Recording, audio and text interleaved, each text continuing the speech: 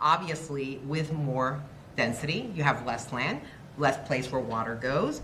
And so what I want to understand is, how do you, and this is for anybody who can answer this is not for a particular person, and I know it's a challenge. How do you balance, we need affordable housing, but for us to make those policy decisions, we also have to understand, okay, what are the potential effects to our lived in and built environment in terms of increasing flooding, urban island, the heat effect, right? When we were talking about coastal high hazard, we talked about, okay, we need to protect coastal high hazard, and there are people there, they're like, you can't build more there. It's like, okay, well, guess what? I live at 50 feet, and if you build out here, guess where the water's gonna go? Downhill. So, it's kind of that. It's such a hard issue, and I want to know how this plan kind of addresses it, how you're addressing it, and what can we maybe focus on and do better to kind of meet those competing challenges, if I hope I made myself kind of clear. Okay. I think you did. So thank you, council member, for that question, or vice chair for that question, because we do have some challenges some of those challenges are out of our hands. So as you know, stormwater regulations are through SWIFMUD, the Southwest Florida Water Management District, and you get a stormwater permit through them. We also have our own stormwater requirements when you connect to our stormwater system. For a development that's an acre in size or larger, they have to go through the SWIFMUD requirement of getting a permit, and they have to demonstrate that whatever they do on the property, that the stormwater flow off the property after the development is no greater than it was before the development. So that provides us with some protections for those large developments. The challenge comes in is with the ADUs on single-family homes on small properties. If they're converting an existing garage into an ADU, they're probably not adding additional impervious space. But if they're actually building an additional impervious area, then that would increase the impervious area on that property. And there is no regulation, there's no mechanism for us to require for them to attenuate. Frankly, not going to add a whole lot of stormwater to the system, but if you've got thousands of them, then it could. It could. So it's a challenge that obviously obviously you can require certain commercial properties to mitigate, right, with Correct. Storing their water, but the majority of the properties in the city of St. Petersburg are single-family properties, and you can't make them do that. And just to add to that, Vice Chair, when we added the ADU section, the NS1, we didn't change the impervious surface, we didn't increase it, so that's maintained it. And it's at 60% in most of the districts there in NS and NS2. So likelihood is that they could be maxed out today. They do come in for permitting, we would review them. We do ask, what is your impervious surface? Because you can't go above the 60%, or you'd have to go through a variance process to do so. And we're very hesitant because of all the current issues. An NTM, most of that was either zone CRT, which already had 75%, and NTM is 75%. If it was NT, that was at 65%, so it did increase a little bit. We do have the drainage ordinance that does get triggered, that gets reviewed under Clause Division Engineering and Capital Improvements for developments with more than 4 dwelling units. So in NTM, if you do have 4, you're fine, but if you have more than that, you will have to do some attenuation or treatment on site. A lot of the commercial properties, once you start redeveloping or touching it, they do trigger stormwater. So all the downtown big buildings, you don't see it, but they're all underground vaults.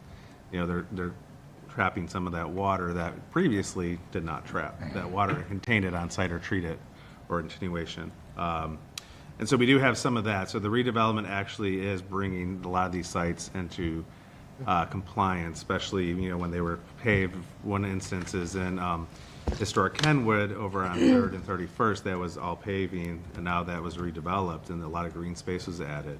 Stormwater treatment or attenuation was added. So they actually brought that site far more in compliance and has a lot of housing on it. And also Live Local doesn't exempt people from compliance with our requirements for impervious surface or drainage. Right.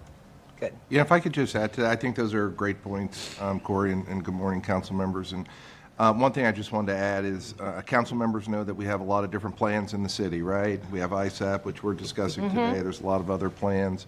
And I think the administrators are really doing a very good job on staying top of those plans and staying in touch with them and not just putting them on a shelf and leaving them there. So I want to make that point. But to go to your point, I think one of the areas where we deal with that the best is in the comprehensive plan. And, you know, that's something that we actually don't talk about that much. And we have a long history in St. Petersburg of planning and comprehensive planning that goes back quite a ways. And Mr. Kilborn could give you some of that background if you want. But, you know, the comprehensive plan itself talks about goals for impervious surface throughout the city. And we want to stay in touch with that plan. And that's kind of the guiding, overarching plan for this type of discussion. No, and I appreciate that. When we're having a discussion, we're focusing on the good. I want to understand, you know, give a bigger picture. There is always a give and take. You gain something, you may lose something on one end, and those are policy decisions we all have to make, don't get me wrong, but it's important because when we have these discussions with citizens, I have to explain to them, well, they're concerned about development and how that impacts the flooding and how all these pieces fit together. And so there are lots of plans.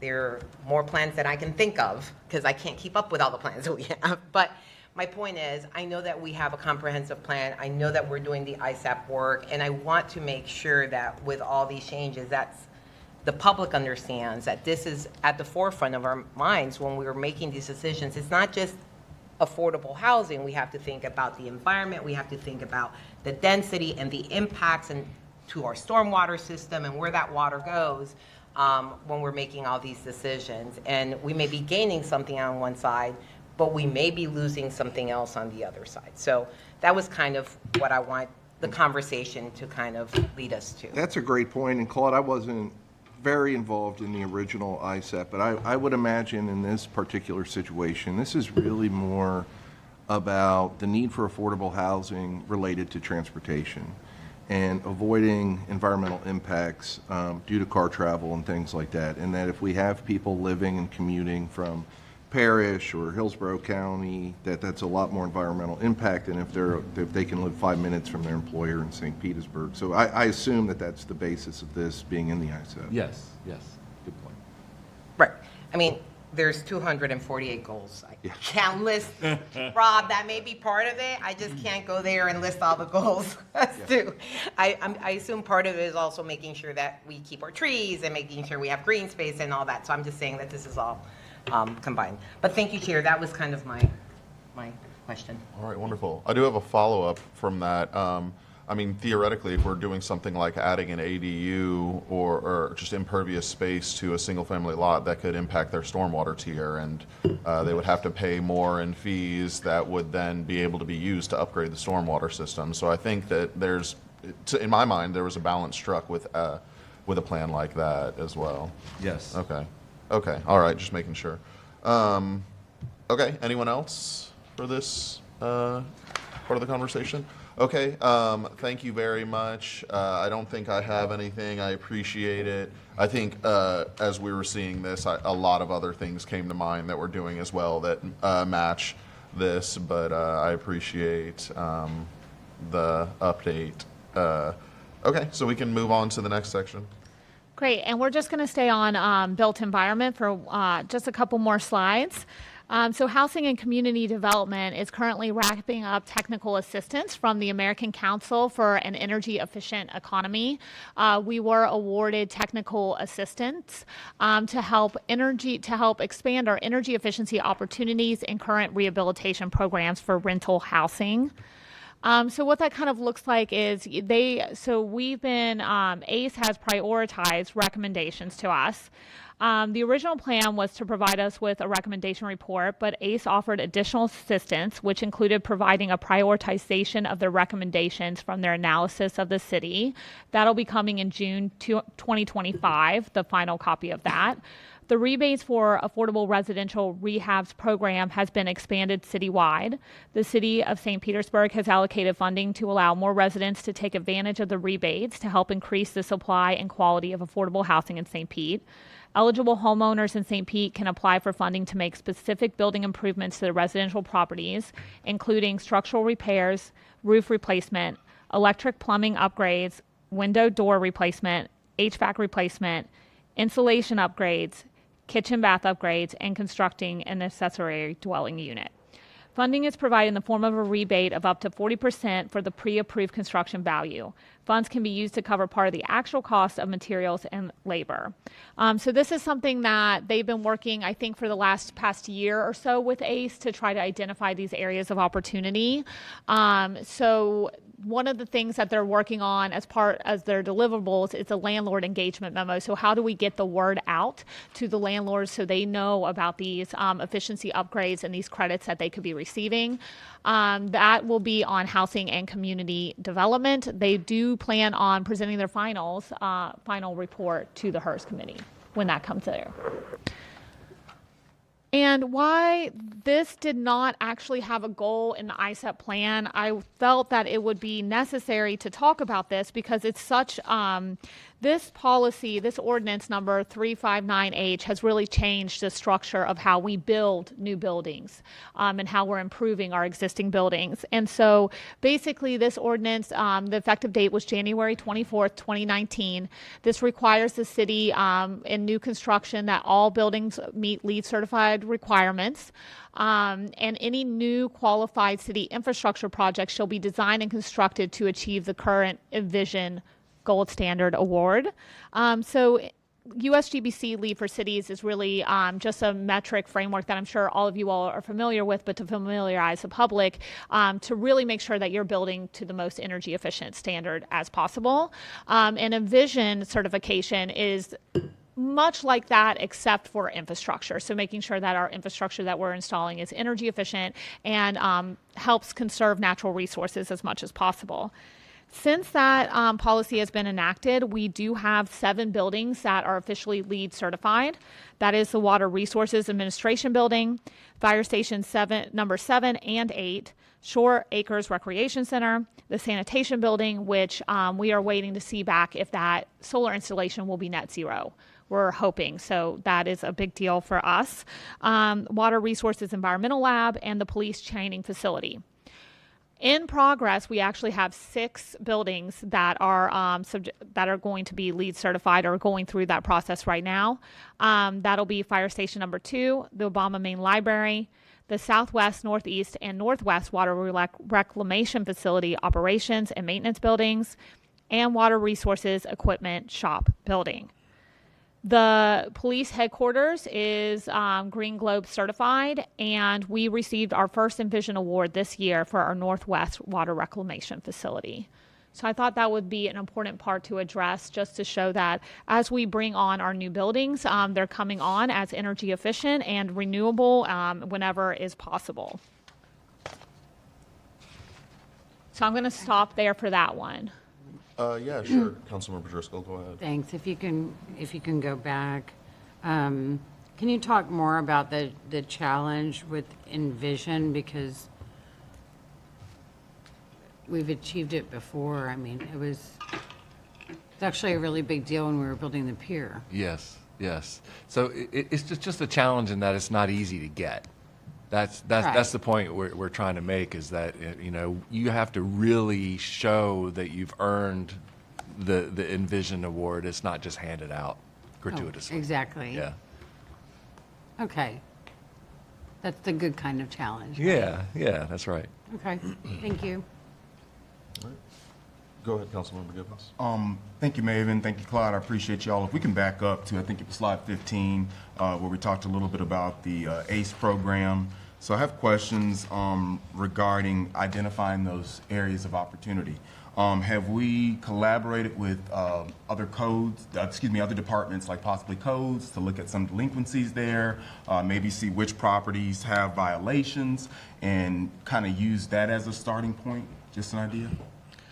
I don't think that was thought of, but I will bring it up. Thank you. Yeah, sure. Yeah, I think that is in Administrator Foster's area, and she has codes compliance. She also ran the ERA2 program, and we got a lot of information from that on zip codes where people are, hurting the most significantly. So we could certainly have her follow up with you, but she is incredible at targeting areas that need the most assistance. Yeah, and I'd love to, work with her, especially in my district, at outreach, maybe engaging some of those property owners. A lot of times, and I always take this approach, either neighborhood associations, the faith-based community, a lot of times that's where you'll find those people who may not know. A lot of times people just don't know. People perish and their homes perish from a lack of knowledge. Also wanted to talk a moment about the match. I think I heard you correctly. It's a 40% match. Is that correct? Or is that a different program? No, this is a rebate up to 40% Thank you. for the pre-approved construction value. Gotcha. Thank you, Maven. I appreciate that. Thank you, Chair. All right. Anyone else? Wonderful. Go ahead. Okay, great. And to our next action area, health and safety. The vision for that is to strengthen communities to be healthy, resilient, and safe places for residents and businesses. We'll cover 5 actions in this presentation today. So I'd like to thank Kim Lato, the Healthy St. Pete Coordinator in our Parks and Recreation Department, and she will take it away from here. Hi, thank you for having me here today. So everything we're talking about pertains to our first goal here, which is the implementation of the city's health in all policies approach. This approach is collaborative in nature and integrates health considerations into decisions across many sectors to improve health and promote health equity. And so it recognizes that areas like housing, transportation, food access, education, and public safety significantly impact our health outcomes. A health in all policies approach really aims to shine a light on health promotion and put a health promotion lens on the creation of our projects, programs, policies across all cities' departments. So I have, as you'll see, a few key cross-departmental accomplishments, which many of you are very familiar with and worked on. Our ordinance banning smoking and vaping in parks and beaches, our Complete Streets implementation plan, which Cheryl will allude on, our urban agricultural land development regulations, and I wanted to touch on our Healthy Food Action Plan, which this planning effort was completed in 2014 with funding from the American Rescue Plan Act. It's being operationalized by Healthy St. Pete and our health planner. Our health planner is working on strategies to support local access to food, improve food security, and strengthen neighborhood health and wellness. And as part of the Healthy Food Action Plan, we'll talk a little bit more about the Community Food Grant Program, which also just launched, that our health planner oversees. Another key accomplishment I wanted to point out was our Community Assistance and Life Program, or CALL. It launched in 2021 and is operationalized by our Gulf Coast JFCS in partnership with the St. Petersburg Police Department. And why this is important in a connection to health and all policies, as it integrates, it's the integration of health into public safety and criminal justice. It unites public safety with mental and behavioral health providers, and it creates that shared ownership that we're all looking for, a shared value of health and well-being in the community. The CALL program also addresses the social and community conditions that influence health by reducing stigma and criminalization through respectful, supportive responses, and fosters trust with our public institutions. Without challenges, we wouldn't grow. The health and all policies approach does have a few challenges, and really it's about all of us working in unison and quantifying what we're doing to address the social determinants of health. That's a complex issue and crosses a lot of sectors. However, the good news is, as we're sitting here today, our city departments, administration, and council continue to prioritize community health, which is critical to our forward progress in this area. A next step we're taking, our health planner is working in partnership with our Childs Park Neighborhood Association and other nonprofit agencies. It's a collaborative partnership intended to empower residents to re-examine and refocus goals from previous neighborhood plans and bring that back to the neighborhood so the neighborhood could decide on movement forward. Next slide. Another snapshot goal I'd like to talk about is a wonderful program providing incentives to healthful food retailers in underserved areas. This goal really works to advance our administrative goals in health, equity, economic vitality, environmental sustainability, and improved food access.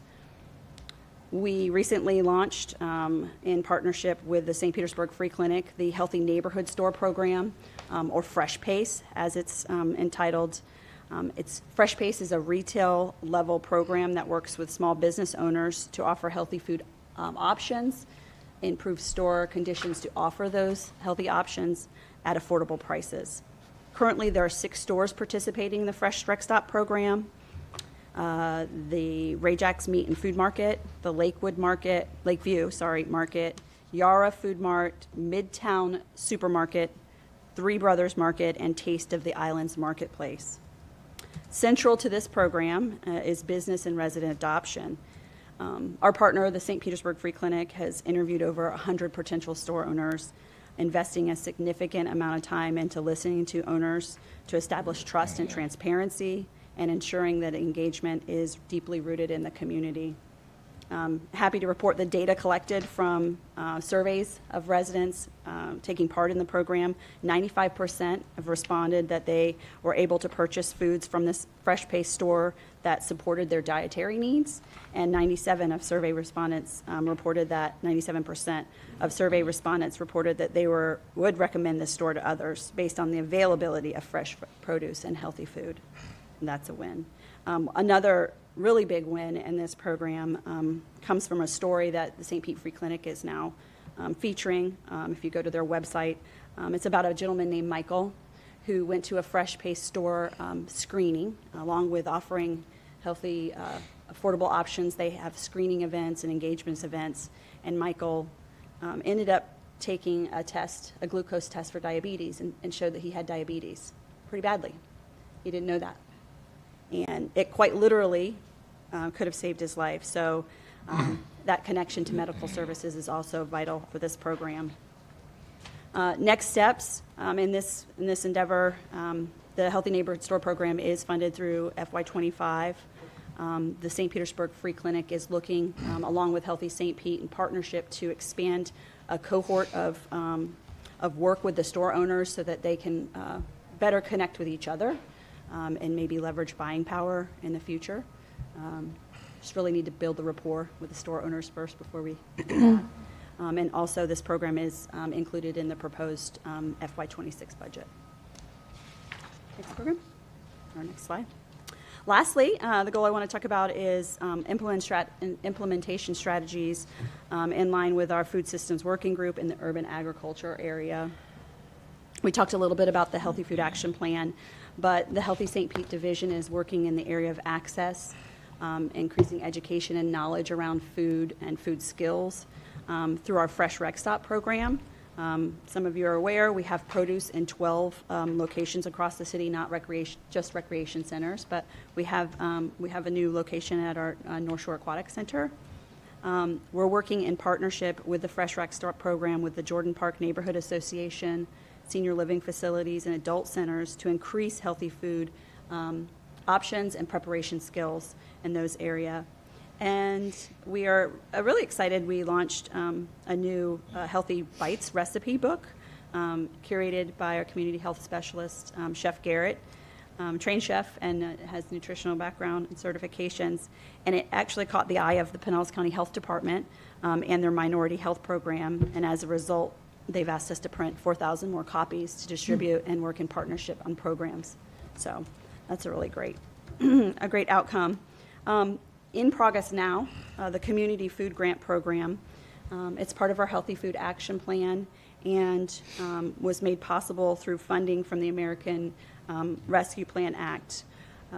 Really, the program is aimed at supporting new projects or existing projects in the area of food access. Working with our local nonprofits, we were able to award $300,000 in funding to 9 local nonprofit agencies and partners And some of the projects they're working on relate to take-home meals for kids, food rescue and redistribution, a food hub, a mobile food pantry, several pantries in our Pinellas County schools, and providing meals to seniors. And there's also a food RX program in there, some good work happening there. Another program in progress, which I'm sure you're aware of, is our St. Petersburg Youth Farm. As it relates to this goal, it's operationalized by our Parks and Recreation Department and led by Carla Bristol and a team of very dedicated youth workers. It has seen and undergone a huge expansion since its launch, and it continues to offer innovative programming. One of the recent programs just launched was the Community Composting Initiative, and they're happy to report that over 150 residents are taking part in this program. And the program has worked to reduce barriers for residents, and now it's open 24 hours for residents to drop off their composting bins. And this was made possible in support or through support of Local Shops 1. A challenge in this area as it relates to the goal, it's multi-sector collaboration is always a challenge, especially in food systems because it's complex and involves multiple interconnected issues. And as we talked about previously, issues can inadvertently impact others. Our next steps, we're going to continue our work in the Healthy Neighborhood Store program and neighborhood level food systems planning through our Healthy Food Action Plan. We're planning to examine and revitalize the St. Petersburg Food Policy Council. We're looking at ways, when you think about the network of the work we're doing across the city and organizations, looking at a way to communicate that better to all the work we're doing. We have programs and policies and education going on, so we need to really examine the way that we communicate that with our residents. And lastly, we're aggressively pursuing diverse funding opportunities to further our impact. And that's all I have. 9. I'm going to pass the baton. Well, let's do you some wanna stop? questions Okay. on that, Okay. yeah, because the next topic's quite different. Yeah, so we okay. have Councilmember Driscoll. Thank you. So tell us more about the funding, because there was a good amount that was dedicated to this through ARPA funding. For instance, that was one funding source to really get this going. Correct. And I don't remember what the dollar amount was, but Yeah. we had to talk about it a lot before we approved that. So Yeah, Sorry. so, and this wasn't supposed to be a one and done, so I want the, funding to continue and for that to be as healthy as the initiatives that you're putting forward. Because there is some amazing work that's being done here. We want to make sure the funding comes off your list of challenges Yeah. so that that's something you don't have to worry about and you can focus your energy more on connecting people with the food that they need.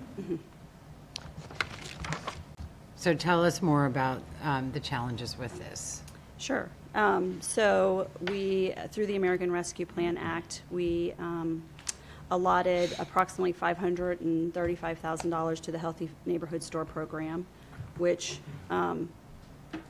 was to implement the program, create the program from scratch, and work with our neighborhood retail owners to improve access and infrastructure in their area.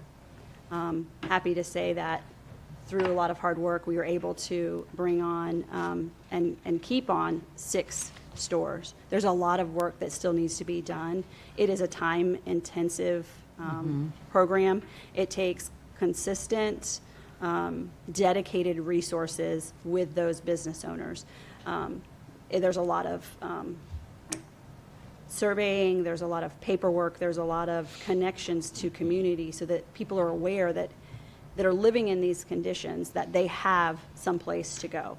So that type of work to expand what they're doing now in the Healthy Neighborhood Store program will take, a commitment, a budget commitment.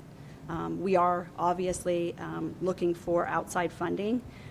We've applied to some local grants that are taking place. The St. Petersburg Clinic has also done that. But I think it would be a missed opportunity in the work in the space we're doing with the city to miss the opportunity to fund this program in the future. The work we're doing in the Healthy Food Action Plan, we had funding allotted for that, but more than half of that, the concern, I remember the conversations we had about, making a plan, and we want to get the money out to the community. And so we had about $544,000, and $300,000 of that we were able to create the community food grant program and put back into the community. Our goal with that program is to be able to fund more work and innovative strategies. We're talking about innovative strategies right now in our division related to mobile produce, which would take considerable thought and consideration in relation to zoning and ordinances, but that work to continue and to support the work of our sub-recipients in that area would take some funding from our staff or from our city budget. The crux of all of this is in relation to having a subject matter expert to guide us, and that is our health planner, which is on budget until the end of this year. And so critical in our forward progress and momentum in this space to solve the problems, the big problems that you guys all are hearing, is funding for that position. So those are, I don't know if I went too far. I was just hoping to lay it out so that you had a better understanding. Off the top of your head, I don't know if you know this, aside from grant funding and all of that, from the city budget, what do you have for the current budget year for FY25? FY25, we've funded through partial FY25 the Healthy Neighborhood Store program. So that's $245,000. Okay, and what's your request for FY26? So the current request would be, I'd have to look that up. What was in the original request? I believe it was another $245,000. However, interestingly enough, the contract period for the Healthy Neighborhood Store program covers half of FY25 or half of FY26. So the initial ask of $245 would actually fund the community health planning position, the $100,000 for the community food grant program, and continuation of through FY26 of the neighborhood store program. Okay, so basically some of this year's funding would roll over. Yes, it would roll over. Which means you could have the same ask for this year. And did that make it into the operating It is. budget? It is. Still in there? It's still in there. I think it needs a cleanup on the definition of what that looks like, but Okay. yes, it's still in there. And are you planning to do the grant program again? Yes, to- that would be, that allocation would include $100,000 for the community food grant program.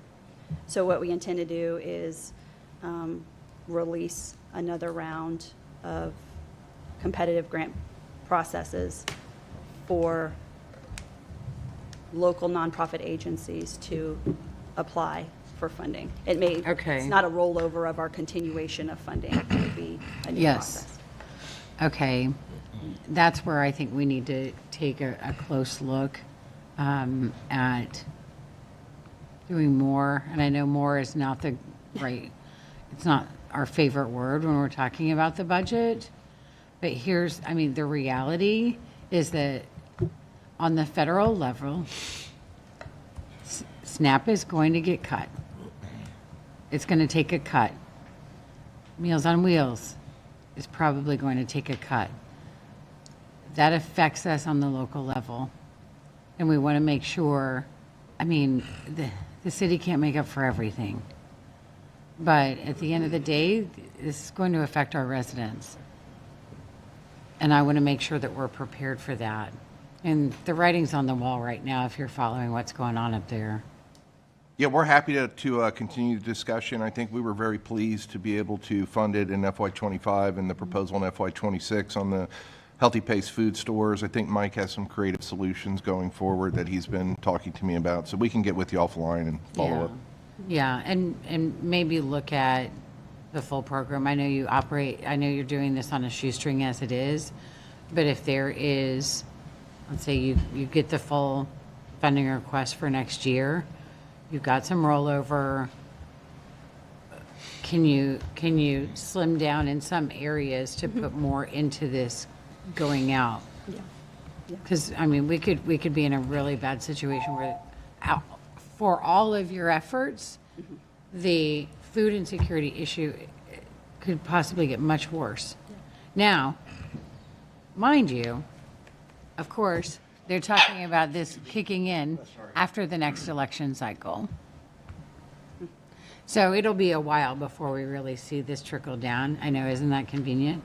But we have to plan now, and it's about making things strong so that we can weather that storm when it does come. Yeah, absolutely. So I just wanted to be on the record that I would be in favor of increased funding if we're able to find some additional dollars to strengthen what we already have that's working so well. Thank you for all that you're doing with this. Thank you to Carla and the St. Pete Youth Farm team for your transformative work that you're doing there. And I look forward to talking with you more as you move forward with this. Yeah, thank you. Thank you, Chair. Wonderful. Anyone else? Great. Thank you very much. It was very thorough, and it's really encouraging to see all of it laid out in front of us like that. So thank you. Thank you. And we're going to be moving on. Health and safety, transportation in the ISAP fell under health and safety pillar. So I'm going to ask Cheryl Stacks, the transportation manager for Transportation and Parking Management Division, to talk a little bit about the ISAP goals as it relates to transportation. Thank you, Maven. Thank you, everyone. The goals listed here were the ones represented within the ISAP associated with transportation investments, primarily under the umbrella of Complete Streets, but with specific emphasis on increasing access to public transit, increasing pedestrian access by providing additional sidewalks, and increasing our mode split such that more people are choosing alternatives to driving alone. Next slide. It's through our great partnership with PSTA that we've been able to make progress towards increasing access to public transit. Some key accomplishments include the launch of the Sunrunner bus rapid transit service that began operations in October of 2022. To date, PSTA reports they've had over 2 million rides on the Sunrunner, with 1.6 million of those rides hopping on board in St. Petersburg. So on the right side of the slide here, you'll see an excerpt from a recent FTA publication with a transit project spotlight about the Sunrunner project that they've produced, and it estimates the economic value added to the community at $9.8 million so far. So another great accomplishment is the partnership with and the partnership of PSTA and the city is the provision of a fare buy-down for St. Petersburg residents enrolled in the Transportation Disadvantaged program, such that those riders are able to access transit service at no cost to them. The city has facilitated almost 300,000 completely fare-free rides for low-income St. Pete residents in the first 6 months of this fiscal year alone. We have several joint projects with PSTA underway right now. One is the Connecting South St. Pete CRA Mobility Study. We recently completed a significant outreach effort that resulted in over 300 geocoded comments on a website and suggestions on a map of the CRA that'll give us a good outline identifying some future projects. The consultant team is organizing those now into specific projects and helping us to finalize recommended prioritization criteria, and they'll work on that through this year. We also have efforts underway with PSTA as they prepare to launch the planned Spark service on South 34th Street, when they also implement other recommendations associated with the Connected Community Bus Network. The Spark service is a BRT-like service. It'll have limited stops, prioritized operations through traffic signal improvements, and premium amenities such as real-time totems and shelter and seating as right-of-way allows. Finally, staff is working to intensify the coordination between the city, PSTA and our micromobility providers to increase first and last mile access, as well as streamline the application and enrollment processes for folks to qualify for program discounts, which further increases access to transportation. Next slide. To make progress in providing other transportation elements, I'd like to highlight a few of our accomplishments through Complete Streets. We've been able to introduce several Complete Streets enhancements across the city, including but not limited to several additional enhanced pedestrian crosswalks. The picture on the top right shows a protected bike lane on Pinellas Point Drive. The bottom right picture is from our West Central Streetscape project that added several new crosswalks enhanced with rectangular rapid flashing beacons. The picture on the bottom left shows one of our micromobility hubs. Since the ISAP was adopted, we've completely introduced a scooter share program and converted our bike share program from Coast to Lime and introduced all electric assist bicycles. In total, we have well over 1,000 micromobility devices now available in St. Petersburg.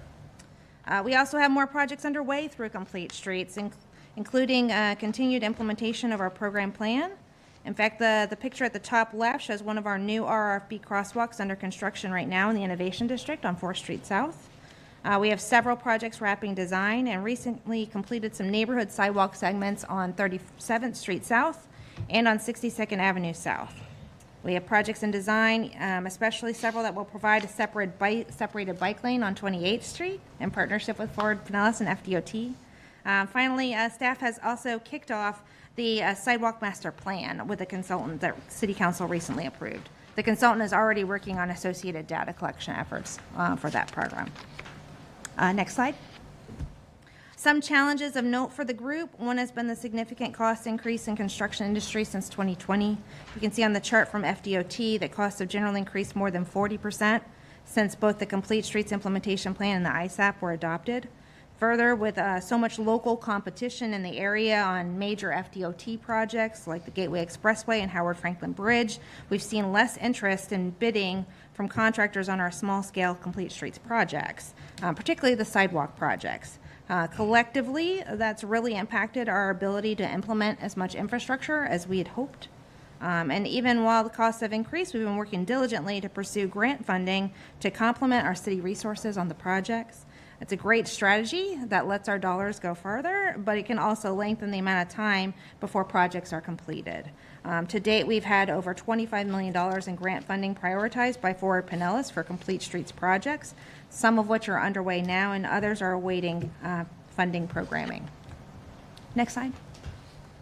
Looking ahead, what are some of our next steps? We intend to initiate the update to our Complete Streets Implementation Plan later this year, using in part federal Safe Streets and Roads for All funding.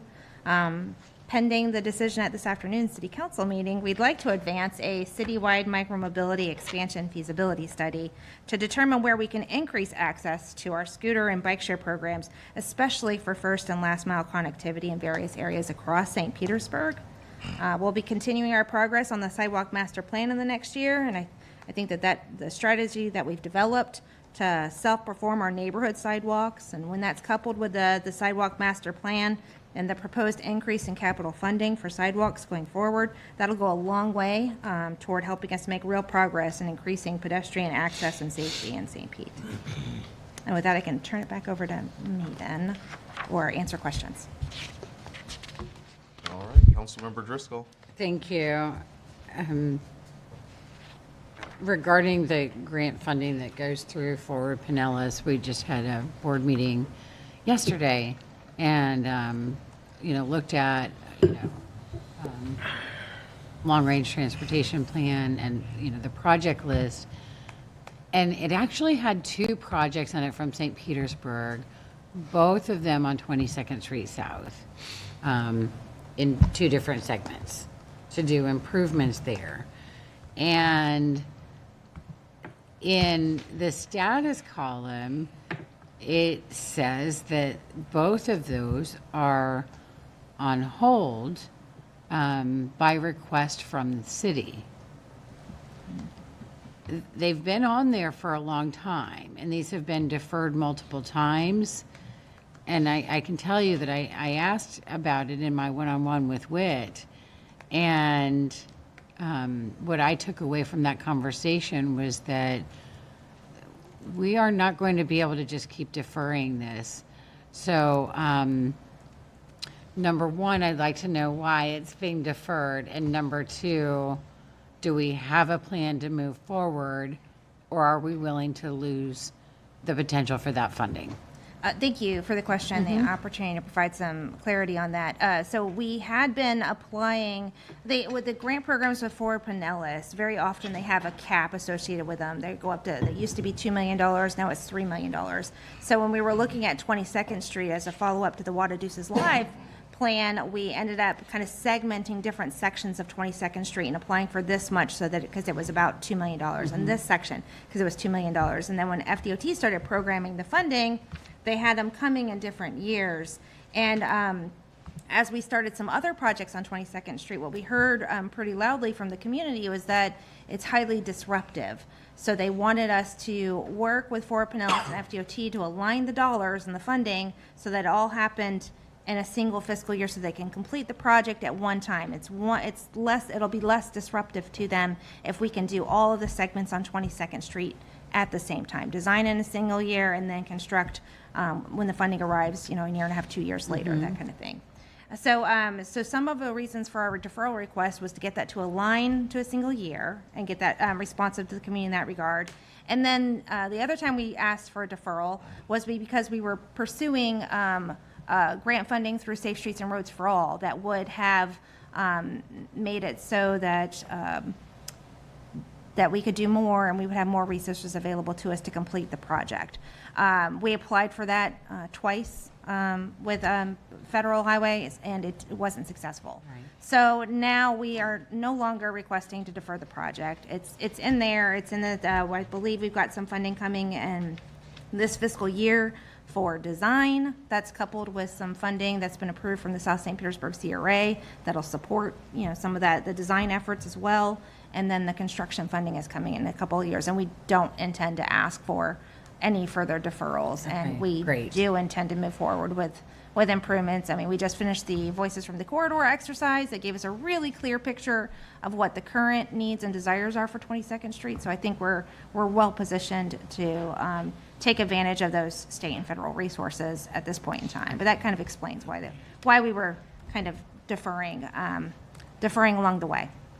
Thank you. Thank you for that explanation. It's a relief to hear that. Yes, good. Thank you. All right, thank you. Thank you. I'll just say quickly, I appreciate the update, and there was, I think, one thing that was most important on here, the cost increases, but that in combination with the federal government not as interested in funding some of these things, I think are going to make our life difficult going forward.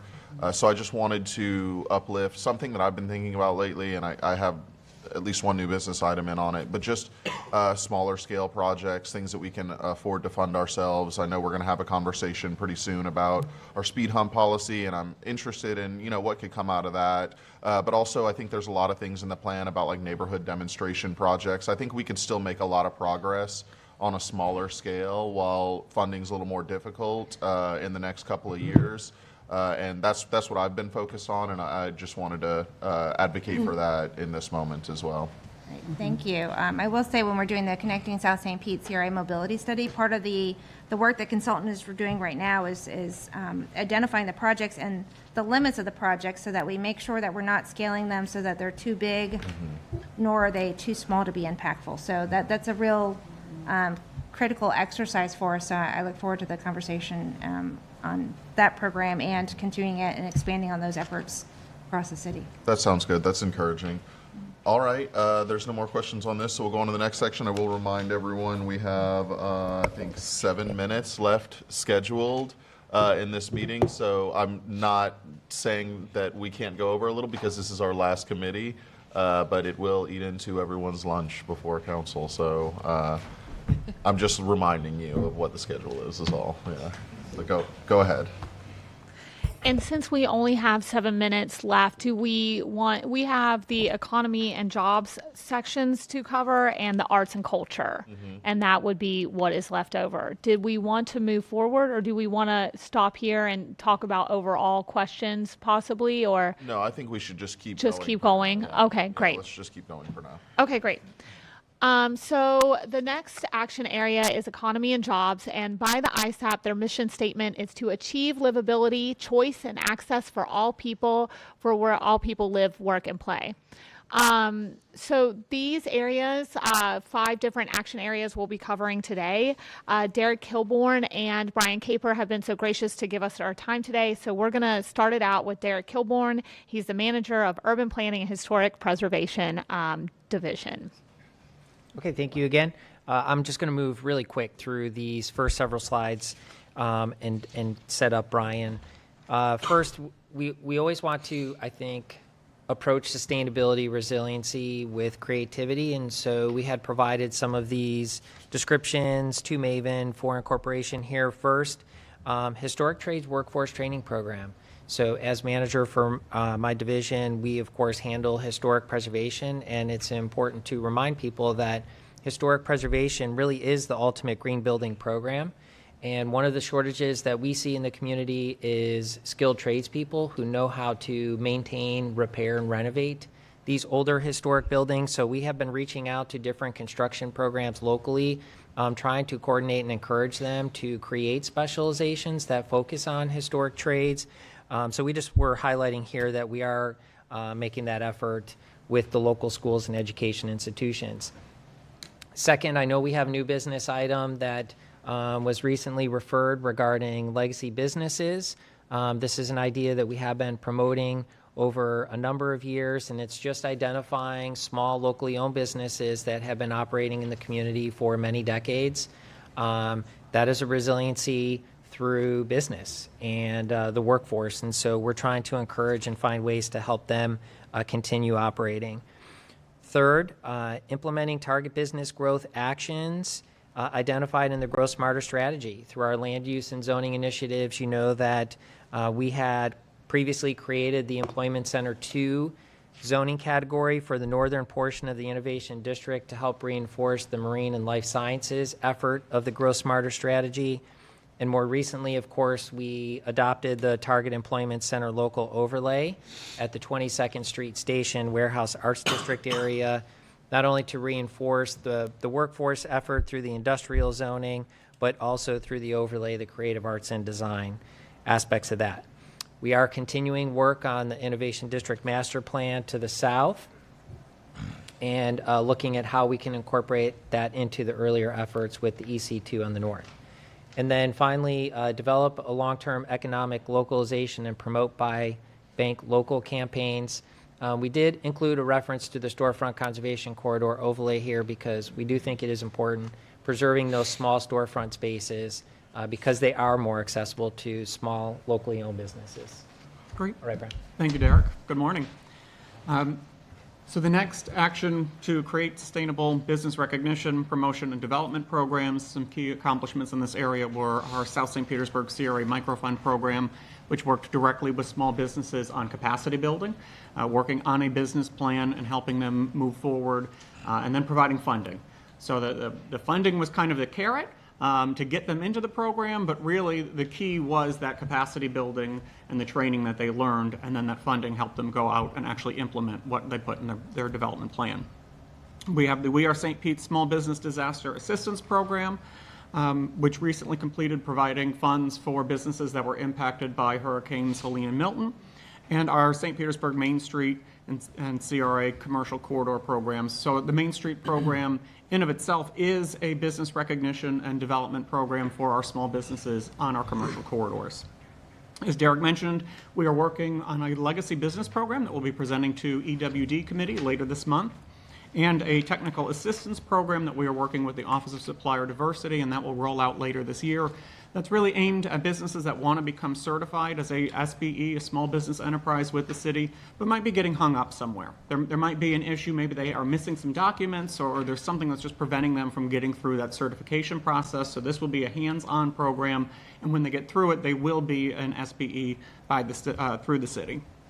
Some challenges, really funding and availability of staff. So especially when they are capacity building programs, it does require quite a bit of staff work. The Microfund program had our entire team probably dedicating somewhere between half to all of their staff time on it. So we're looking for creative ways to partner with other organizations that might be able to assist in the implementation of these programs. We would maintain oversight of it, but maybe potentially partnering with the Urban League or another one of those entities to help actually implement the program itself. And then next steps, finalize and roll out our new business support programs at the end of this year. Next, provide training and support services to the workforce. Some key accomplishments in this area: St. Pete Works, which is our partnership with St. Pete College to provide job training and placement. The Mayor's Future Ready Academy, in conjunction with HR and the Mayor's office, and bringing in cadets and getting them employed with the city. And then Bully Center, both their after-school and their summer internship program. In progress, we're working with the Chamber of Commerce on their hire program, and that effectively looks to do an asset map identifying all of the partners in this space, who is providing what type of training, what services are available for our small businesses, our minority businesses, our veterans, and then making those linkages and connections. And then later this summer, we will be issuing a workforce development RFP for our St. Pete Works program. So we are in our last year of that agreement. It was a 5-year agreement, so we will be issuing a new RFP, which will take over. We're hoping that, I believe the current agreement with St. Pete College ends in November, so our intent is to have this new program in place in November so there's no loss of services. Challenges are always funding, partner coordination, corporate participation, getting our businesses to actually engage with these programs, and then recruitment of our residents. Next steps, complete the asset mapping study with the Chamber's Hire Initiative and finalize and release that workforce RFP. And then lastly, the action to enhance business incubation and acceleration capacity in St. Petersburg.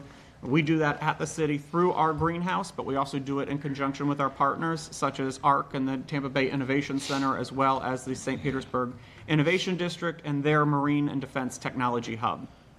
Currently in progress, we are working with some additional service providers at the greenhouse to expand our offerings and work with additional economic development partners to provide new programs. Challenges there, again, just ongoing funding and partner coordination, and the next steps, really continuing to work on new offerings at the greenhouse through our additional service providers, as well as work with the Innovation District as they are now taking over operations of ARC and the Tampa Bay Innovation Center. So that provides some exciting opportunities where we can kind of combine some efforts between the city, ARC, and the Innovation District, really in the entrepreneur space and in the tech space. And with that, I'm happy to answer any questions. Go ahead, Vice The Chair. quick question, I'm going to say it because I know we've talked about this before. The Grow Smarter strategy. Yes. The target industries, data-driven approach, having some plan for that. It's been very old. It's part of the ISAP in terms of targeting that industry development.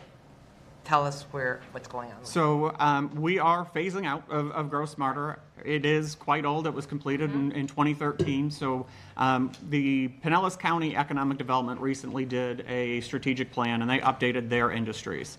We intend to use some of that information, see what they were able to gather, and then refine it for St. Petersburg.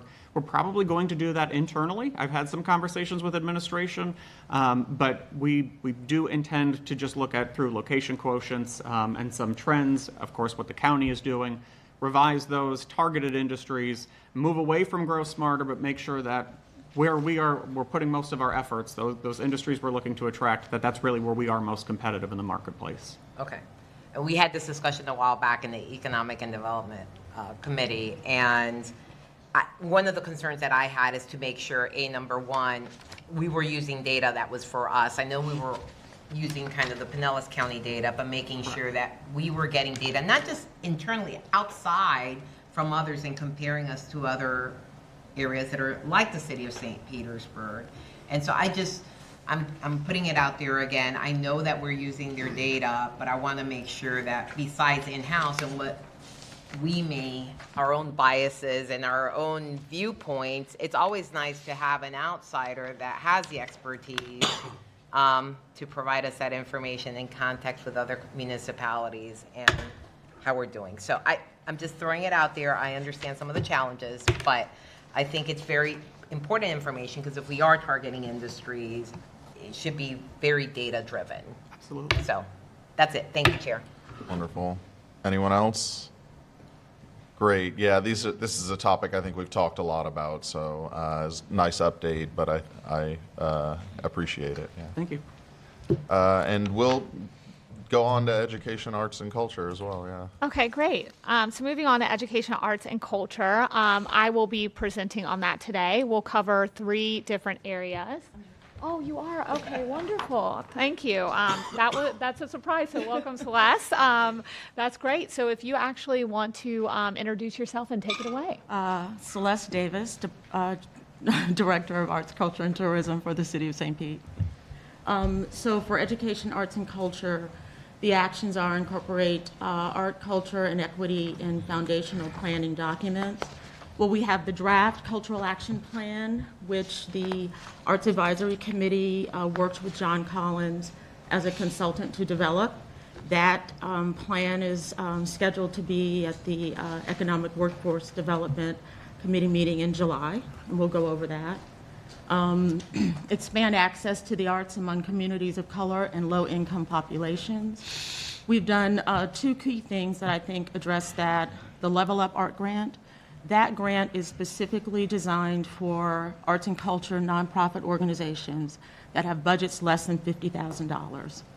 In addition to that criteria, all of those organizations that receive that Level Up grant, which is just up to $2,500, is partnered with the Greenhouse for a custom curated business program to help them in their financial business side of their organization. We have the individual artist grants, which really supports individual artists. There are going to be 40 artists that will receive $5,000 each, and it's operational, which is very significant for the arts community. It's for paints, it's for renting space for exhibits, things like that. Challenges, we were awarded an NEA grant of $150,000 to install 9 asphalt murals around the city of St. Pete. Asphalt murals are known to promote safety, health and wellness in neighborhoods, and we did receive the grant, but it, as of now, is not funded. Expand collaboration among local and regional public, private, and nonprofit organizations. I formed a partnership with the Greenhouse, as I shared before, with the Level Up grant. We also have started, it's been over a year now, a monthly newsletter from the Department of Arts, Culture, and Tourism. And it creates a connection to the community for everything that's going on in the arts world in the city of St. Pete. And we've gotten lots of really positive feedback from people because it is a connector in the community. In progress needs to be reviewed. Oh, that's just the cultural action plan. Expand access to arts among communities of color and low. Sorry, Celeste, that's in there twice. Oh, okay. Yeah, so I apologize, yeah. Key accomplishments, definitely the Level Up grant and the individual artist grants. I would add to that, we recently revamped the arts and culture, grant to the City of the Arts grant, making it more equitable among all of the nonprofit arts organizations in the city. Wonderful. That's it? Okay, yeah. Thank you. Yeah, we'll have questions on this. Go ahead, Councilmember. Yeah, just quickly, this is more for Maven. This section is called Education, Arts, and Culture. Will we be receiving an update on the education element since that's under a different office? So we have found, yes, we can, Okay. but we have also found that it is somewhat hard to collect the data. Given the different actions. So that's more county data, so we can look into that. But we have like fund Head Start programs, provide full day kindergarten for low. I'm just saying, maybe for part 2, there could be an education section where we can talk about what the efforts have been that are related to ISAP. Great. And that, so Dr. Brown could join us for that. Okay, great. That's all, thank you. Okay, Vice Chair Hanowitz? Just picking piggybacking on Councilmember Driscoll's comment, yeah, the title was Education, Arts, and Community in the ISAP, and this is just covers this. The community part also should probably be included, whatever's in the ISAP. We don't have to get in the weeds, I'm just saying. There's other factors that are there, and so this is just on the arts part. We are covering the education part, and then community is also kind of missing. Okay. Is that all? Yeah, that's it. That's all I have. Yeah, the only thing I'll say is that we did speak, Maven, before about how education was a little trickier for us.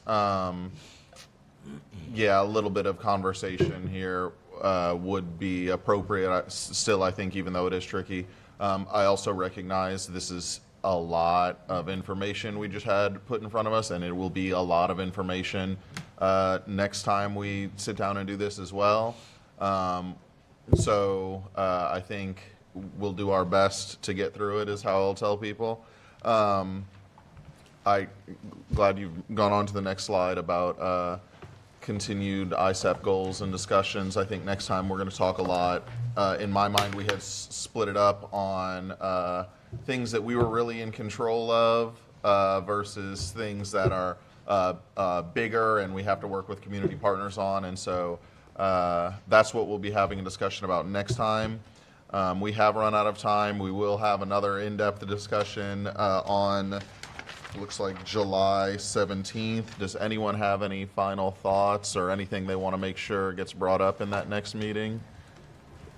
No. Okay. All right. Thank you so much. I will let the group know I'm working on and very close to finalizing 2 additional HERS meetings. One at the end of July and one in August as well. Because we have so much going on and they already have items attached to them. And once we get through that little bout of items, I saw that there's more HERS new business items coming soon. And so I'll continue to work to get us a really active role for this committee and as many meetings as we can. I know years past we had this committee met every month, and then I think a couple of years ago we moved it to every other month.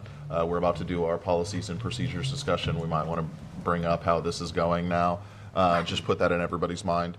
But with that, I appreciate everyone. There was a lot of staff members here today, and the update and in-depth, and it was really encouraging. Honestly, I think next time we'll see if it's so encouraging the next conversation, but this one I do think the city's made a lot of progress. And so thank you very much for the presentation, and thank you for throwing it together relatively quickly with the amount of depth that was there. But without anything else, for the good of the order, we're going to call today's Health, Energy, Resilience, and Sustainability Committee meeting adjourned. Thank you. Thank you, Chair. Thank you.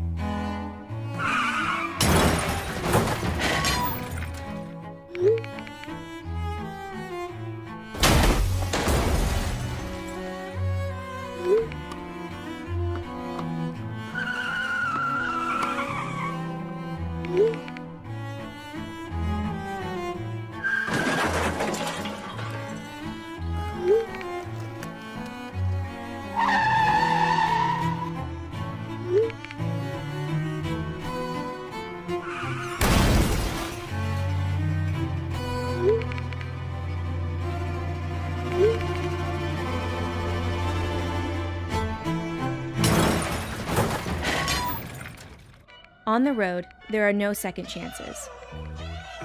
When you're behind the wheel, nothing is more important than staying focused on the road. Your life and the lives of others are at risk. Put the phone away. It can wait. Don't drive distracted.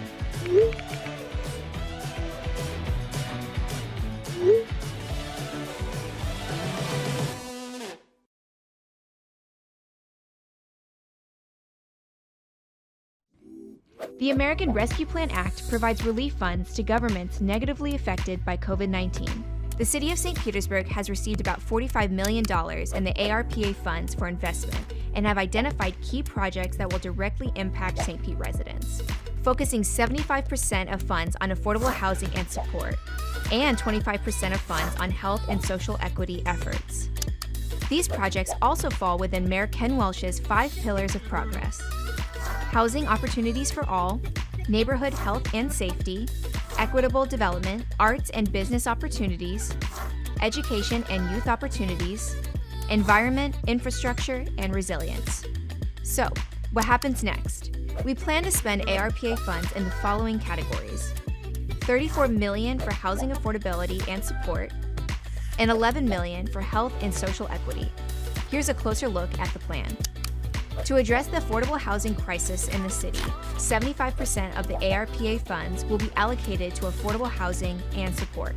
The city received the Housing Champion Award from the Florida Housing Coalition, which recognizes the city for dedicating the highest percentage of COVID-19 state and local fiscal recovery funds from the ARPA to affordable housing. What might that housing assistance look like? Financial assistance toward things like new housing units, shelters for families in need, and additional supportive services. With the rest of the funds, the plan addresses mental health challenges and food insecurity. 25% of the ARPA funds will be used to develop projects that treat root causes of these conditions and situations. Things like food security programs, mental health counseling, youth development and nonprofit funding, and other neighborhood services. For more information about the city's use of ARPA funds, visit stpete.org/ARPA.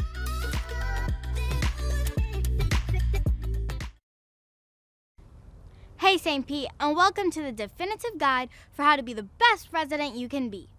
A little tip from our good neighbor guide. Let's talk about something stinky. Sewers. Not just sewers as a whole, but specifically what we put down our drains. The city works hard to keep things smooth. Here's how you can help. Remember, every drain in every building citywide all goes through our sewer system. So, when it comes to the bathroom, the only thing that goes down our drain is, well, number 1 and number 2, toilet paper is A-OK too, but not flushable wipes.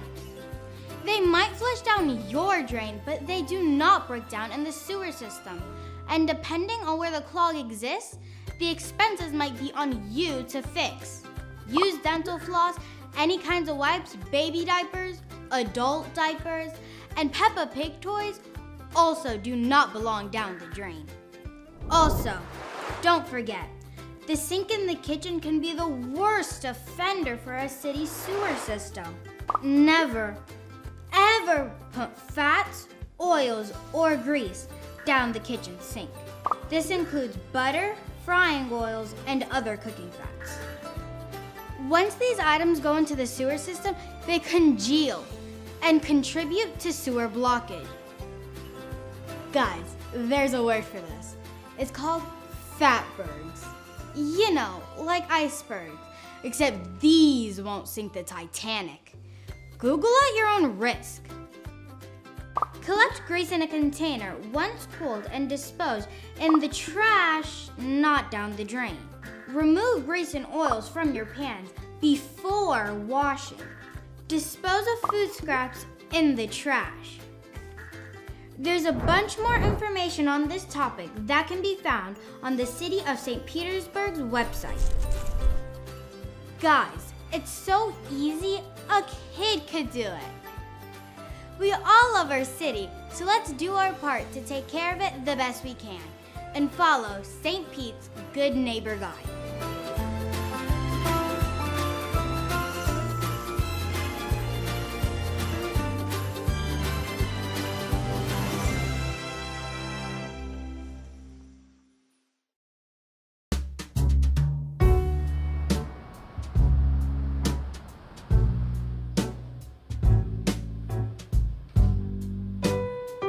Food has always been a passion of mine. My passion from food comes from my grandfather.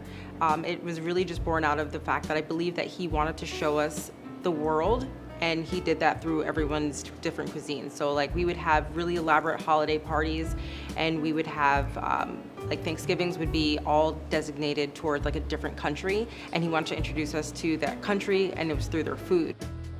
So one of the things, we had a Japanese spread. I was not vegan at that point, but just the art of the cuisine, I was able to like eat with my eyes, and it just made me fall in love with sushi.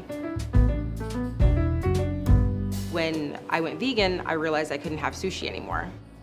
So it kind of started with a cookbook, and I did a pop-up, and then we were sold out, and then I kind of just went from there. I just did pop-ups, markets, and festivals, and I started delivering sushi to people's houses, and it kind of just caught on.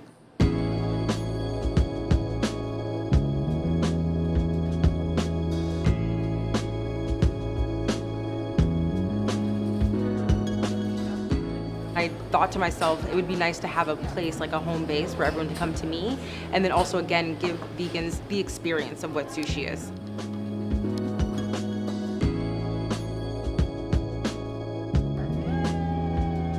Being in St. Pete, I feel like everything is happening on Central. I feel like Central is where a lot of businesses want to be.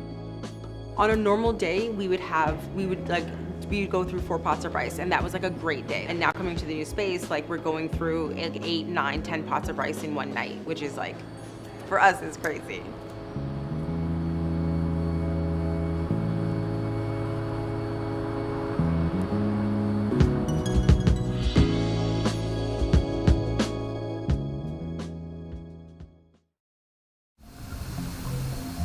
Hey, that's my house, and this is my ASMR video about water conservation. I use water wisely. Ever have a drippy sink? You should fix it to not waste water, and also not to go crazy with that dripping noise. Look there, that's my automatic shut-off hose attachment. Super water conservative. Even when nature calls, I call nature and I say, "Hi, I'm conserving water with my high efficiency tank." Okay, bye. Oh, hey, that's me. Just using my high efficiency washer. Just listen to the sounds of water being conserved. Go to this website to learn more, St. Pete, and do what you can for water conservation.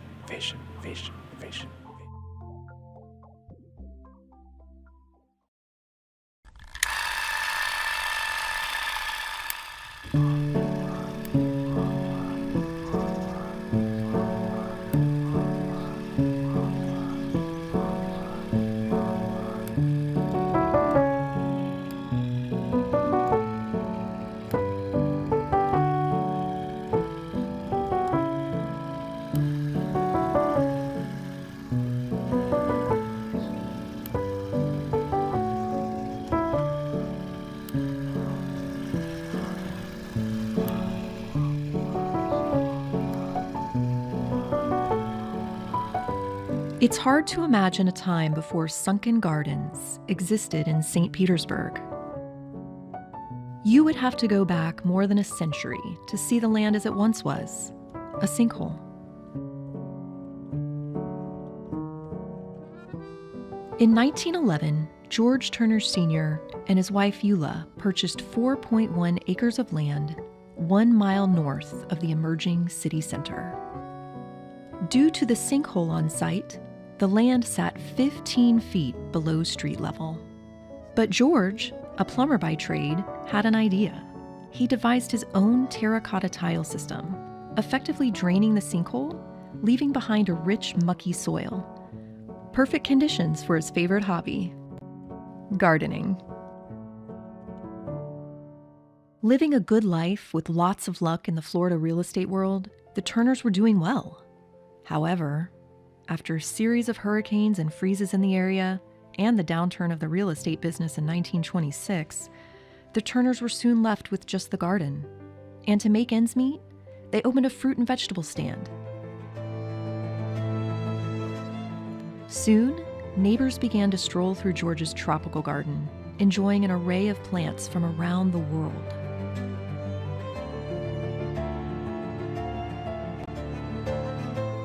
In 1934, Mr. Turner began charging 15 cents to enter his subtropical paradise of royal palms, banana trees, coffee plants, and more.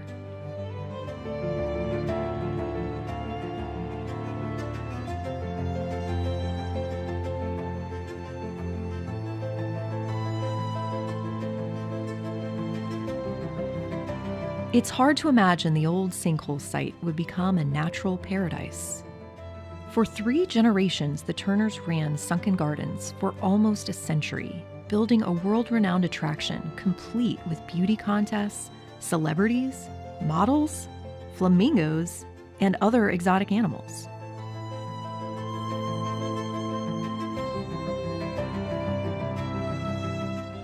A lot can happen in 100 years. Freezes, economic downturns, and a breed of new amusement parks opening close by.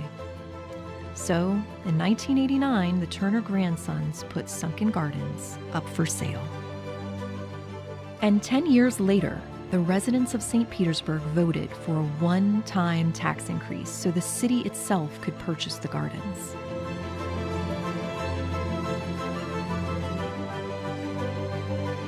This tropical oasis still stands as one of Florida's oldest and last remaining roadside attractions.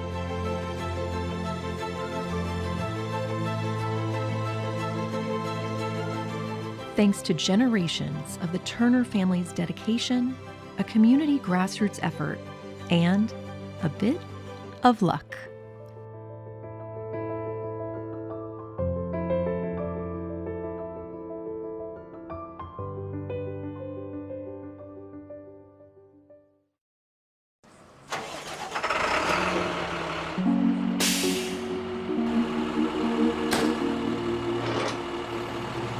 My name's Jason Farina. I'm an electrician 2, Parks and Rec. I run the bucket truck, the big bucket. So I basically take care of anything that's over 15 feet in the air. Sports lighting, tennis courts, basketball courts, the decorative lighting, stuff like that.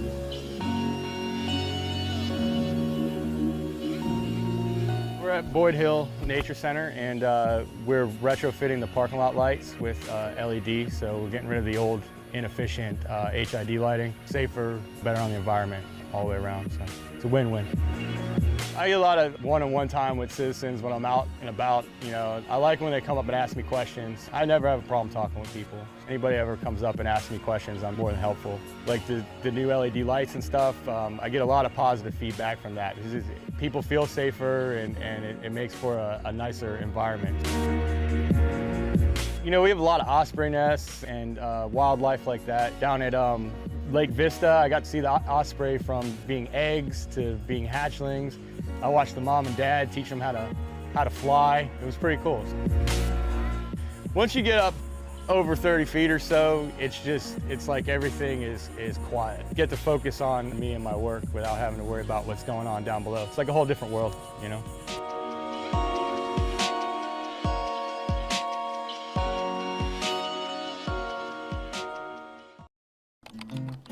It feels like my whole career, I've just found a job, but never the job. Finding the perfect job that suits my life has always been challenging.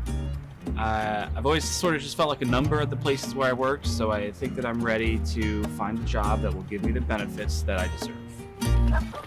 They always say that you're only as strong as your own network, so I'm expanding that. Beginning today, I'm asking anyone and everyone I meet if they know where I should work. Hey, Don't you wish that you had a job that would contribute to your retirement fund without having to contribute your own money? You should work where I work then.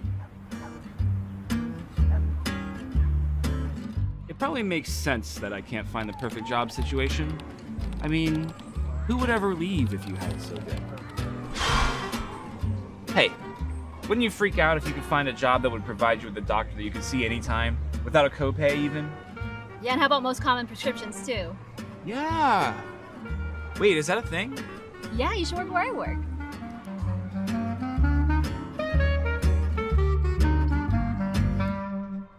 Everyone always says, find a job you love and you'll never work a day in your life. But I feel like a job like that doesn't actually exist. It's just a thing that people say. Hey.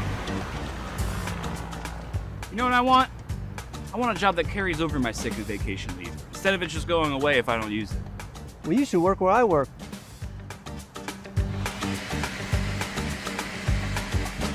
Maybe my expectations are too high. Maybe a job is just a job. I mean, who really works somewhere that has the perfect package? Hey, little guy. You have it made, don't you? I should take a page out of your book. Get a job without a desk. I don't have a desk. Wish I could find that job. Well, you should work where I work. I'm starting to think that there is a place that has the benefits that matter to me. A place where I can find a solid work-life balance, but there's no way there's any job possibilities, right? You really should work where we work. Wait, you guys too? Yeah, man, there's plenty of job opportunities at the city of St. Pete. Where would I even begin? Easy. Just go to stpete.org/jobs and then go from there. Oh, I have to go. Okay, wait. He's got our mic. I need to work where they work. Cut.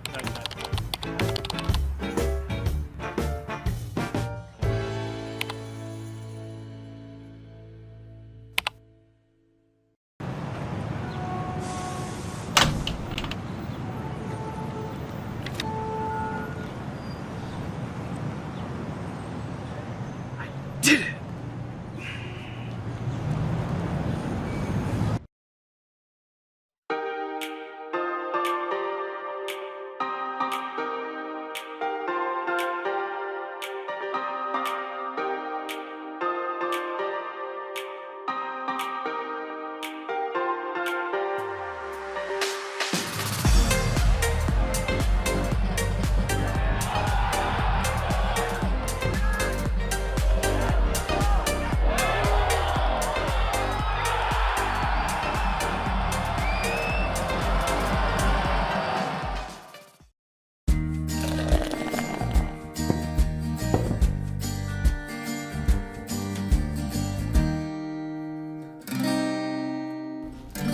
So if you live in St. Petersburg, right, most people know that the world's first commercial airline flight was here. True. Right, from St. Petersburg to Tampa. But what a lot of people don't know, could have been disastrous for the whole idea of the whole airline business, the chain came off the sprocket. The engine was basically powering a propeller like a bicycle chain and a bicycle sprocket that turned the propeller. And halfway across the bay, the chain came off. And he had to land the airboat in the middle of Tampa Bay and repair it. Remember when you were a kid and your chain would come off and you have to put it back on, your hands would get all greasy and dirty? Well, him and AC File both had to do that, and they both got their hands all filthy and stuff, but they put it back in the air and they made it. That could have been game-changing for the whole airline industry if the flight didn't work. If they'd had to come rescue these guys out in the middle of Tampa Bay after all this publicity. That's exactly right. Oh, my goodness.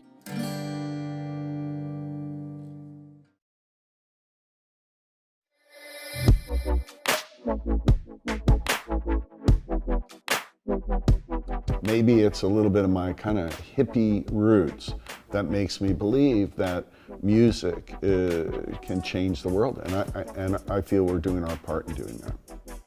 I'm Brad Winkos, founder of True Fire. We're based here in the Warehouse Arts District of St. Petersburg. True Fire is a publisher of interactive video software for music education. In the Warehouse Arts District, you still have a lot of warehouses and industry, but you have artisans, you have pottery, you have painters, studios. What do we have? 3 or 4 breweries even. So you've got this really kind of hip scene that's growing up Central Avenue. We're really looking forward to what the Warehouse Arts District is going to look like in 5 years. I think it's going to be one of the country's premier art centers.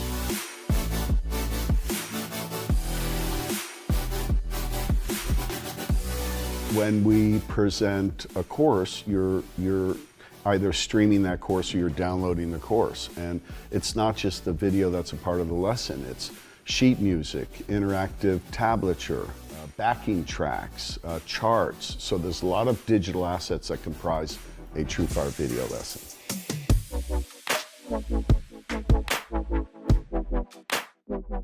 I wish we had more teachers here in St. Petersburg, but typically we'll fly them in from Europe, South America, all over the States, Canada, fly them into St. Petersburg, put them up at one of the nice hotels downtown. When I'm in St. Petersburg, I'm happy. For that reason, I wrote a couple of songs in my acoustic album dedicated to St. Pete. When I was growing up, if you wanted to play guitar, you couldn't even learn that in school. You had to go find another guitar player. There were no books, there were no DVDs.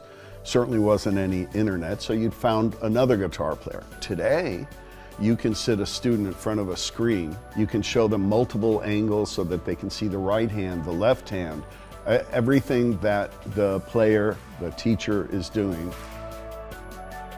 So you're watching a video, you have a little map for where to put your fingers, you're listening, and you're able to learn how to play music.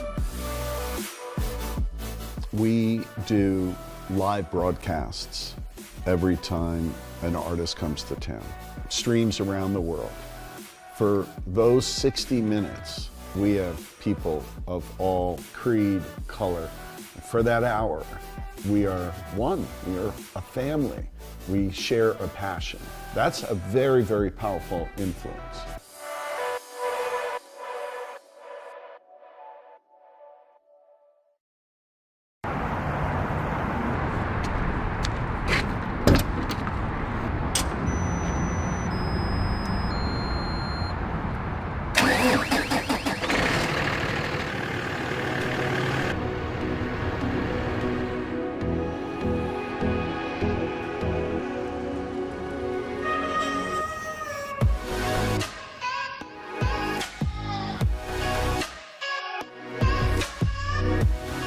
My name is DeWitt Miller. I work for the city of St. Pete. I'm equipment operator 2, operate street sweepers for the city. I'm a second generation street sweeper operator. My dad did it. I like it, I'm by myself. There's no rush, get a certain area done. The object is to get the area clean. Like you got to go and say, oh, you got to get the area done in one day. That's not how we operate. The object is to get it clean and do the best that you can. Street sweeping is very important, I think, because without street sweeping, we would have all the pollutants build up in the curb line and the gutters, and then it would make the streets flood. Pollutants, what I mean by that, you got sand build up, leaves, trash along the gutter lines. My job is to keep it clean, pick it up.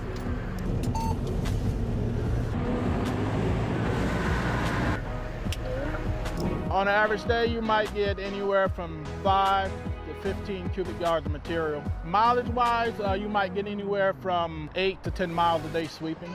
Some of the challenges we have to deal with, you have cars that are in your way, you might have trees down, palm fronds, stuff like that. We have to go around some of that stuff.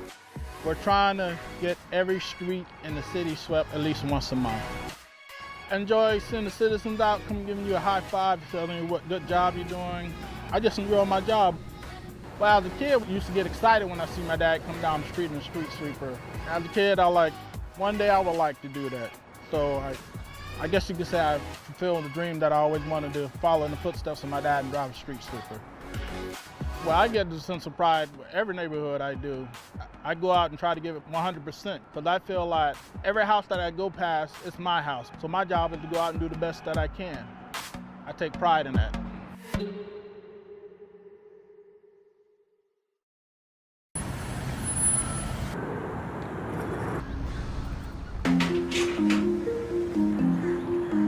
My name is Adrian. I've been with the city of St. Pete for about 3 years. My job title is environmental tech. That means strictly rodent control and basically keeping the rodents out of the structure or the home.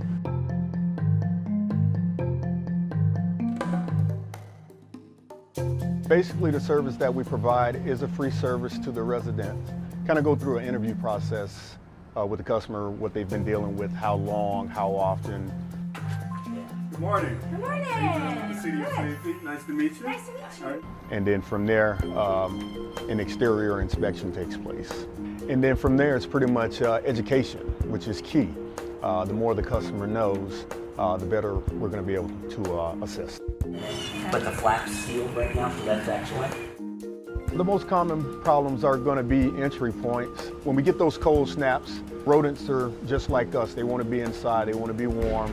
So the first place they're going to look for is set up inside the home. So we want to go ahead and get those places sealed off, which is pretty much the most important part of pest control. Sanitation definitely is key. Not giving them a food source to keep revisiting.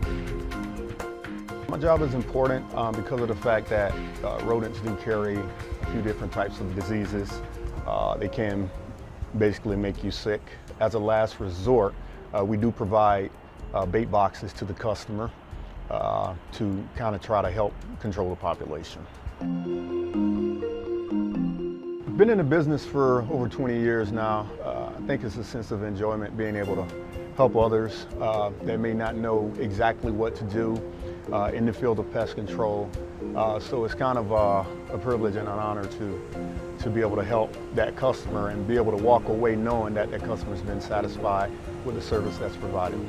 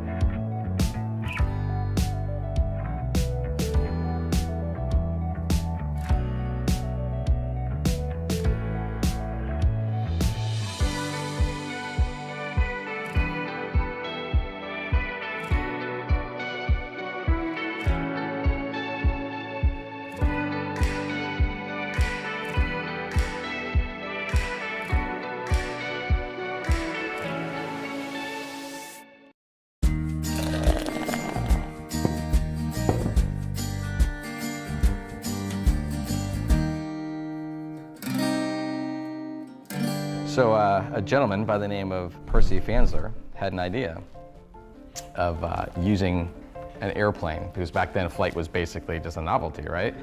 So a lot of air shows and stuff like that. So that he had an idea of flying from point A to point B on a schedule, just like a train. Unheard of, but who the heck would do that? Nobody was gonna fly on a plane when you had a good old train. They arranged for Thomas Benoit and his airboat company to come to St. Petersburg. Roger and Tony Janis came with them, their chief pilot and mechanic / engineers. January 1st, 1914, they pushed that bad boy, that Benoit airboat into the water, and 22.5 minutes later, landed in Tampa in the world's first commercial airline flight. Would you have flown in that plane? I believe I would have. I think I would have.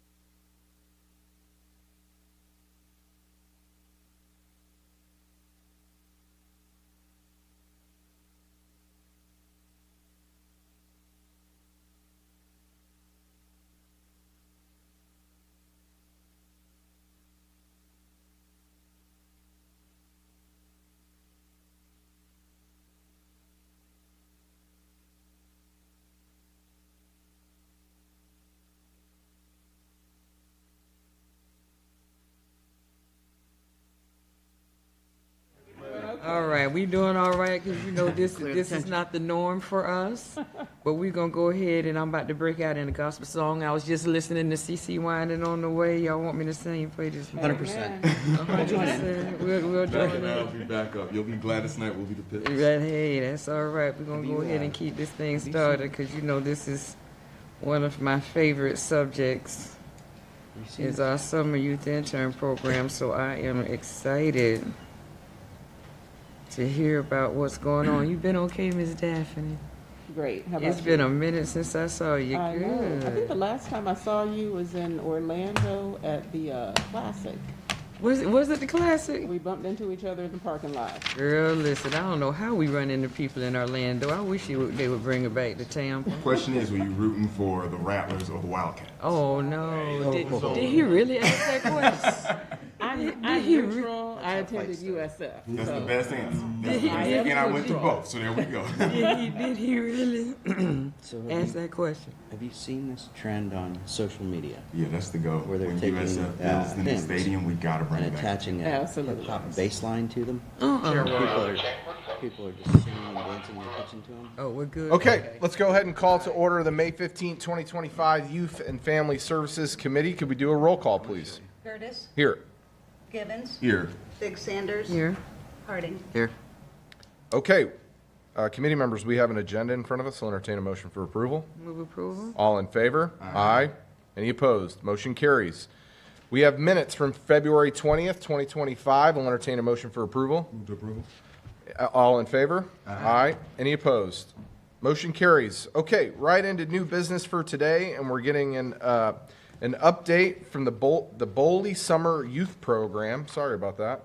And we've got Brian Caper, Development Coordination Managing Director, and Daphne Williams, Vice President of Employment and Youth Services for Boley. And we're going to turn it over. Brian, we'll turn it over to you first. Great. Good morning. Thank you, Chair. Good morning. So before we dive into Boley, I did want to just take a moment to kind of explain. This is part of our overall workforce training and support services. This is one of many programs that is supported by our Economic and Workforce Development Team, which includes St. Pete Works, which is with our South St. Petersburg Community Redevelopment Area that works with residents for employment in emerging jobs through training, education, supportive services, job placement, and mentoring. We have the Mayor's Future Ready Academy, which is in conjunction with Pinellas Technical College, and we've graduated 21 cadets in 2024. Our Workforce and Talent Committee, which is in conjunction with the Chamber of Commerce, and focuses on implementing adequate resources to help recruit, develop, and retain talent in St. Petersburg. There are 89 total participants through 37 partner organizations, and they've just launched their website in early 2025. And then we work with the St. Pete Youth Farm, Pinellas Technical College, the University of South Florida, St. Petersburg College, and Eckerd College on a variety of programs. But most importantly, what we're here to discuss this morning is Boley Centers. Boley is a critical component of our workforce and youth development service. We have a long-standing partnership between Boley Centers and the city, and there's actually two programs that are managed by Boley. First is the Summer Youth Intern Program, which services youth from 15 to 24 who live within the city limits. The program is an 8 to 10 week, aged 15 through high school graduation who live in the city limits, and the interns work 15 hours per week after school and on the weekends, and the program operates throughout the entire school year. So with that, I would like to turn it over to Ms. Daphne Williams to walk through some of the specifics of their programs as well as some of their numbers. Thank you, Brian. Good morning. My name is Daphne Williams. I'm the Vice President of Employment and Youth Services at Boley Centers. I'd like to take a moment to introduce our team who's here with me. I'm going to pass the mic over to Robert Johnson. My name is Robert Johnson. I'm the Program Manager for Youth Services at Boley Centers. I'm Twana Grooms, and I'm one of the program counselors at Boley Centers for the summer and after-school youth program. Hi, Mr. William Ferguson, family support technician here at Boley Centers. Hi, I'm Latifa Eggerson, and I am a youth counselor at the Boley Centers Youth Program. Okay. Welcome, everybody. Thank you.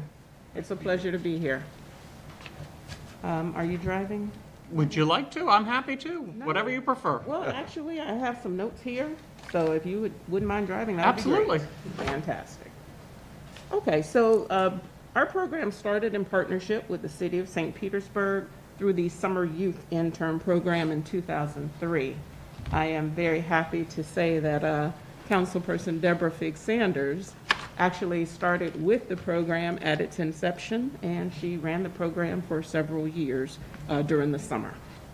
So the program was started as a diversion program to help combat the rise in summertime crime. The program was also started to help provide economic stimulus to low-income households, young adults that reside within the city limits. Our goal was to get out and basically encourage local businesses to partner with us by providing employment opportunities for interns during the summer, and a portion of the hourly wage was supplemented by the City of St. Petersburg. With this contract year, we are providing services to 75 interns during the summer and 35 interns during the school year.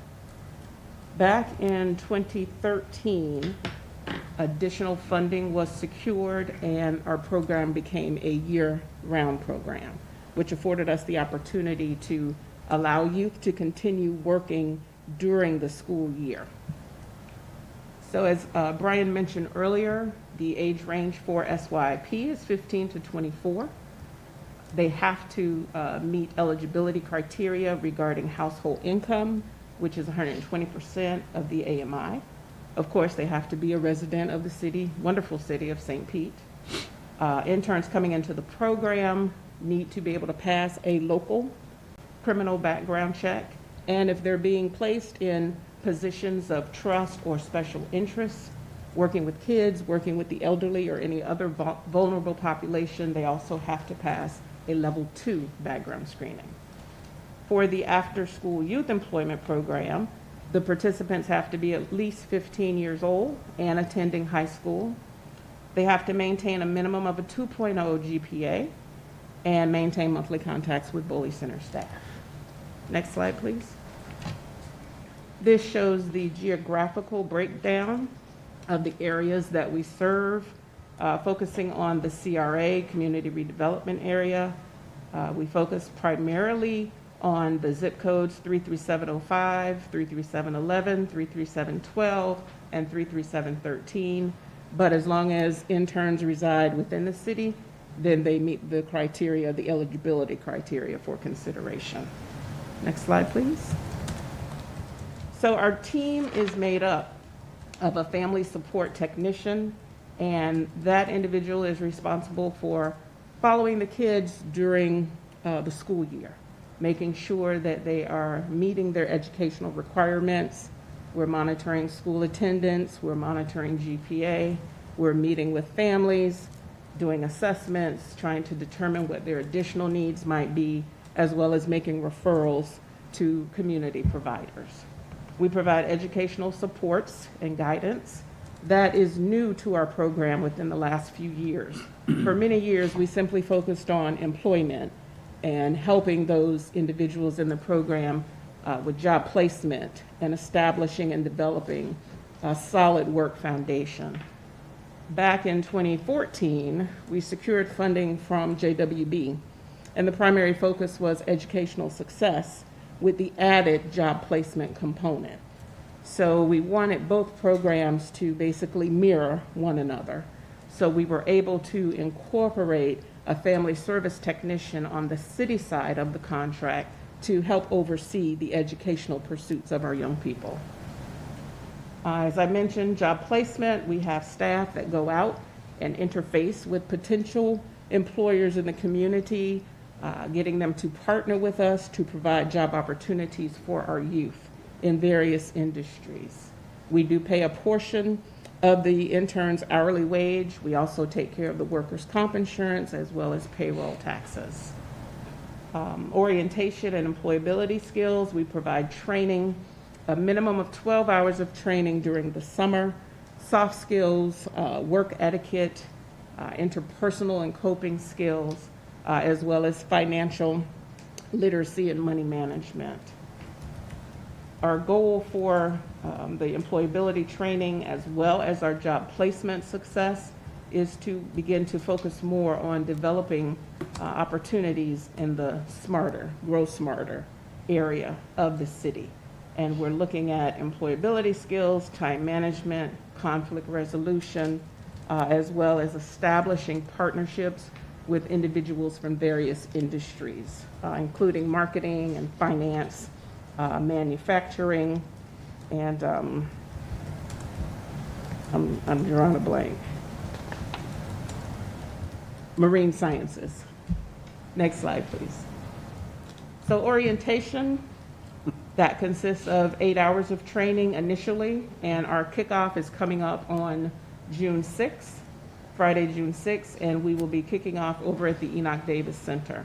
Some of the topics that were covered during the last orientation included an HR presentation where we focused on sexual harassment and workplace safety, self-care and fitness, financial literacy, healthy relationships, and that presentation was done for us through the Hearts Camp, the LEADS project, and then we focus on helping students to identify their goals and establish their aspirations. Our job coaches focus on bringing in employers from different industries that align with what the students are interested in doing.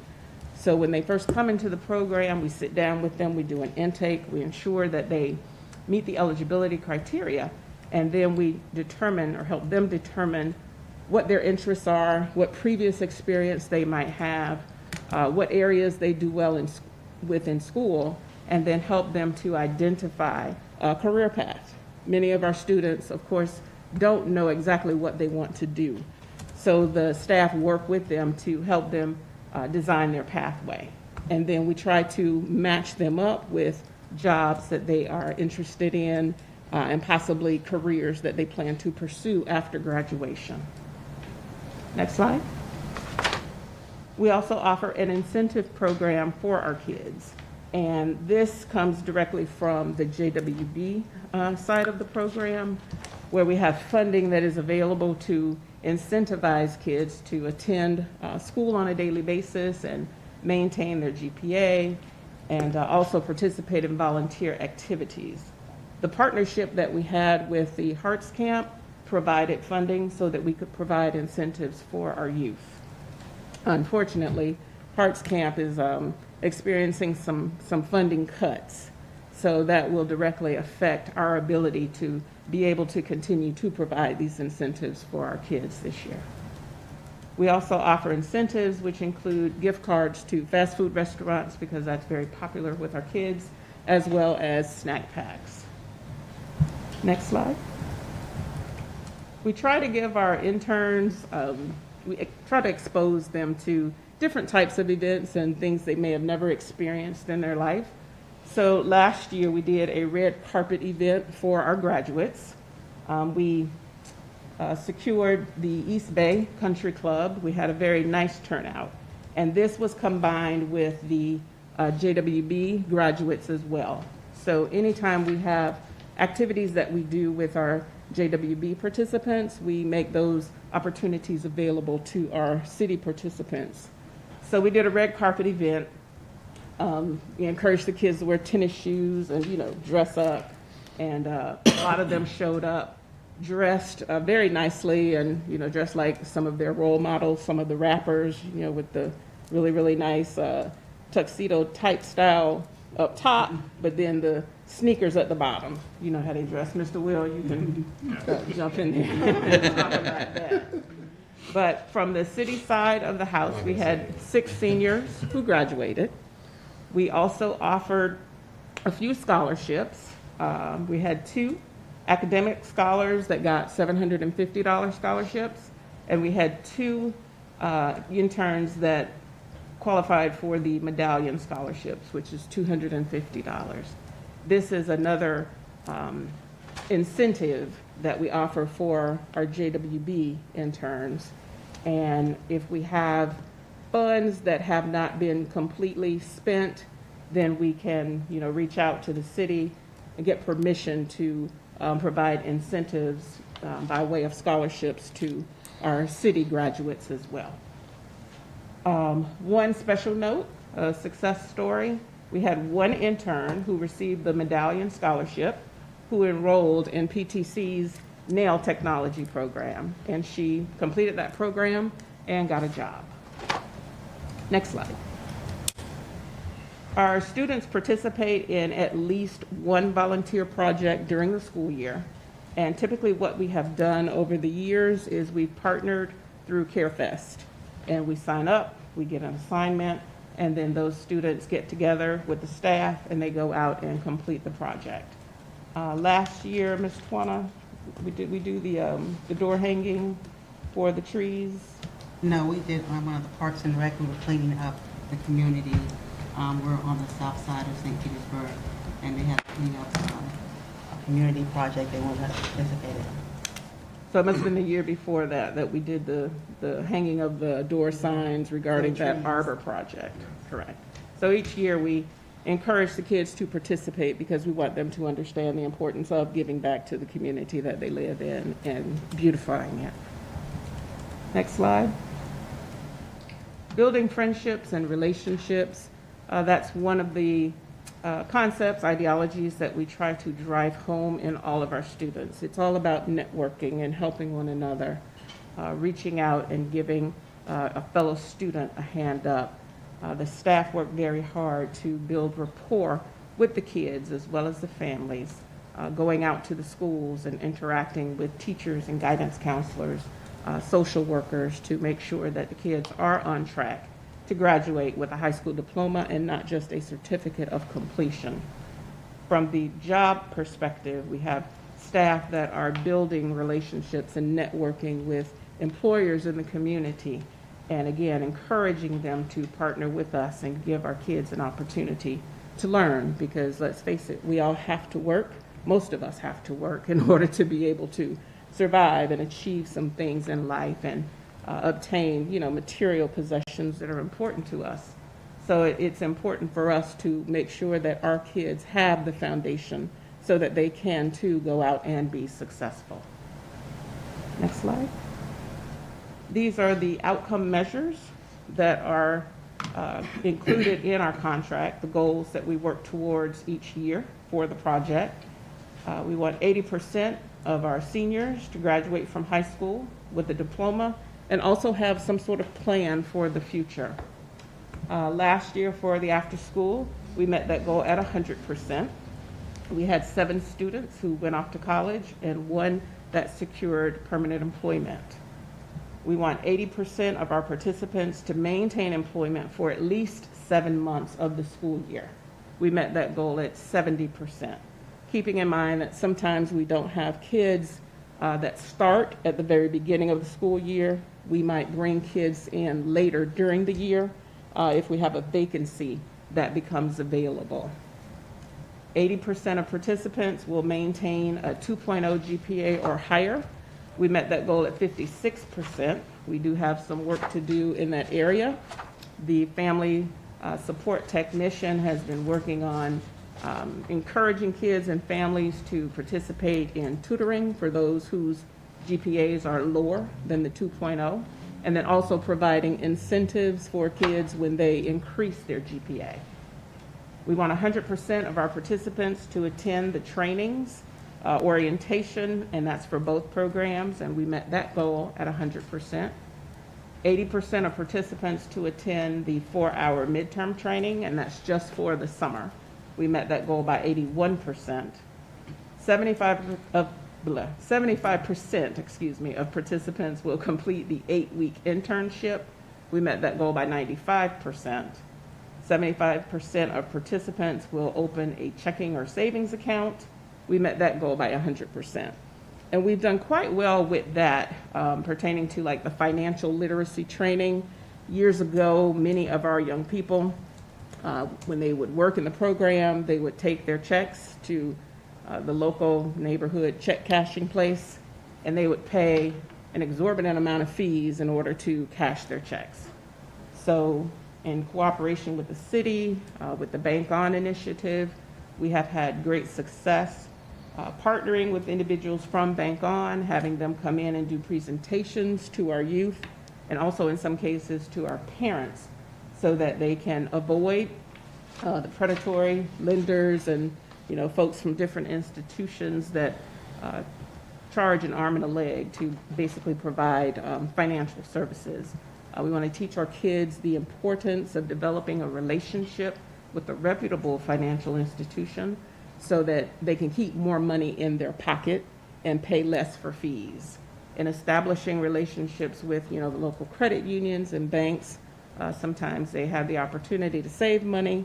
There are different programs that will match what they save, and those are the opportunities that we want them to be aware of so that they can take advantage of.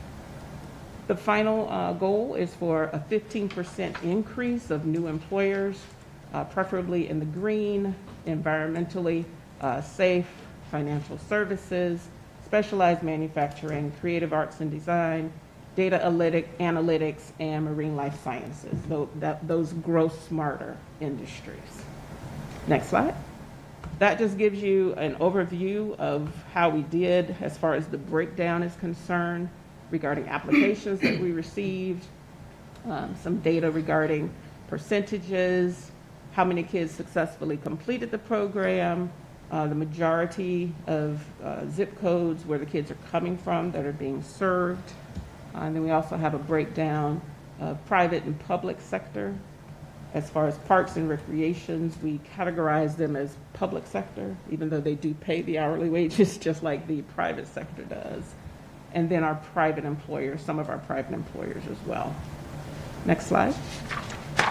And that is the breakdown for the after school in the same areas regarding how many applications we received, employers that we worked with during the year, how many successful completions we had, as well as how many terminations and the reasons.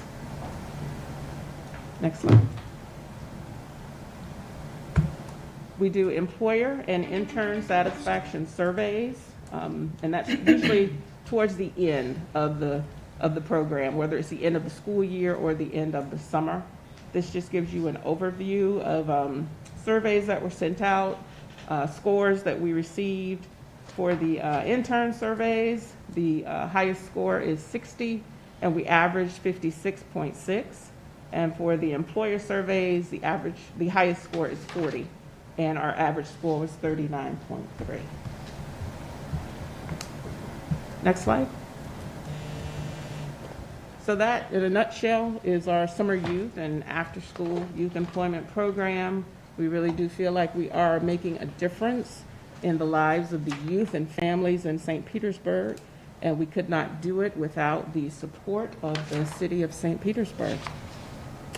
So at this point, I'll open it up to any questions that you all might have. Thank you. Committee members.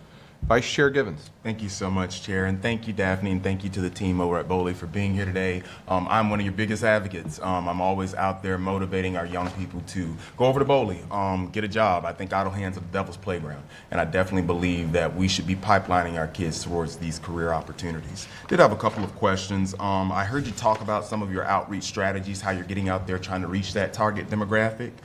Question, do you do any social media marketing, TikTok, Instagram, Facebook? Are you out there reaching out to any of these high school football coaches, basketball coaches? Do you have any connections with the faith-based communities? Okay, I'm going to open it up to the team to jump in because we have different strategies that we utilize during the recruitment season. So I'm going to open it up to the team. When it comes to advertising, we have to make sure we go through our marketing director first to make sure that we're able to advertise, so to speak, to some of the people that you're saying that we need to reach out to. So social media, we have to get approval first. And we've been advocating for that because that's the biggest industry for us right now. And I've been begging for them to come into the 20th century, so to speak. And at this particular time, we're creating and wanting to start doing the social media part of that for our youth employment program. Faith-based programs, definitely. We've worked with plenty of those in the past, and in the future, we're looking forward to doing it as well. In regards to football coaches, I don't know what you mean, reaching out to football coaches. I've actually reached out. It's going to be William and Robert. Can you come up to the mic if you're going to answer? Yeah, sorry about that. I've actually had it. My have a seat. I've had communication with some of the high school band directors here in the county because I was music. I apologize. I just graduated from Bethune-Cookman, so I was in the marching band there as well. So I have a connection to some of the school teachers that are here that teach music over in the community. So I've actually reached out to Gibbs High School and got with a couple connections to get some resources out there to those kids. I'm still making way in the community because I just got here. So I'm just making strides for that way as well. Yeah. So we do reach out to the schools themselves just to kind of get a one-on-one direction with them, just to kind of have that hand-in-hand connection.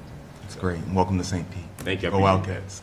We do have a Facebook page that we advertise different events that are going on with bowling. Awesome, thank you. As far as social media is concerned. Thank you. We're not with TikTok yet. It shall come one day. Facebook, they're not on there. You know where they are. I know. Daphne just said it. Yeah, she keeps saying, but they don't use Facebook. I'm like, no, okay, they don't use Facebook anymore. No, they say Facebook. They use that stuff that disappears. It's not for older people season.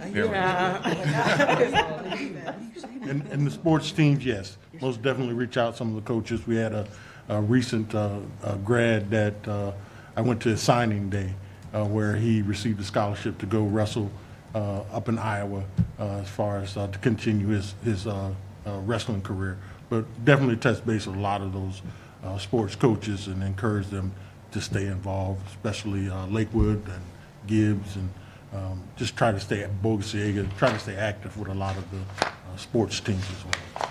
That's awesome. He meant to say Gibbs and then I Lakewood. really did. That's what he meant to say. Gibbs, then Lakewood. All about the way. Any connections or collaborations with Job Corps by chance? It's on here. Oh, it was. Thank you. I appreciate it. I missed that. I will go back and look at that. I apologize. I heard you talk about terminations. Can you speak to that a little bit? Yes, our terminations, sometimes it determines what some of the youth have never worked before, and they're not used to, I guess, following some of the protocols that the employers need them to follow. Most of it is mostly like not being on those cell phones. And it's something we try to teach them over and over again about those cell phones. It was mostly minor things like that. Employers are willing to work with them and giving them a second chance. Then we would have something like the parents coming to the job sites, and we don't want them doing that as well. So some of those terminations might come into effect when, frequent things happen back to back when it comes to cell phone usage, parents coming on and trying to change schedules to fit their schedules. Things like that, but it's nothing major. We haven't had anything major with our youth in regards to termination. That's something that's very bad, but it's mostly the cell phone usage. It's one of those things that a lot of times they're taught how to get a job. We need to work hard on how to keep a job. Yeah. And that's going to be my next question is what can we do for you? So I'm thinking about mentors, right? I'm sure you're already connected to our greenhouse, but you have leaders in the business community who may be willing to serve as mentors. I certainly want to get connected to one of these young people to find out how can we guide them, how can we connect them to the fields of the industries that they're interested in. So you talked about some of those industries. I'd love to get you connected, if you're not already, to the Innovation District, Allison Barlow. And then we also have CodeBox just right around the corner. They're leaders in tech and manufacturing. So I definitely think there are other opportunities for you. Would love to get connected with you further. So I look forward to chatting with you, Daphne, and excited about the future. So that thank you so would be much. awesome. Yes. Thank you so much. Thank you. Bless you. Thank you. Committee members, Councilmember Sanders. Thank you. Well, first of all, we get ready to go all the way back since I brought this in. I was going to introduce why you all are here, but we're going to go back. As Daphne said, first of all, I am so excited that the Summer Youth Intern Program and After School Program is still going, that we still have that partnership. And again, I was there from day one, so it's kind of like your baby, and you kind of walk through it, through all the stages. I brought the item because as things go and, things progress, you all weren't here during the early part of it. I became concerned as to where the program was going. And so I wanted to monitor, I wanted to stay on top, because one of the things that the Summer Youth Intern Program did for a lot of our children, not only did they provide financial assistance, but I was strict. I was extremely strict with the households and the children, and I wanted to ensure that we continued not to lower our standards to society standards for our children. So with that being said, You know, the background check, I'm glad that we are still doing the background check. The 120% AMI, it wasn't always that high. It wasn't. And I'm over that 120% AMI because it really deters from the other children that need it the most. I'll throw that out there. The Grow Smarter industry, I appreciate Grow Smarter, but just like everything else, we're getting away from Grow Smarter. Our children, the ones that we typically work with in this program, are not interested in Grow Smarter areas. They will not excel in Grow Smarter areas. And I don't want us to try to set up our children for failure by giving them a vision of something that they would never be able to attain. I want us to be realistic, and that was one of the issues that I had, which is why I brought it, is because there was a time when we would work with our children with what they were interested in. But then when it went to a lottery where we just put you in anywhere, that did not work for me. Because if there's an intern that doesn't like children, we're not going to send them to a rec center. We're not going to send them to a daycare. But that started to happen, and that was one of my flags. The aligned interest piece of it. I love the gift cards, and we do love fast food, but they don't need fast food. We dealing with old people now that's having medical issues because of fast food. I need us to be healthier choices. We can do, what is it, Robux? Well, you know, Robux or whatever. We can do those kind of things. But the fast food thing is what is it? Come on, you're going to go from fast food to video games? Yeah. Well, not even just video games. I mean, give them TJ Maxx. Give them something what they can. They want Amazon. Yeah, give them Amazon. But the fast food thing, like I said, health issues are for real. And because I wrote down here Amazon on my sheet. And I did see in here, we talk about business. A lot of the people that I work with on an adult scale, entrepreneurship is the key. Teaching our there's some young ones selling their lemonade and their little lipstick and their jewelry, and they're starting with entrepreneurship very early. Because a lot of us, we see it now, people losing their job. Our young people are competing with people in their 50s, 60s, and 70s for these jobs. So just getting a job is not going to get them to that next level. And I know Daphne know that I've had this conversation with her about our employers. There was a time, and I don't know how we can work on improving this. I love the fact that Charlie Steakhouse in Philly is hiring. I love the fact that Salem's is hiring. I love the fact that they go to Taco Bell. But at one time, we had interns at dentist offices, doctor's offices. They did administrative business professional jobs, and that gave them a different standard. Everybody can't do fast food. We can't put our children in fast food. Those cannot be the only, in rec centers. Those can't be their only options. So when I say our standards are going to have to be higher in societies, especially for our community, that has to be a mission. And that has to be a custom as to what we're offering. So my question is, what is the next strategy for more private employers? And what that means is the private employer pays half the salary for the interns. So what do we look like in the business sector, in entrepreneurship sector? Even if I would not even dismiss landscapers. My landscaper is booming. I mean, he got 5, 6 trucks, a contract with Panella stuff.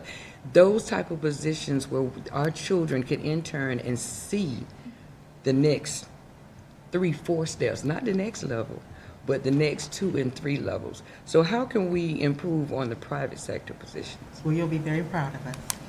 We have a surprise for you. Okay, I'm ready. I need that surprise. Y'all have, is it on the screen for her? No, it's not. Well, where's the big surprise? Well, maybe we can pass it to her so she can see what we've done so far. Okay. For you for this summer. We've already started off with some of the things that you're requesting.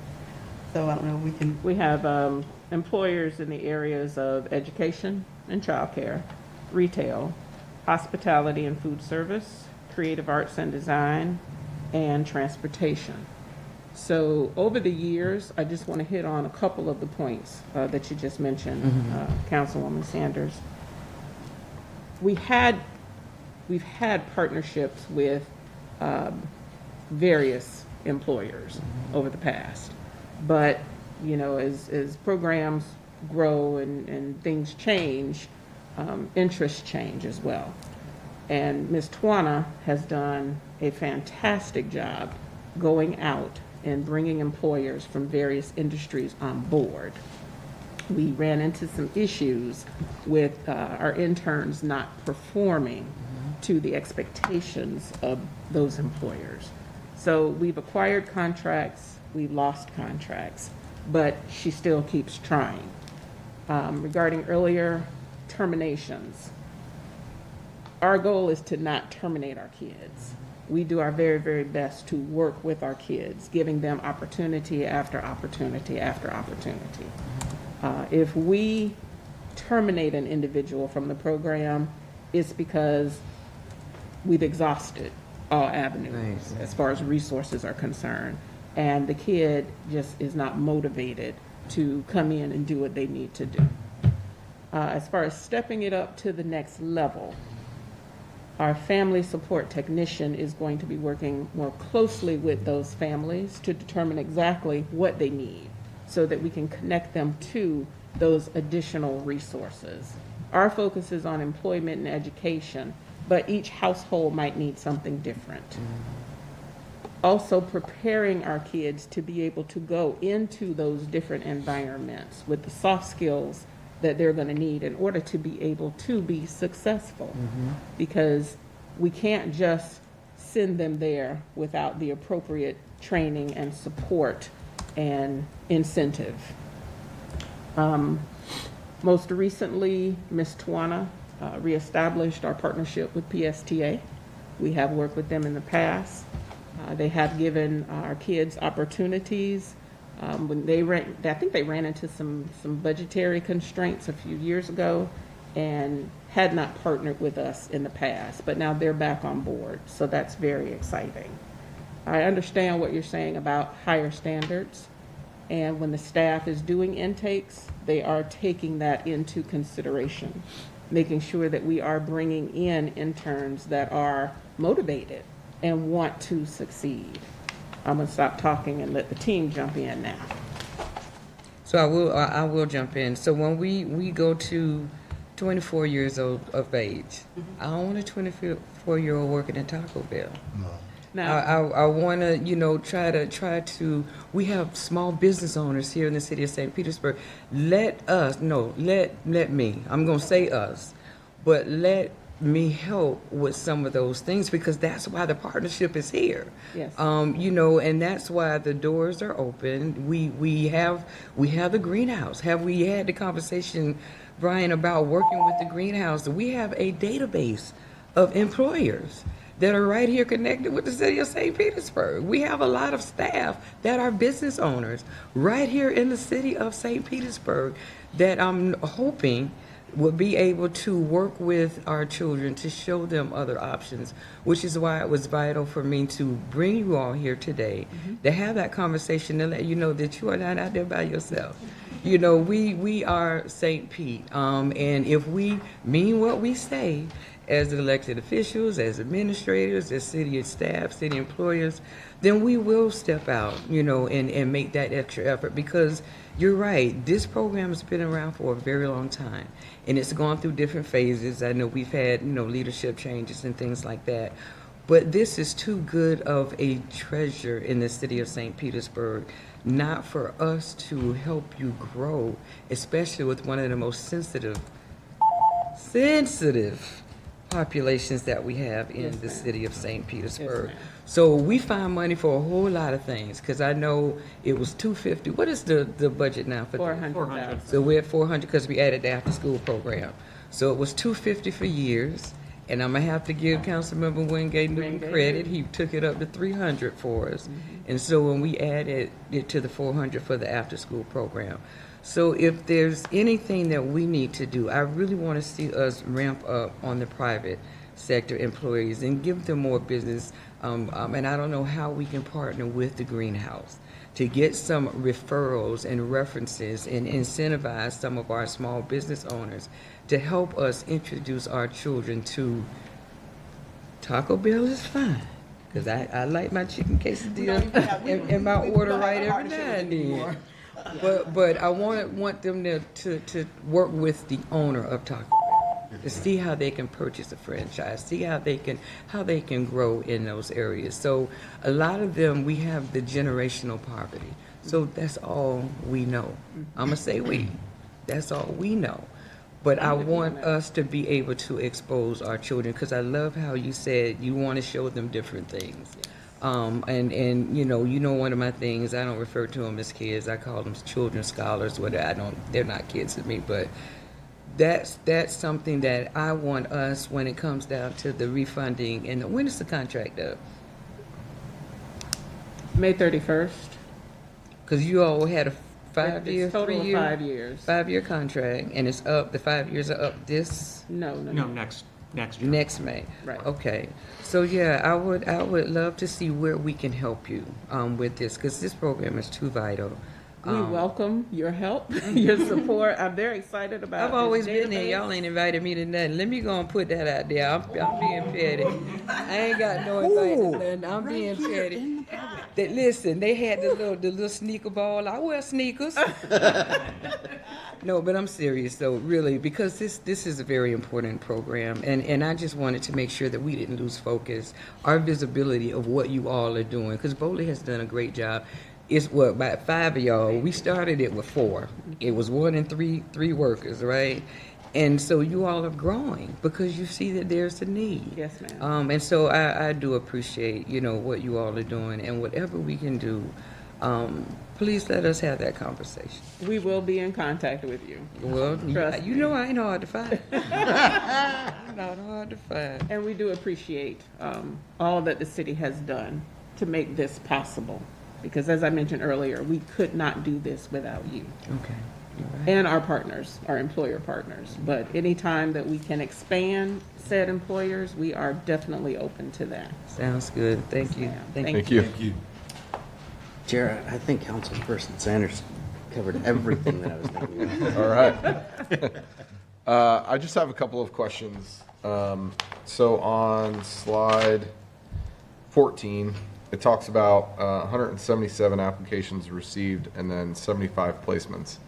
Talk to me about the delta between the 177 and the 75 and what's holding that back from being larger. And then can you talk to me about what the capacity is? So funding. So you're at capacity at 75? With the amount of funding that we receive, yes, we are. So if we had more money, we could serve more kids. And I'm sorry that I don't know this, Brian. Of the 400,000, is that all payroll or is any of that administrative? I believe that's all payroll. Okay.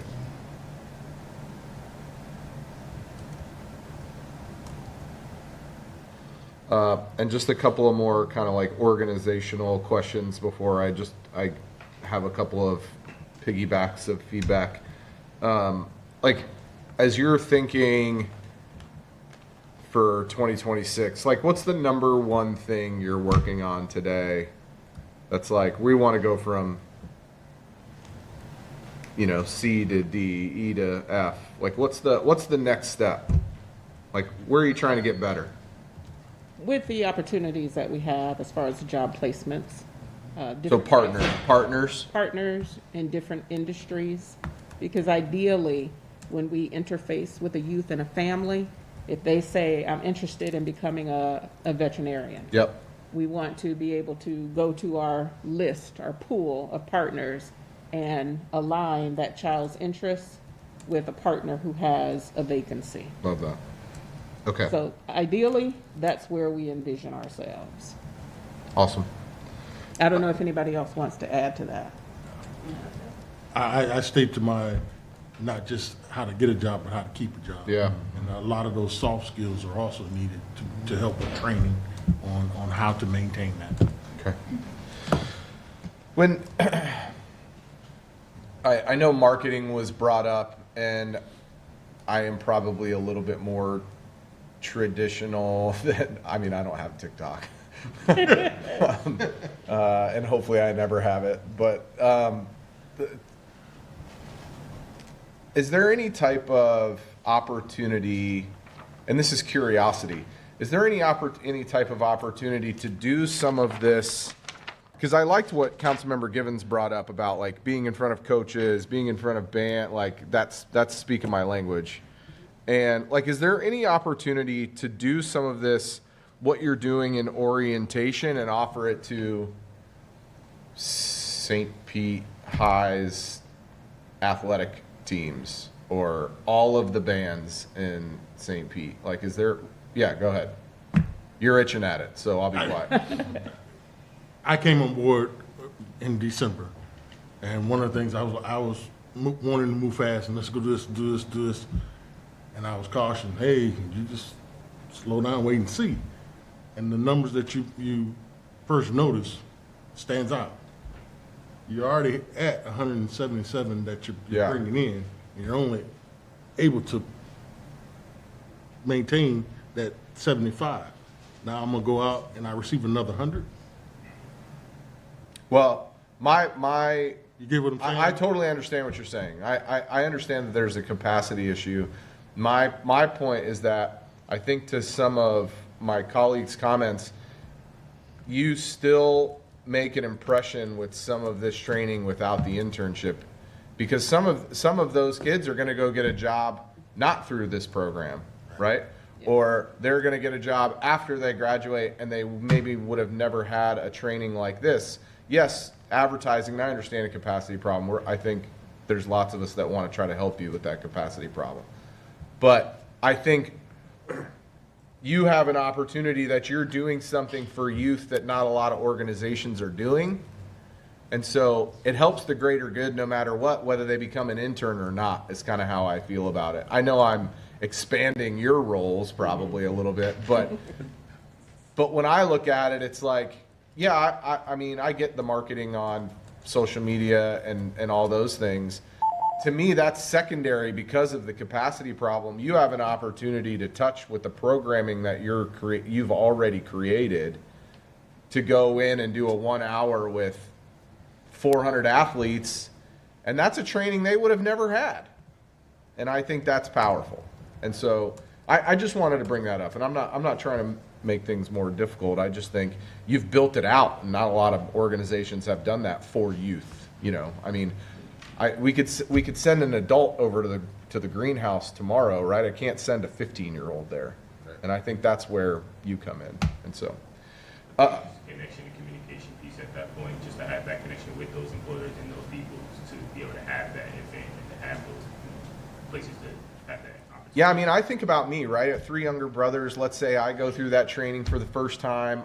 I couldn't have had a job in high school. I was too busy on a baseball field or a swim pool or with an instrument in my hand, or, you know, because I did everything I could at school, and that was just how I did it, right? I was blessed to be able to do that. But my brother right under me, he could have had a job. Just at the house. Right. And so I could have said, man, I went through this training, right? And like that's just an easy. I think when you're pulling from somebody that you know, it's easy. So to your point. And we have situations like that where we have students that are involved in extracurricular activities, but they want to work. That's where the fast food restaurants come into play, because, you know, they're open later, after hours, they're open on weekends. So if we got a kid who's playing football or in the band, but they still want to work, they can get some hours if we place them with one of our fast food partners. Yeah. And there was a referral service in there. You need to come to the table. Because we need to capture you on the mic. I apologize. Oh, that's okay. It lets Rob stretch.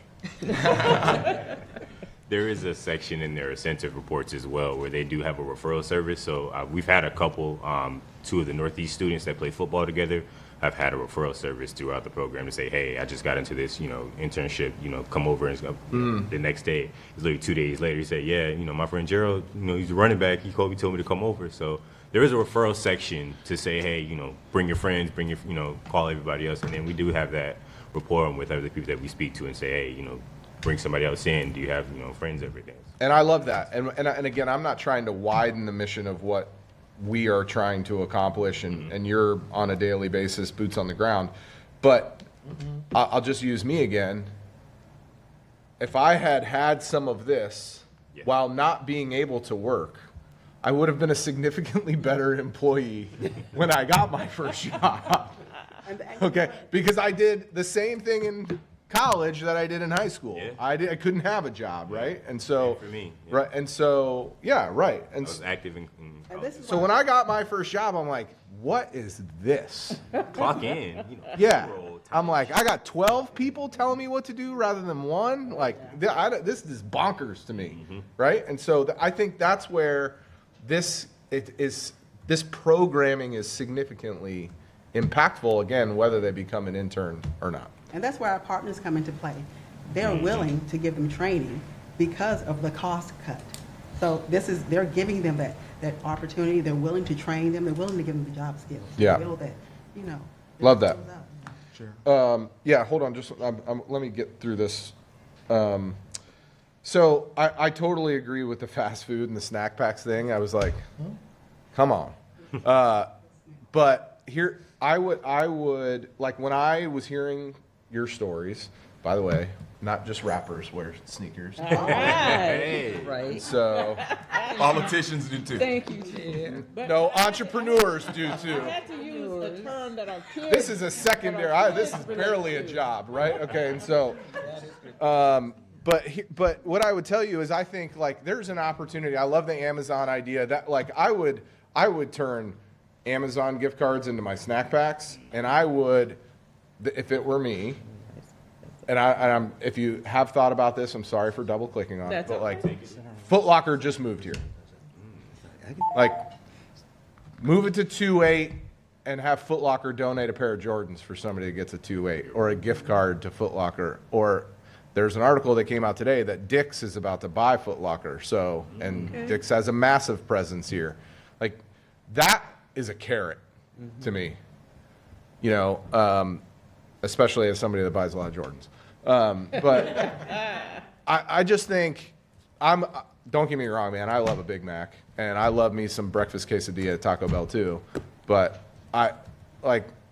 that's not a carrot to me, right? Like a carrot is something that I'm going to be able to have and I look at and then go, I got that because I worked hard.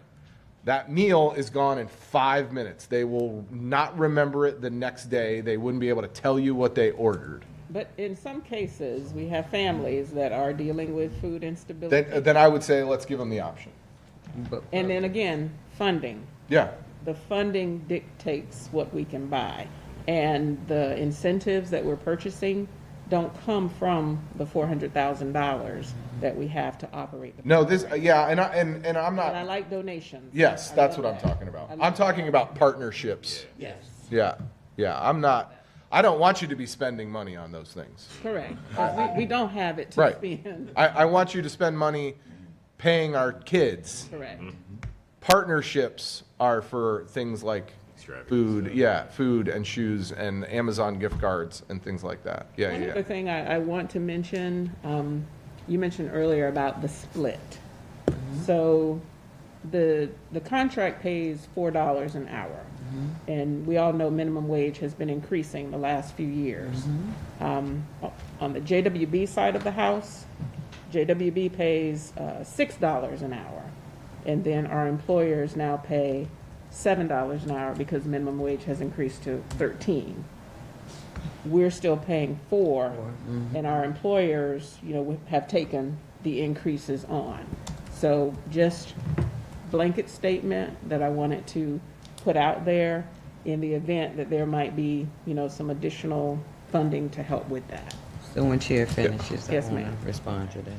Okay. Well, thank you for everything that you're doing. Please take my ideas not as criticisms, just as we didn't I love what you're doing. Yes. Just trying to take it to a different level to where appreciate because I think about me. My first job out of college, I hated it. I did not like being an employee, to Councilmember Fig Sanders. It is not, I'm not built for it.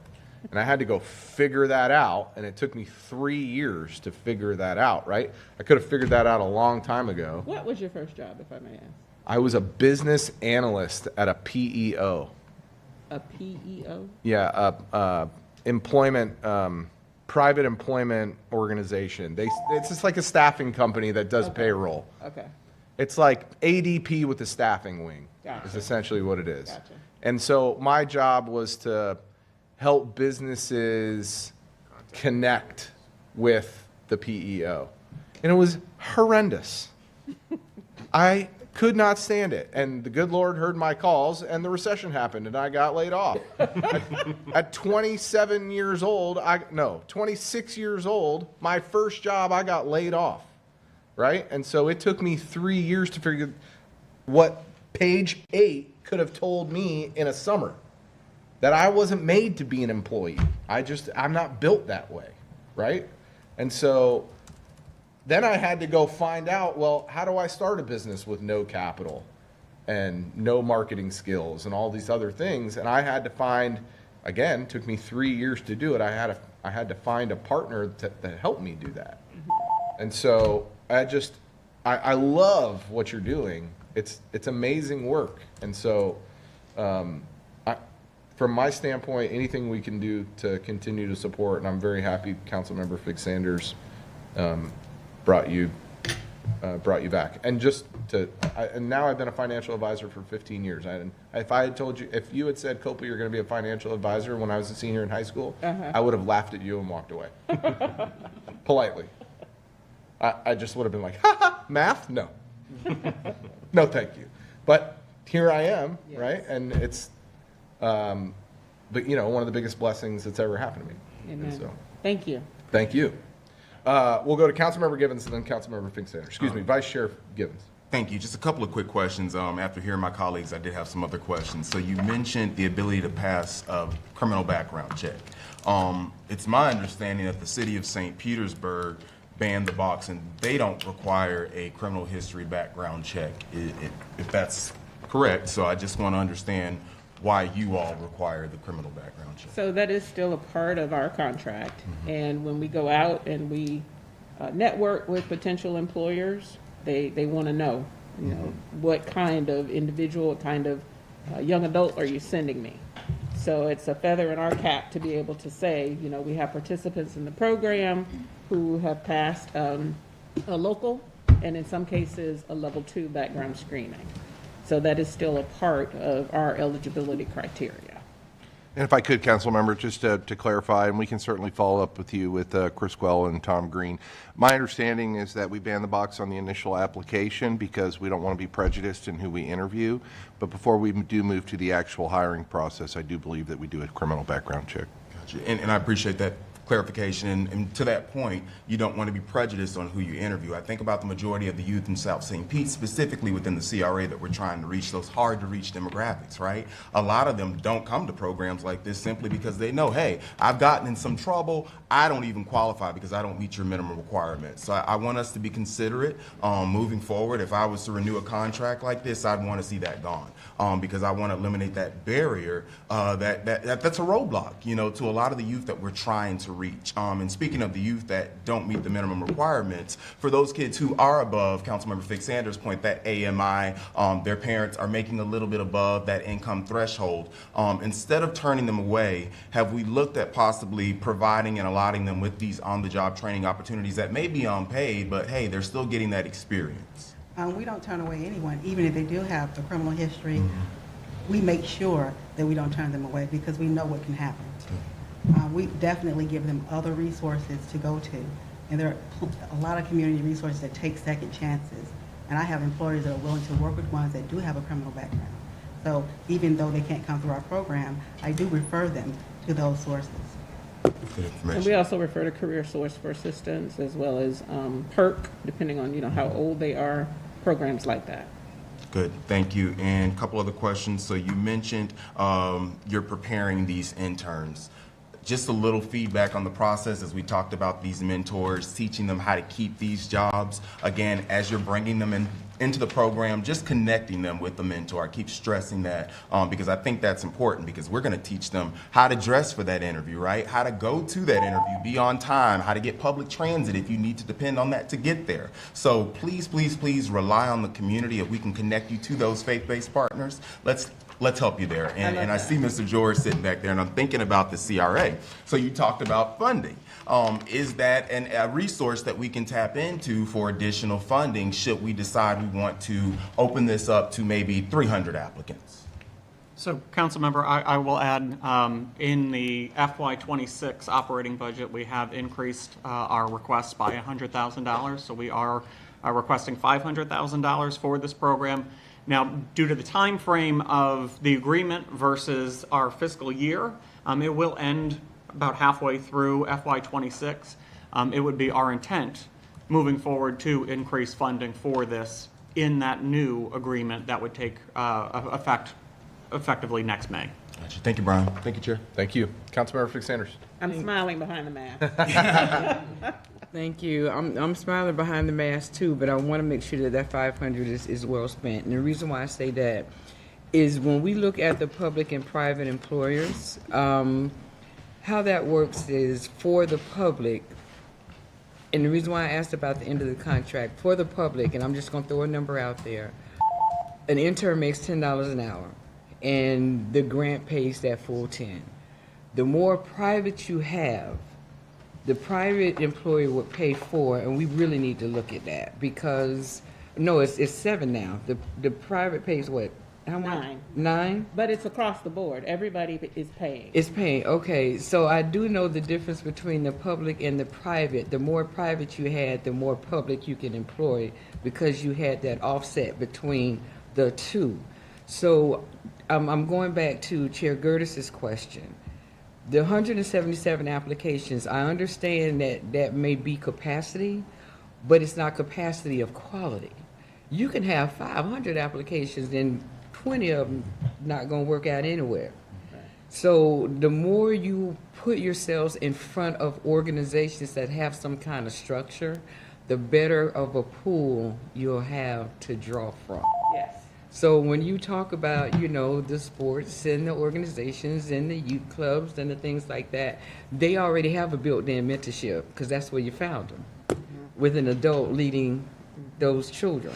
So I wanted to make that point. So that add 100 more, it does work. It just depends on where you get that extra 100 from. So I would rather see 300 quality applications than 500 where, you know, you're going to put them on the job and they're not going to be successful. So I do think standing in front of other organizations would definitely benefit your cause.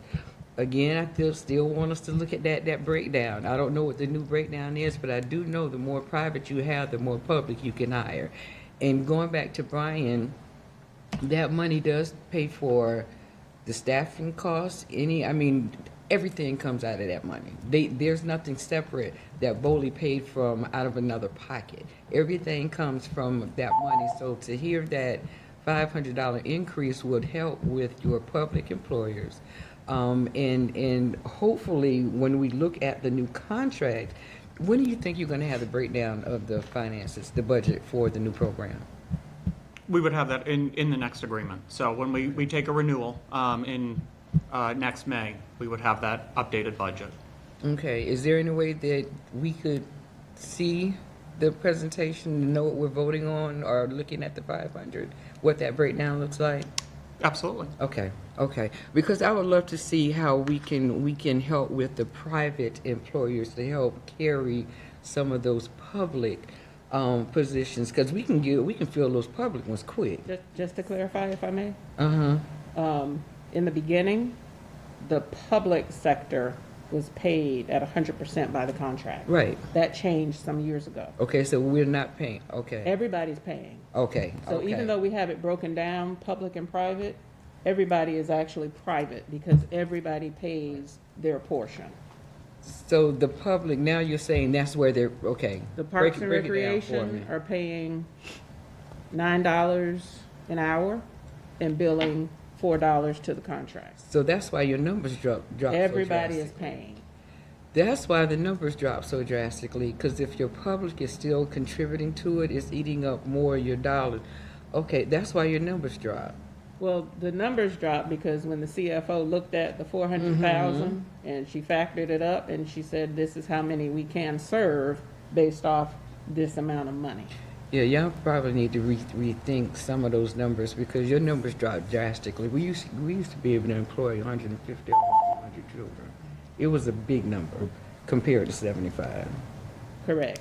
Yeah, it was a big number. So I wonder why did the numbers drop so drastically? Okay, I'll leave it there, and I'll work with Brian as to what that breakdown looks like. That could be more financially responsible for employing more students.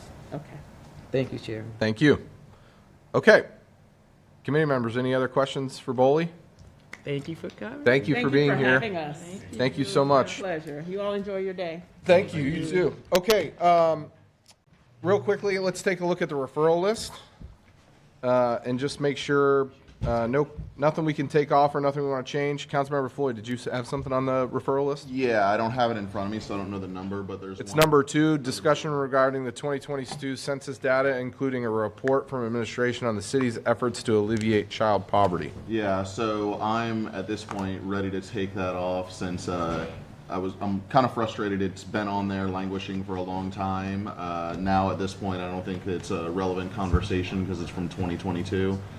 So I'm going to bring something back at some point based off of what I see come out in the future, but I'm here to tell y'all that can be removed for now.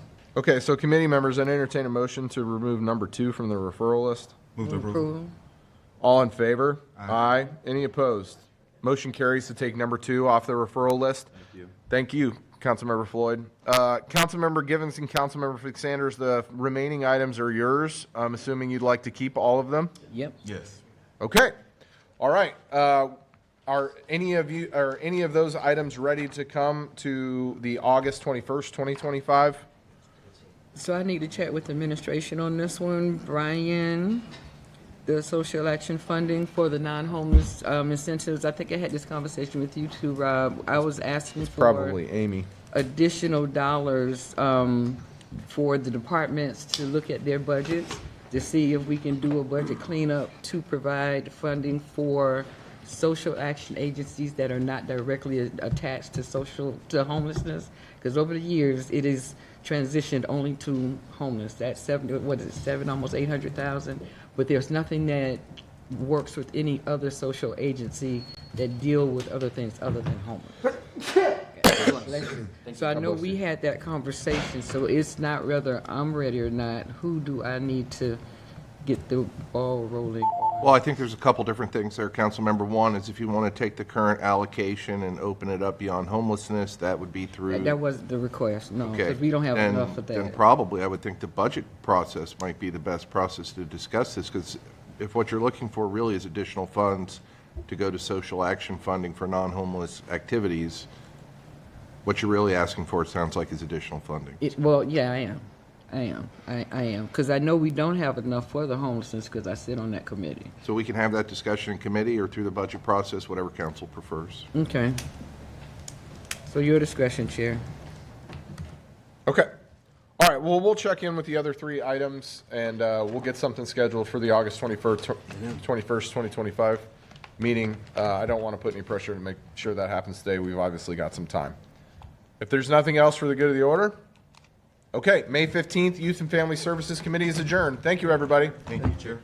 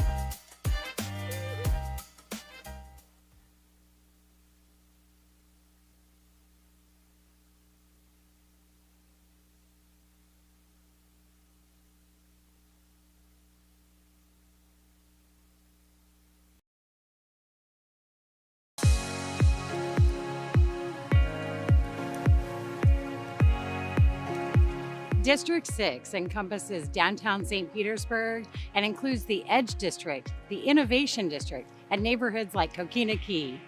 I'm Gina Driscoll, your council member for District 6. I'm standing in front of one of the many murals you can find in this area. For over 10 years, the Shine Mural Fest has contributed an indelible mark all around our city, and many of those locations are spread throughout District 6. Another great event in this district is the Grand Prix of St. Petersburg. This 3-day race draws in big crowds, some of the best car racing in the world, and takes place along our beautiful waterfront in downtown. Waterfront is a big part of this area, with a number of waterfront parks, from Straub Park to Lassing Park to Grandview Park with its popular boat ramp. These are just a few of the many parks you'll find in District 6. Many of these also have fantastic art installations. That's what I love about District 6. The arts are everywhere. You can see it on countless murals, in our museums, our galleries, and in our theaters. You'll also find the art of food, the art of beer, the art of going full force or taking it easy. District 6 is all about the art of being who you are, the art of being St. Pete.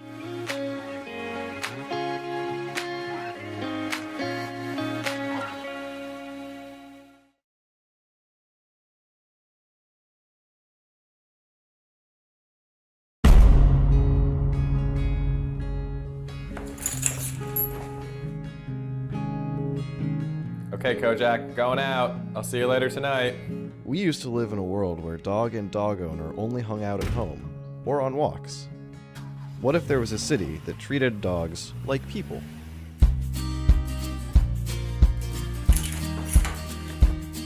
Hey, Kojak, you ready to go? Let's go.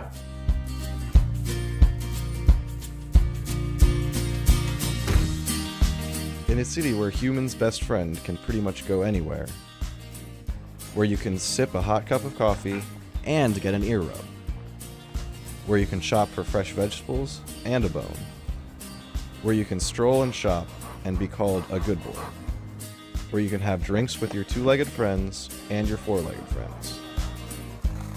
Together. Good boy, Kojak.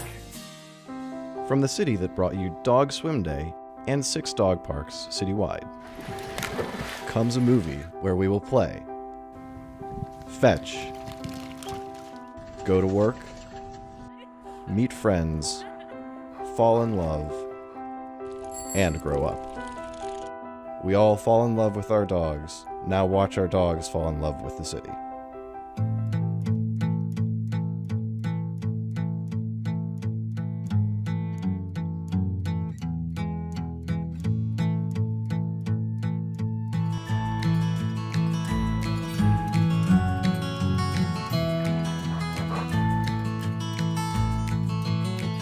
It's a great time to be a dog in St. Pete. Now playing. All right, Kojak, good boy.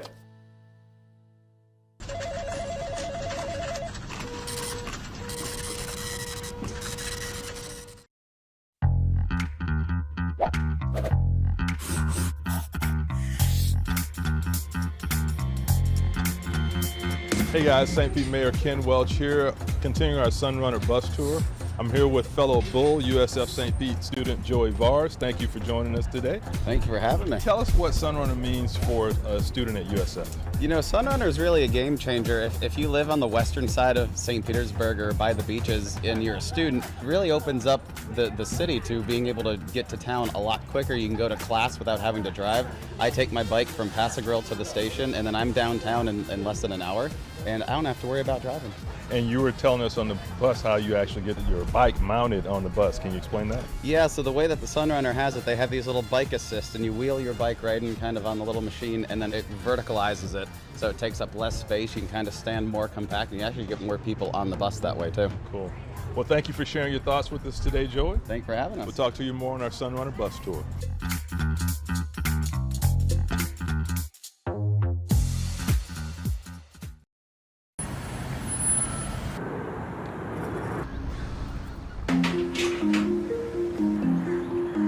My name is Adrian. I've been with the city of St. Pete for about 3 years. My job title is environmental tech. That means strictly rodent control and basically keeping the rodents out of the structure or the home.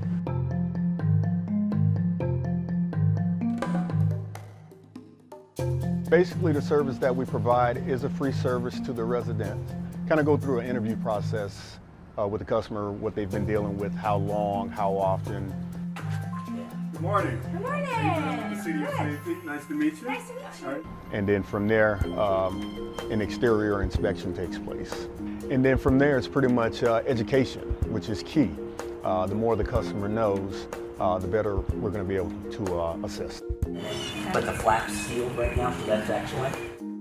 The most common problems are going to be entry points. When we get those cold snaps, rodents are just like us. They want to be inside, they want to be warm. So the first place they're going to look for is set up inside the home. So we want to go ahead and get those places sealed off, which is pretty much the most important part of pest control. Sanitation definitely is key. Not giving them a food source to keep revisiting. My job is important because of the fact that rodents do carry a few different types of diseases. They can basically make you sick. As a last resort, we do provide bait boxes to the customer to kind of try to help control the population. I've been in the business for over 20 years now. I think it's a sense of enjoyment being able to help others that may not know exactly what to do in the field of pest control. So it's kind of a privilege and an honor to be able to help that customer and be able to walk away knowing that that customer's been satisfied with the service that's provided.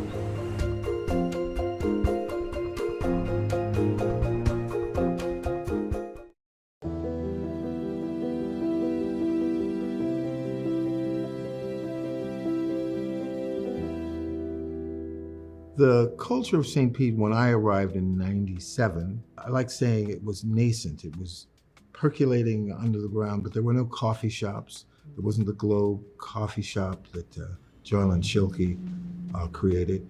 There was no place for people to hang to say, I've experienced this, now let me talk about it over a cup of Joe. And, but it was nascent. And I also think there were a lot of creative people in St. Petersburg who were kind of doing their own thing, and we just, some say a catalyst, but I think it's kind of a centrifuge where this goes in, this goes in, this goes in, this goes in, this goes in, and then you go, and so I think we primarily just put a mirror up to the community and say, where y'all at? And that's how we came to be. I know we initially talked about it as being a theater, but that was the least of what we were going to do insofar as we knew that we wanted a place for the community to come together without hurt, harm, or danger, and, you know, speak on or about or for all sorts of things. And we had to find out what those things were, so. Well, I can say that when I got here in '08, because a lot of people don't know, that my first performance in St. Pete was here. This was the place to be. Everybody was talking about the studio. They wanted to work at the studio. They wanted to be at the studio. The community is the reason why it succeeds, and we get to feed the community. So it's a cycle, right? It's synergetic. It's and everybody needs to feel like they have a home.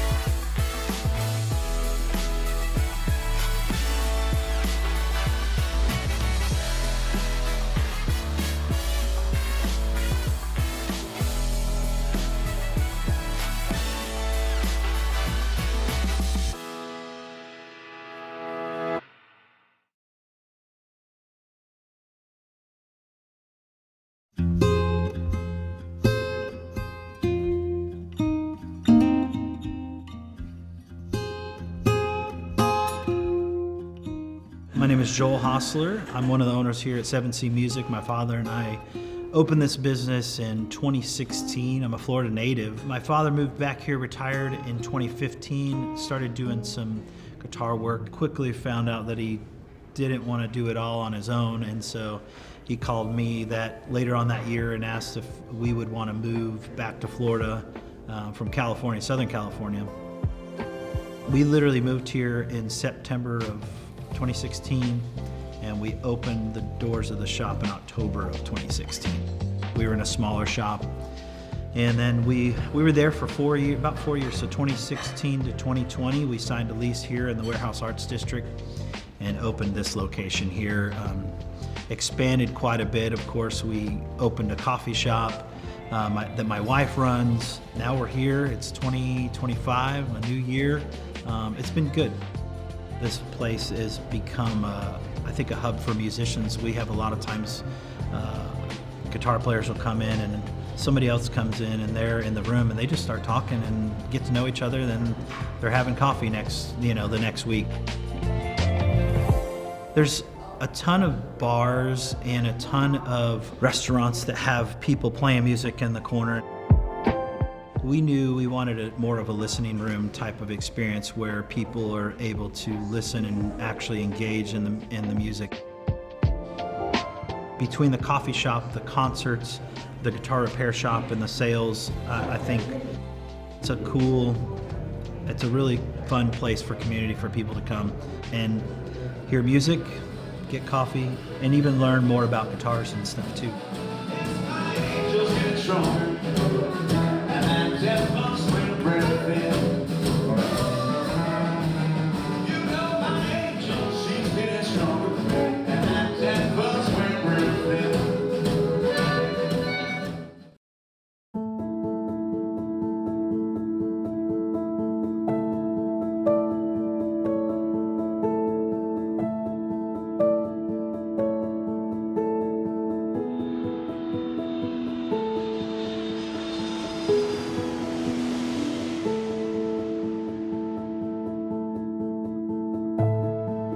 It's very important for people to have diverse cultural experiences so that they can better understand and empathize with people around the world.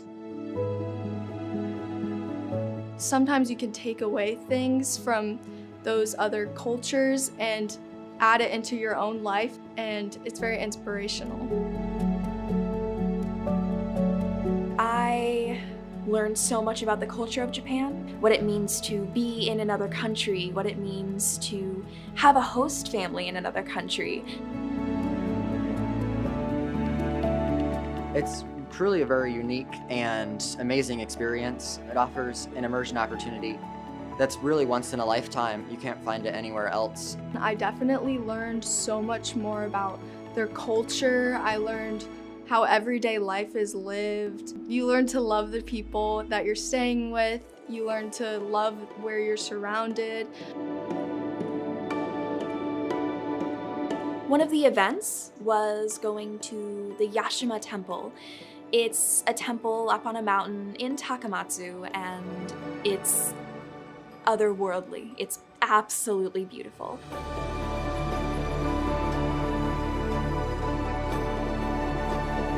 I'd only really seen photos of the temples before, and it's quite a different experience seeing them in person. I just remember it was so beautiful, and the more temples and things like that you visit, the more you appreciate the culture and appreciate the historical significance of Japan. This is maybe a once-in-a-lifetime program. Even though Japan is on the other side of the world, I have another host family out there. I have another family out there. It's really a great opportunity to exercise that interest in culture and learn more about Japanese culture specifically. Not only is it educational, but it's also inspirational. It really inspired me to get out and travel more. And there's so much more for the world to see, different cultures, different foods, different lifestyles. And it's just so important that people realize and seek the world around them.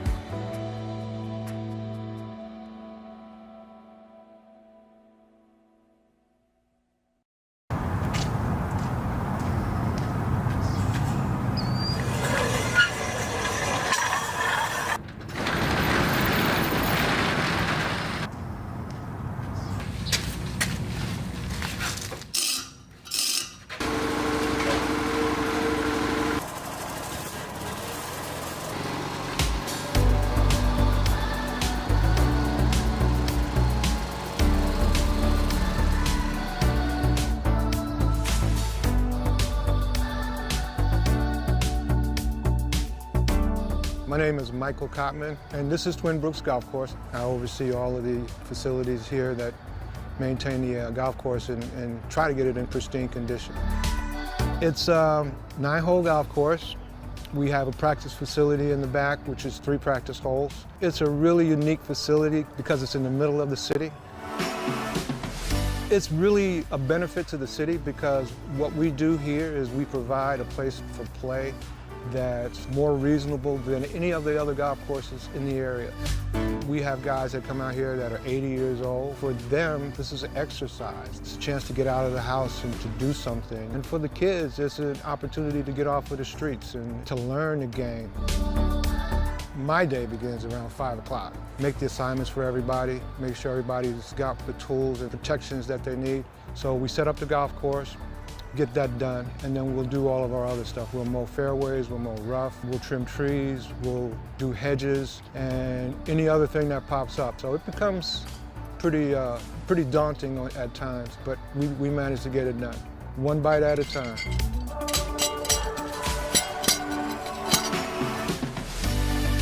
So every day is a different adventure. When I got on this particular property, we didn't have fairways, we didn't have moguls, we didn't have mounds. Now we have a primary place to play where it looks like an 18-hole manicured golf course, even though it's 9 holes. There's a satisfaction that you get when the transformation process, to see it go from what it was to your vision, is so fulfilling.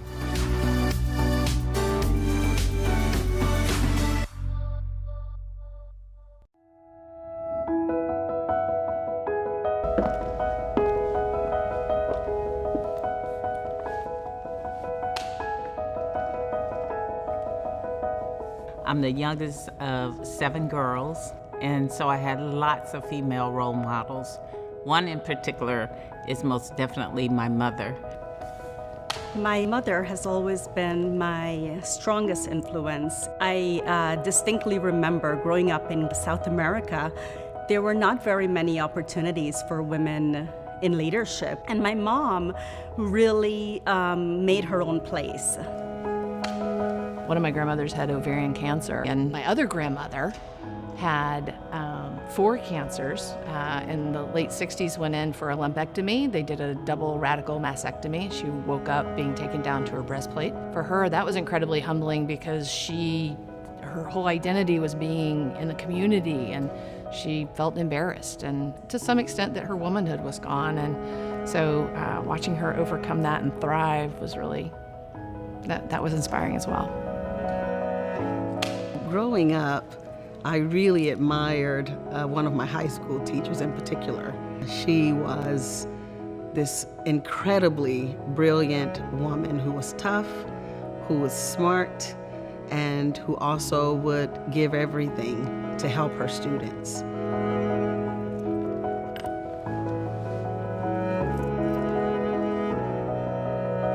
I think it's critical to have a mentor. I found mentors that taught me self-acceptance, self-love. They help you find a way, they help you find an opportunity to a path to your full expression. Well, I think mentorship is extremely important to the pathway to success. Having someone there who is really going to be the shining example, who is going to be your guide through life, is really what's so important and what so many of us need. Every life, you should have somebody that is your champion and somebody you can champion. And I think that's really important as we think about elevating others.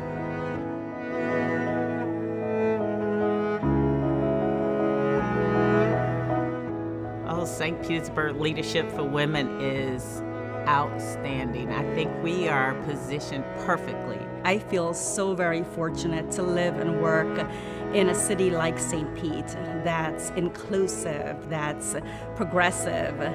I believe that we are our future, that will be kind and generous. There's great support amongst the women leaders to collaborate, to make a difference, to solve complicated problems, and they're brilliant, brilliant women. This community has not just great women leaders, but a platform where they're elevated and able to do things that are meaningful and that really impact our community. And that's part of the reason it's such a phenomenal community. Women have such an important role in our culture. The future of women in St. Pete has never felt brighter. Mentor a young lady or find a mentor for yourself. Be sure to honor the women in your life this month and every month.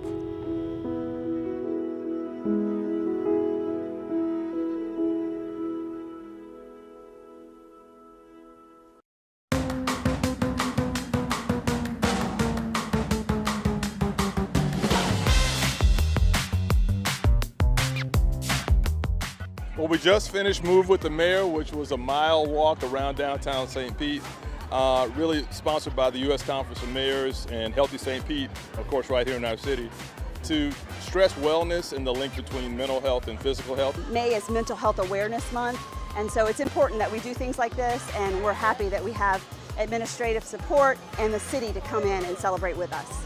We went for a walk with the mayor. Yeah. Moved our bodies, connected with Wait, old first we friends. did a warm up. Don't forget the warm Yeah. up. We did Little dancing. We little dance, a little aerobic dance and activity, and then we walked around the city. Yeah, it was great. Yes. Awesome. The whole point of this is to connect the benefit of physical fitness and mental health. As we know, moving our body is good for our minds. Wellness has been a focus of the city and continues to be. We want our city to be healthy. Healthy and safe neighborhoods is one of our pillars for progress. We want folks to get out, move, and enjoy some of the natural benefits we have in the city of St. Pete with this kind of weather and the beauty of our city. We're all yoga teachers, so we're all very familiar with encouraging people to move their bodies to help with mental health, really, and just feeling their best. Mental and physical. Yeah. Yes. We have an inclusive approach to health. It includes mental health, it includes physical health. So we look at the entire person just as we look at our entire community. I hope the community had a great time today, came in and just learned more about the resources out there. The city is rich with resources, and we hope we gave them an opportunity to connect.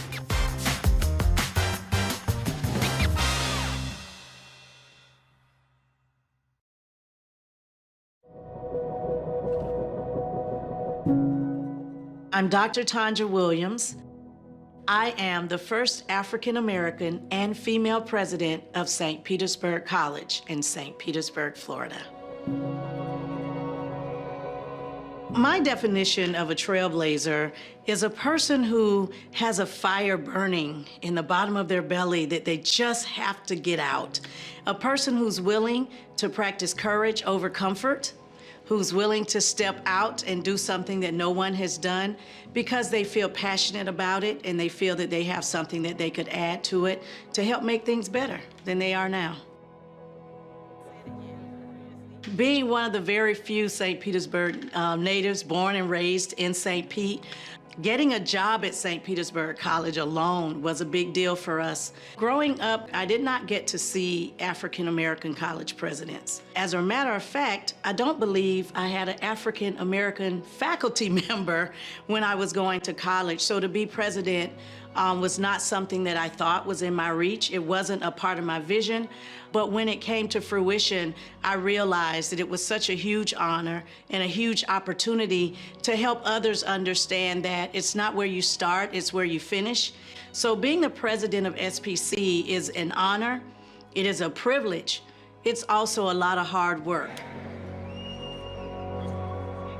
One of the biggest moments of a college president is the investiture. I remember fighting tears because it's a part of my journey that my mom, who helped get me there, was not able to join me. She had passed away.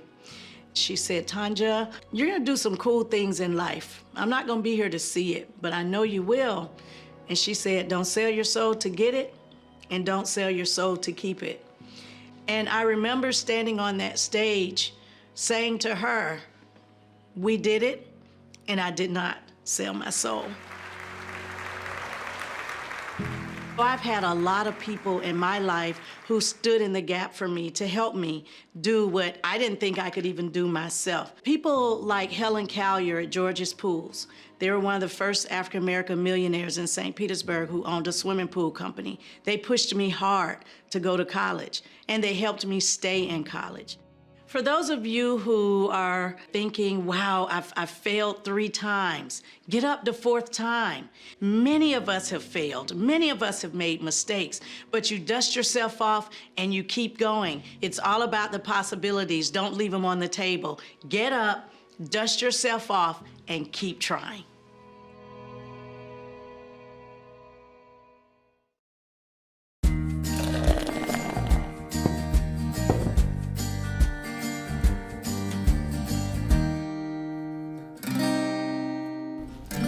So if you live in St. Petersburg, right? Most people know that the world's first commercial airline flight was here. True. Right, from St. Petersburg to Tampa.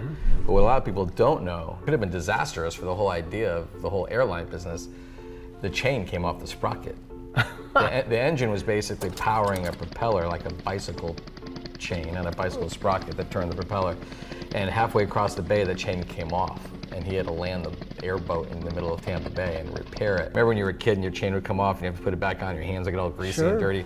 Well, him and AC File both had to do that, and they both got their hands all filthy and stuff, but they put it back in the air and they made it.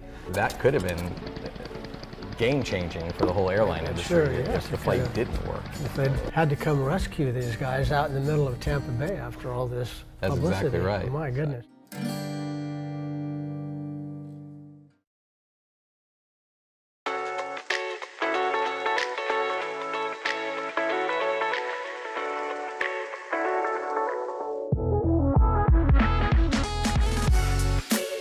We're here at the Shell Dash Townhomes ribbon cutting, where 10 homeowners were given the keys to their homes, and it's the first project like this for Habitat in St. Petersburg.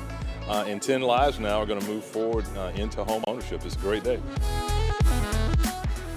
Our families go through a lot to get to a day like today. After being accepted into our program, these families take 38 homebuyer education classes, teaching them everything they need to know to be a successful homeowner. We cover topics from budgeting to home maintenance and even how to be a good neighbor. They also put in between 350 and 450 sweat equity hours on our construction sites, including their own home. It represents all the hard work and dedication that I've endured over this past year. I am greatly proud of myself going through this journey. At times I thought I could not, but I am here.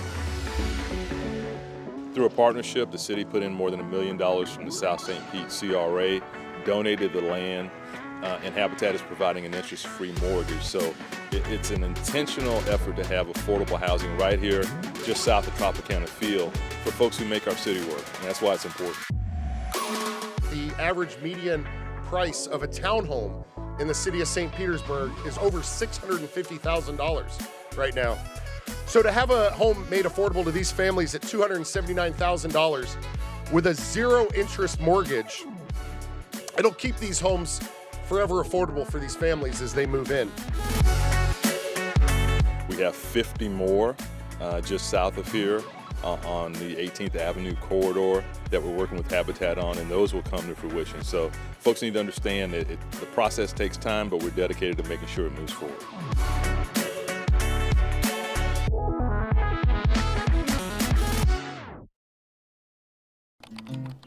It feels like my whole career, I've just found a job, but never the job. Finding the perfect job that suits my life has always been challenging. I've always sort of just felt like a number at the places where I worked, so I think that I'm ready to find a job that will give me the benefits that I deserve. They always say that you're only as strong as your own network, so I'm expanding that. Beginning today, I'm asking anyone and everyone I meet if they know where I should work. Hey, don't you wish that you had a job that would contribute to your retirement fund without having to contribute your own money? You should work where I work then. It probably makes sense that I can't find the perfect job situation. I mean, Who would ever leave if you had it so good? Hey, wouldn't you freak out if you could find a job that would provide you with a doctor that you could see anytime, without a copay even? Yeah, and how about most common prescriptions too? Yeah. Wait, is that a thing? Yeah, you should work where I work.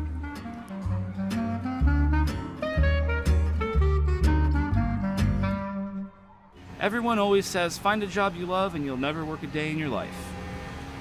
But I feel like a job like that doesn't actually exist. It's just a thing that you can say. Hey. You know what I want? I want a job that carries over my sick and vacation leave, instead of it just going away if I don't use it. Well, you should work where I work.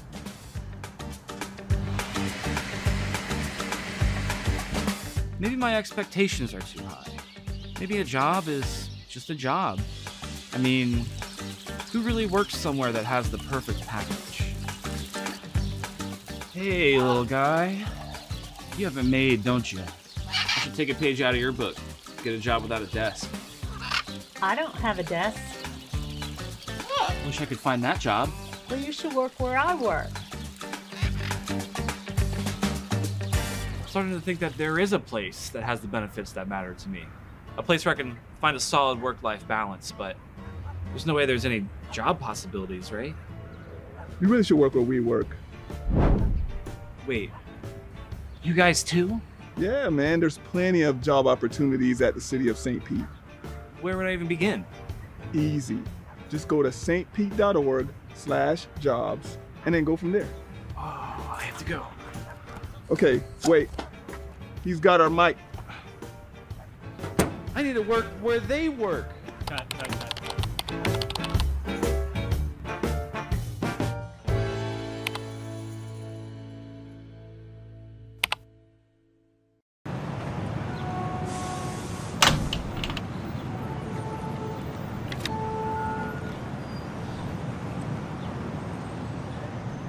Did it!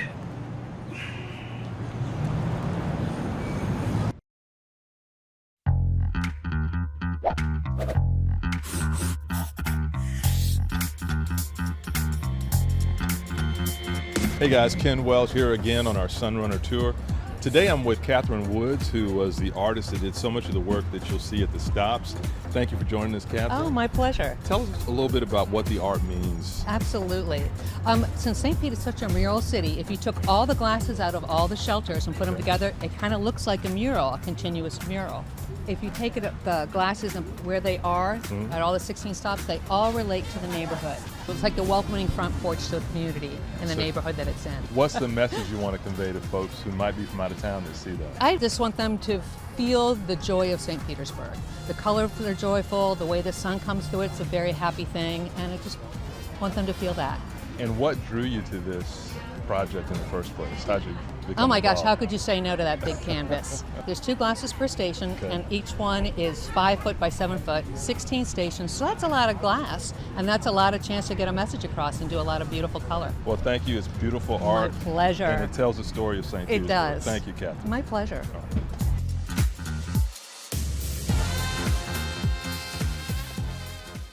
Sit. Hey.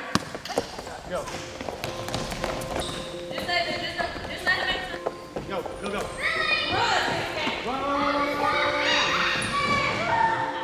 I'm Officer Middlebrooks. I work with the City of St. Petersburg Police Department. I am assigned to the Police Athletic League. And I'm Officer David Lopez, and my role here is to interact with the kids, create a positive environment, and be a positive role model in their lives.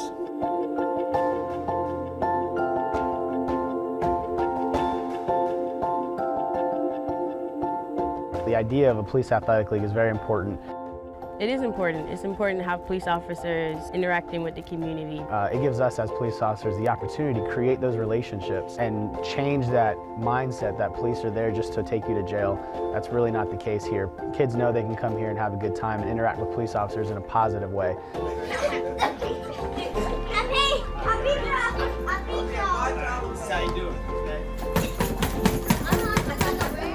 A lot of times they don't have certain resources, so we try and provide those resources for them. We have mentors here, we provide homework help, we provide recreation, we provide snacks. My favorite part personally is probably the mentoring aspect of my job. There was a kid, they were having some problems in school. I started mentoring and having lunch with them and just giving them some positivity. And the teacher told me that they were doing better in class, that they were looking forward to having lunch meetings with me. So that made me feel really good, and it felt like I was definitely making a difference.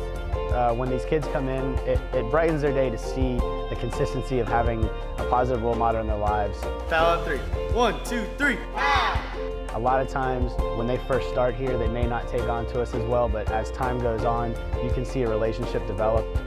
There's one kid that started when I first walked into the center. He would hide behind tables. The beginning to the end period, from when he wouldn't even talk to me, he would hide from me, to now all of a sudden he can come up to me and give me a hug. That was a huge, huge difference. I always feel great coming to work. I mean, I know I'm gonna be having a good time with these kids, and we're here for a cause. We're here for the kids, and we want to make sure that we're putting them on a path to success. So being in a position where I can directly impact these kids on a one-on-one basis every day is a pretty good feeling, knowing that, hopefully these kids are changing for the better, and hopefully I have a role in that.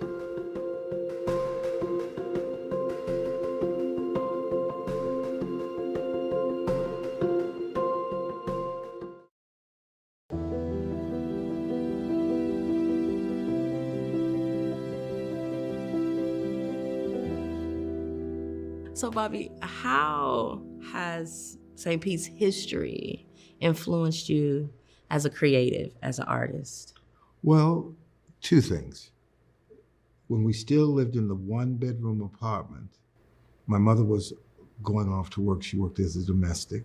She was taking the bus, and she was leaving out the door, and then she turned around and she said, Bobby, she called me Bobby. She said, and she put her hand on my face and said, we must stay in our place. And I didn't even think I understood what she meant. I've later come to understand, she said, he's an inquisitive, investigative child, and he might get into situations he is not equipped to handle. Mm. Growing up in Southern California, it wasn't as quite precious as it was in the South, but my parents are both from the South, and all of my plays, virtually 90% of them, are set in the South, even before I ever set foot in the Southern United States. And I think history informs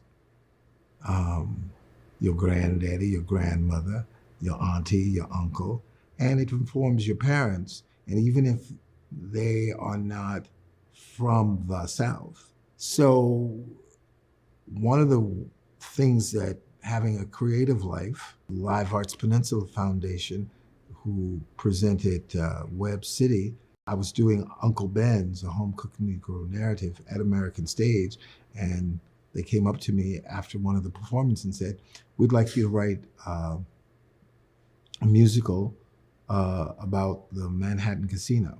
In writing that, Bill Leffington and myself interviewed dozens of people, and I learned a lot about the city by interviewing people. Was started by Elder Jordan, and there are many stories in the Naked City, and these are 6 of them. And it just started me and dovetailed with me already being interested in history and finding out the particular history of this community.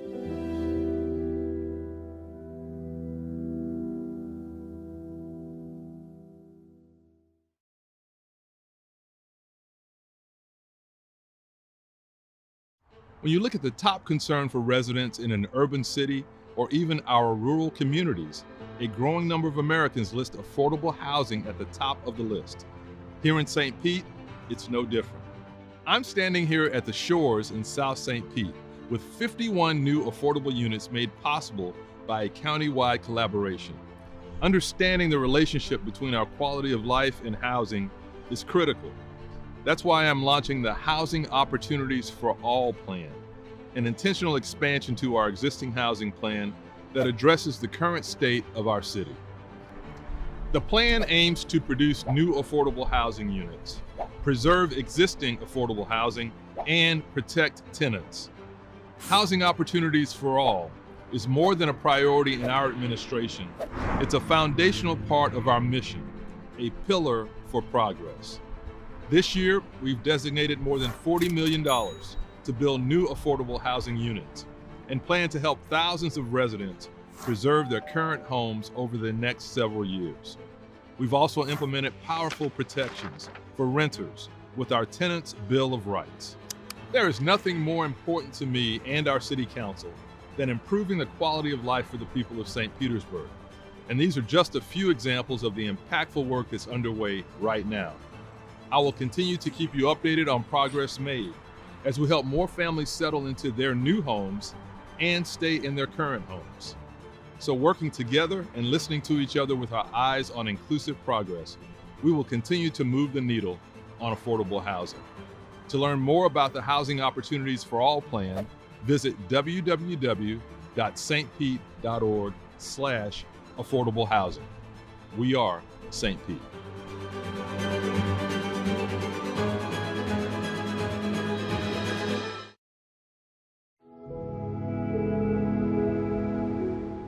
I think a trailblazer is a person who looks at the needs of now without high regard for the status quo or the way we've always done things, but focuses their work on how you make our community better today and for generations to come.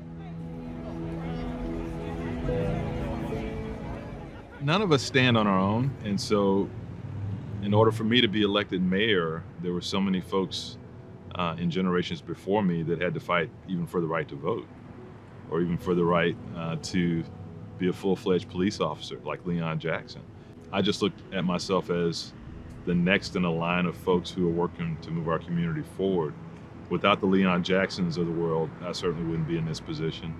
And without guys like Bob Stewart, former city council member and county commissioner, who's one of my mentors, who served with both me and my father, you know, without those folks also pushing, we wouldn't be where we are today.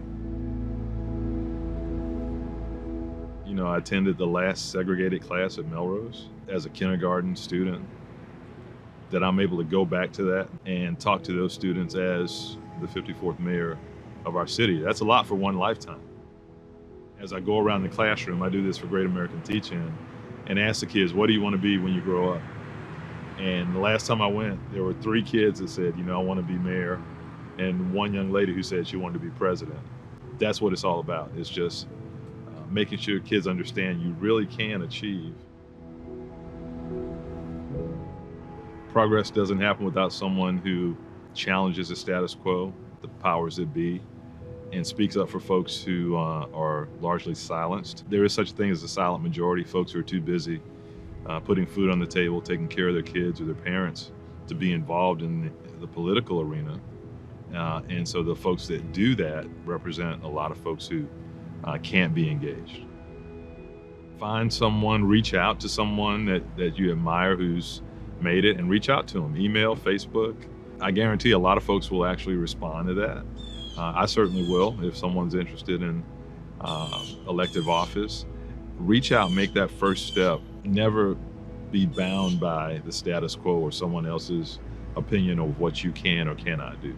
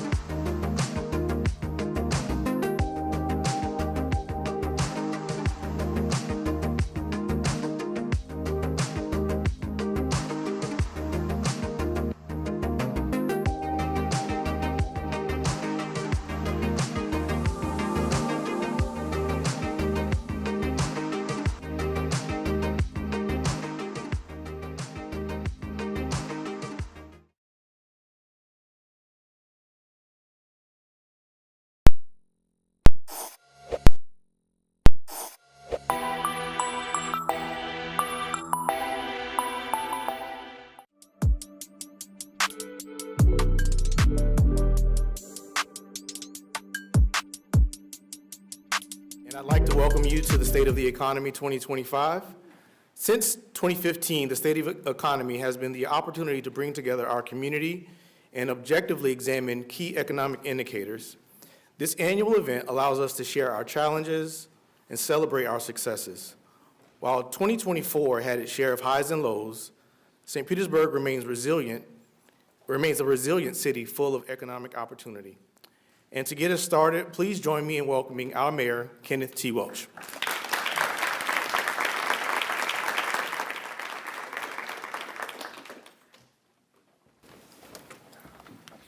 Thank you, James. I only get called Kenneth T when I'm in trouble, so you kind of shook me up there for a minute. Good afternoon, everyone. How are y'all doing? And welcome to the 2025 State of the Economy. It's a pleasure to stand before you today as we reflect on some of the milestones and accomplishments of our incredible city of St. Petersburg. Before we delve into the details of our economic landscape, I wanted to take a moment to thank and acknowledge the individuals who make up our St. Pete team. So if you're a member of the St. Pete team, if you would, just raise your hand and be recognized. Please give them a hand.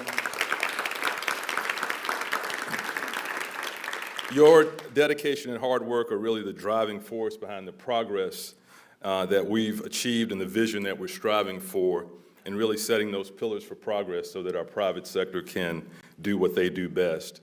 I also want to acknowledge our chair of the City Council, Copley Gertis, who is with us, our vice chair, Lisette Hanowitz, Councilmember Mike Harding, and Councilmember Corey Givens, who's with us as well. She fooled me, she's 2 rows back. Councilmember Deborah Fix Sanders. Okay, any other council members? All right, thank you all for your leadership as well. In recent years, our city has truly come into its own, shedding the sleepy image of heaven's waiting room and emerging as one of the most desirable places to live in the country. While those of us who have long cherished St. Petersburg have always known the magic of our city, it's really gratifying to see the rest of the nation recognizing the charm and vitality that defines St. Petersburg. And we definitely have the awards and the accolades to prove it.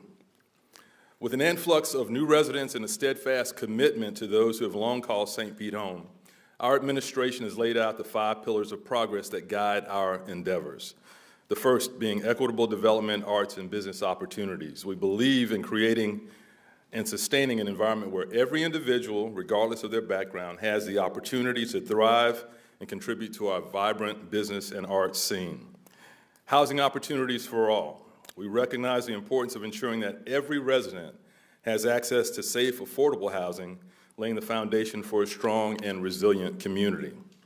Environment, infrastructure, and resilience. We are committed to preserving and protecting the natural resources, our natural resources, while investing in robust infrastructure to ensure our city improves our resiliency in the face of our new realities.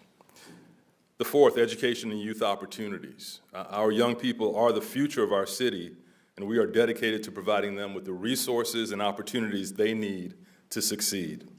And fifth, neighborhood health and safety. We prioritize the well-being of every neighborhood, working to create safe, healthy, and vibrant communities where all residents can thrive. These pillars not only guide our work, but serve as our ongoing commitment to listening to the needs and desires of our community. By prioritizing smart growth and inclusivity, we've seen not only a surge in our population, but also a robust and inclusive economic growth. Now, none of this would be possible without each and every one of you here today. Your passion and support have shaped St. Petersburg into a vibrant and inclusive city that it is today. Together, we have the power to continue driving positive change, remaining impactful, innovative, informed, intentional, inclusive, and in touch with the needs of our community. Those I's are our governing principles. So today's presentation will consist of 2 topics. First, you'll hear our team talk about resilient St. Pete. Hurricanes Helene and Milton reinforce our belief that we are stronger together. Our partners at the federal, state, and local levels partnered to provide an unprecedented response to these hurricanes, so that our local businesses, neighbors, and residents could build back quickly and efficiently. Our St. Pete Agile Resilience Plan, or SPAR, is an aggressive plan to accelerate our efforts to strengthen our infrastructure for long-term resilience. Guest speaker Brian Conan, a retired U.S. Navy captain, vice president of ocean mapping at Saildrone Incorporated, and president of the Hydrographic Society of America, will offer remarks during this part of the presentation. Thank you for being with us today.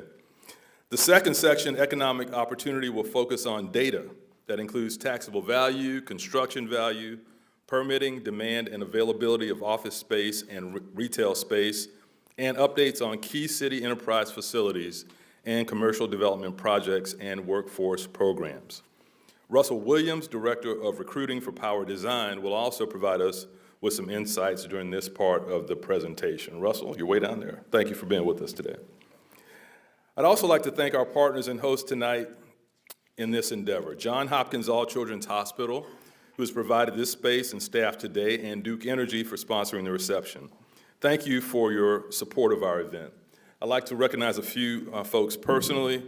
From All Children's, Alicia Schulhoff, president, is not with us today, but we want to thank her. David Billardello, vice president of government affairs and chief of staff. David, are you here? Yes, I'm here. Okay, thank you, David. And Angela Holliday, community affairs and engagement director. Angela, way in the back. Okay, thank you. And from Duke Energy, Pavita Samuel, economic development manager. Okay. And a person we all know, he better be here. Jeff Baker, is Jeff here? I didn't see him. All right, tell Jeff I called him out. All right, and Jeff Baker, government and community relations manager. So thank you all for being here. Together we continue to work to ensure that St. Pete isn't just a beautiful community, but really a thriving hub of economic opportunity for all who call it home, whether they are folks who've been there all their life like me or newcomers who want to join our vibrant community. Together we are St. Pete. And now please join me in welcoming our chair of the City Council, Copley Gertis.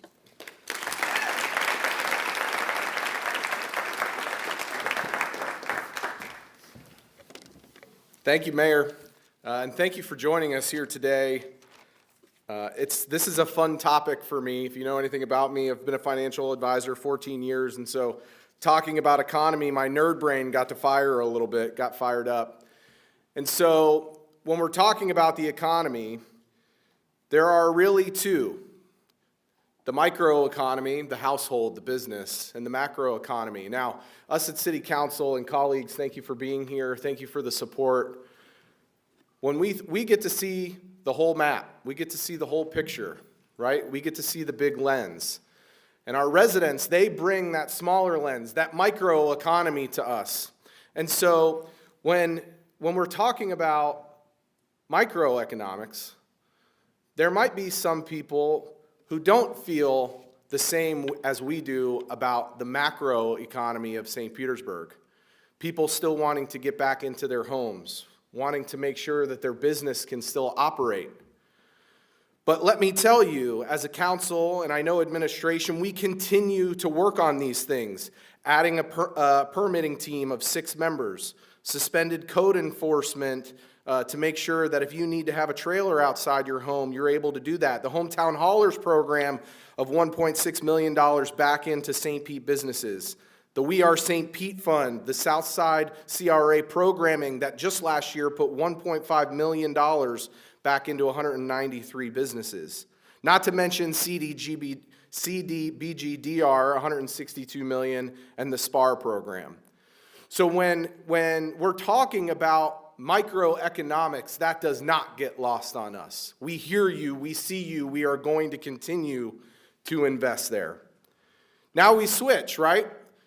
For the first 10 years of being a financial advisor, I helped develop young advisors, and I always told them, it's the lens you look through. It's the lens you look through. Just a few weeks ago, one of them called me and said, Copley, I don't know anybody in St. Petersburg. I said, well, your opportunity is significantly different than you think. You think you don't have a market. I think you have an opportunity to meet 290,000 people for the first time. And so it's the lens that you look through. So the macro lens that we get to look through, being in such a place of strength coming into 2025. we had just over $92 million above target balance coming into 2025. And that's not just because of us and the work that we've done. We've certainly continued to invest in that. But it's because of council members and mayors that have come before us. Councilmember Montanari, Councilmember Ford, Councilmember Foster, Councilmember Gertis, Kreisman, Dudley, who did the work going in to this year, and we know how tough it has been at the beginning. And so again, as we look to the macro programming, just last night, I was at the Entrepreneurial Academy graduation cohort of 12 new entrepreneurs for the chamber. Being in that room was incredible, seeing their excitement ready to open their first business in St. Petersburg. A few weeks before that, I was with 30 tech owners in the city of St. Pete yearning for capital and talent in the city of St. Petersburg. 2025 alone has 33 projects on transit-oriented development pipeline. The planning that this city has done is working. And so as you'll continue to see over the next few minutes, the data, the resiliency of St. Pete and our economy is continuing to move forward. We are strong, we are resilient, and we certainly are St. Pete. So, all city residents, this is what I can promise you. My colleagues and I, with partnership with the mayor, will continue to passionately pursue a brighter, a stronger, and an even more resilient economy for City of St. Petersburg than the one we are going to celebrate today. Thank you so much for having me, and I'm going to invite James Corbett back up to the stage, and we are St. Pete. Thank you, everybody.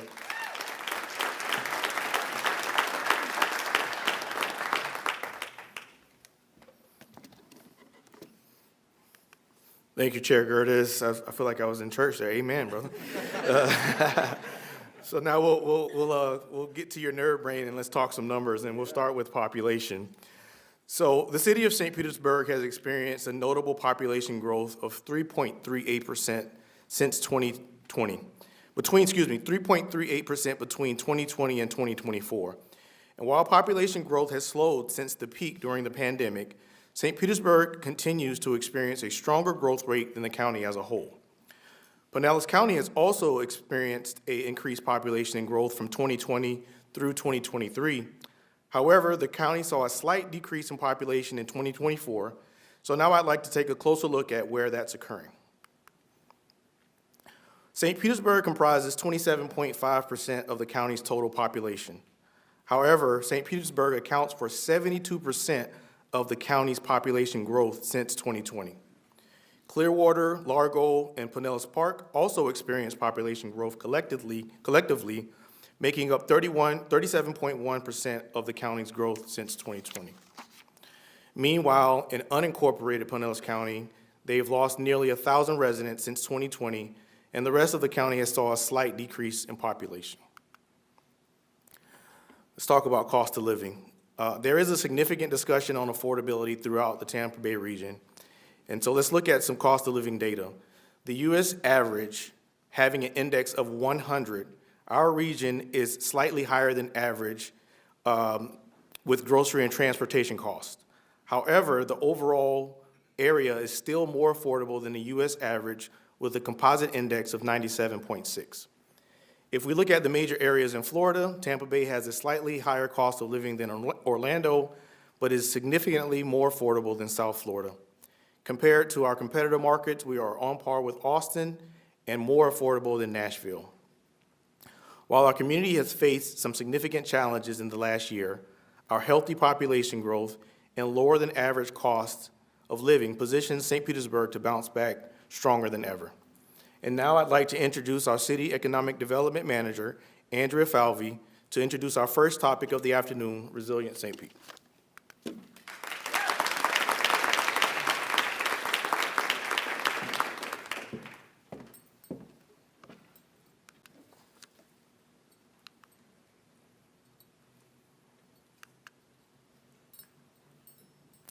Flan, am I missing something here?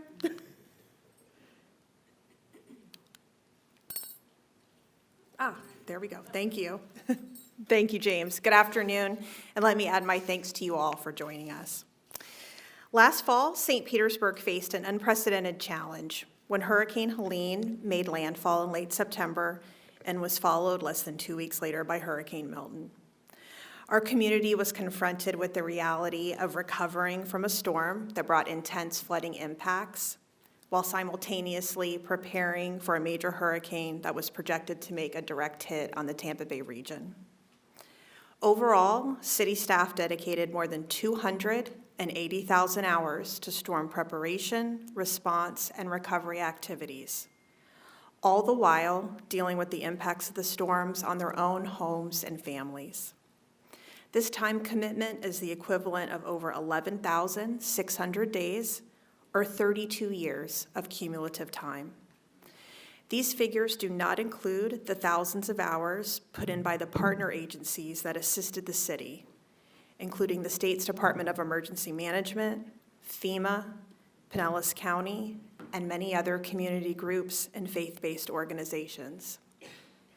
I know I speak for all of my colleagues when I say it was an honor for us to serve alongside each other as we helped our neighbors recover from the devastating impacts of the storms. Additionally, these two hurricanes generated more than 2 million cubic yards of debris, which is enough to fill almost 94 football fields. This was 5 times the amount of debris that was generated during Hurricanes Idalia, Ian, and Irma combined, and is removed by the city in 90 days.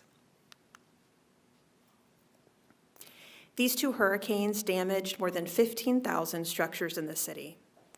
In response to this, the city's Building and Development Services team reviewed over 11,700 post-disaster emergency permits, or PDEPs, with over 10,600 being issued. This represents over $228 million in construction value. And the city also waived over $2 million worth of fees associated with these permits.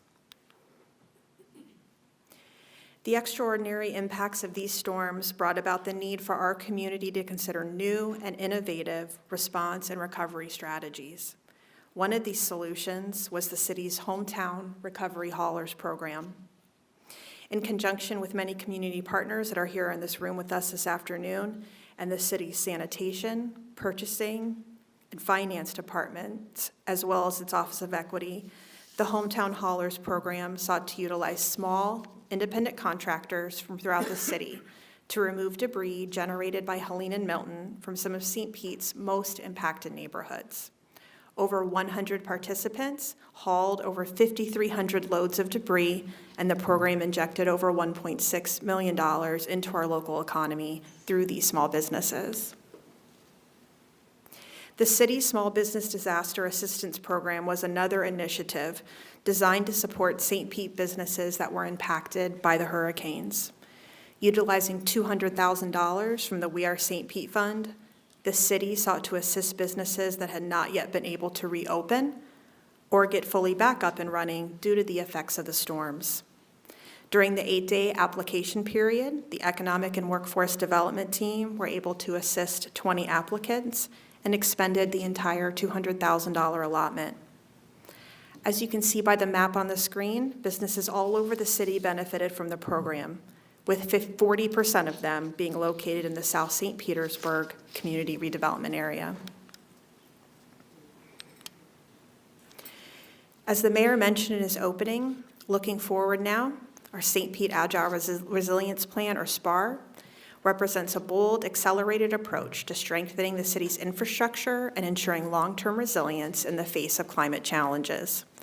This plan and its projects, many of which are listed on the slide, calls for prioritizing and fast-tracking infrastructure initiatives that will provide immediate and lasting impacts. The current plan anticipates advancing an additional $545 million in investments over the next 5 years.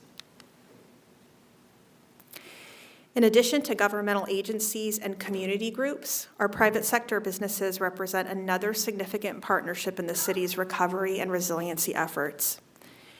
We are so fortunate to be joined today by Captain Brian Connon, Vice President of Ocean Mapping at Saildrone, a company located right here in the Innovation District that plays a very unique role in our area's storm preparations. Captain Conan, United States Navy retired, along with his role at Saildrone as president of the Hydrographic Society of America.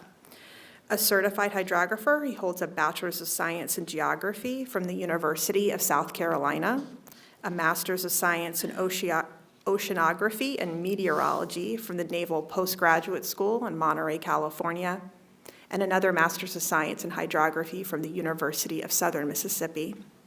He is a chartered marine scientist and fellow of the Institute for Marine Engineering, Science, and Technology.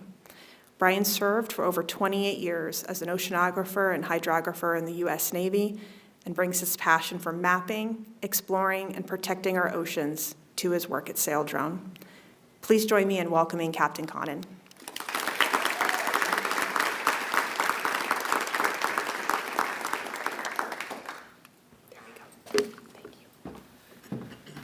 Thank you so much, Andrea.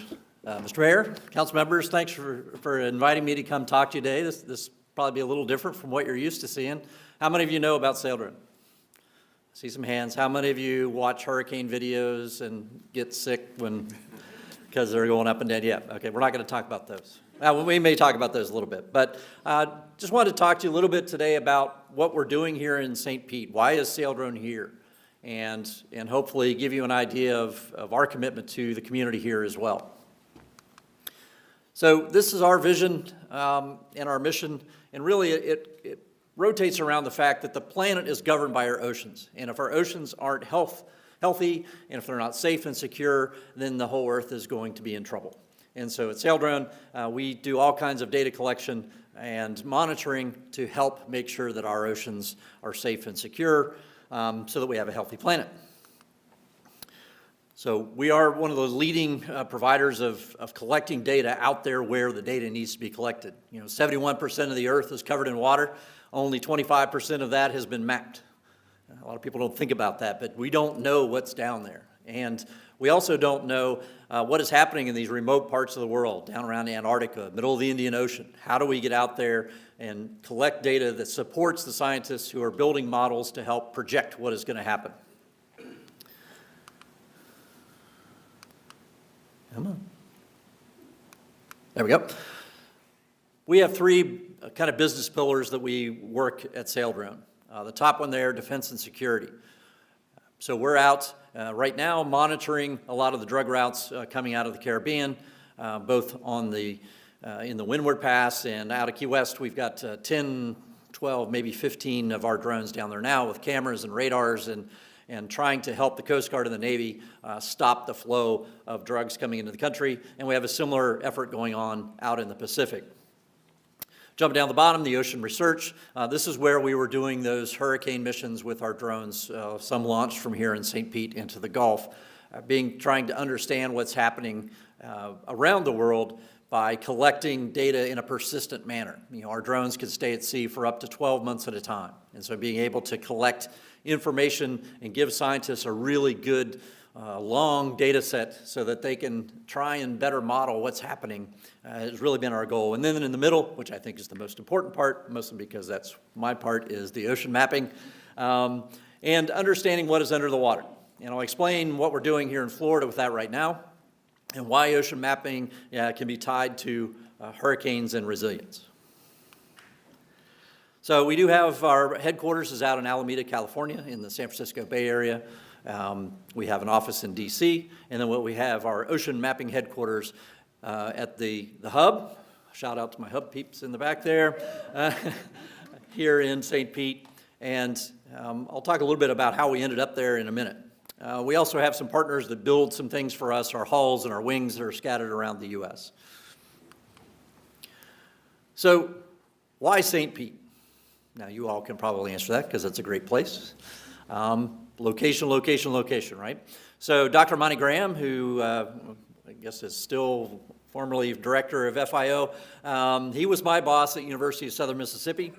And he called me one day, he goes, "Aren't you guys looking for a spot on the East Coast somewhere?" I said, "Well, we might be." And he goes, "Well, we have this SRI building that's getting ready to be doing something kind of cool. You should come check it out."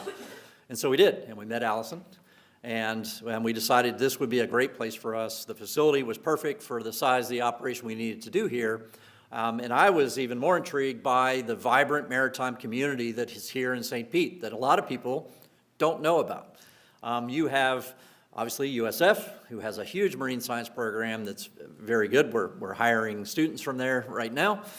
You've got NOAA Fisheries, you have Fish and Wildlife, you have big companies who do cable surveys and oil and gas surveys that are based here in St. Pete. And so as I started to discover, all of the synergy that was happening here, I knew that we wanted to be here. Again, that proximity to USF, where we can work with COMET, the Center for Ocean Mapping Innovative Technology, and bring interns over, and then when they graduate, give them a job and make them and their parents very happy. I'm a parent of college graduates, so I know what it means. But you can kind of see here we are with some of our drones in the back of the hub, and then that Hurricane drone getting launched out of here last year. So, but why sail drone? Why do people want to use sail drone? And I think the big reason is we're not a research and development entity. We are operational, uncrewed systems going to sea, collecting data that is usable by scientists and others to make decisions. We've been at sea over 46,000 days.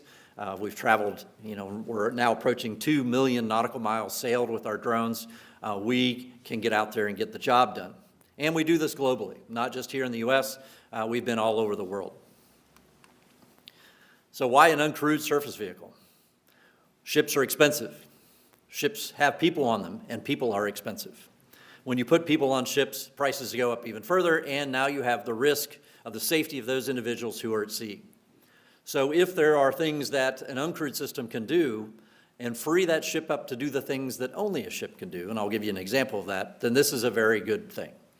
We can also build many USVs for the cost of one ship.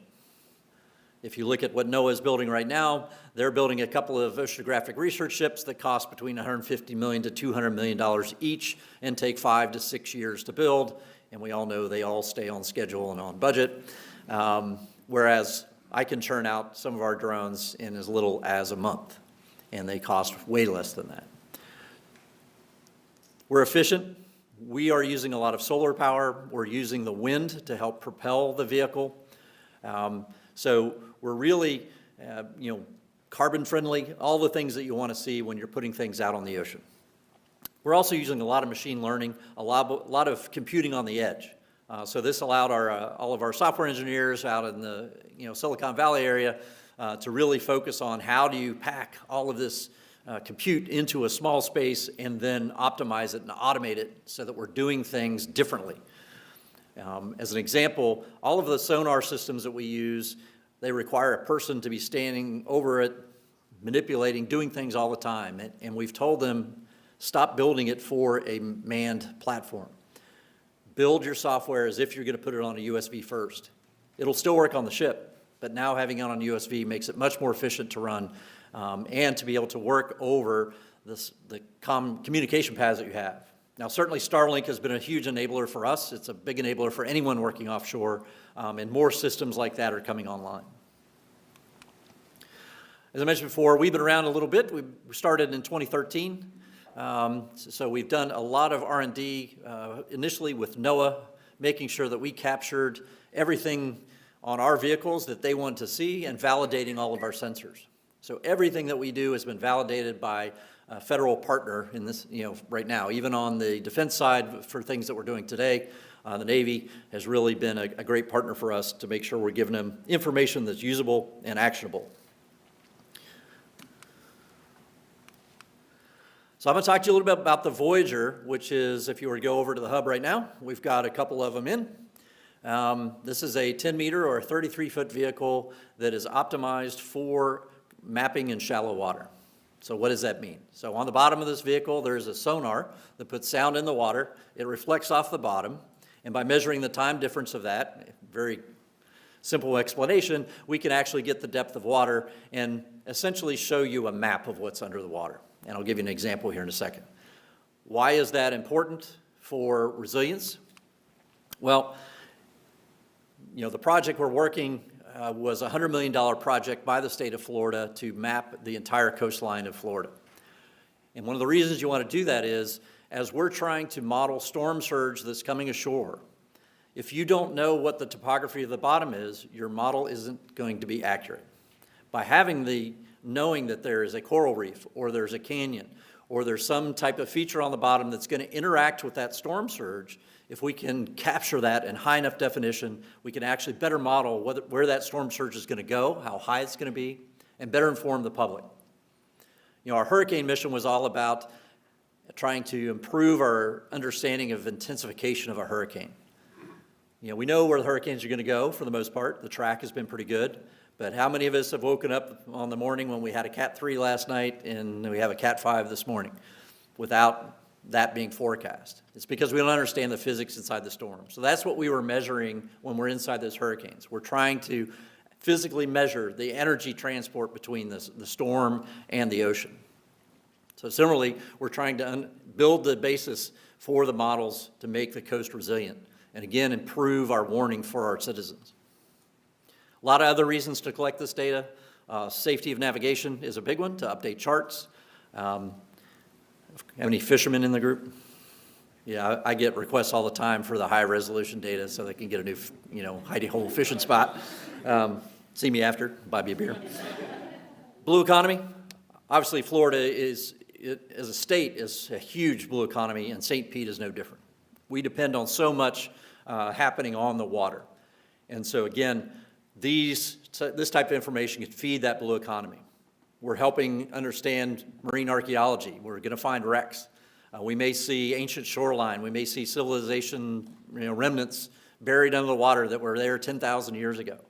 There's so much information on the bottom of the ocean, and you can't see it. You have to go out and you have to measure it. So as part of the Florida Seabed Mapping Initiative, we were tasked with what's called the middle grounds. Excuse me. So we got a small piece. We're a small company. Some of the rest is some bigger companies are doing it. But you can kind of see pretty close to St. Pete, which was good for us. And your water depths range from 30 to 60 meters deep. So this is the progress to date that we've got there, and that looks pretty cool from there. But really, when you start zooming in and get the high resolution data, you can see what type of data we're collecting. Right? You can see the extent of coral reefs.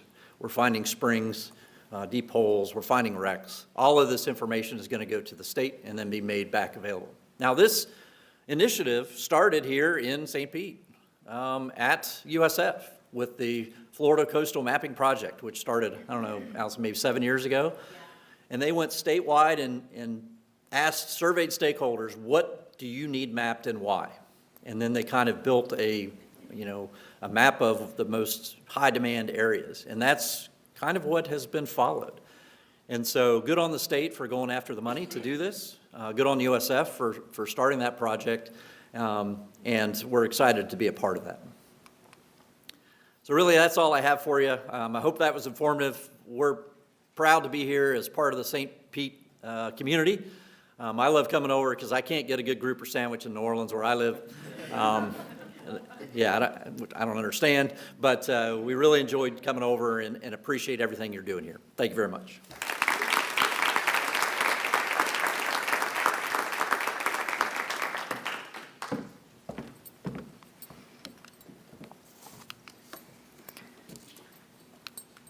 Me and this clicker, we're not linked up, I'm not sure. Flan, could you advance for me? Thank you so much. Thank you, Brian. We're so proud that Sail Drone calls St. Petersburg home. To prepare the Innovation District for its future growth, the city, along with the district's leadership, has embarked upon a master planning process. The Innovation District Master Plan began in 2024 and will be completed later this year. The plan is taking a comprehensive look at the places and spaces in and adjacent to the district. It includes discussions of zoning, infrastructure, public spaces, and facility uses, with a focus on improving the resiliency of the Innovation District by including topics such as resilient infrastructure and increased flood management through environmental design. Another planning effort the city is embarking upon is the District 2 Master Plan. This plan is intended to support North St. Petersburg's future development by connecting housing, economic development, transportation, and climate resiliency strategies to advance economic growth and build community resilience. The plan will integrate its foundational principles of equity, resiliency and sustainability and infrastructure with the 4 guiding themes of people and places, urban and economic development, and transportation infrastructure that reflect the priorities of the community. The plan is anticipated to kick off later this year and will include a robust community engagement process, integrating an interactive mapping tool for public comments, as well as in-person engagement opportunities. Increasing the efficiency and reliability of the city's transportation infrastructure is another key component of bolstering the city's overall resiliency. This slide details many of the city's new transportation initiatives, including the Spark service on 34th Street, which will bring bus rapid transit-like service to South St. Petersburg. The route begins at Eckerd College on the Bayway and ends at Grand Central Station for easy connection to the expanded Sunrunner service and other routes serving the rest of Pinellas County. 2 other transportation infrastructure improvements to note are the West St. Pete Smart Signals Corridor project, which will allow the city to provide upgraded traffic signal equipment at 15 intersections along key corridors in West St. Petersburg. Another is the expansion of the city's bike share program. The city has been working to expand the geographic coverage of bike share since the program was enhanced by adding electric assist bikes in 2023. Initially only deployed in the greater downtown area, over time the bike share system has been expanded to include Coquina Key, Childs Park, historic Kenwood, the Warehouse Arts District, Sunken Gardens, and Crescent Heights. Now we've taken advantage of the Pinellas Trail to serve as the backbone of future expansion all the way west to Azalea Park. The city is also currently developing an access permit process for connections from private businesses to the trail to further increase activation. To discuss the city's efforts to further strengthen our small businesses, I would like to introduce my colleague, Tracy Smith, the city's greenhouse manager and small business liaison. Tracy?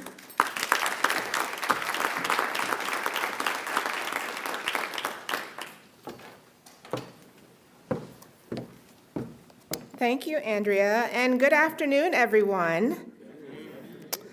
As we know, among the key contributors to our St. Petersburg thriving economy, our small businesses stand out as powerful economic drivers within our community. To support their growth and success, the city's Office of Supplier Diversity and the Greenhouse provide essential services and resources tailored to help these businesses thrive. Let's start with the city's Office of Supplier Diversity and the ways this team supports the local businesses. The purpose of the Office of Supplier Diversity, OSD, is to ensure that all businesses have access to fair and equitable opportunities. This includes its oversight of the city's Small Business Enterprise Program and Minority and Women-Owned Business Program. OSD also assists businesses in making connections with stakeholders with opportunities and building their capacity to be successful in their contracts. Since the creation of OSD, there have been several updates this office has made to enhance reporting capabilities and offer more insight into city spending. This including removing what is called non-addressable spend from reporting. Now, non-addressable spend typically includes required payments that cannot be converted to spend under management. And examples of non-addressable spend include required payments such as insurance and utilities. Conversely, addressable spend is the total amount of money that could benefit from some type of procurement oversight. OSD's new reporting now reflects the city's total addressable spend. There are currently 370 unique businesses actively certified with the City of St. Petersburg across both programs. This represents a 45% increase in overall certified firms since the inception of the Office of Supplier Diversity, since fiscal year 2023. The city also surpassed 300 certified businesses in fiscal year 2024, and this is the highest total certified businesses since 2018. It is also worth noting that there is no correlation between the total spend and the number of certified firms. The number of contracts awarded and the contract dollar amount will vary year over year. So although the number of SBE firms may increase, we may not automatically anticipate an increase in the overall total spend. OSD, however, remains focused on increasing the SBE spend by engaging current and potential suppliers in all areas. Overall, the changes in the data are a reflection of better, more accurate reporting and tracking with the Office of Supplier Diversity in place. Now, OSD also provides programming in the city's certified businesses. For instance, in 2024, OSD hosted Build St. Pete, which connected firms in the construction sector with opportunities and resources within the city, its partners, and beyond. This attracted businesses of various sizes from across the entire state of Florida. And just last week, OSD held St. Pete Supplier Summit. Now, this was a two-day summit that included education symposium and a supplier expo. Soon, OSD will be launching a competitive bidders prep program called Ready, Set, Bid. And for more information on the Office of Supplier Diversity, you can visit stpete.org/OSD. Another key player in supporting the area's small businesses is the Greenhouse, which is a collaboration between the City of St. Pete and the St. Pete Area Chamber of Commerce. The Greenhouse serves as the city's home to small business empowerment and the front door to business growth. This is the place for entrepreneurs to find equitable access to help their businesses start, grow, and thrive. Through our varied partnerships and collaborations for businesses, outreach, and referrals, including those with the Small Business Development Center, SCORE, TBBIC, Action Coach, and many others for business mentoring and workshops, the Greenhouse continues to provide curated programs, services, and resources to help our businesses thrive in a local and global economy. Within our cohort programs, networking, workshops, grant programs, outreach, pop-up events, theme events, pitch opportunities, and competitions, and our robust on-demand library, the Greenhouse prioritizes the value of creating spaces for client engagement. In 2024, the Greenhouse provided over 400 events with 2,700 clients engaged. Although Hurricane Helene did impact our end-of-the-year engagement for 2024, the Greenhouse still provided intentional and curated program, including storm outreach, to support St. Pete's unique and diverse business communities.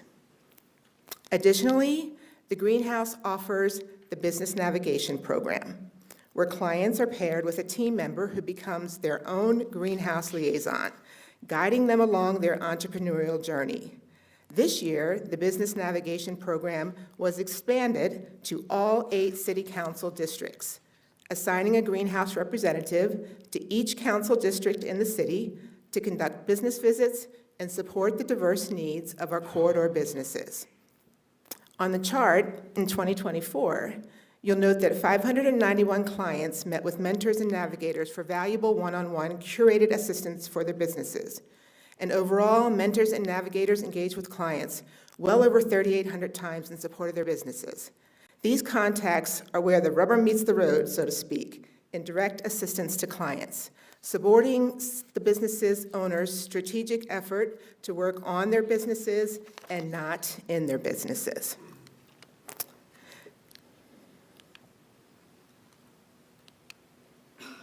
Oh, okay.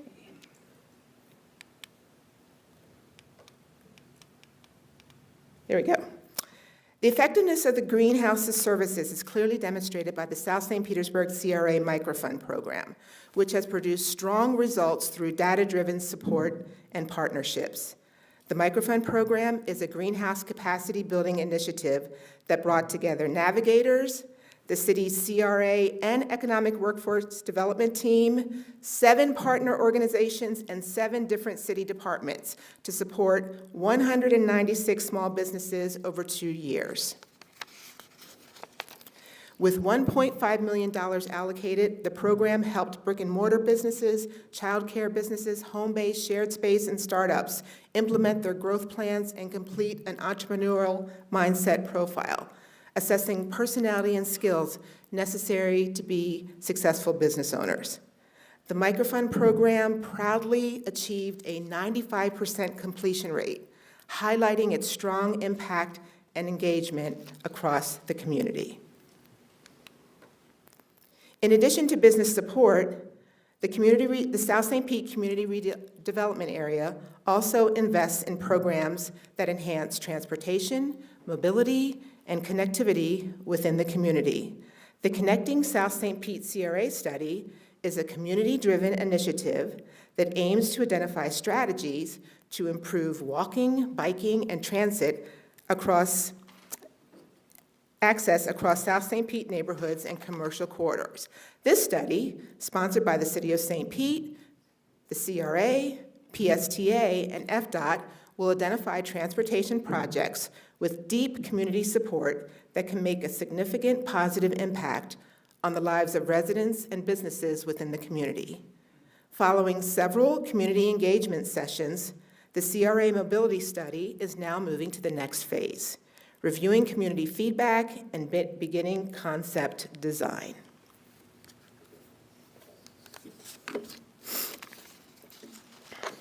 As we look to the future of the South St. Pete CRA, Voices from the Corridor builds on the legacy of the Deuces Corridor, bringing the community together to help shape what comes next. The Voices from the Corridor series sought to honor the Deuces, which is 22nd Street South, which includes part of the Warehouse Arts District, WADA, while providing a platform for community members to help shape the future of the area. Outcomes from the Voices series include recommendations for improvements on the Deuces that focus on enhancing public spaces, transportation infrastructure, safety, accessibility, and community identity. And here, we wrap up our review of community development and small business engagement with the recognition of our entrepreneurs, who the city is supporting through 3 business grants, with grant opportunities ranging from $2,500 to $20,000. The opportunities for funding are varied and inclusive. Additionally, the Greenhouse is proud to partner with the St. Pete Arts Advisory Committee to support the artists through a tailored program offering one-to-one navigator and mentor support to advance the artist's creative and business goals. We look forward to working with the 5 entrepreneurs who were recently approved for funding. And at this time, I welcome the city's Managing Director of the City Development Administration to the stage, Mr. Brian Caper.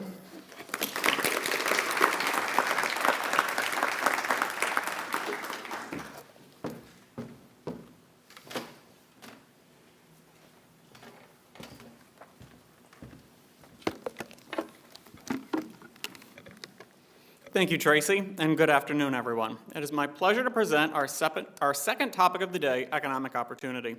As Mayor Welch previewed, I will discuss a variety of key economic indicators and review some major projects and programs happening in our community. Let's kick off the section by looking at our major employers.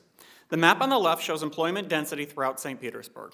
The 2 most dense areas for employment are downtown and Gateway. And while that isn't too surprising, I want to point out the employment density in West St. Pete along the Central Avenue corridor within the Skyway Marina District, 34th Street, and 4th Street. The top 10 employers in St. Petersburg are on the right, listed alphabetically. Combined, these companies employ over 20,000 people and comprise 16% of the total number of jobs in St. Petersburg. Next, let's look at employment growth over the last 6 years. 2024 was the first year since the start of the pandemic in 2020 that the city, county, MSA, and state all experienced a decrease in employment. After years of strong post-pandemic employment growth, it began to slow in 2023 and became negative in 2024. While this impact is being felt throughout Florida, it is more pronounced in Pinellas County, which saw a 5.5% decline in employment. While St. Petersburg is not immune to this decline, fortunately, we fared a bit better than the county overall with a 3% reduction in employment in 2024. The labor force tells a similar story, with positive post-pandemic growth until experiencing a decrease in the labor force in 2024. Again, Pinellas County saw the most significant decrease in its labor force at nearly 5%, while St. Petersburg fared slightly better, seeing a decrease of 2.5%. These figures are attributable to many external factors, such as economic uncertainties around the election and increasing costs of living throughout Florida. However, this gap between Pinellas County and the state of Florida is likely heightened due to Hurricanes Helene and Milton. This further emphasizes the importance of our last section, Resilient St. Pete, and the continued investment in ensuring that our community is prepared to rebound against growing environmental factors.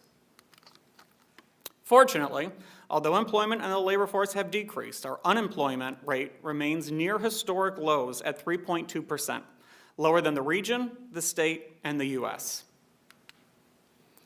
Business tax receipts refer to the number of businesses registered with the city of St. Petersburg. These registrations peaked in FY 2021 due to the pandemic, creating an increase in home-based businesses and entrepreneurs. However, since then, the numbers have returned to their normal historic values, with 15,310 tax receipts paid in FY 2024.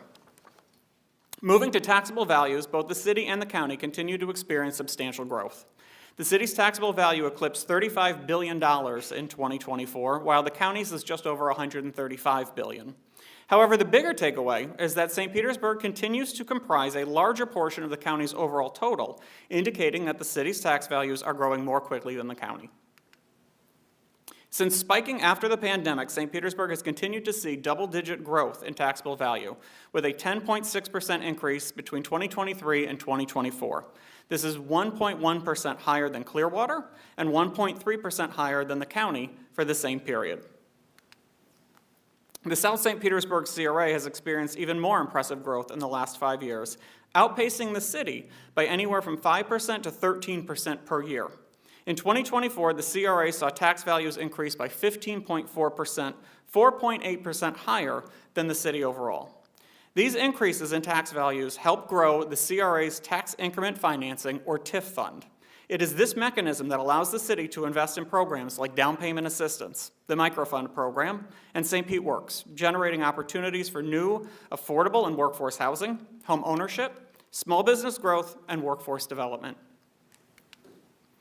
Here are the top 10 taxpayers in St. Petersburg. Raymond James is notable for not only being the largest taxpayer in the city, it is also the only non-residential property on this list. Once we adjust that list for acreage, you'll see that Raymond James falls toward the bottom, along with other larger properties like TGM Bay Isle. Instead, dense residential developments in downtown stand out on this list and demonstrate the importance of this type of development in St. Petersburg. These projects generate significantly higher tax revenue per acre and greatly contribute to the city's ability to fund new projects and programs throughout St. Petersburg. St. Petersburg had another record-setting year, with just under $1.4 billion in permitted construction value in 2024 and nearly 35,000 permits issued.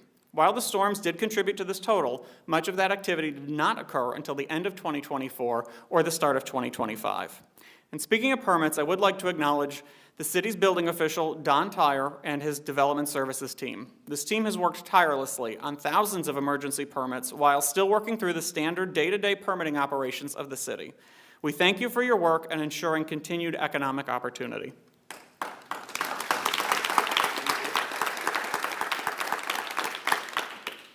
As we just discussed the importance of dense urban development to the city's overall budget, let's examine our downtown dwelling units.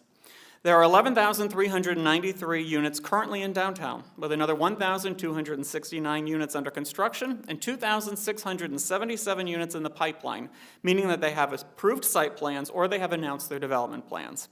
Once the projects under construction and in the pipeline are complete, the downtown residential inventory will have increased by 35%.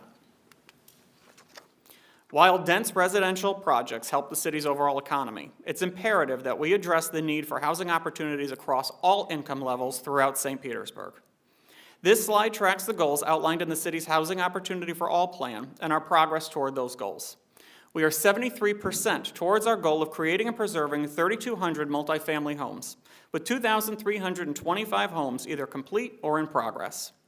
New accessory dwelling units, or ADUs, continue to come online, and a revision to the South St. Petersburg CRA's Affordable Housing Redevelopment Loan Program will be presented to City Council in June to provide additional assistance for developing affordable ADUs.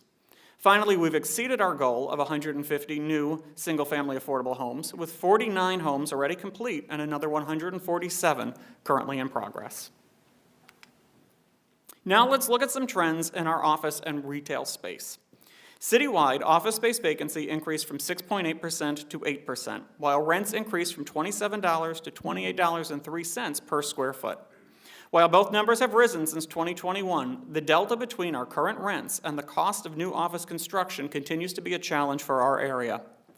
At the end of 2024, Colliers reported a total vacancy rate of 14.3% and an average rent of $31.66 per square foot for Tampa, and a 13.1% vacancy rate at $26 per square foot for all of Pinellas County, putting St. Petersburg's vacancy rate lower than both, and our rental rates in the middle.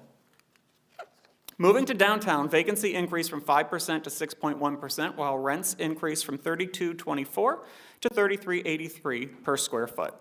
Compared to downtown Tampa, Colliers reported a vacancy rate of 9.2% and rents of $39.58 per square foot. Clearwater has a downtown vacancy rate of 20.5% and rents of $23.49 per square foot. Downtown St. Petersburg continues to benefit from a lower vacancy rate than our peers and a lower rental rate than downtown Tampa. In Gateway, our vacancy rate is higher than downtown at 11%, with rents at $26.88 per square foot. Both of these figures have increased steadily since the pandemic. While we expect vacancy in Gateway to further increase because of changes at HSN, Foot Locker's move to the area will help partially offset it. Meanwhile, Colliers reported a 13.9% vacancy rate for the West Shore area, significantly higher than Gateway. Their rental rates are also significantly higher at $35.32 per square foot. Skyway Marina District has a vacancy rate of 2.6%, which is generally considered fully occupied. The rent per square foot increased sharply by $9.43 from 2023 to 2024, driven by high demand. The peak you see in 2021 was due to the 34.2-acre Ceridian site, which Altus Cardinal is now redeveloping to include over 2,000 residential units, 80,000 square feet of retail space, 22,500 square feet of office space, and 4,000 parking spaces. Moving to retail space in the city, our vacancy rate increased slightly by 0.2%. However, rental rates also saw an increase of $1.58 per square foot. Rental rates have increased sharply since 2021, while the vacancy rate has generally remained the same, indicating high demand for retail space in the city. While this speaks to the strength of the retail market in St. Petersburg, it also emphasizes the need to ensure that our local small businesses are positioned to absorb these increases and benefit from this strong demand. This overall trend highlights the importance of capacity building opportunities for our local small businesses through the greenhouse and our economic development partners. Looking at our four Main Street areas, the Edge District, Grand Central District, Deuces Live, and Skyway Marina District, vacancy has increased 1.1% since last year and is 3.4% higher than the city overall. This is likely in part due to the increase in rents, which rose $6.8 per square foot between 2023 and 2024 and are nearly $10 a square foot higher than the city as a whole. When looking at the main streets individually, Skyway Marina District has a very low vacancy at 2.8%. Edge and Grand Central are similar, around 7.5%, with the Edge experiencing a bit of an increase from last year due to new construction that is currently being advertised for lease. However, the Deuces Live corridor paints a drastically different picture, with vacancy holding at 23.9% over the last 4 years. This highlights the importance of projects like Voices from the Corridor, which Tracy presented on earlier, to provide economic opportunities for investment along the corridor. It is also reflected in the city's priorities for the Deuces Townhomes, Manhattan Casino, the former Merriweather site, and Tangerine Plaza.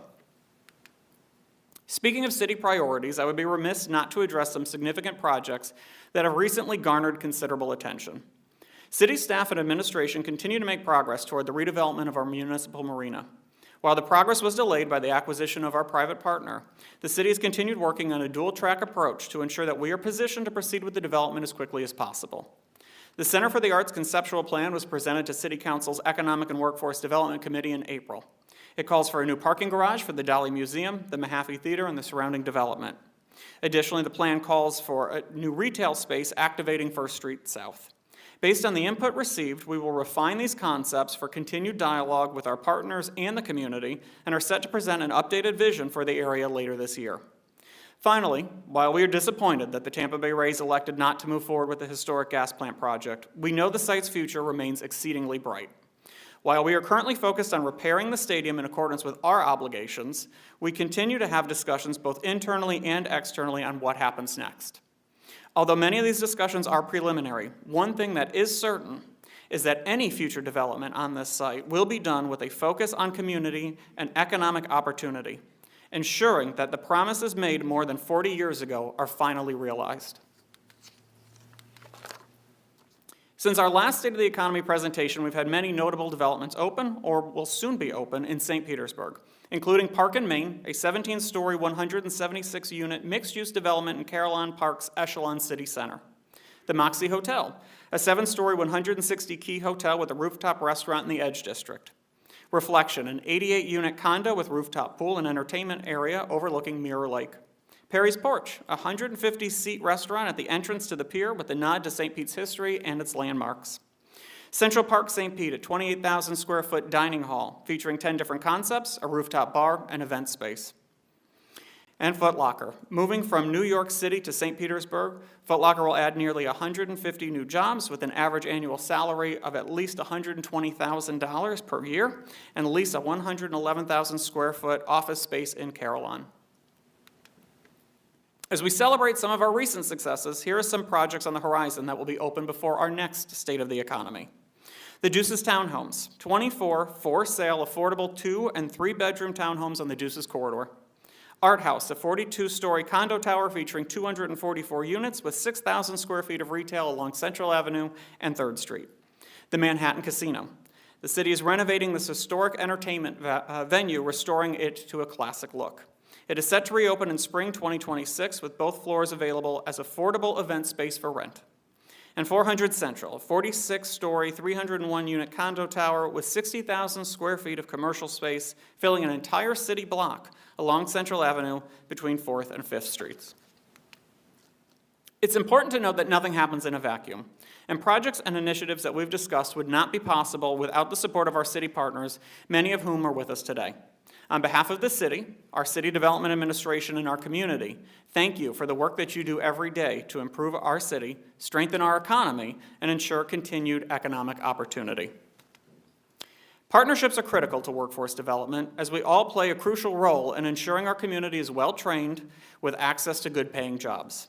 Through our partnership with Pinellas Technical College, the city launched the Mayor's Future Ready Academy in 2024. 21 cadets graduated, and 15 of those gained employment with the city of St. Petersburg. In conjunction with St. Petersburg College and other partners like PERC, the St. Pete Works program has provided training and job placement for over 400 residents.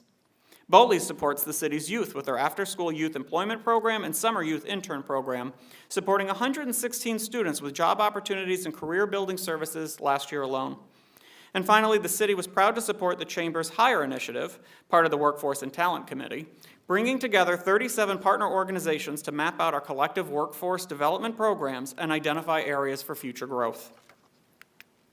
Speaking of the Chamber's Workforce and Talent Committee, it is chaired by our last speaker of the afternoon, Mr. Russell Williams. Russell is an almost Florida native, having lived in the region since age 2. He graduated from USF with degrees in finance and marketing and received an MBA from the University of Florida. Go Gators. He joined Power Design in 2014 and has helped shape the company's national recruiting strategy and workforce development efforts.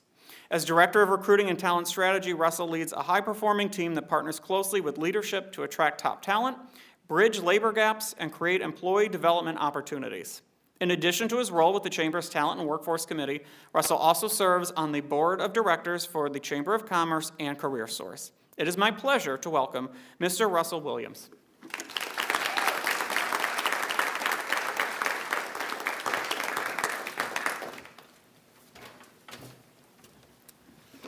Hello. Thanks for that introduction, Brian. Let's see if I can get this clicker to work. All right, we're good. All right, good afternoon, everybody. Thank you so much for having me here. Mayor Welch, thank you for the invitation. Much appreciated. City leaders, fellow community members, thank you for your time. As mentioned, my name is Russell Williams. I have had the privilege of serving as the Director of Recruiting and Talent Strategy at Power Design over the last decade. And we're a nationally recognized mechanical, electrical, plumbing, and systems technology, it's a mouthful, contractor, proudly headquartered right here in St. Pete. As mentioned, a decade has given me some gray hair. That picture is a little bit old that you saw up there. Got to get a new one. It's a true honor to be here and represent our company today and share a few highlights of our journey, our economic impact as a company, but most importantly, our commitment to building not just structures and buildings, but people, careers, and a strong, resilient community here in St. Pete. Okay. Power Design was founded a little over 35 years ago. And from day one, the goal has always been to redefine what it means to build.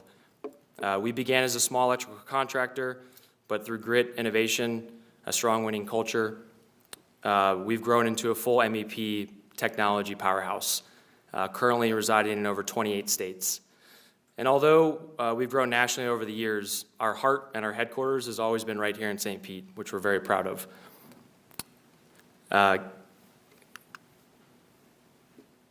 So to take you back a little bit, over the last 10 years, we've delivered 56 major projects right here in St. Pete. That's totaling over 14,000 residential units, many of which were just shown on screens before. Many of those projects are ours here locally in St. Pete. If you snap back to 2010, that number increases to 74 projects, over 18,000 units here locally in St. Pete. In our company's history over the last 35 years in the Tampa Bay region, we've done over 111 projects, ranging around 27,000 units, which we're very proud of. That's a real brick and mortar impact, obviously, to our community and our area, but the human capital is just as important. We're very proud that we employ over 1,823 people here locally, and that's continuing to grow. That's 1,800 families supported, kids fed, mortgages paid, and careers launched, all helping to fuel the economy, the economic engine of the city that we love.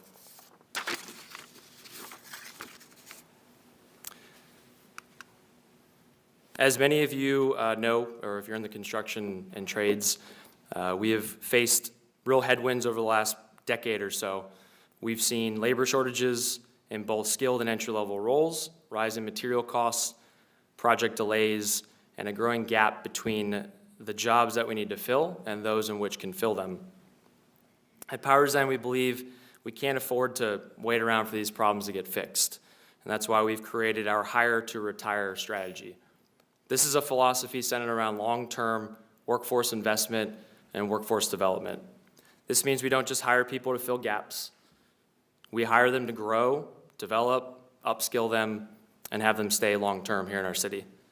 This includes nationally accredited programs such as our apprenticeship program, which I'm proud to say since 2023, we've already produced over 150 licensed electricians with hundreds more currently in the pipeline ready to take jobs.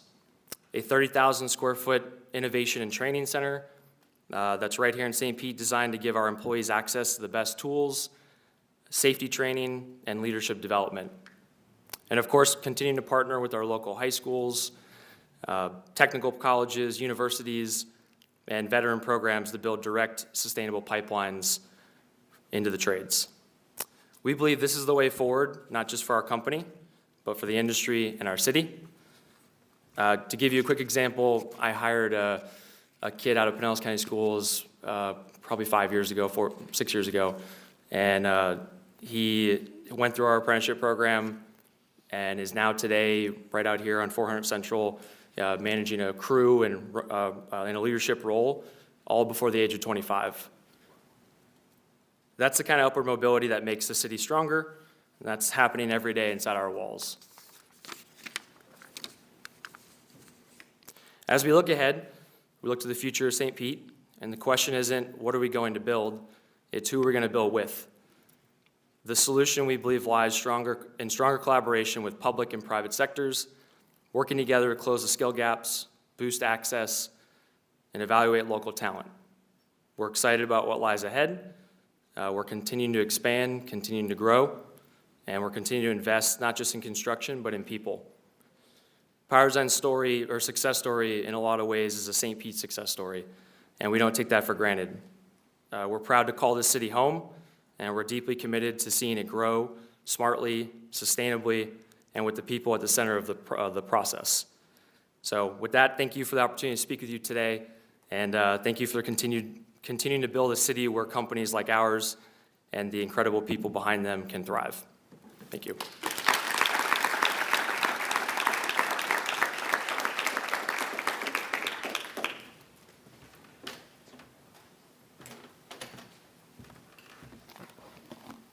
Thank you, Russell. I would now like to invite our City Development Administrator, James Corbett, back to the podium to present the 2025 Economic Impact Award.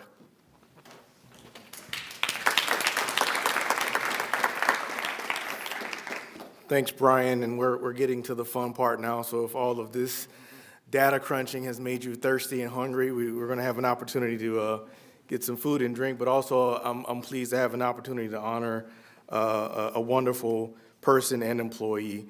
So I'm here to recognize the 2025 recipient of the Economic Impact Award, and this award goes to no one other than our own Elizabeth Abernathy. Let's give her a hand.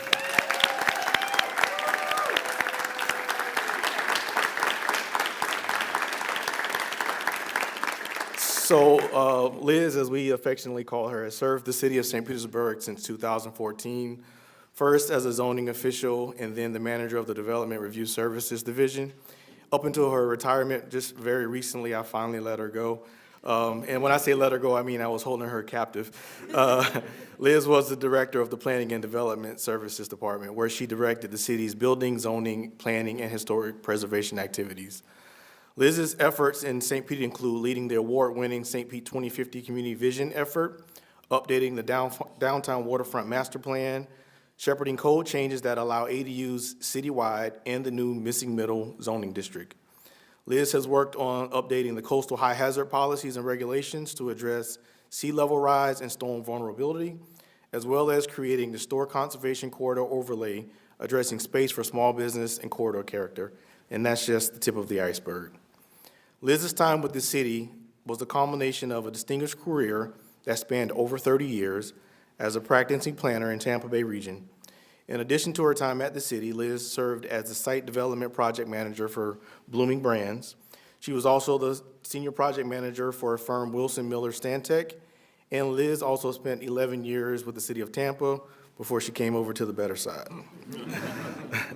Liz's guidance, collaboration, collaborative approach, and leadership have had a tremendous impact on our community, which will be continued to be felt for years to come, which is why I held on to her as long as I possibly could. So please join me in honoring Liz Abernathy with the 2025 City of St. Petersburg Economic Impact Award.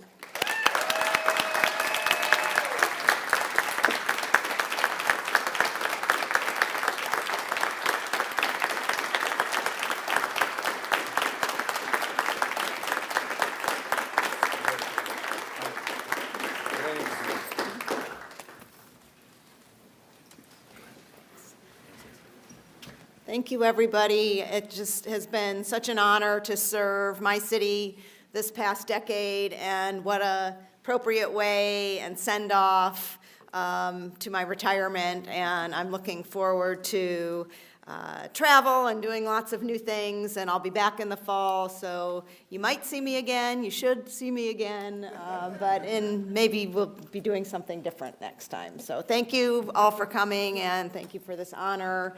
I couldn't have done all of the things that I've done over the last decade without the team at the city and our administration, our city council. I've just been so fortunate in my career to be able to do things that most planners dream about doing. We've been able to do that here in St. Pete. So thank you, everybody, and have a nice night.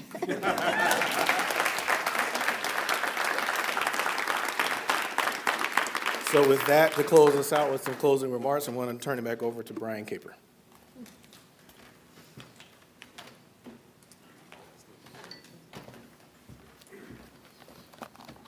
Well, congratulations, Liz. Your impact on our community can be seen every day, and you have been a consistent champion for St. Petersburg.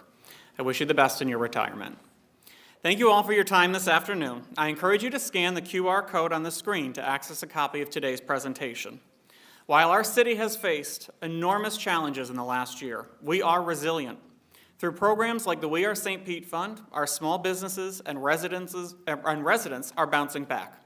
Projects like SPAR ensure that St. Petersburg's infrastructure is ready for the future, and the city's Office of Supplier Diversity and Greenhouse ensure our businesses are ready too. Through the leadership of Mayor Welch, City Council, and our community partners, the future of St. Petersburg is full of economic opportunity. In the face of economic uncertainty, our city is focused on expanding housing opportunities for all, advancing key development projects, and ensuring our residents are well-trained and ready for what's to come. I would like to thank Saildrone and Power Design for joining us this afternoon, sharing their stories, and helping keep St. Petersburg at the forefront of technology, training, and economic resilience. Finally, I would like to acknowledge our Economic and Workforce Development Department. Not only are they responsible for putting together today's event, but they're integral to many of the programs that we've covered today. Would the EWD team please stand to be recognized?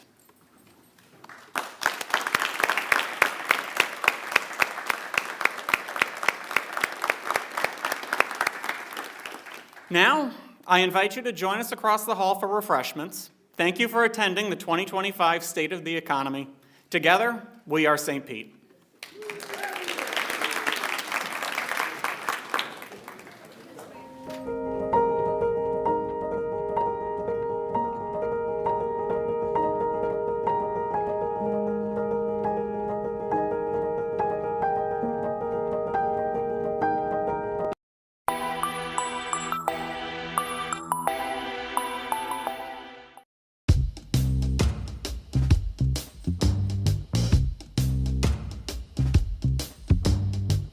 I'm Leo Anderson, co-owner of Taste of the Island Marketplace and Restaurant, 2231 34th Street South.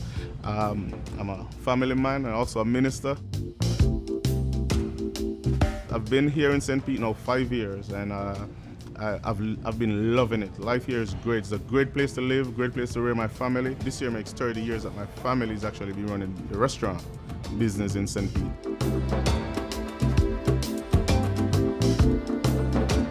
Started into it with my uncle, who's my partner in the business, who had the restaurant already, so I kind of bought into the restaurant. The idea of the grocery store was always there. It's just that we fast-tracked it because this was empty and it was right beside. So, came in and started doing, the reconnaissance and what it would take to get the market off the ground.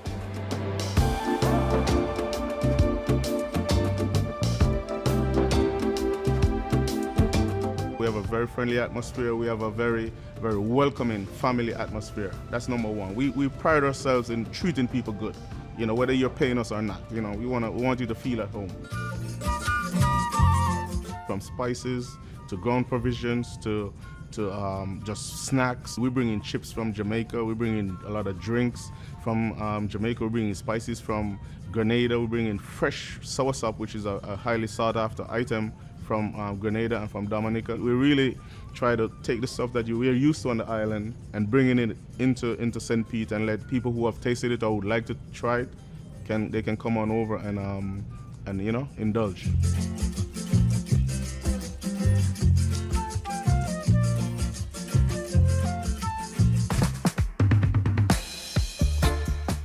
From customer to the generals in charge of running the city and so on, we have felt the presence and we feel welcome. As I say, it's a love affair. We are here to stay, really, in St. Pete. 30 years already and we're just getting started because as you can see, what the family is trying to do is pass it from one generation to the next. And hopefully, God tarry, I'll be able to pass it to the next generation.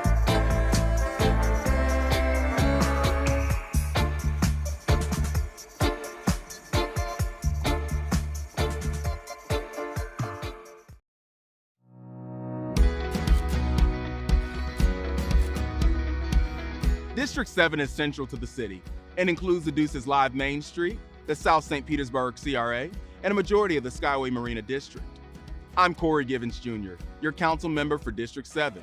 We're standing in front of the Carter G. Woodson African American Museum of Florida, a cultural institution here in St. Pete, named after African American historian and civil rights activist Carter G. Woodson.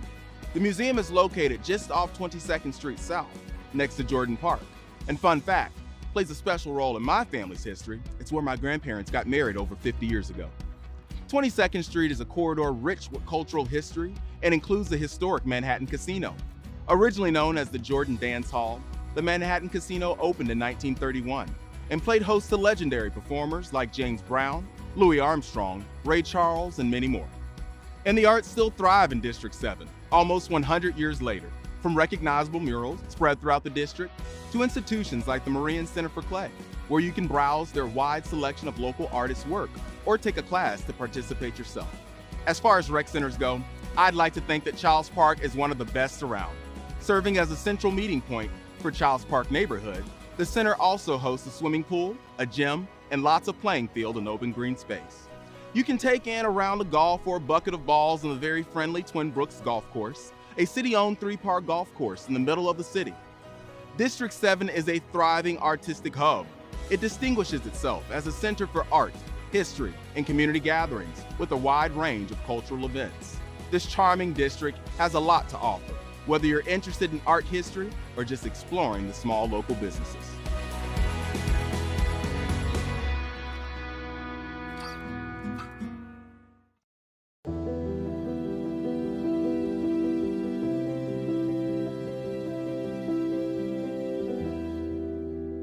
PCCA, Gibbs High, was high school that was invented because initially Black people didn't go much beyond the 6th or 7th grade.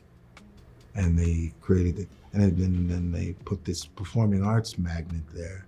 And I remember the first time I went there, just the art in the hallways that was from students, very sophisticated. And I thought, who wouldn't want a job there teaching motivated, talented young people?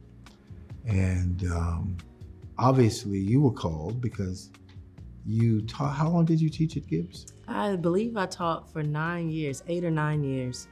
Yeah, a long time. I think teaching at PCCA for those years made me a better artist. Working with young artists and inspiring young artists. But beyond the inspiration, teaching them how to coexist as artists in the community. They did not seek artists who were teachers. First, you didn't have to have a teaching degree to work in the magnet. I didn't know that. No, they wanted you to be an artist first. So you came with your artist degree or your art, and then from there, once you were inside, because I didn't have a teaching degree, once you were inside, once you got hired, then they put you through, Pinellas County School District has a phenomenal program so that you could get your teaching license. They wanted all of their educators to be working in the community so that their students had the opportunity to network and with the community members so that it strengthens the school and it also strengthens the community. And I think that was very important. I think it's a pivotal part of the program. I think it's a thing that makes it successful.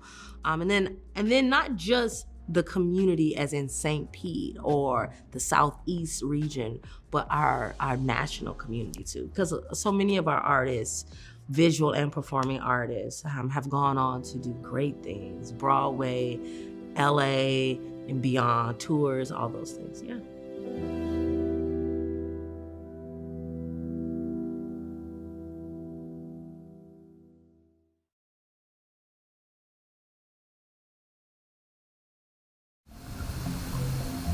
Hey, that's my house, and this is my ASMR video about water conservation. I use water wisely. Ever have a drippy sink? You should fix it to not waste water, and also not to go crazy with that dripping noise. Look there, that's my automatic shut-off hose attachment. Super water conservative. Even when nature calls, I call nature and I say, "Hi, I'm conserving water with my high-efficiency tank." Okay, bye. Oh, hey, that's me. Just using my high-efficiency washer. Just listen to the sounds of water being conserved. Go to this website to learn more, St. Pete, and do what you can for water conservation.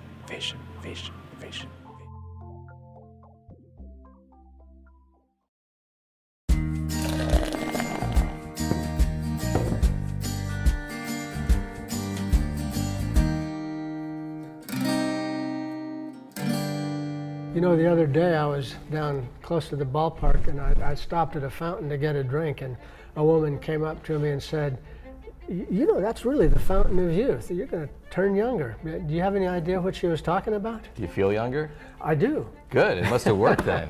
Our first tourist attraction here in St. Petersburg. You know, what allegedly Juan Ponce de Leon came looking for, we have here in St. Pete. A gentleman by the name of Edwin Tomlinson came to St. Petersburg and purchased a tremendous amount of land and owned actually land from 4th Street all the way down to the water, kind of where the Mahaffey Alang is today. He decided one day to do some drilling because he saw a natural well and he hit it, I guess it was an artisan well. And when the water came onto shore, I think the people in St. Petersburg were going to run him out of town because it smelled really bad. It was, I think, the story I read, someone equated to a dozen raw eggs being broken open in an August afternoon in Florida set on the sidewalk. I don't know who was brave enough, but someone drank it. They tasted the water and they actually felt pretty good, and it made them feel good. And before you know it, word got out. St. Pete had this reputation of being the healthiest city in the, in the nation. People were coming and filling their water jugs and drinking the water, and everybody was feeling great. And then someone finally had to test the water, and they did, and had an unbelievable amount of lithium in it. Oh my gosh! So what does lithium do? That would calm you down. Happy right? water, right? So of course it was, the fountain of youth. Everybody was drinking, and they were happy, and they were great. So finally it got shut down and capped, and regular potable water came through. Why are we drinking beer? We should have. We should have the water from the fountain of youth. It made everybody younger again.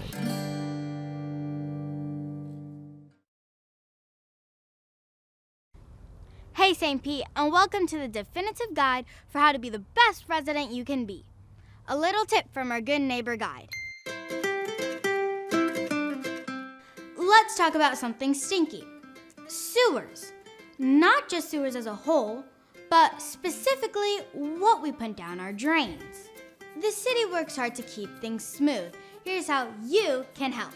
Remember, every drain in every building citywide all goes through our sewer system. So, when it comes to the bathroom, the only thing that goes down our drain is, well, number 1 and number 2, toilet paper is A-OK too, but not flushable wipes. They might flush down your drain, but they do not break down in the sewer system. And depending on where the clog exists, the expenses might be on you to fix. Use dental floss, any kinds of wipes, baby diapers, adult diapers, and Peppa Pig toys also do not belong down the drain. Also, don't forget, the sink in the kitchen can be the worst offender for a city sewer system. Never, ever put fats, oils, or grease down the kitchen sink. This includes butter, frying oils, and other cooking fats. Once these items go into the sewer system, they congeal and contribute to sewer blockage. Guys, there's a word for this. It's called fatbergs. You know, like icebergs, except these won't sink the Titanic. Google at your own risk. Collect grease in a container once cooled and dispose in the trash, not down the drain. Remove grease and oils from your pans before washing. Dispose of food scraps in the trash. There's a bunch more information on this topic that can be found on the City of St. Petersburg's website. Guys, it's so easy, a kid could do it. We all love our city, so let's do our part to take care of it the best we can and follow St. Pete's Good Neighbor Guide.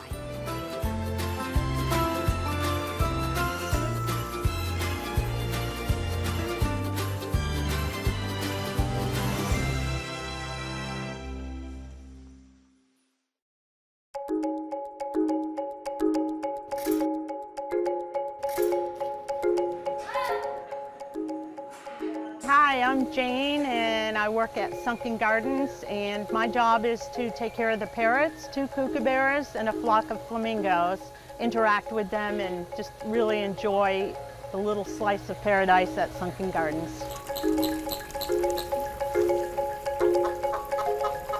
What we're doing is, before we open at 10, getting everything done so that when the public arrives, all the birds are out and fed and happy. They're all unique. They all say different things, and it's just a lot of fun to interact with them. I love this job because it's unique. I don't think I'd ever find another one like it. It's just a really fun experience for me. Flamingos are very sociable and like people, love the people that handle them, and they're very sweet. So the fact that we have 2 that have been here over 62 years, it's kind of amazing. We also take care of the tortoises. We have South American red-footed tortoises and a huge old alligator snapping turtle. Sunken Gardens is an incredibly beautiful place. If the city hadn't bought it, who knows what this would be like now. To me, it is just an incredible, beautiful place. And when you're in here, you don't even realize that you're in the middle of a busy city.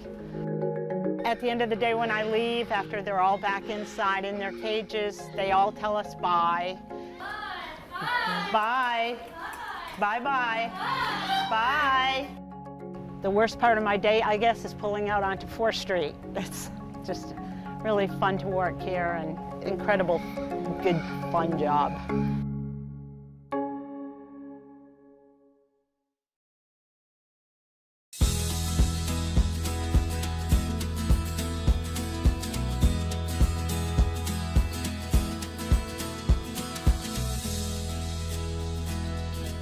District 1 is located west of 49th Street North, from 7th Avenue South to 40th Avenue North.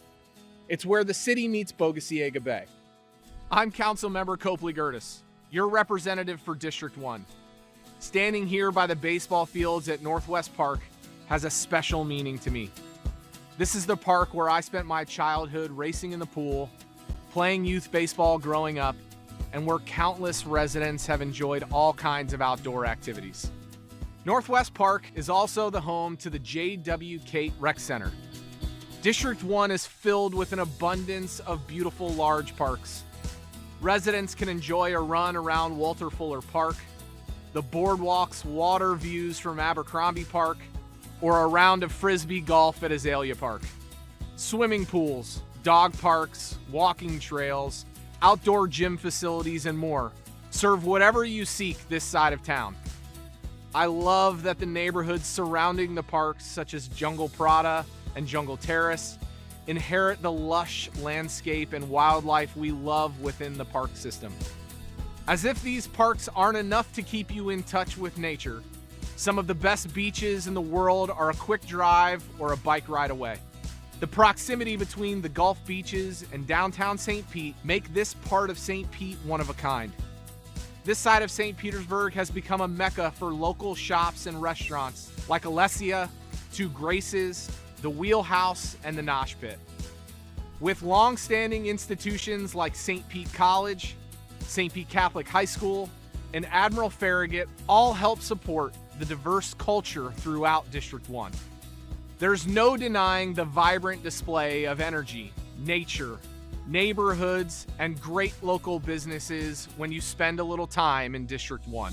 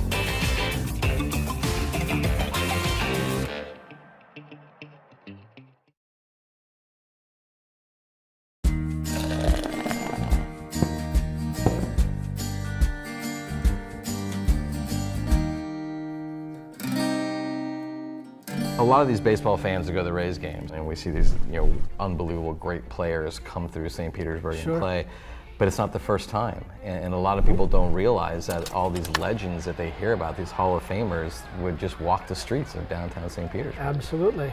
I think the first baseball team came here for spring training in about 1914. 1914 was a huge year. It was a huge year in for St. Pete us. when you think about it.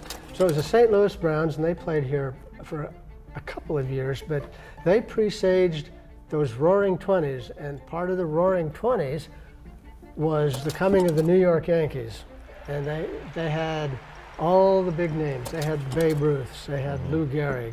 They played here and they partied here at the Gangplank, probably. I'm sure. Babe Ruth and Lou Gehrig stayed at the Florenton Hotel, which is still downtown. And the Yankees played here until I think it was 1961.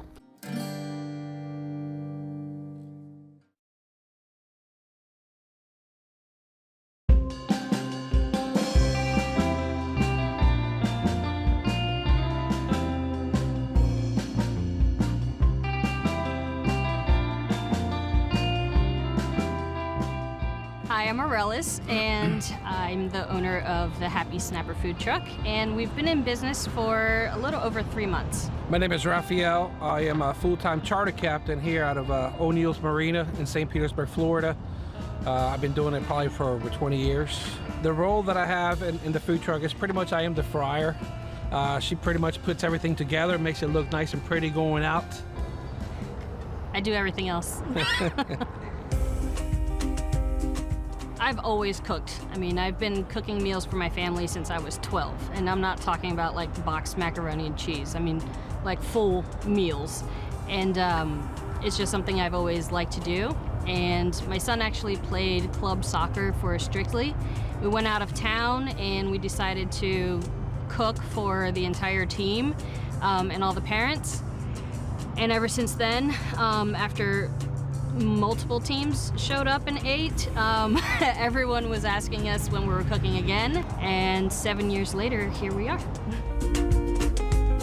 When I cook, I put my heart into it, so you're getting food that is happy and inviting and It's fresh. You know, with a little Spanish twist to it, because we do have a couple of things on the menu that is definitely from being from Puerto Rico, we're going to have some plantains in there, and we're going to have some rice. Our main thing is fresh fish with a Spanish twist to it. Apparently we're putting out food that there's not many other trucks doing, and we're getting customers asking, when we're going to be back, where we're going to be set up. We're having breweries that are in St. Pete asking for us to come back to their location because their customers are asking about us. And I feel like St. Pete is a very good place for people that, they love supporting the local community, local businesses, and it's just a great place for anyone to thrive.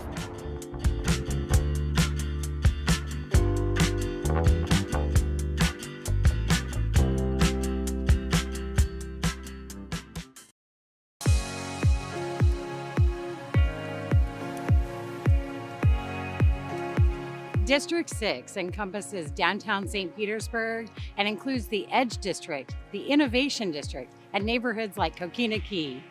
I'm Gina Driscoll, your council member for District 6. I'm standing in front of one of the many murals you can find in this area. For over 10 years, the Shine Mural Fest has contributed an indelible mark all around our city, and many of those locations are spread throughout District 6. Another great event in this district is the Grand Prix of St. Petersburg. This 3-day race draws in big crowds, some of the best car racing in the world, and takes place along our beautiful waterfront in downtown. Waterfront is a big part of this area, with a number of waterfront parks, from Straub Park to Lassing Park to Grandview Park with its popular boat ramp. These are just a few of the many parks you'll find in District 6. Many of these also have fantastic art installations. That's what I love about District 6. The arts are everywhere. You can see it on countless murals, in our museums, our galleries, and in our theaters. You'll also find the art of food, the art of beer, the art of going full force or taking it easy. District 6 is all about the art of being who you are, the art of being St. Pete.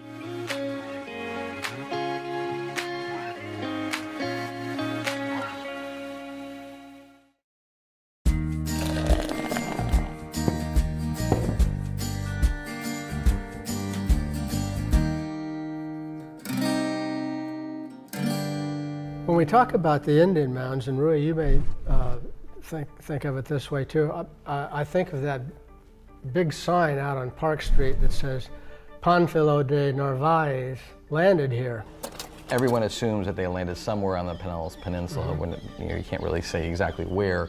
There were probably Indian mounds that covered the city from the Coffee Pot area all the way around the peninsula, up the west side of the city to where Seminole is today, because there's still traces and evidence of them. So there are a couple that remain here and there, but what happened to the rest of them? How come we don't see them in more spots around town? When the automobile arrived in Florida and into St. Petersburg, imagine having an automobile with a tire that's that wide trying to drive up down Central Avenue and around downtown, getting stuck a lot in the sand. So a lot of those Indian mounds were used by city leaders. They used it to actually pave the streets of downtown St. Pete. That's what became of history in that regard, huh? Exactly. Wow. So every time you Central Avenue and 3rd Street, and you cross Central Avenue, you say hello to some of the Indians that may still be there. Who knows? Who knows?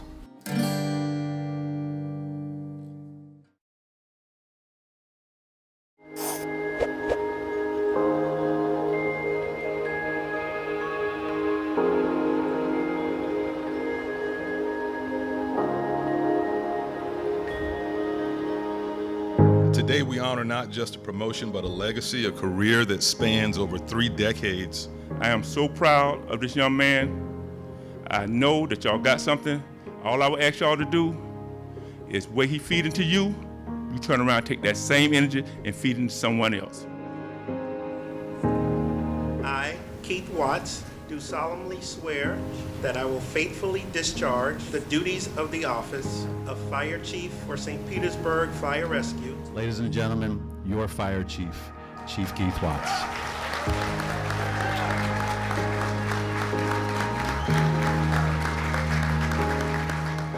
As the first black fire chief for the city of St. Petersburg, I recognize the weight of this responsibility, and I know that I did not get here alone. I stand on the shoulders of giants, and it is their sacrifices and resilience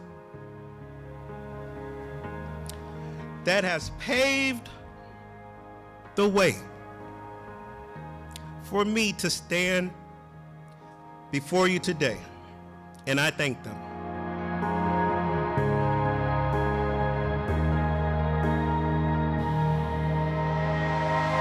I think about new leadership brings about new vision, new goals, new objectives. What Chief Watts brings to this is making sure that we provide opportunity for everyone who might have that DNA of public service. And so he's already done that with Camp Ignite, reaching out to young girls who might be interested. That's the kind of innovation I think that we need in our city to move forward and make sure that our progress is truly inclusive. That's what St. Pete is all about.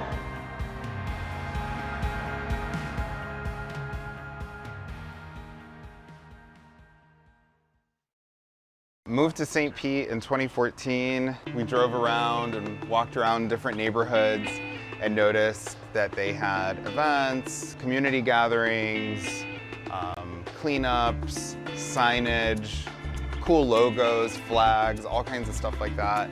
And I thought, I wonder why we don't have that.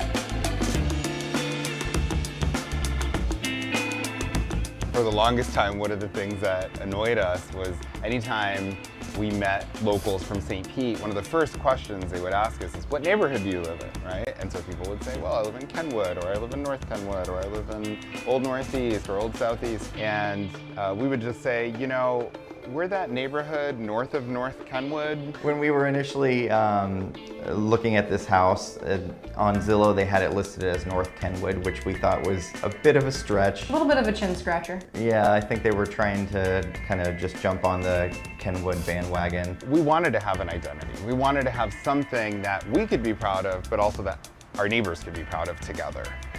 We went into this just wanting to organize a neighborhood association, and we didn't realize how much it would change our lives for the better. About a year ago, I joined up and became part of the core team reviving the neighborhood association, and as part of that we decided to really start fresh, and we interviewed, asked neighbor input and talked about coming up with a new name. I started doing some research and realized that we actually did have a name. We were Highland Grove neighborhood. Highland Grove was actually a much larger neighborhood, and we decided to split the neighborhood into two smaller neighborhoods. On the west side of 28th Street, a neighborhood formed called Station View, and on the east side of 28th Street, our neighborhood formed, and our neighbors voted to call it St. Pete Heights. So St. Pete Heights is an amazing location, actually. It's pretty central. Our big intersections are 30th Ave North and 38th Ave North. We make up a kind of a perfect square in the center there, also from 275 over to 28th Street North. The more people start to see the name, hear the name through things like signage, which we're working on now, flags and other merchandise. We just got our branding done by a local St. Pete artist. I am the guy behind the St. Pete Heights branding project. I work with the committee closely to come up with a new brand identity that represents who they really are. From the beginning of the project, our goal was to create something that can represent the people of the neighborhood. As opposed to when you're working with a business, you're thinking about the customers in mind. In this case, we wanted to represent the community, the people, and some of the things that makes them unique. My job was to find a way to tell their story through a visual identity, through beautiful typography, colors, and something that is able to showcase their passion behind the love for the neighborhood. People are going to have pride to be in this neighborhood. It's a new neighborhood. People don't necessarily know what St. Pete Heights is, probably never heard of it. Once they start seeing the logo on, signs, flags, shirts, things like that, it'll become more identifiable, and I feel like it'll bring more of a sense of community to the neighborhood. The more they see these types of things, the more inclined they're going to be to care about their neighborhood and to want to feel invested in the community. It'll just be a domino effect where over time it will become bigger, better, and a place that people just love even more. I can't wait to put that flag up in front of my house. I can't wait. It's gonna look really cool. One of the things that we do in the neighborhood association is have care days. There are opportunities for the neighbors to come together and volunteer, oftentimes to beautify, clean up. It really can be anything.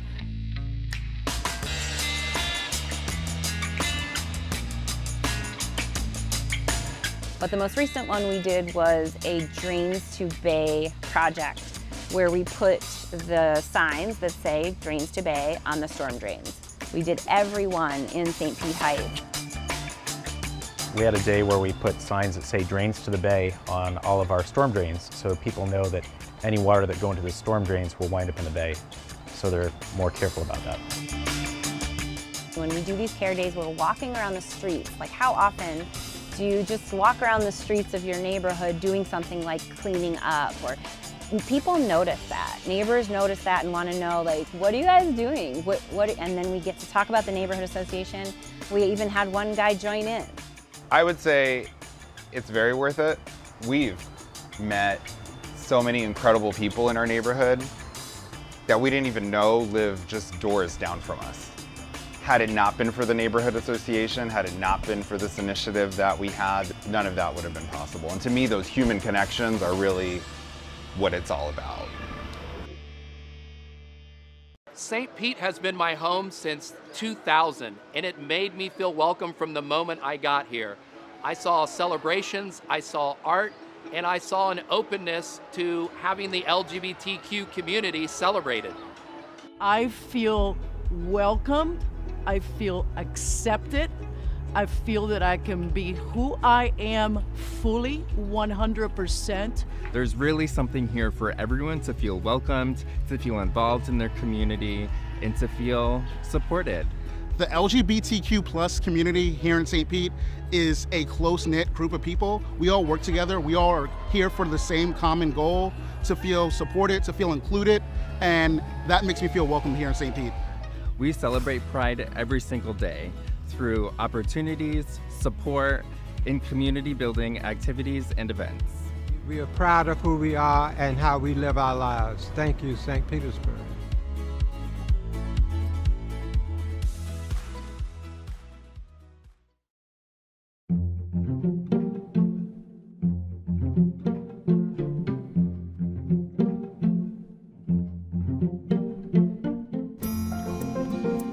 Hey, Bubba.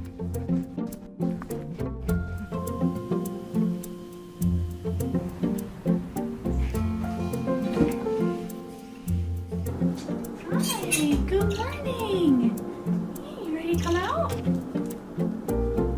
You ready for breakfast? My name's Amy DePalma, and I am a nature preserve ranger here at Boyd Hill. The specialty of my job is overseeing the Birds of Prey program. We take in permanently injured, non-releasable birds of prey, and we turn them into avian ambassadors.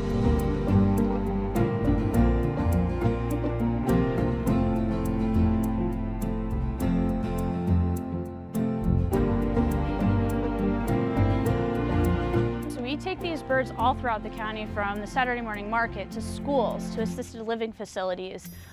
When you're talking about conservation, sometimes it can be kind of a bore, but when you have a great horned owl sitting on your arm talking about conservation, people are a lot more inclined to listen, to pay attention, especially since these birds have injuries due to human interaction in some way. Conservation efforts in general are really important around the world, but specifically here at Boyd Hill because we do live in one of the most densely populated counties in all of Florida. It's really important to conserve these small parcels of land. All of these birds that we have here live throughout Florida. We also have to worry about their diet and feeding them, so we weigh them almost daily to make sure that their food fluctuates with their body weights. We also have to do medical care, but aside from me, we have 54 volunteers that help make this program run day to day. There's a lot of maintenance that goes along with these birds, and it's a group effort. It's not just me. Step up. Up. No, you want to face everyone, huh? You got an audience. They're just like people. They have good days and bad days. So sometimes when you walk in, they want nothing to do with you, and other times you're walking around the corner and they're chirping and yelling, saying, "Come in here and feed me."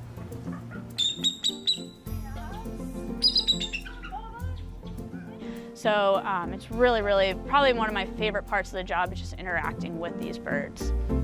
Hey, Dance.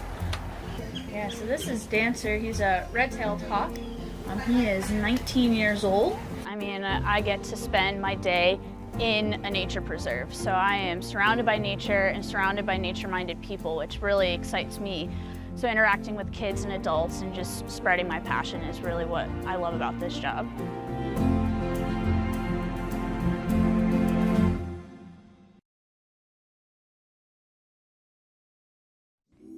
The American Rescue Plan Act provides relief funds to governments negatively affected by COVID-19.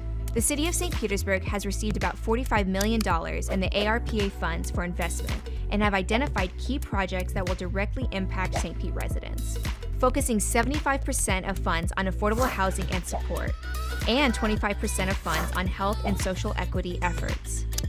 These projects also fall within Mayor Ken Welch's 5 pillars of progress: housing opportunities for all, neighborhood health and safety, equitable development, arts and business opportunities, education and youth opportunities, environment, infrastructure, and resilience.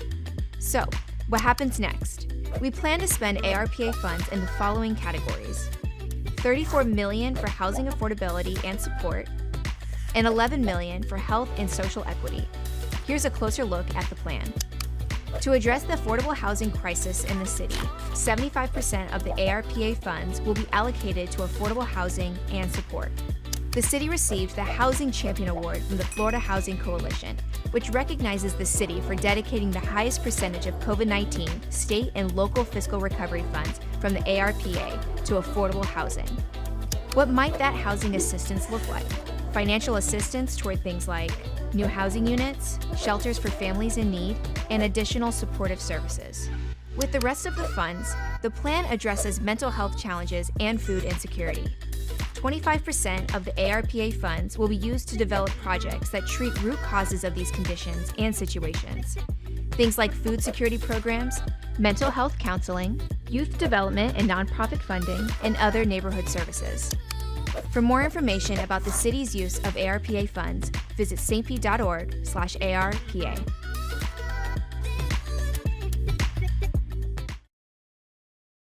So the one thing that I would like to lift up and make sure that everybody hears is that there's two Child's Parks. There's the Child's Park that you hear about and that you read about, but then there's my Child's Park.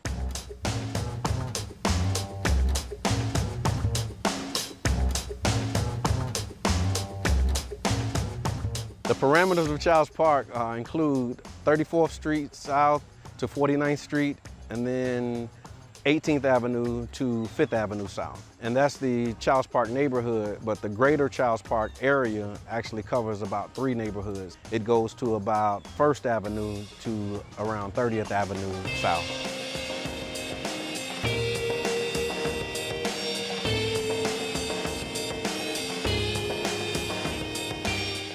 I believe through the YMCA, the library, and the Rattlers organization has become very instrumental in helping our youth and children become very productive adults. The Rattler program into a GAP program that's designed to engage the community, to build family and community and crime prevention by keeping the kids engaged in youth activities. I think the emphasis for developing youth in Child's Park arises from some statistics that we received, is that Child's Park had the highest concentration of youth in the city of St. Petersburg. What we promote is family and community. So what we're trying to instill in them with the program is that we are one big family. Because a lot of the initiatives and things are always they're heavy focused on programming, or some type of, regimen or awareness piece or a pledge or something else. And we felt that it was important to just allow them to have a space to just come and have fun. We're solely manned by volunteers, and we let them know that too. So we want them to come back and be volunteers, so the torch is just passed on, so we all learning from one another. They're not just focused on the athletic aspect of it, but they also focus on youth development. So they have a tutoring program that they do. And with the YMCA, you have the Rattlers and you have the other programs that's offered. When kids get out of school, they have a place to go. They have the library there. The STREAM Club stands for Science, Technology, Reading, Engineering, Arts, and Math. We meet every Friday afternoon at the Child's Park Library. It's kind of an extra opportunity for them to get some exposure to topics they might not know about or might have heard in school and didn't quite stick. We just give them opportunities to have different kinds of experiences and hands-on experiences at that. The youth have a place to go and children have a place to come daily. Matter of fact, that's a great thing to help kids get off the street, have a place to go, a safe haven you might call it. One of my brothers, when we first organized this, he said, we're helping to create their back in the day. And I think that's important because, all of us have our back in the day, and I remember back in the day when we used to do that. So our responsibility as the adults now is to help create the back in the day experience for them. And what's happening today is Friday Night Done Right, an event that we created to create a safe space for children to come on Friday nights so they can be free to be kids. Sometimes you just want to remember when you went to the pool and they let you in for free, and that was it. And that's why I think it's important to help create those type of memories as well. The Child's Park neighborhood, if anyone would ask about it, I would state that it was often misunderstood. So I'll encourage people to come and see for themselves. More to Child Park that I've seen more positive in Child Park than I have COVID-19 negative. And my Child's Park encompasses everything that we described today, and I hope that you will gravitate towards that and balance that once you hear the other stories and the other narratives that come out about the neighborhood.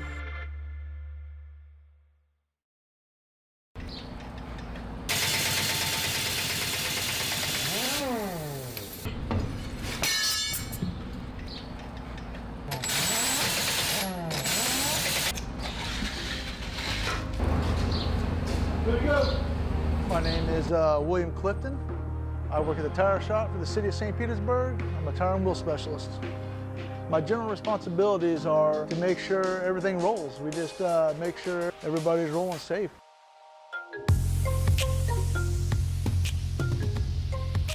We deal with garbage trucks, fire departments, wheelbarrows, forklifts. We pretty much deal with anything that has a tire. Some days it's 10, 20, and some days we're just non-stop. I know there's over 100 sanitation trucks. I think there's roughly 300 police vehicles, upwards of 1,000 or better. We have the big loaders. I think that's probably the heaviest, the biggest tire. Smallest, I've worked on probably forklift tires, the rear tires on a forklift, or wheelbarrow tires.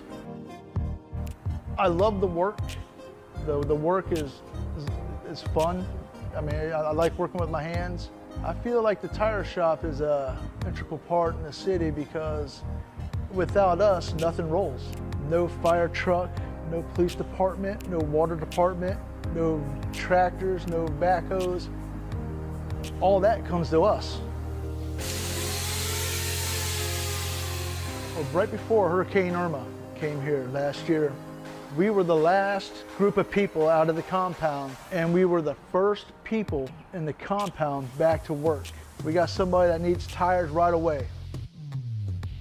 You can have all the running vehicles you want, but without tires, they're going nowhere.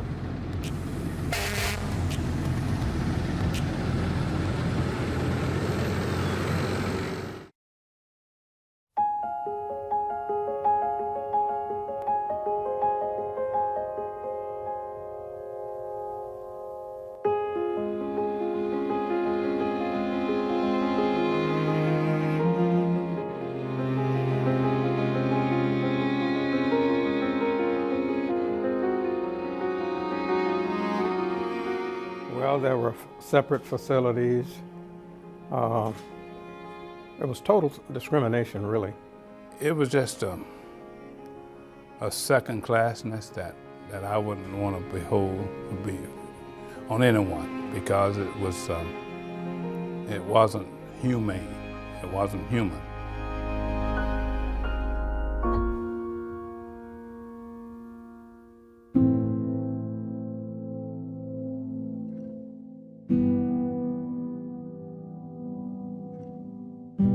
We African Americans could not eat at the lunch counters. We could not even sit on those green benches downtown. We were not treated equally as the white citizens in this city. In 1963, I was hired on the St. Petersburg Police Department. And when I went to work at the police station, I determined that the police department wasn't totally integrated. The locker rooms were most definitely segregated. They were put in the corner. Patrol cars that they did have were the old ones, but maybe not in very good shape. We African American police officers were always assigned to work in the African American neighborhood only. We could only investigate complaints from citizens of color. We could only arrest citizens of color.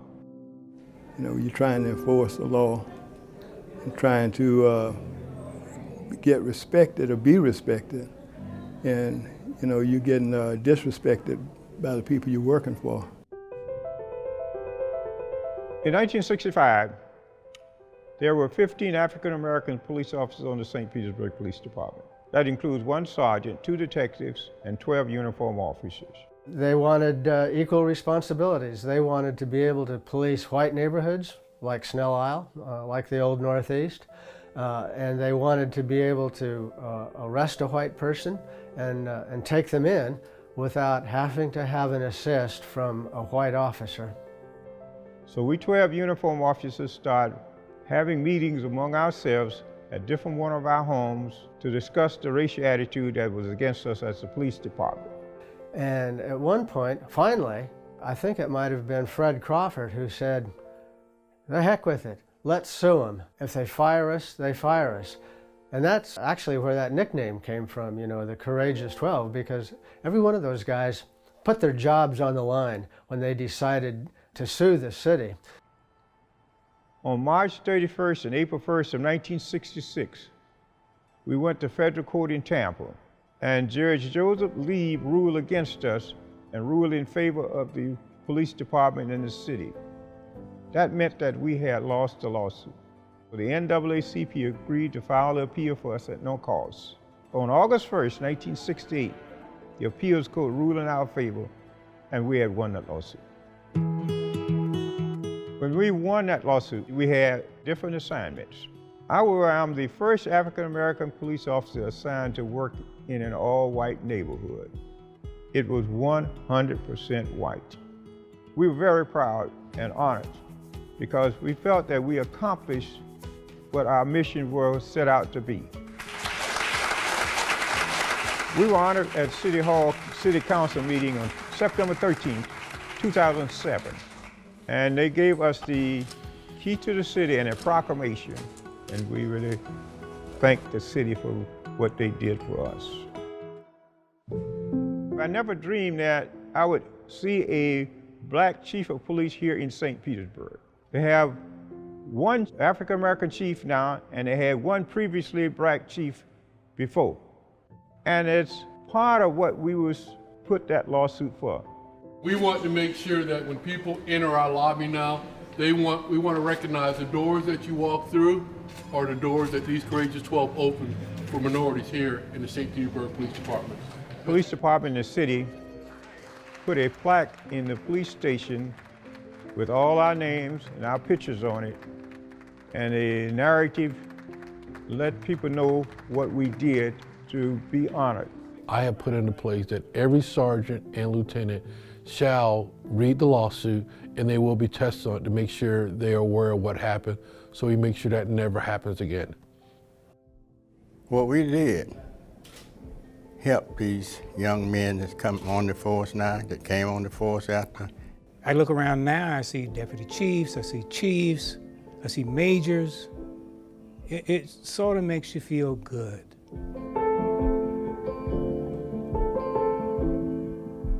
That is the first 4 African-American police officers that were hired on the St. Petersburg Police Department in 1949.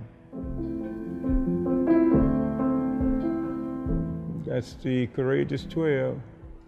When I see these 12 faces together as unity, we was closer, just like brotherhood, that's what I think of. I'm the last one of the Courageous 12 left. And I think about those 11 other officers that are going on, because we were brothers. We were just like brothers. We were so close. And I am going to carry the banner on for those other officers that are going on. But I tell the younger generation to stand up and for what you got and what you believe in, and stand your ground and don't back down. And think about the Courageous 12 as what we did. We stood our ground and we did not back down.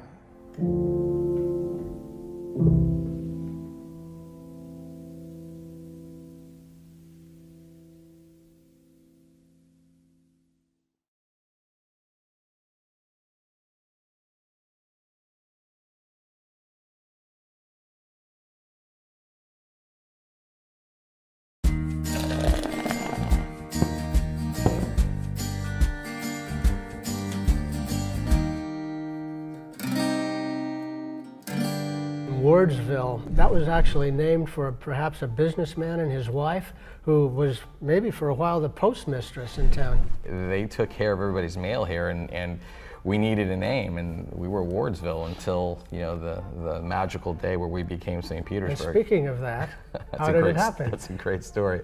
If you ride the trolleys, you hear a great story about, you know, a coin flip where, you know, Peter DeMenz and John Williams, who owned most of what is now downtown St. Petersburg, General John Williams, flipped a coin. Right? The winner gets the name of the city, loser gets the name of the first hotel. Makes complete sense, right? The city is St. Petersburg, named after St. Petersburg, Russia, where Peter DeMenz is from. The Detroit Hotel is our first hotel, named after Detroit, Michigan, where Williams is from. Great story, but it's not true. We needed a name, and the postmaster wanted a name. Peter DeMenz had a press conference saying he was taking his train to St. Petersburg. John Williams didn't want to call it St. Petersburg, so there's all kinds of discussion. So what do you think happened after that? I think somebody, perhaps one of the partners in that railroad enterprise, said, look, we have to name this after Peter DeMenz, and so we're going to name it St. Petersburg, and you go to the post office and tell Ms. Ward that's what it's going to be. And that's probably about how it happened, as simple as that. It's as close as it came.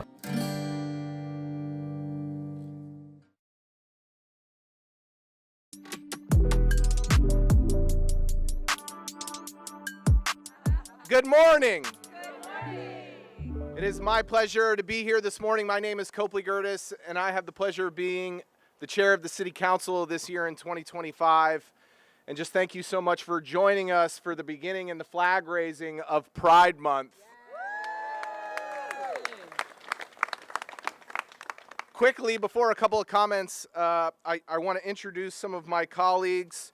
We've got City Council members here behind me, Vice Chair Lisette Hanowitz, Councilmember Brandy Gabbard, Councilmember Richie Floyd, and Councilmember Deborah Figgs-Sanders. Thank you. See, that's why I looked. And certainly last but not least, Councilmember Gina Driscoll. I would have gotten in a lot of trouble for not introducing the council member in which we are in her district. We also have some other elected officials, Congresswoman Kathy Castor, Representative Lindsey Cross, and Representative Michelle Rayner. I just want to thank our representatives, both from the federal and the state level, for joining us. That just shows you the partnership that we have, not only across the state of Florida, but across the country. And then obviously, welcome to our mayor, Mayor Kenneth T. Welch. So just quickly, because they put the pressure on me to go first, this was a hard one to prepare for, I'll be honest with you, and not because it's a hard subject, because there was a lot I wanted to say. And in today's political climate, as I'm sure you'll hear from our representatives, you can often be rebuked for the differences that we have, but not here in St. Petersburg. In St. Petersburg, we celebrate what we have in common and our differences. That is what makes St. Petersburg so special. You know, I was blessed to be raised in a family where I was taught, both softly and hard, that you start with respect and you lean in with love. And as I was thinking about this month's Pride Parade, I have a core memory in 2006. My dad was running for State House, and he said, Copley, I'm going to be in the Pride Parade. At the time, I was driving, I think, a 1999 Gold Ford Ranger. And he goes, I want to put speakers in the back of your truck, and I want to play music, and I want to go through the Pride Parade. I said, let's do it. Let's go. Come on. He goes, what should we play? I said, we're playing the musical Rent, and we're going to blast it, and we're going to sing it, and we're going to keep going. And so as I was thinking about that core memory, I thought about some of the lyrics in that musical. And I know I get stamped with the baseball guy, you know, but listen, there is a screaming drama nerd inside of this body. And so I know every single word to the musical Rent. And I was thinking of some of those lyrics. And two songs jumped out at me. Seasons of Love, where it says 525,600 minutes. How do I measure the year? How do I measure that year? And it asks a couple of questions. And then it decides, I measure in love. Imagine if we could go minute by minute and measure that minute by love. And then a few songs later, and this is one I have tried to live by. There is only now, there is only here, give in to love or live in fear. And let me tell you, we do not live in fear in St. Petersburg. We measure our years and we give in to love. We choose love in St. Petersburg. I choose love. You choose love. This city chooses love. And that is what makes it so damn special. So, on the raising of this flag, let us celebrate us choosing love and not fear in the city of St. Petersburg. Amen? Amen. It is my pleasure to introduce Representative Michelle Rayner. Thank you for being here, everybody.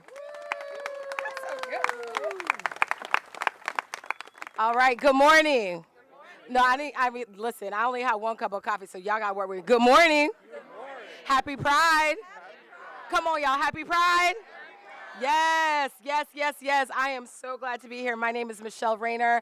I am the state representative for House District 62. I am also the first openly black queer woman to ever hold any public office in the state of Florida. And guess what? St. Pete did that. St. Pete did that. And I am happy to be with you here today on our flag raising. Some of you, many of you actually, we saw, myself and Representative Cross saw in Tallahassee when you came to advocate and talk to lawmakers. And there was something that I said there, and I want to kind of repeat that back and kind of to piggyback off of Chair Gertis's points, that guess what? We are in a space and time where us as a city, we have to be unshakable. Because we see folks that occupy somebody's mansion in Tallahassee that want to attack cities like ours, that want to attack cities of progress, that want to attack cities of inclusivity, that want to attack cities of making sure that people feel loved. And I know the theme for St. Pete Pride is rooted in. This year, they want to attack folks who are rooted in, and not just people who identify as LGBTQ, but people who are accomplices. Many people who are standing here, who are elected officials, and folks who are saying, listen, I just wanted to come out and show support. You have folks where we are advocating that want to attack that, but guess what? We have to be unshakable in this moment. It is incumbent upon us, even as we're raising this flag, everyone's like, oh, it's a cool event. You know, we're just raising a flag. But you have to understand, when we decide as a city that we are going to come together and nobody gets to tell us who we are going to be. When we raise that flag, it is saying, this is who we are. We are unshakable. This is our line in the sand. I don't care what laws you think you're going to pass. I don't care how you think you're going to discriminate people. But our city, St. Petersburg, Florida, in this moment, we are saying all are welcome here. So it's not just a flag raising to say happy Pride, but it's a sign. It is a note. It is a warning shot to folks who would say that people are not welcome in the state of Florida. Well, guess what? You may not be welcome in some cities, but in St. Petersburg, Florida, baby, you are welcome to be who you are, to love who you love, to be who you want to be. Because guess what? As our mayor has always said, we are St. Pete. And it is my, listen, I almost forgot. It is my pleasure and my honor, honey. Baby, you know, we got some folks that represent us in Congress that I don't really know who they are, but baby, we got a firecracker. We got somebody that fights for us on the daily, and that has shown up not only for our community here in St. Pete, but has shown up for the LGBTQ community, and really also does it wearing really cool clothes too. So I love your fits. So I am happy to introduce our Congresswoman, the Congresswoman for Tampa Bay, Congresswoman Kathy Kastler. Wow, talk about a firecracker. How about that Rep. Rayner? Imagine what it's like for Rep. Rayner and Rep. Cross to head up to Tallahassee these days and stand up for what's right and to stand up for equal rights. So that makes me so proud to be here in St. Petersburg and to represent this community that values equal rights and is a welcoming place. mayor and council members, and all of you. You should be so proud of what is happening here in St. Petersburg. Part of the reason that it has grown and thrived like it has is just because of this, because everyone is welcome, no matter who they are and who they love and what they look like, where they come from, and all of that. That is so meaningful in this day and age. You know, right here in the shadow of this new courthouse on the steps of City Hall, I think it's important to reflect upon progress. It was 50 years ago, on the 4th of July, that equal rights advocates started to meet at Constitution Hall in Philadelphia to demand equal rights that were stated pretty clearly in the Constitution and in our Declaration, but were never really recognized. This was before the Stonewall riots that happened a few years later. But it really set off this march towards equal rights and progress. And I think as we look ahead, next year is our 250th year anniversary of that Declaration of Independence. And I know if you reflect on the march towards equal rights, there have been stops and starts. There's been violence. It's been painful. We've had moments of joy. I was on the steps of the United States Supreme Court when Obergefell and marriage equality was declared the law of the land. And now it seems like there are folks that want to hold us back, that don't want people to reach their full potential, that want to enshrine discrimination into our laws, certainly into executive orders, which are temporary, by the way. But we're not going to let hate win, are we? No. We're going to continue to march forward. And when we meet that 250th year anniversary of the Declaration of Independence, give meaning to those words, that all people are created equal, that they are endowed by their Creator with certain inalienable rights, life, liberty, and the pursuit of happiness. And that means equal rights for all. It doesn't mean equal rights for some. And here in St. Petersburg, we're going to ensure that that is the case. And we're going to ensure that is the case because we have a mayor who understands how important it is that all citizens enjoy equal rights and non-discrimination in housing and employment, and just in the day-to-day respect that we owe each other. I'm so proud to introduce America's mayor, Sunshine City's mayor, the great Mayor Ken Welch. Yes, I heard that. Thank you. Good morning, St. Pete. How are y'all doing? Well, I get to follow Congresswoman Castor and Representative Rayner and Chair/Reverend Copley Gertis up here. And that's usually a tough thing because they are dynamic speakers, but it's really a blessing that you get to see what level of leadership we have in this community that is out there doing the job, standing for all of us. And I want to acknowledge them for what they do. Please, y'all give them a hand. Thank you to our city council, to all our community representatives, to our partners from St. Pete Pride who are here. I did notice Councilmember Mike Harding moving up. So he is here as well, way in the back, hard-working council member. Thank you for being here. So each year we raise this flag, and your presence here matters. It sends a message, not just to our city, not just to our state, but to our entire nation. Each year we proudly raise the pride flag here at City Hall. It's a simple but powerful act, and it becomes more important every time we do it.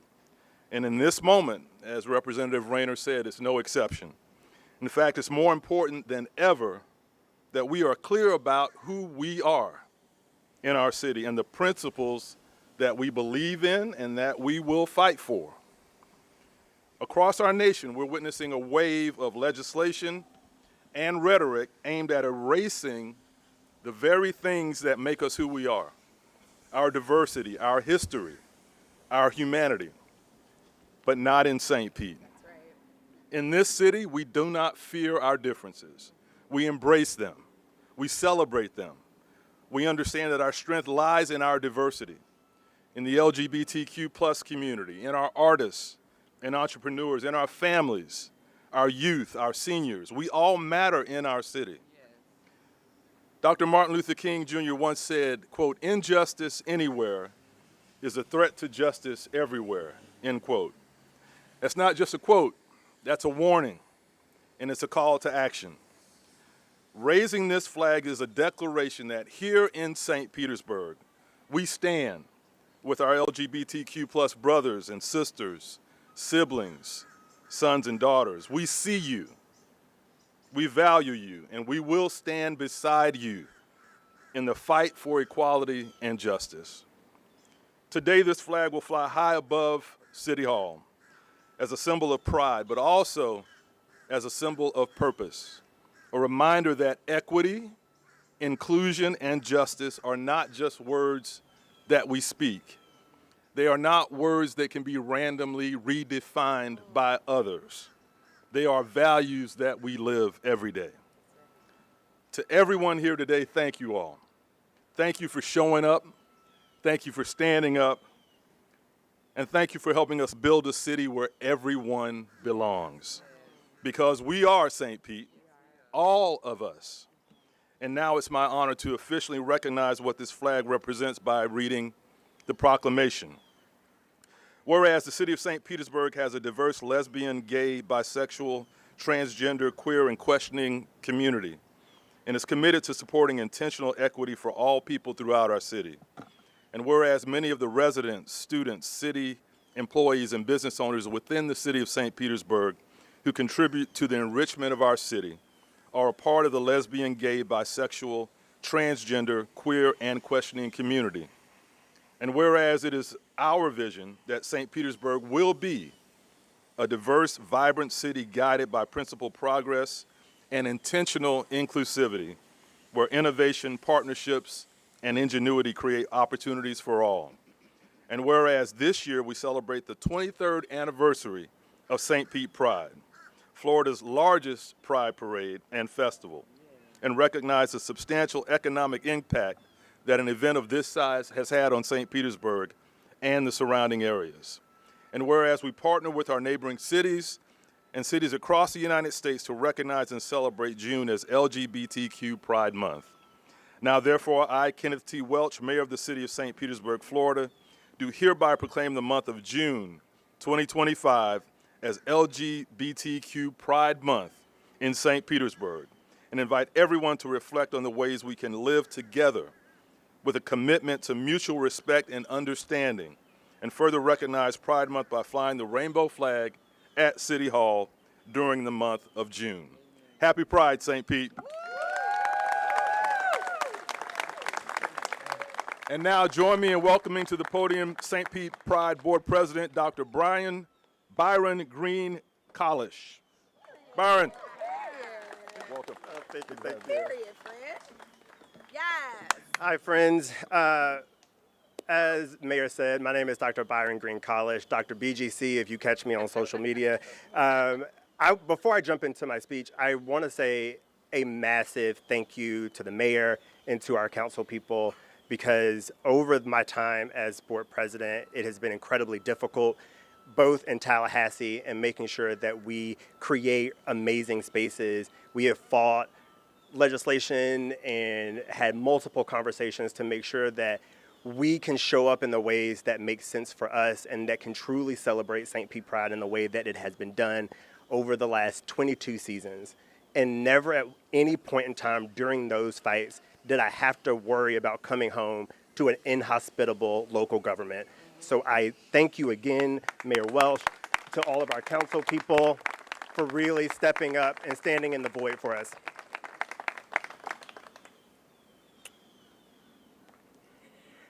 I want to dive in because, of course, as we prepare to enter our 23rd season here at St. Pete Pride, I'm filled with gratitude. This year, we welcomed our new executive director, Bior Guigny. Make some noise for Bior. We welcome new board members, some of which I see out in the crowd, so I'm incredibly grateful for our new board members and our board members that have stuck with us, and even some previous board members as well. We also welcomed a brand new royal court on Sunday, and I think I see Oscar De Mayo and Seduction Dickerson, so please make some noise for them. representing St. Pete Pride this year and reigning over our entire 2025 year. But I would be remiss to not acknowledge the history that got us to this moment. If y'all mind, I'll do a quick history lesson. I'll make it quick. We often talk about Stonewall, but I want to take you back to 1955 in Baltimore, where one of the first recorded instances of protest around queer rights started. And if I did my math correctly, from 1955 up into Stonewall, there were over 55 instances of protest fighting for queer rights. Amongst those 26, they continued to pop up across the country. They weren't located in any one space, and they weren't able to get the traction that we needed to really fuel this movement forward. But on June 28th, 1969, at the Stonewall Inn in New York City, 2 black and brown trans women said, "Enough is enough." And I want to underscore the importance of those 2 women starting the fight that has become the Pride movement as we know it. But there was something different about Stonewall.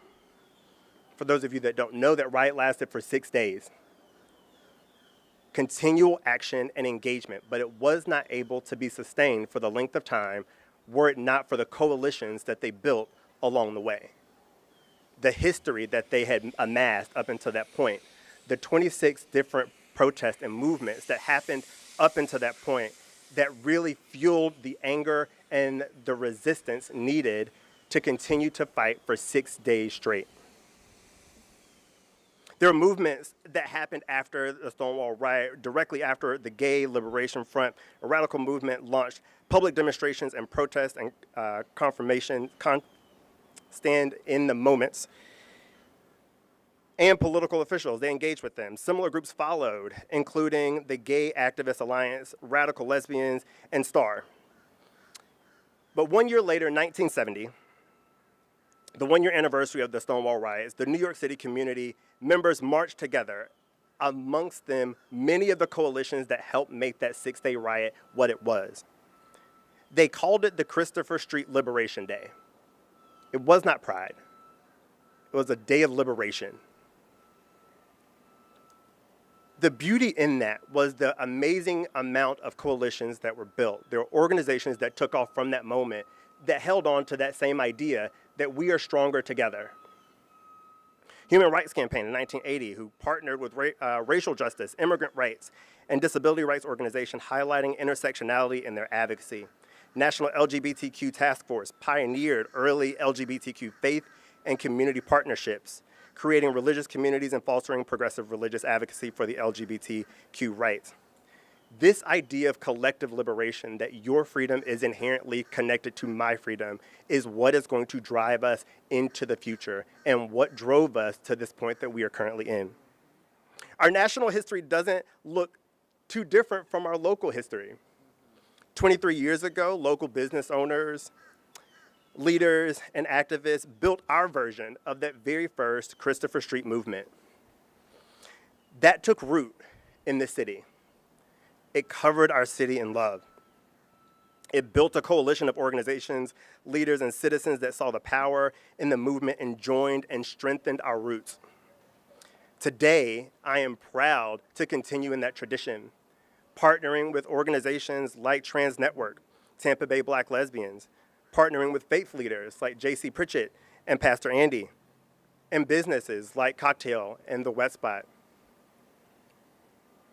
With these ever-deepening roots, we've grown to be the largest Pride celebration in the state and amongst one of the largest in the country.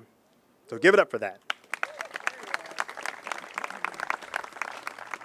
But more importantly, I want you to give it up for you, because we could not and do not want to do this movement without you. It is you who made this organization as large as we have gotten. It is you that has sustained us for the last 22 years and into our 23rd season. So I thank you again to the mayor, to city council, and most importantly, you, our community. It is this community that has kept us rooted through hard times, through setbacks, and a few storms. but I am grateful for the roots that have sustained us. This community is rooted in resilience, it is rooted in tradition, it is rooted in love, but above all, we are rooted in St. Pete. Thank you. Thank you, Byron. We are ready to raise the flag. Y'all ready? Let's do it.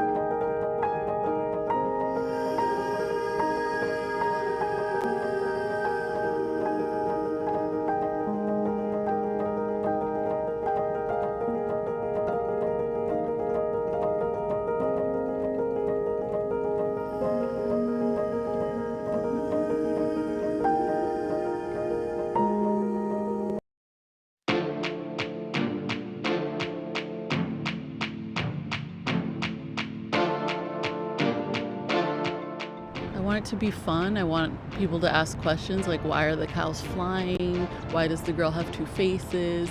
All of my artwork, I want to hint at a story that you can fill the blanks in with.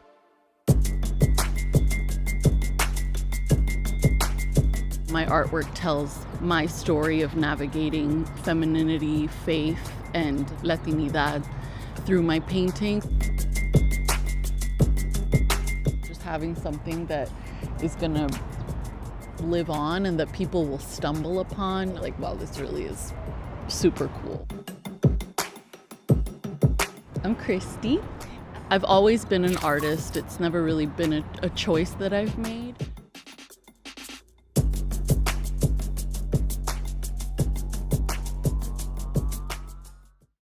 Hey St. Pete, and welcome to the definitive guide for how to be the best president you can be. A little tip from your good neighbor guide.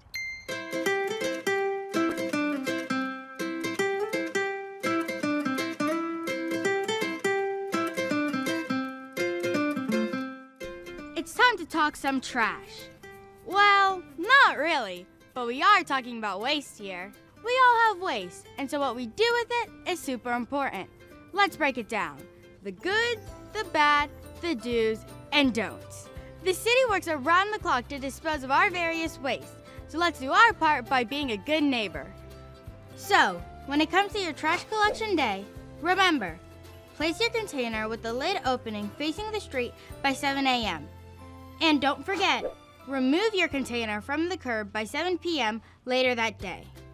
Here's what not to put in your container: appliances, furniture, and any hazardous materials, such as batteries, paint, electronics, and more.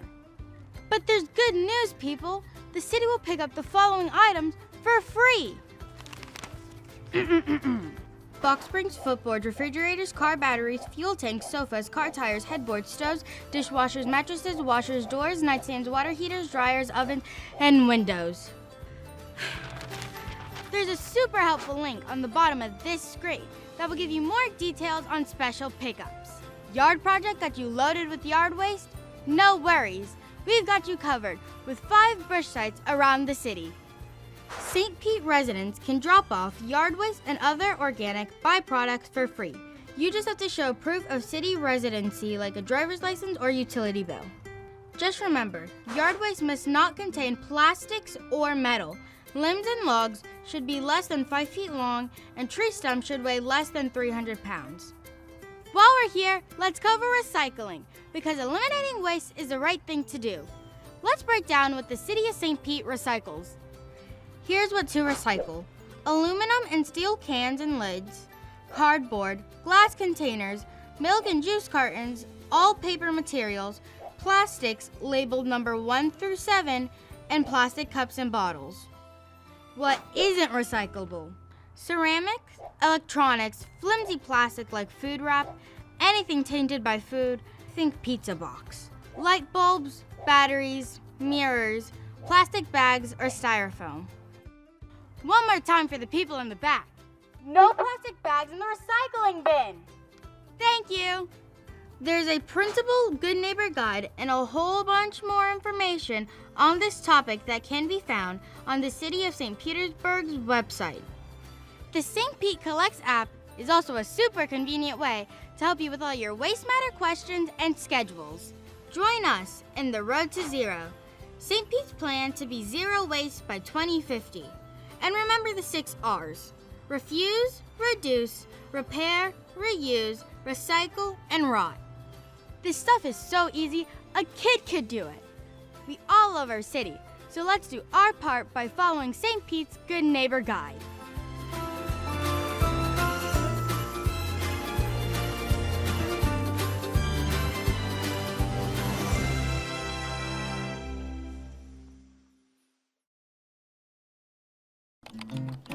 It feels like my whole career, I've just found a job, but never the job. Finding the perfect job that suits my life has always been challenging. I've always sort of just felt like a number at the places where I worked, so I think that I'm ready to find a job that will give me the benefits that I deserve. They always say that you're only as strong as your own network, so I'm expanding that. Beginning today, I'm asking anyone and everyone I meet if they know where I should work. Hey, don't you wish that you had a job that would contribute to your retirement fund without having to contribute your own money? You should work where I work then. It probably makes sense that I can't find the perfect job situation. I mean, who would ever leave if you had it so good? Hey, wouldn't you freak out if you could find a job that would provide you with a doctor that you could see anytime, without a copay even? Yeah, and how about most common prescriptions too? Yeah. Wait, is that a thing? Yeah, you should work where I work.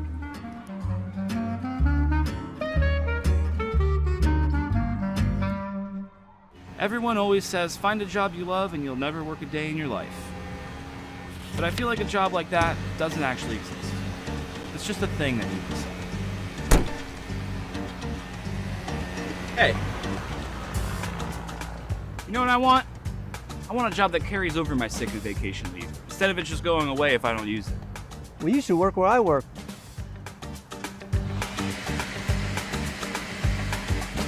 Maybe my expectations are too high.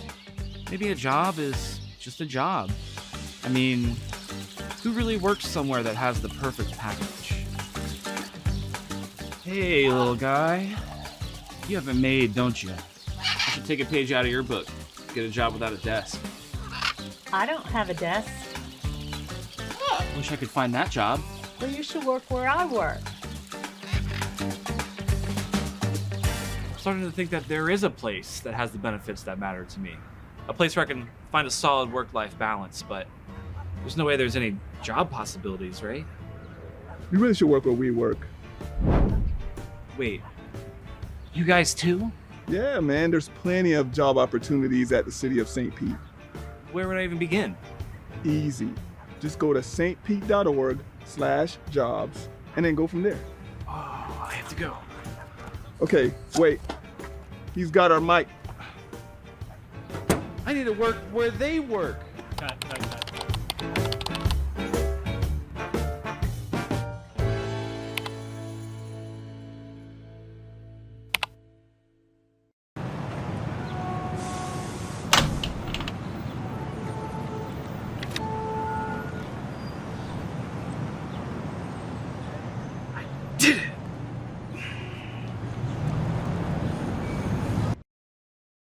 I look at Woodlawn as probably the most neighbor-friendly, kid-friendly neighborhood that I've ever lived in.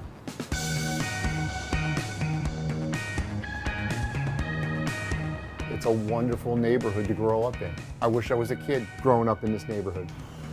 It's a real family-oriented community, super close to downtown, and it's just kind of one of those picturesque, nice, quaint little neighborhoods.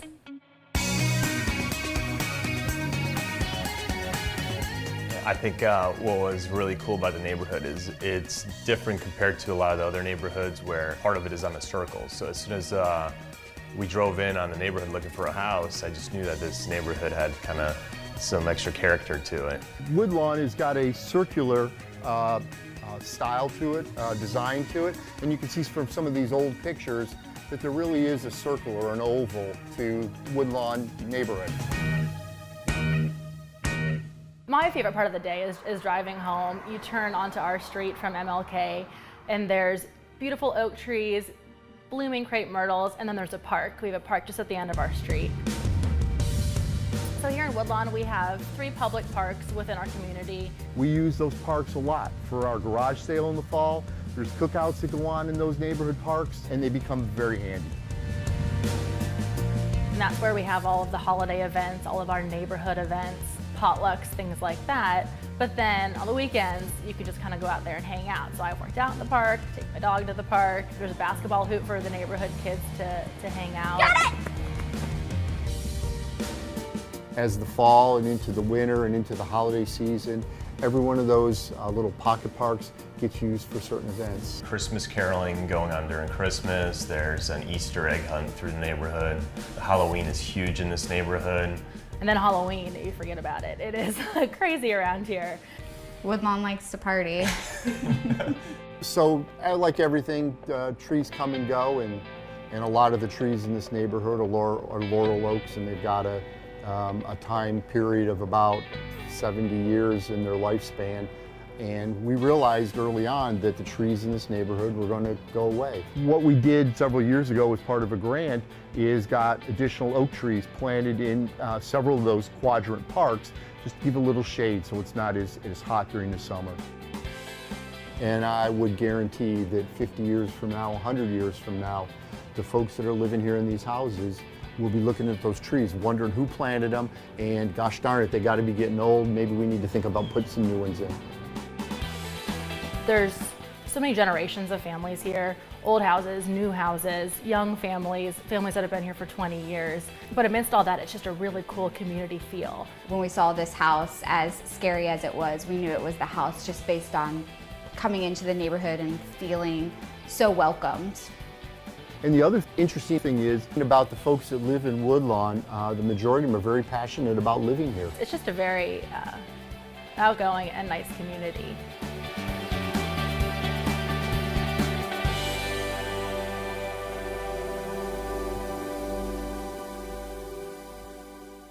So the one thing that I would like to lift up and make sure that everybody hears is that there's 2 Child's Parks. There's the Child's Park that you hear about and that you read about, but then there's my Child's Park.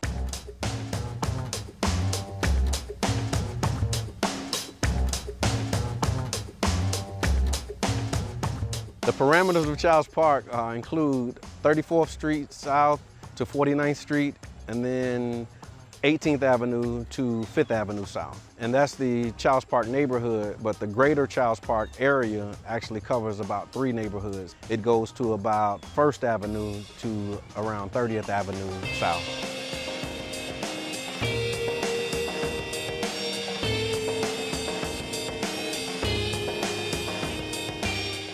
I believe through the YMCA, the library, and the Rattlers organization has become very instrumental in helping our youth and children become very productive adults.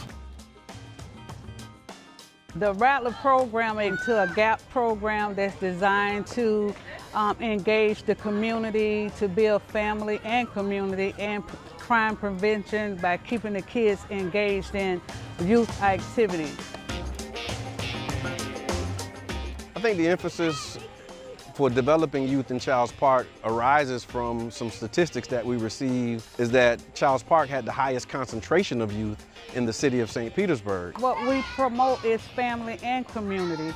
So what we're trying to instill in them with the program is that we are one big family. Because a lot of the initiatives and things are always focused, they're heavy focused on programming, or some type of, regimen or awareness piece or a pledge or something else. And we felt that it was important to just allow them to have a space to just come and have fun. We're solely manned by volunteers, and we let them know that too. So we want them to come back and be volunteers, so the torch is just passed on, so we all learning from one another. They're not just focused on the athletic aspect of it, but they also focus on youth development. So they have a tutoring program that they do. And with the YMCA, you have the Rattlers and you have the other programs that's offered. When kids get out of school, they have a place to go. They have the library there. The STREAM Club stands for Science, Technology, Reading, Engineering, Arts, and Math. We meet every Friday afternoon at the Childs Park Library. It's kind of an extra opportunity for them to get some exposure to topics they might not know about or might have heard in school and didn't quite stick. We just give them opportunities to have different kinds of experiences and hands-on experiences at that. The youth have a place to go and children have a place to come daily. Matter of fact, that's a great thing to help kids get off the street and have a place to go, a safe haven you might call it. One of my brothers, when we first organized this, he said, we're helping to create their back in the day.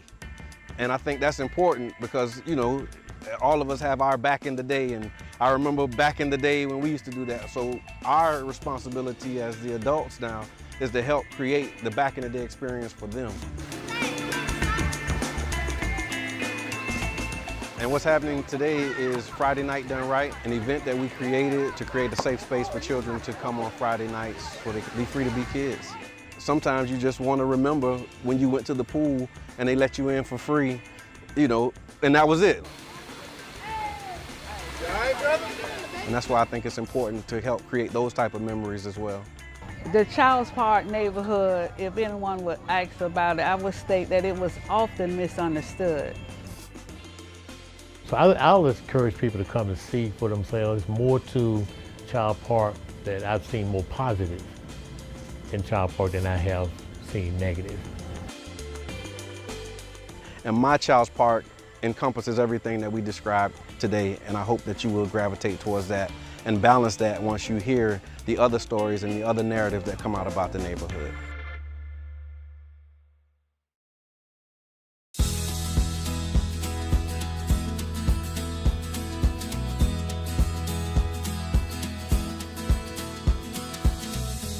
District 4 is centrally located in St. Petersburg, from Coffee Pot and North Shore to the east and I-275 to the west. It reaches as far north as 77th Avenue North and as far south as 5th Avenue North. I'm Councilmember Lisette Hanowitz, your representative for District 4. I love where I'm standing right now, where baseball legends played. Huggins Stengel Field hosted the New York Yankees spring training sessions with players like Babe Ruth, Lou Gehrig, and Joe DiMaggio, all the way back in 1925. This baseball field is located in what I consider one of the city's best parks, Crescent Lake Park, a 56-acre city park featuring the natural Crescent Lake, home to an incredible amount of wildlife. And of course, one of the city's most recognizable landmarks resides in Crescent Lake neighborhood, the Water Tower. Standing above the treetops at 110 feet tall, the tower features local artist Tom Stovall's mural and plays host to a pandemonium of green monk parrots. One of the best parts of District 4 are the many unique neighborhoods with their diverse architecture and residents that call this district home. Historical Northeast, Greater Woodlawn, Euclid St. Paul, and Crescent Lake and Crescent Heights are just a few of the great neighborhoods that represent the area. Our numerous parks allow our neighborhoods to enjoy casual waterfront strolls, swimming laps in the pool, play a few games, and a moment to reflect while taking in the nature that surrounds our city. Speaking of nature that surrounds you, tucked away in District 4 is a true tropical oasis, right along 4th Street North. Sunken Gardens is considered St. Pete's oldest living museum and has been around for more than 100 years. Meandering paths guide visitors through a living collection of more than 50,000 tropical plants and flowers. And don't forget about the flock of flamingos. There's really no shortage of energy, nature, neighborhoods, and great local businesses to enjoy while you spend a little time in District 4.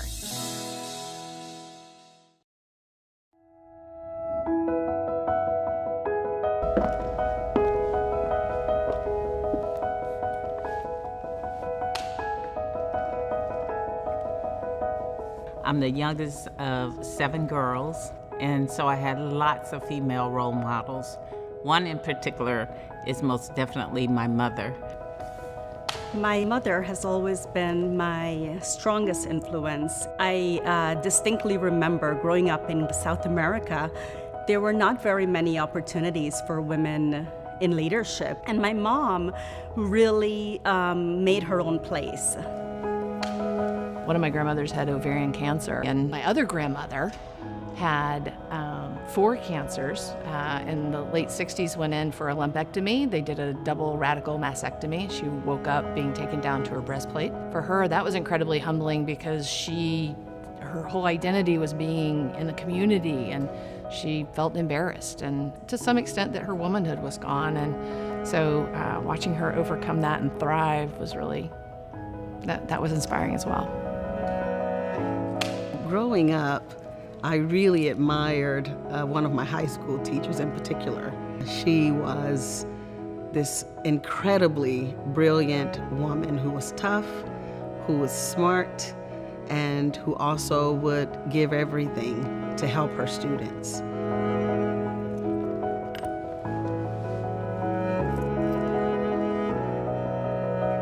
I think it's critical to have a mentor. I found mentors that taught me self-acceptance, self-love.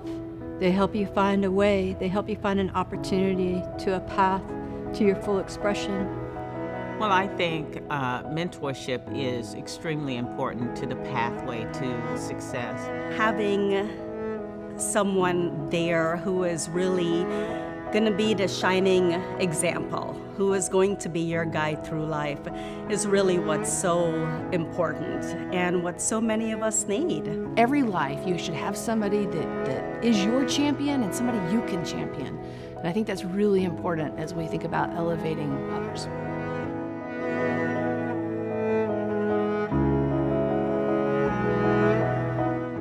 Oh, St. Petersburg Leadership for Women is outstanding. I think we are positioned perfectly. I feel so very fortunate to live and work in a city like St. Pete that's inclusive, that's progressive. I believe that we are a future that will be kind and generous. There's great support amongst the women leaders to collaborate, to make a difference, to solve complicated problems, and they're brilliant, brilliant women. This community has not just great women leaders, but a platform where they're elevated and able to do things that are meaningful and that really impact our community. And that's part of the reason it's such a phenomenal community. Women have such an important role in our culture. The future of women in St. Pete has never felt brighter. Mentor a young lady or find a mentor for yourself. Be sure to honor the women in your life this month and every month.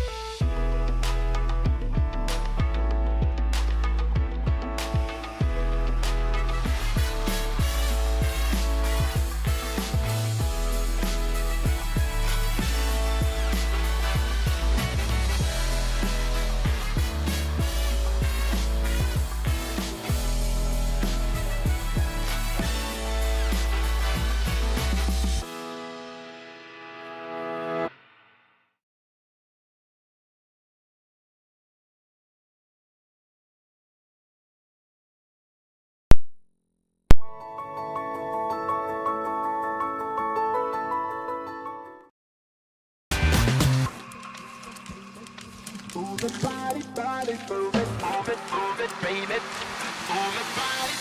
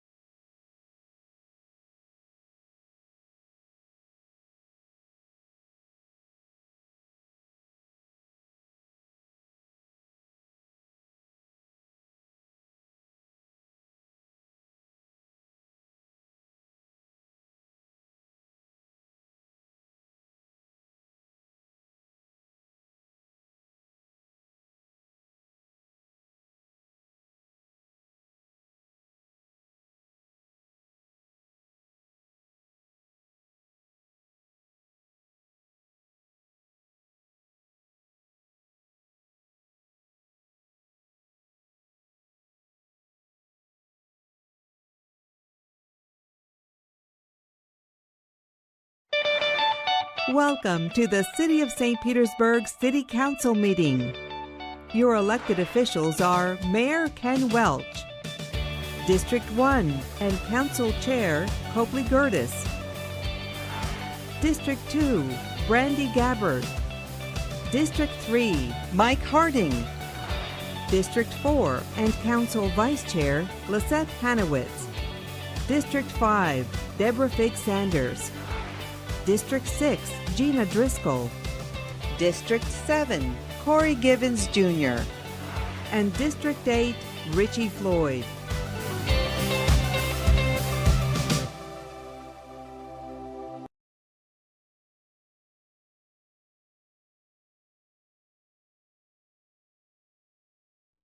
Floyd. Here. Gertis. Here. Gabbard. Here. Harding. Here. Hanowitz. Here. Fig Sanders. Here. Okay, we will have our invocation given today by Pastor Paul Gibson from Trinity Lutheran Church.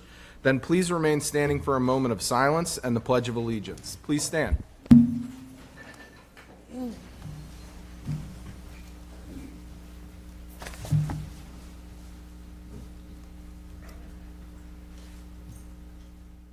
God of love, we thank you for the diversity of your creation, that you embrace everything and everyone that you have made and call them blessed and good.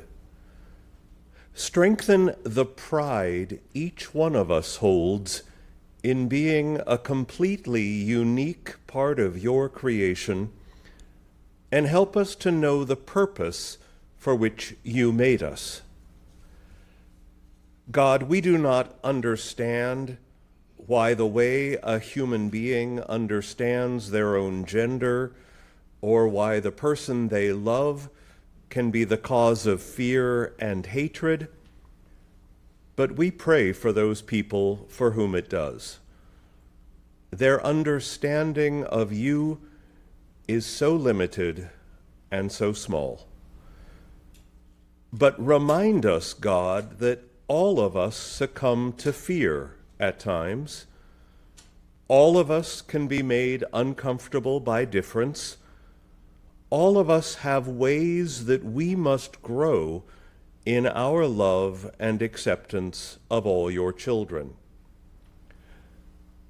We pray that this month dedicated to pride, to the eradication of shame, will help all of us to better understand, respect, and honor people who are not like us, who do not look like us, think like us, or act like us. In a year when so many are being driven to acts of violence, we pray that people will be safe during our city's celebrations of Pride. We are grateful for the members of law enforcement who are working toward that goal. Bless the leaders of this city as they persist in their commitment to making it a place of welcome and of opportunity for all. Bless the speaking and the listening that will take place in today's meeting and in the days to come, so that all of us can work together for the common good. We ask this in the name of all that is holy, all that is beautiful, and all that is true. Amen. Please join me in a moment of silence for the repose of the soul of Vince Cox, who passed away this week, a servant to St. Petersburg and a friend to all.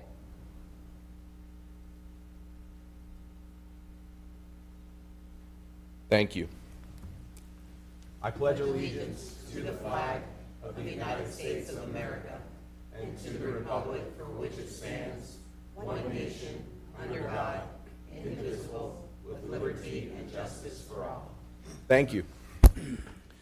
Thank you, Pastor, for that beautiful invocation, and thank you for joining us this morning.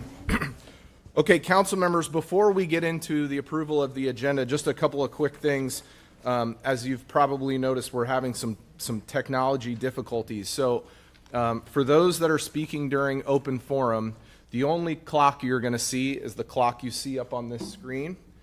The clerk will give you a 10-second heads up when your 3 minutes is coming to an end. And at the end of that 3 minutes, I will say thank you and your microphone will be shut off. You won't hear a beep like normal. So I apologize about that, but just be patient with us. Give us a little grace. Council members, also our buttons are not working. And so we will do a roll call on each vote. Councilmember Driscoll, I'm sorry, but that means you start each vote on a roll call because it's June. So no pressure there. And then also, council members, as we wish to speak, because it is a little hard to have an angle to see all of you, if you'll just raise your hand, the clerk will then put your name up on the speaker list, and I will go from the list up on the screen. All good? Any questions there, council members? And if anything changes as this meeting goes on, we'll let you know. But I think I covered everything. We good to go there? Okay, clerk, good? Okay, so council members, we have an agenda in front of us. I'll entertain a motion for approval. Move approval. Second. Okay, let's do a roll call, please. Driscoll? Yes. Givens? Yes. Boyd? Yes. Curtis? Yes. Gabbard? Yes. Harding? Yes. Hanowitz? Yes. Sanders? Yes. Okay, the agenda is approved. Now we'll move on to the consent agenda. Clerk, do we have any comments on the consent agenda? We do not. Okay. I'll entertain a motion for approval on the consent. Second. We have a motion and a second. Let's do a roll call, please. Driscoll? Yes. Givens? Yes. Boyd? Yes. Curtis? Yes. Gabbard? Yes. Harding? Yes. Hanowitz? Yes. Sanders? Yes. Okay, now we're going to go into open forum. Clerk, could you please read the rules?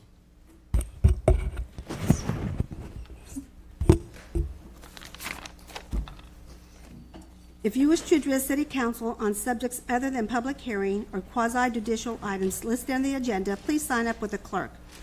Only the individuals wishing to speak may sign the open forum sheet.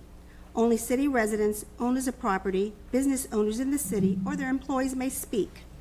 All issues discussed under open forum must be limited to issues related to the City of St. Petersburg government.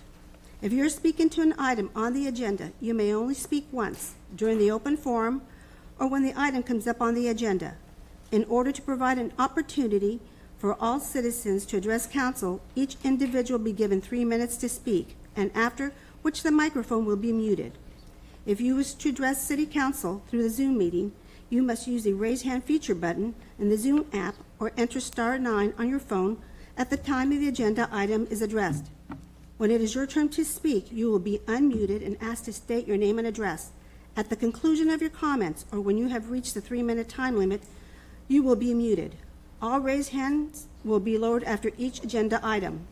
Regardless of the method of participation used, normal rules apply, including the 3-minute time limit on comments. The requirement that any presentation material must be submitted in advance of the meeting, and the rules of decorum. If live public comment is disrupted by violations of the rules of decorum, the chair is authorized to accept public comments by alternate means, including by email only. And Mr. Chair, we do have some speakers. Okay, let's call 2 at a time, please.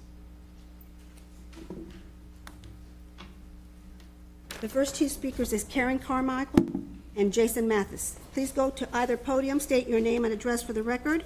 You'll have 3 minutes to address council. Karen Carmichael, 400 4th Avenue South. I am the president of the Sage Condominiums and the president of the Downtown Neighborhood Association. Good morning. Downtown St. Petersburg gives the impression of being almost like a pristine Disneyland to many who visit from other states, other countries, and even other parts of our city and county. The buildings are new, the roads are smooth, the infrastructure looks clean and modern, and on the surface it feels like an ideal downtown. But recent incidents have reminded us that the reality is more complex. Just a short time ago, a man lost his life at the corner of 3rd Street and 1st Avenue North. It was a tragic moment, but also a powerful reminder that there are many people in our city, especially in our downtown, who are struggling with serious mental health and substance abuse issues. We see it every day. Individuals living on the streets or in temporary hotel housing exhibiting behaviors that reflect deep unmet needs. Children on school field trips to our museums and parks are exposed to people yelling, using disturbing language, or acting in ways that are frightening and unpredictable. Parents and teachers are left trying to explain situations that children simply cannot understand. Senior citizens, many living in our 55-plus affordable housing communities, depend on city services like accessoride and public transportation. These residents regularly encounter people in a mental health crisis, often being screamed at or harassed while they wait for a ride. Homeowners are faced with regular intrusions to their garages and courtyards, and in some cases their lobbies and their hallways by people who present as dangerous. They're afraid, and they shouldn't have to be. I do want to acknowledge that the city has taken important steps. Programs like PATH and CALL are already helping. These are vital programs, and they are a solid foundation. We appreciate the addition of another evening downtown police unit and the recent addition of an evening PATH unit. But the reality is their services are still overstretched. We need more boots on the ground. We need more clinicians, more outreach teams, more consistent engagement. These teams are doing their heroic work, but they can't keep up with the need at the current level of staffing and support. This is no longer a housing issue. It's a public safety issue. It's a public health issue, and it's a community quality of life issue for residents, for tourists, for business owners, for families, and for those who are in need of essential mental health services. So I'm asking the Council to prioritize increased funding for this issue and to explore new scalable solutions that help address the root causes of what we're seeing on our streets.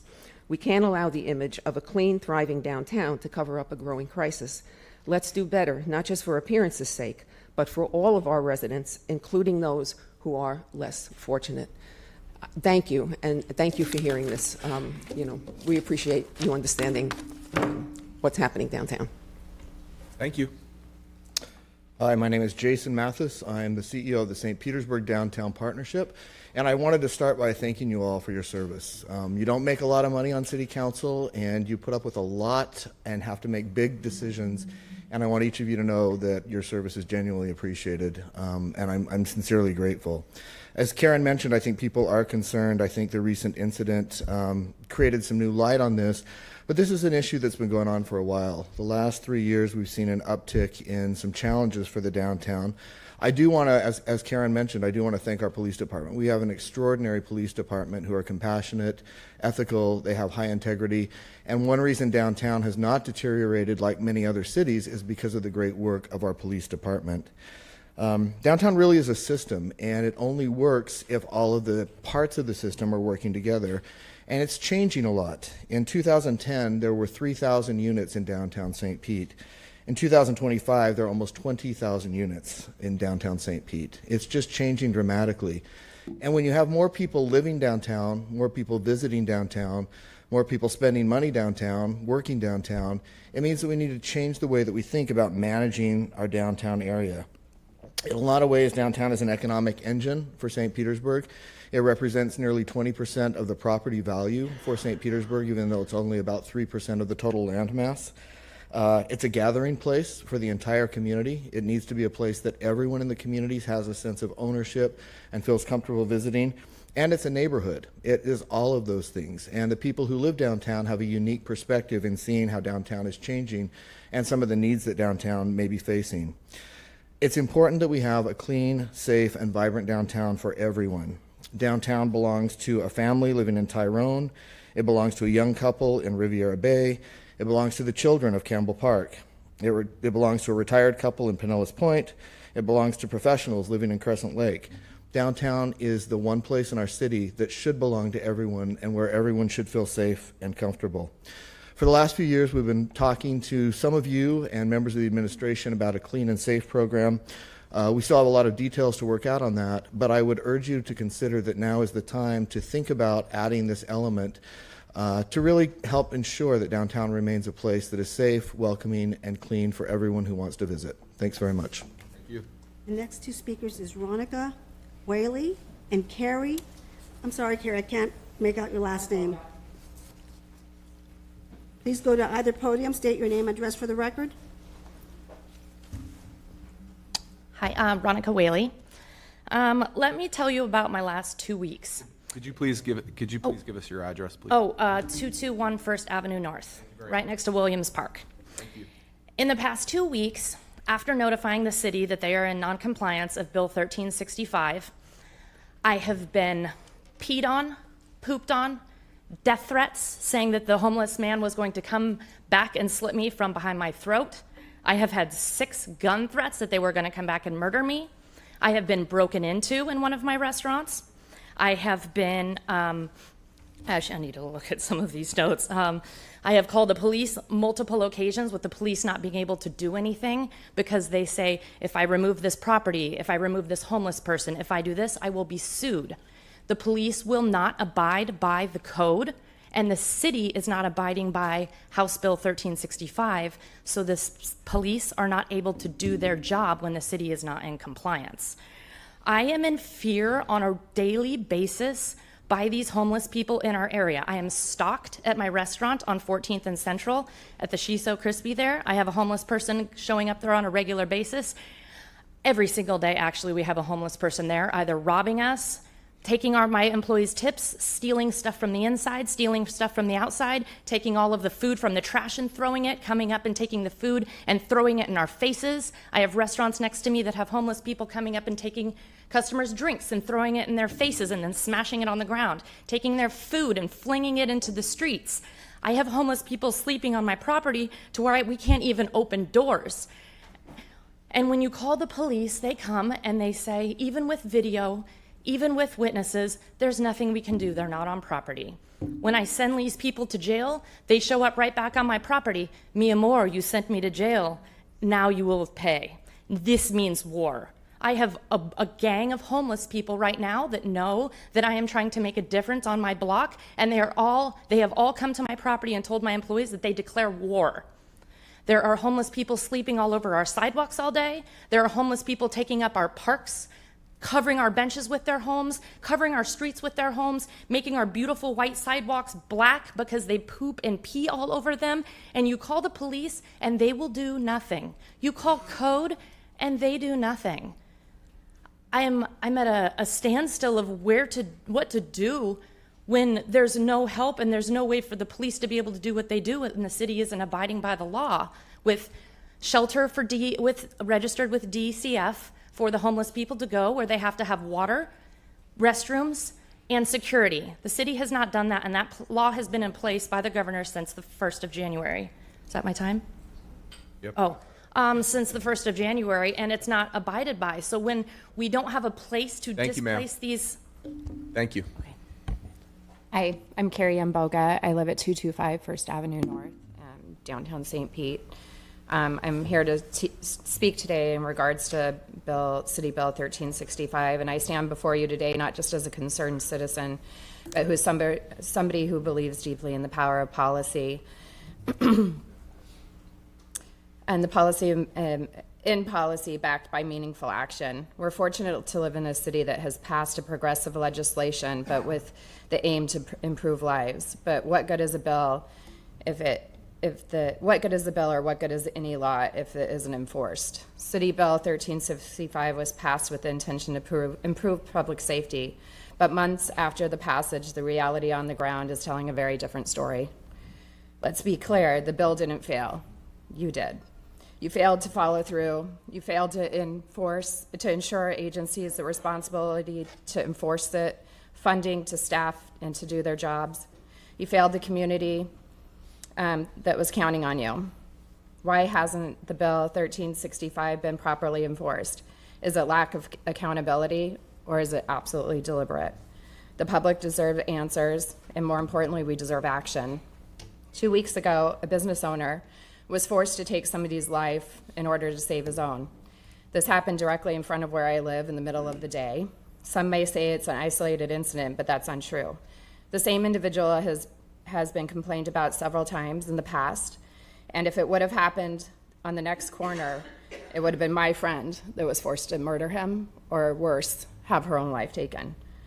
Why is this being ignored? We cannot allow policy to be symbolic.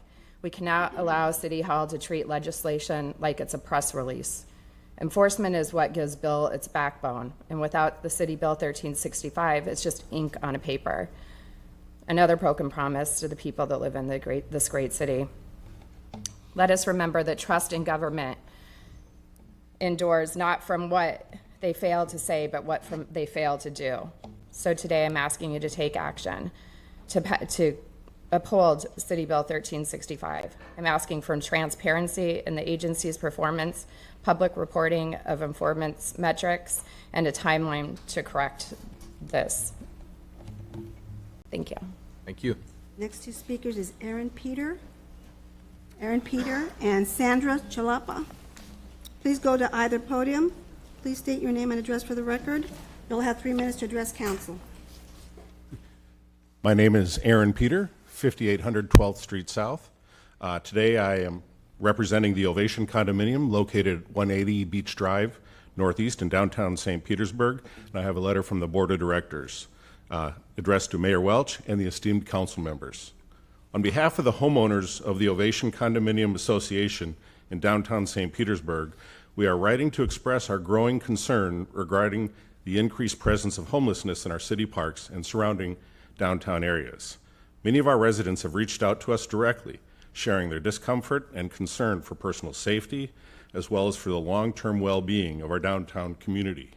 The issue appears to be escalating and is beginning to resemble conditions we witnessed in years past, before St. Petersburg became the vibrant and thriving downtown that we are all so proud of today. We recognize that homelessness is a complex issue and appreciate the city's ongoing efforts to provide compassionate and sustainable solutions. However, we urge the city to give renewed and immediate attention to the matter. The current situation is beginning to have a visible impact on public spaces, small businesses, tourism, and the overall sense of safety and pride in our community. It is also affecting property values and the confidence of residents and visitors alike. We respectfully ask that the city explore enhanced measures and resources to address this growing concern, particularly in our parks and high-traffic downtown corridors. We are eager to support efforts that maintain the balance between compassionate outreach and the continued vitality of downtown St. Petersburg. Thank you for your time, leadership, and attention to this serious matter. We are hopeful for swift and thoughtful action that reflects the values and vision we all share for the city. Sincerely, the Ovation Condominium Association Board of Directors, Holly Tomlin, John Hartman, Ray Murphy, Kathy Unrow, and Janice Barnes. Thank you for your time. Thank you. Yes, my name is Sandra Chapetta. I live in at 3717 46th Avenue South in St. Petersburg. So I wasn't aware of the rules, but I would like to talk about an issue that's going to impact all the seniors in our community, and St. Petersburg has a lot of senior citizens. And I'm here to urge all the citizens of St. Petersburg to call the senators and let them know what's in the budget reconciliation bill. Medicare, that's what I mostly want to talk about. The nonpartisan Congressional Budget Office report states that the House bill as passed will blow up the deficit, and that's going to trigger PAYGO, the statutory PAYGO law. That will make an estimated $535 billion in mandatory cuts to Medicare. The seniors in St. Petersburg, most of us are not aware that this is happening and that we will be negatively impacted by this bill. There's also state rights that are going to be impacted by this bill. They're being taken away from the state. The state will have no right to regulate artificial intelligence for 10 years, and that impacts everyone in this room and everyone in St. Petersburg, because they can misuse AI in any way they want as long as the states can't regulate it. There's also sections in the budget bill that are non-budget. They have taken away anyone's right to sue the federal government for any environmental damage. They are not allowed to go to court for that, and that will, and that's retroactive, so it's going to impact all the court cases currently in review that are trying to protect our environment. And certainly that's a major concern here in the city of St. Petersburg with the red tide and everything that we have. We want to protect our environment and we want to protect our wildlife. So that takes away our state right to sue and a citizen's right. And there's also section 70302, which takes away anyone's right to hold courts in the administration in contempt of court. All these are non-budget items, and they're not allowed to be in that bill. So I just wanted to stand up today and hopefully make some residents of St. Petersburg aware of what's in the budget reconciliation bill, that they might want to call their senators and discuss how they feel about that, especially Medicare and the senior citizens, because most of them are not aware that that's in there. That's all I have to say. Thank you. Thank you. Next two speakers, please. Keeson Jean Baptist and Michael, I think it's Michael Dito. Please go to either podium, state your name and address for the record. You'll have 3 minutes to address council. Good morning. My name is Karan Jean Baptiste. I'm the provost at the SBC Downtown Center. Address is 244 2nd Avenue North. The SBC Downtown Center is located steps away from Williams Park. We serve over 1,000 students each semester, offering a full range of academic and student services. Also located at the Downtown Center is the SBC STEM Collegiate High School. We also share space with American Stage, the Florida Orchestra, and the St. Pete Partnership. SBC takes the safety of its students, faculty, staff, and community partners very seriously. While we are proud of our long-standing record of safety, we did experience 3 notable incidents in 2004. 2 involved homeless individuals pushing pedestrians to the sidewalk, and 1 involved unauthorized use of our restrooms. These incidents, while isolated, underscore the need for proactive and collaborative safety measures. In my closing, we are committed to being a part of the solution and helping make downtown St. Petersburg a place where everyone feels safe and supported and inspired. Thank you for your time. Thank you. How you doing? My name is Michael Dito. I'm a manager over at Shiso Crispia, 1421 Central Avenue. Basically, my day consists of walking to work, since it's so close. Every day that I pass by, there's at least abruptly, without even like a overestimate, 10 to 15 people that I walk by, and it just, the smell is just wretched. I'm handing out food sometimes, you know what I mean, because I'm not an uncompassionate person. I get to work, and then throughout my day, at some point in time, my employees' tips are stolen, my tips are stolen. We've got chairs thrown at us.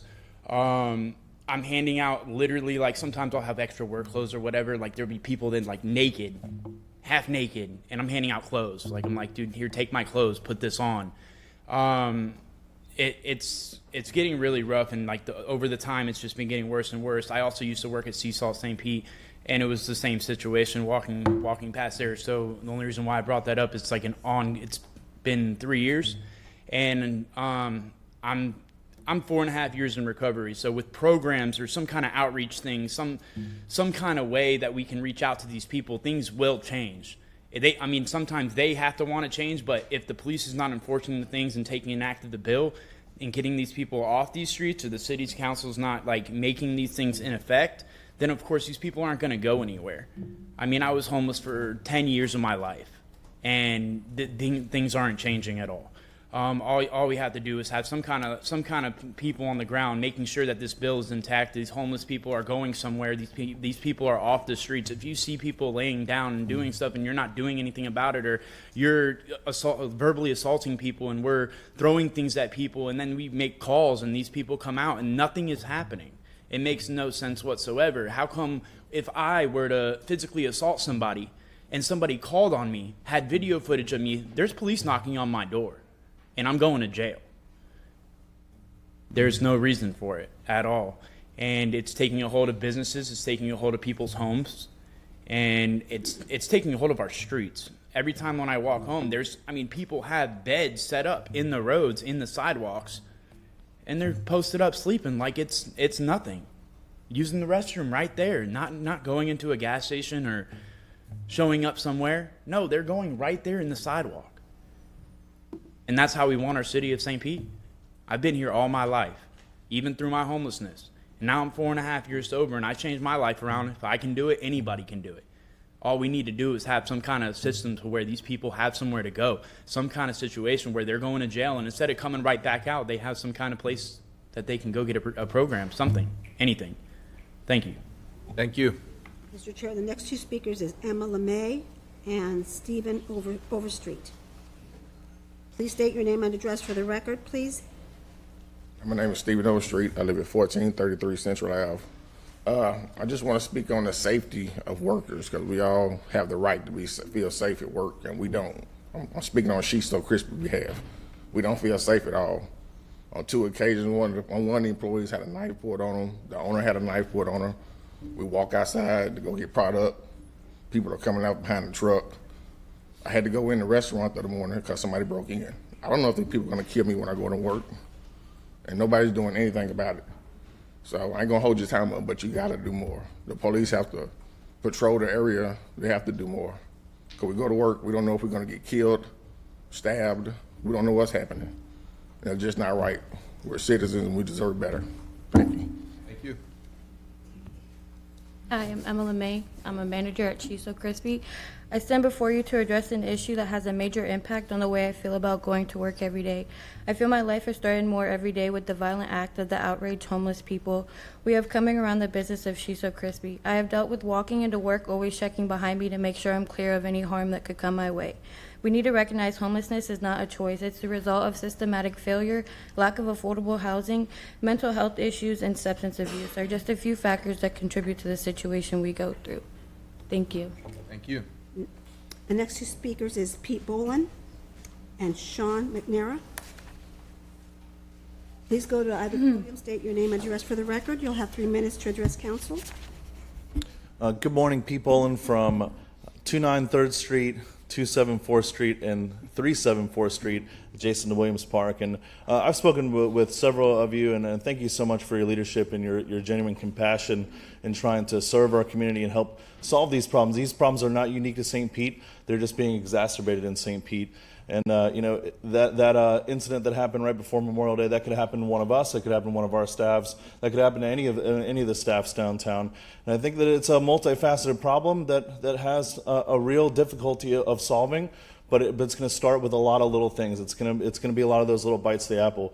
We need to work with the circuit courts to improve things. When we talk to leadership and police force, when I talk to Lieutenant Hillsden and when I speak with Sergeant Sequoia, they tell us, hey, Pete, we get these people arrested for ordinance violation and they're back out 8 hours later. They're being released on ROR. Repeat ordinance violations. So we need to work with the court system to these repeat violators need to be addressed. There is a lack of implementation of the new SB law that went into effect January 1st, the sit-lie law. There is a lack of enforcement there. I know some people may not agree with the scenario of that law, but we have to go forward. We have to carry forward with this stuff. I think there's not enough police officers, too. When I talk to rank and file police officers, like, you know, Pete, hey, we have a stabbing here. We have a domestic violence issue. We can't go address the ordinance. Sometimes they have to drive by violations because they have to prioritize their huge call volume. So we need to work on that. We need to give more support there. I think we probably need at least another 20 officers from what I'm hearing. So there needs to be more support on that front.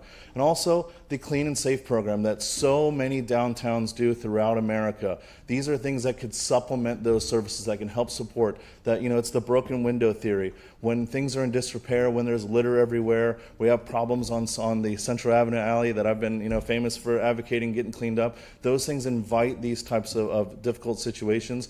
A proper Clean and Safe program will help supplement police force, help clean up some of these areas and make things less, you know, if things are inclement, they're going to be treated that way. It's the same stuff we've been talking about Williams Park. So please consider these solutions, advocate for real changes, and continue your tired leadership. Thank you so much, Councilwoman Driscoll, for helping move that PATH program into the evening time. I know all of you have been really great at taking our call and are concerned, and just continue to go fight for these positive changes. Thank you.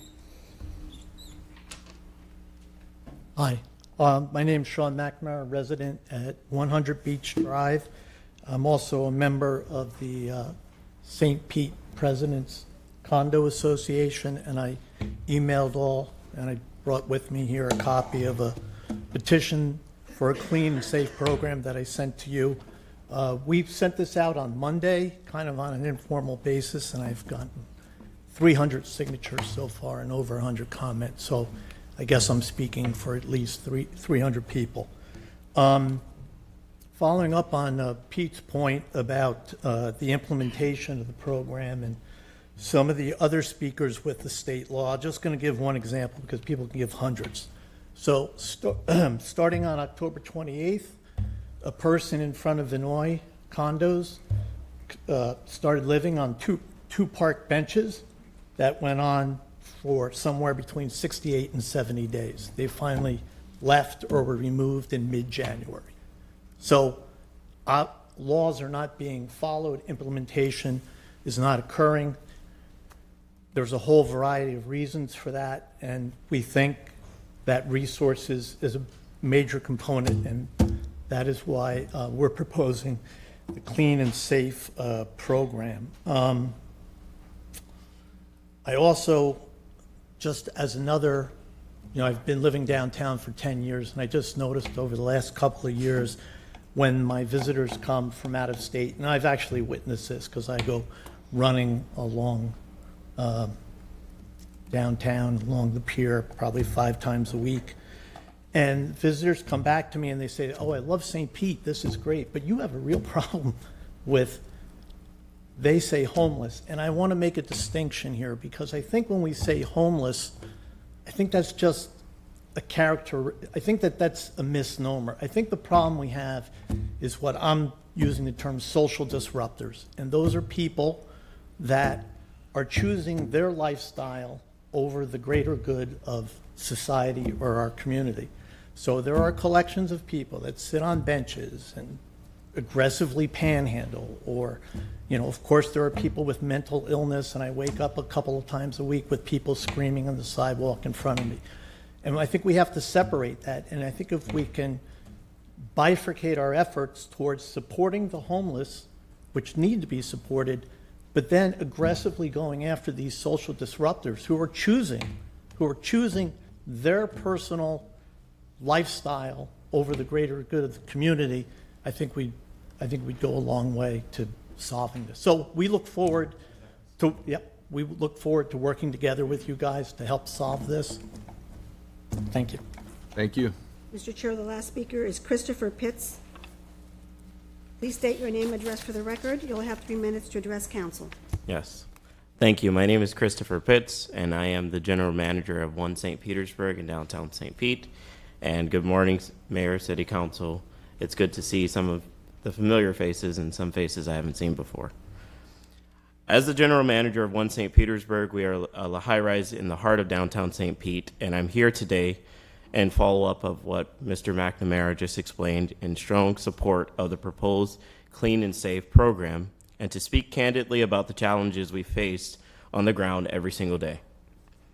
Our building has 253 units. We have approximately 600 people that live in our building, so I'm speaking on behalf of approximately 600 people, in addition to the residents and neighbors of downtown St. Petersburg.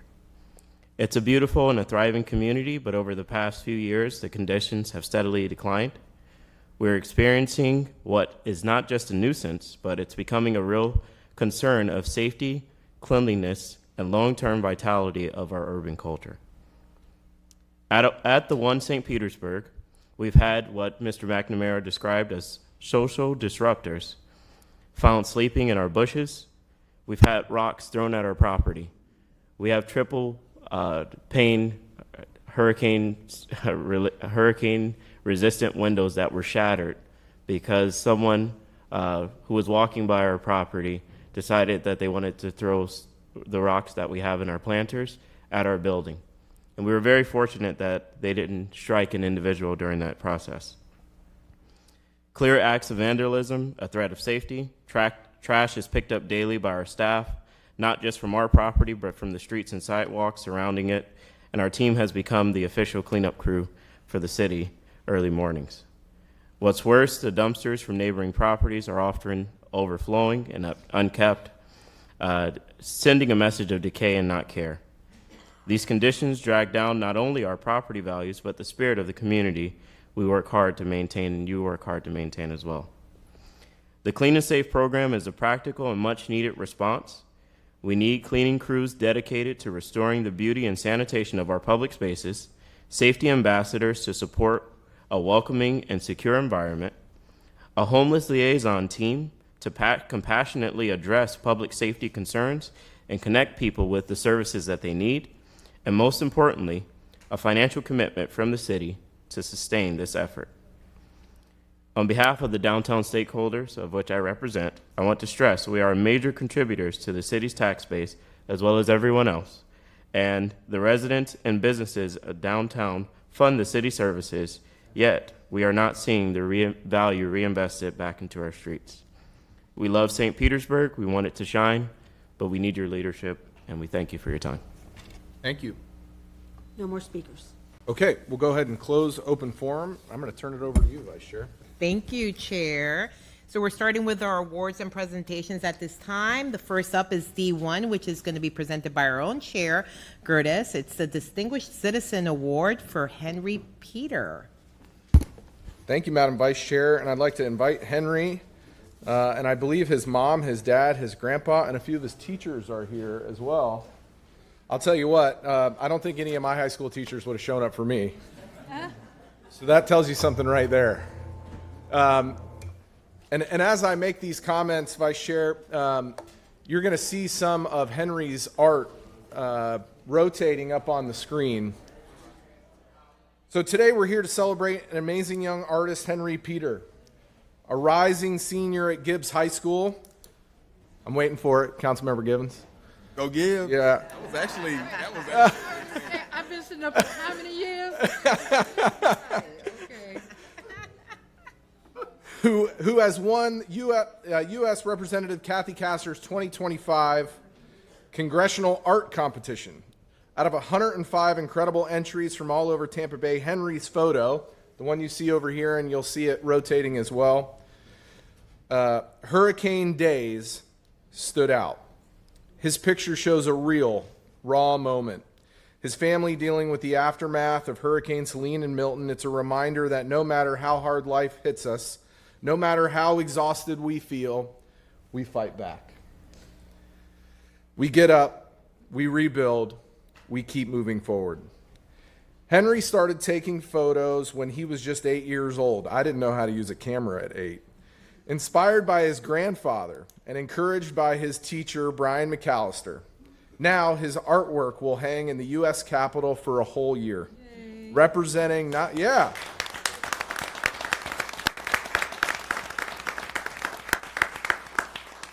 representing not only his talent, but the strength and spirit of our community.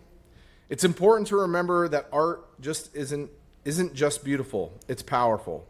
It helps us heal, it brings us together, and it supports thousands of jobs right here in Tampa Bay, pumping millions of dollars into our local economy.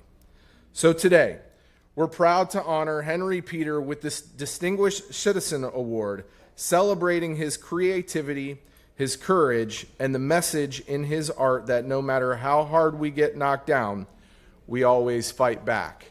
And we're going to play a video. We do have Marcia from Kathy Castor's office also joining us, but we have a video from Congresswoman Castor that we're going to play now.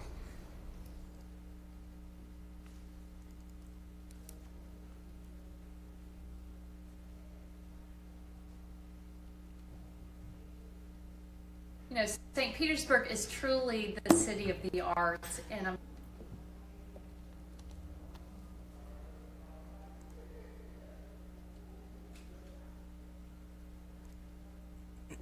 so proud that Henry Peter was the Congressional Art Competition winner, of course, from Gibbs, Pinell Center for the Arts. They've now won 2 years in a row, but Henry really captured the trauma of the hurricane season last year, and I'm so proud that he's going to represent our congressional district in Washington, D.C. for the national competition. His artwork will hang in the United States Capitol, and I look forward to seeing you next week in D.C., Henry. So, council members, I give you our distinguished citizen, Henry Peter.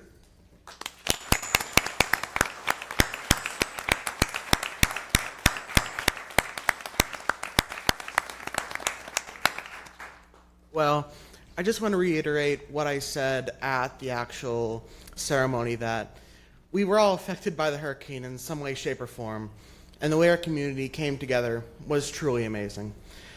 I have to thank the City of St. Pete for giving me this award. I have to thank my teachers, Ms. Purchase, Brian McAllister, for all the help they've given me throughout the school year.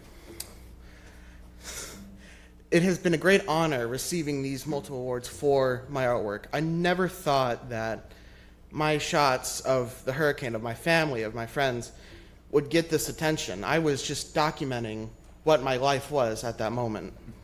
And to see our lowest point shown so high is something I could never imagine. So thank you all for presenting me with this award, and I hope you have a good day.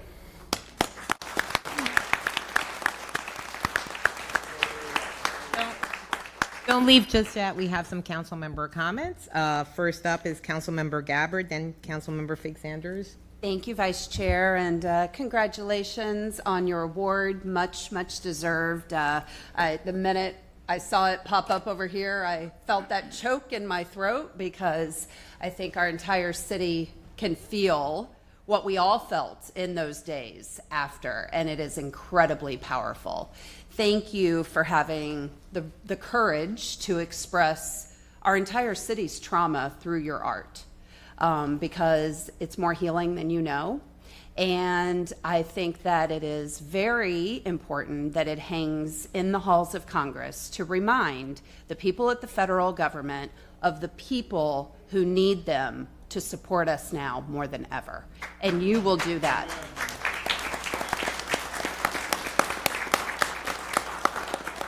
Advocacy looks like a lot of things, and I hope that you know that your art will stand there as a testament to this city, and that we will come back with or without their help, but we sure could use it. So thank you for who you are.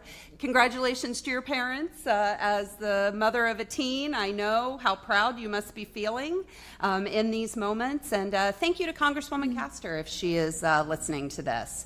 Definitely happy that she recognized you, and thank you for being here today with us. Thank you.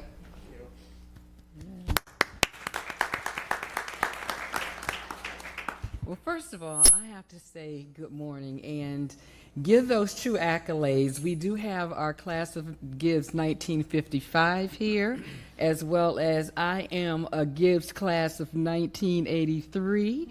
And all of my family has graduated from Gibbs High School, and now you guys refer to it as Jonathan C. Gibbs High School. But either way, Gibbs is the best. No matter how you want to call it, gives us the best. But it was such an honor to hear of your recognition and to know that I can't follow what Councilmember Gabbard said because she summed it all up.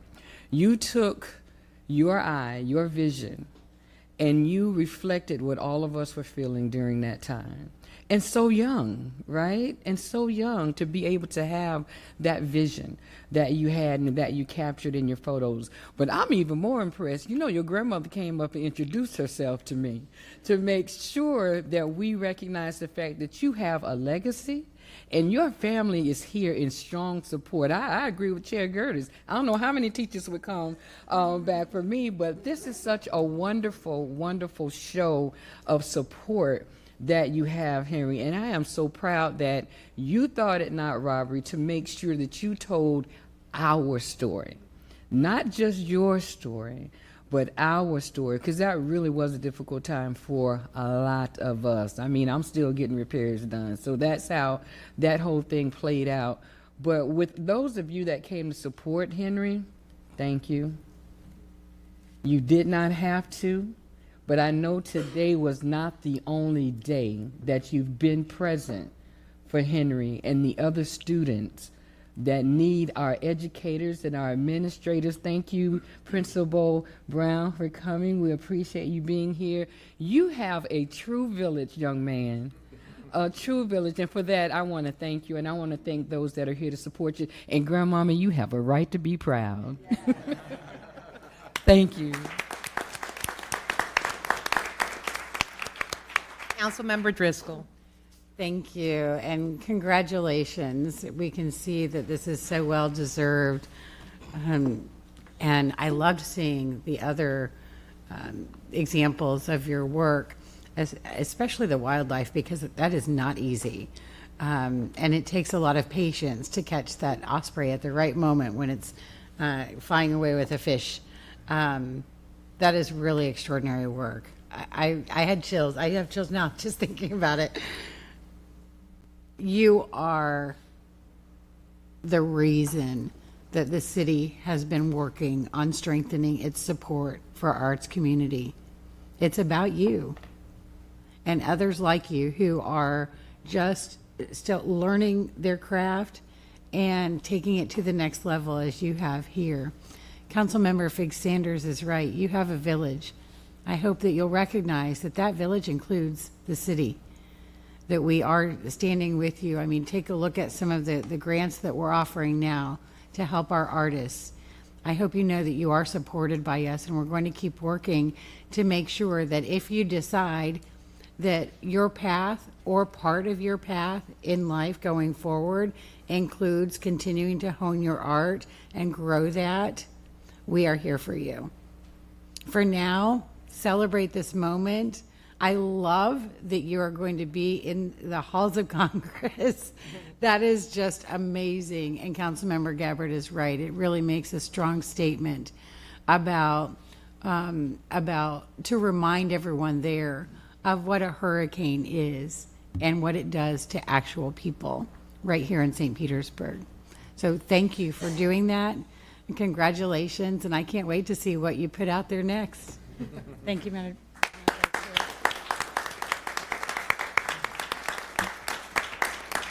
I want to just finish off. First, Chair Gertis, thank you so much for bringing this recognition to Henry Peter. My colleagues have said it best and so eloquently. You found beauty in the world when we most need it. And we applaud you, seriously. If you don't feel the love here today, you have to feel the love that this city has for what you're doing. And parents and teachers and administrators, your school, everyone, your support system is there behind you, cheering you on. And so are we, so is our city. And you know what I'm going to say? It's great that you're in the halls of Congress. You know where I want to see your art? Here in City Hall. So hopefully that way our citizens could see some of your art too. So hopefully that comes in the future. Thank you. And like Councilmember Driscoll says, we want to see what the future brings, and we can't wait to see it. Thank you.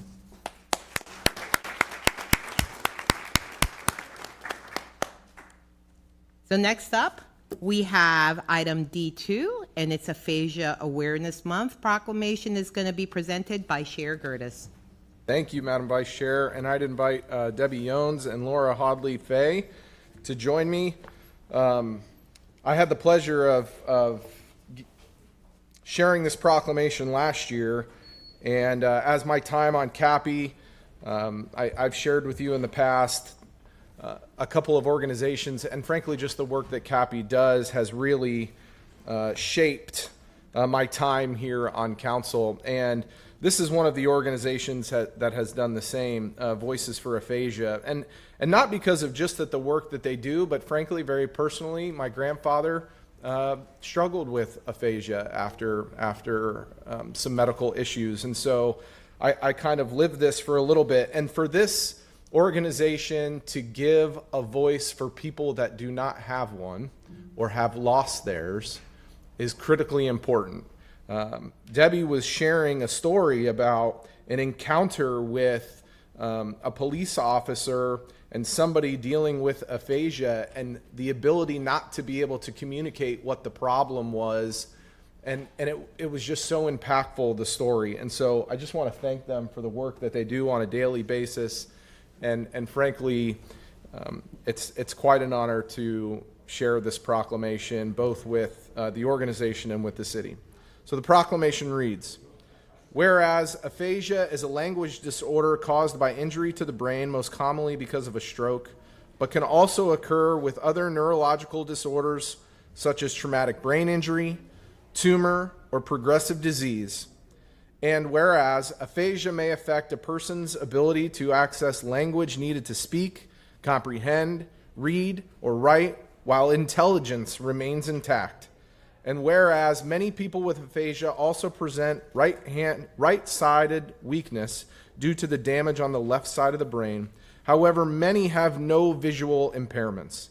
And whereas it is estimated that a stroke occurs every 40 seconds in the United States, accounting for over 795,000 people per year, approximately 30 to 40% of strokes result in aphasia. And whereas approximately 34% of those people are living with chronic aphasia, 1,924 to 2,200 of the residents of the city of St. Petersburg are living with aphasia due to stroke today. And whereas stroke accounts for 72% of the cases of aphasia, so as many as 3,000 people may be living in our city with aphasia due to all etiologies. Now, therefore, I, Copley Gertis, Chair of the City Council, on behalf of the Mayor Kenneth T. Welch of the City of St. Petersburg, Florida, do hereby proclaim June 2025 as a Aphasia Awareness Month in St. Petersburg and encourage all students, citizens, and students to increase awareness, advocacy for resources, and to provide support for those and their families in our communities living with aphasia due to stroke or other neurological disorders. Thank you.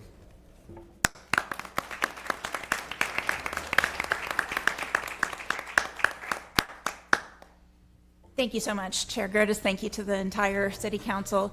Thank you for recognizing us, for bringing this to light. June is Nationally Aphasia Awareness Month, and I am so grateful that our city as well recognizes the need to increase awareness, and I am grateful for your continued commitment to making our city accessible to everybody, including communication disorders. So on behalf of Lauren and I and the rest of Voices of Hope for Aphasia, thank you very, very much, wholeheartedly.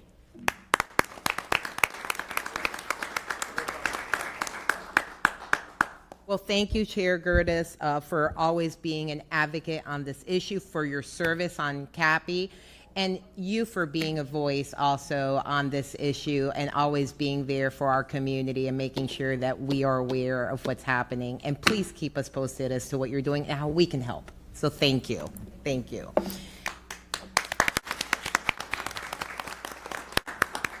And next up is D3, and it is the Juneteenth proclamation presented by Council Member Fig Sanders. Thank you. All that are here to receive the proclamation for Juneteenth, if you would please join me at the podium.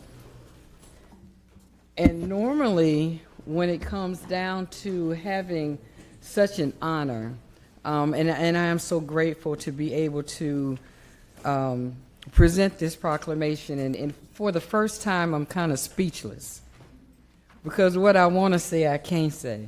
Uh-oh. So I want to make sure, you know, in the effort of time, that I read the proclamation, and I'm going to ask Terry Lipsy Scott and Esther, what's the new name now? Sani. Yeah. To have a couple of minutes to speak on our behalf in the celebration of Juneteenth. Whereas, nearly 2 years after President Abraham Lincoln signed the Emancipation Proclamation on June 19, 1865, nearly 90 years after our nation's founding, enslaved Americans in Galveston, Texas, finally received word of their newfound freedom. How about that? Whereas those who were formerly enslaved were recognized for the first time as citizens.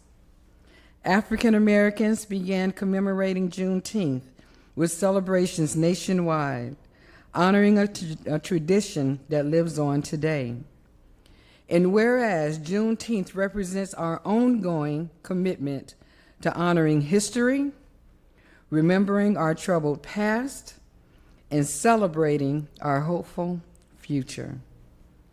And whereas Juneteenth is an opportunity to remember the evils of slavery as though we've forgotten, and the lasting toll it has taken on our country and our people, including a dreadful legacy of systemic racism, inequality, and inhumanity.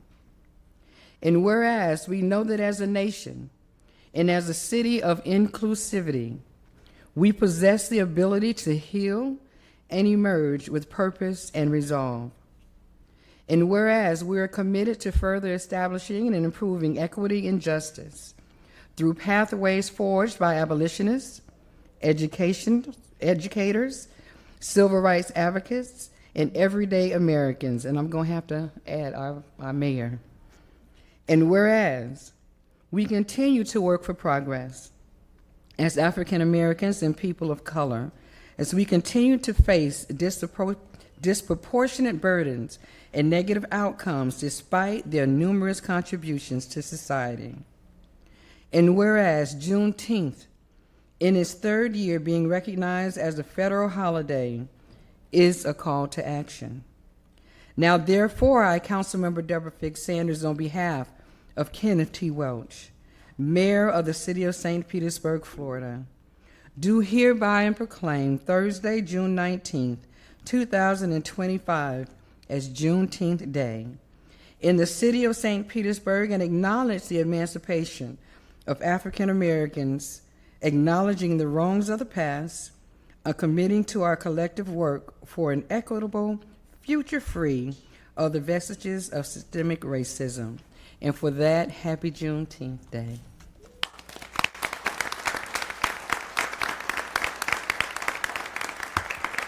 So first we're going to have Esther Sani. I'm going to get it eventually, to give us a few words. Good morning. Jason Mathis said it earlier, but I don't think anytime I stand before the mic, I don't think I've ever said thank you for your service. I haven't, right, Rob? I know. So thank you. Thank you for your service. Newly married, so yes, still Esther. A little softer on my personal side, still very militant as it relates to the NAACP. That will not change. Thank you, Vice Chair. Thank you for your words earlier. While we gather together today to celebrate progress, we must also confront a sobering truth. In many ways, we're not moving forward. We're moving backwards. We're witnessing the erosion of hard-fought civil rights, the rewriting of history in our classrooms, and the silencing of collective voices. And I know oftentimes we live in a bubble, so we can sit back and say, that's not my issue. But today I'm gonna make it short. I look forward to the day when we can shift from symbolism to systemic change. Thank you.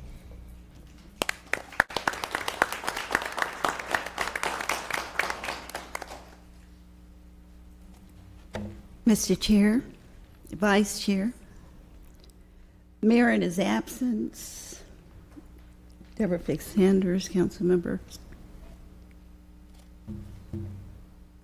I remain humble to represent the Woodson African American Museum of Florida and the mission of preserving, presenting, interpreting, celebrating, and educating others.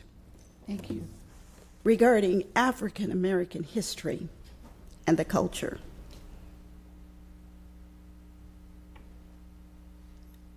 I am saddened today in a way that I have never felt to live in this space during my lifetime where we're revisiting so much of what I thought we'd overcome.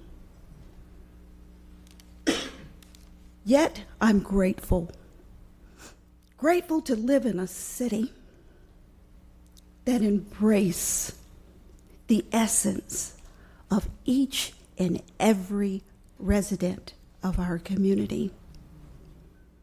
It is my prayer that we will hold the light and always be the beacon that draws others to recognize the importance of who we are individually and collectively.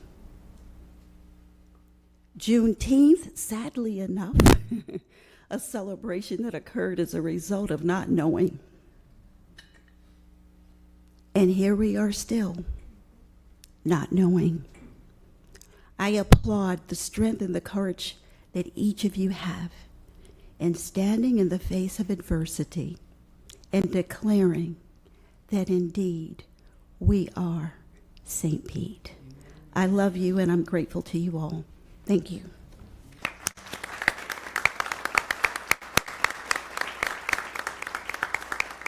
And before we go to speakers, I failed to recognize the Juneteenth community event organizers.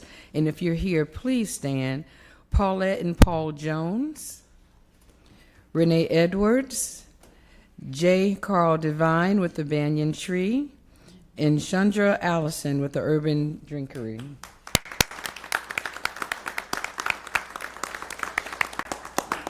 Who wants this? Councilmember Givens. Thank you so much, Chair. And thank you so much, Councilmember Fix Sanders, for bringing this forward. I think Ms. Terry Lipsey Scott said it best. We are living in a time when our history is under attack. Our stories are being forgotten. Our history is being erased. Books are being banned. It's important that we acknowledge our stories, tell our stories, because if we don't, somebody else might. And they may not tell our story with the same level of truth and accuracy. So thank you so much for preserving those stories. And it's important that we continue to preserve our stories and our history with our African American History Museum that we will be erecting one day in the historic gas plant district. But beyond that, I want to recognize a young lady who is not here with us today, but she was with us at the very beginning when St. Pete started celebrating Juneteenth, and that is Miss Juneteenth herself, Miss Jeannie Blue. So I want to speak her name, and I want to recognize her, and I want to honor her legacy, because as you all know, we wouldn't be here today if it wasn't for her. So thank you, Miss Blue. God bless you all. Thank you. Thank you, Chair. Well, I just want to quickly I'm going to personally thank Esther and Terry, and Councilmember Fix Sanders, thank you for bringing this forward. But on my time on council, last week I spoke about leaning in. Both Esther and Terry have given me the opportunity to lean in the last 4 years, and I just want you to know how appreciative I am of that. And I'm very glad, Councilmember Givens, you brought up the Woodson Museum, because when I was elected the first time, one of the first calls I got was from Terry Lipsey Scott, and I told her we were going to get that museum, and we're going to get it, and we're going to get it, and we're going to get TDC on it. I know the city is behind it, And that has not changed. And so thank you for bringing that up.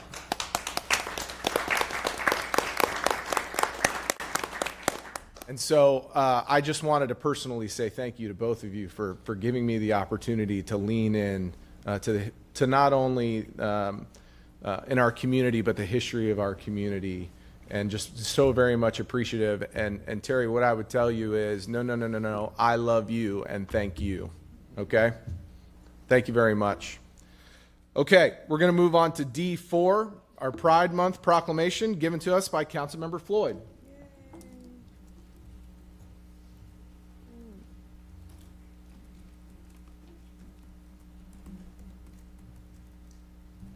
Thank you, and I'd like to be joined by what I have listed here is the St. Pete Pride crew. I have Darius, Travis, Trent, Nathan, Eric, Claire, Lorelei, Jane, and anyone else who is an LGBTQ advocate or member of the community. Feel free to join us as well. I don't think the whole room will fit. Yeah, that's true. Yeah. Okay, so I have some comments, but I'm going to go off script first. Just to say a little bit about solidarity between communities of people facing, I guess, disparate impacts of, how do I say this politely, the just meanness that's coming out of some corners of our state government, to be quite frank. And how it's nice that we get to honor different communities and their history at the same time, and show that while we may not have everything in common, we're going to be stronger when we stand together. Amen. So keep it brief. I'm incredibly honored to give this year's Pride Proclamation in the city. And I know that in a lot of ways it feels like we've taken a step back as a state over the last few years when it comes to inclusion and honestly just basic decency. But I truly believe it's nothing more than top-down bigotry pushed by those who seek to divide us in order to maintain their grip on power. I believe the majority of people in this state are decent people who care for and respect their LGBTQ family, friends, and neighbors. And nowhere do I believe it's more visible than right here in St. Petersburg. All of us at City Hall may not get along 100% of the time. It's politics after all. But I rarely feel more unified than when we're standing for the dignity of our LGBTQ residents. I'm incredibly grateful for the city's culture of inclusion, a culture fostered and maintained by wonderful advocates like those joining me today. And with that, I'll read the proclamation. So, whereas the city of St. Petersburg has a diverse lesbian, gay, bisexual, transgender, queer, and questioning community, and is committed to supporting intentional equity for all people throughout our city, and whereas many of the residents, students, city employees, and business owners within the city of St. Petersburg who contribute to the enrichment of our city are part of the lesbian, gay, bisexual, transgender, queer, and questioning community, and whereas it is our vision that St. Petersburg will be a diverse, vibrant city guided by principled progress and intentional inclusivity, where innovation, partnerships, and ingenuity create opportunities for all, and whereas this year we celebrate the 23rd anniversary of St. Pete Pride, Florida's largest pride parade and festival, and recognize the substantial economic impact that an event of this size has had on St. Petersburg and the surrounding areas, and whereas we partner with our neighboring cities and cities across the United States to recognize and celebrate June as LGBTQ Pride Month, now, therefore, I, Councilmember Richie Floyd, on behalf of Kenneth T. Welch, Mayor of the City of St. Petersburg, Florida, do hereby proclaim the month of June 2025 as LGBTQ Pride Month in St. Petersburg, and invite everyone to reflect on ways we all can live and work together with a commitment to mutual respect and understanding, and further recognize Pride Month by flying the rainbow flag at City Hall during the month of June.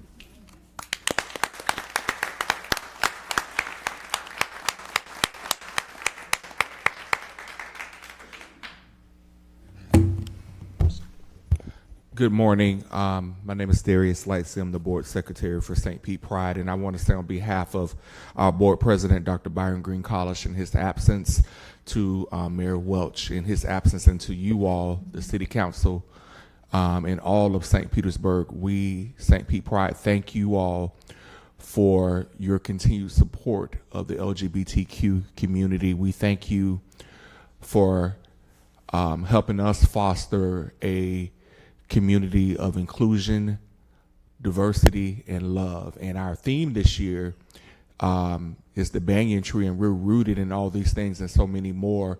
And that is because of the support that we receive from you all. And so we want to thank you. I know two of my fellow board members are here today from St. Pete Pride, and I'm also going to pass the mic to Mr. Nathan Brewer at this time.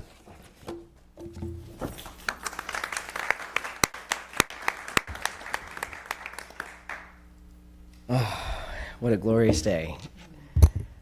Chair, Vice Chair, members, on behalf of the people of St. Petersburg, on behalf of the board of St. Pete Pride, the hundreds of volunteers, the hundreds of businesses that are already leaning in and making events and joy happen in our city this June. Thank you. This year's St. Pete Pride theme, if you haven't seen it yet, is My Pride is Rooted In. My pride is rooted in. Whatever the thought in your head was, history, joy, resistance, struggle, freedom, family, music, celebration, whatever your answer, your personal intersectional answer, that is your truth. It gets to the heart, or the root, yes, pun intended, of why we celebrate Pride. And today we also celebrate and honor Juneteenth and Aphasia Awareness Month and the Gibbs class of 1955. And as I look behind with my friends, we have done this work intersectionally in the city because we are St. Pete, and I'm so grateful to have Terry and Esther and George joining us. My pride is rooted in our community, in all of you, in we, the people. People like Jane, who is standing up with me, Director of Collaborations at SAGE. It's a national organization working on advocacy and support for our LGBTQ elders. And people like Lorelei, longtime community advocate and friend, who chose to move to St. Pete because of St. Pete being so special.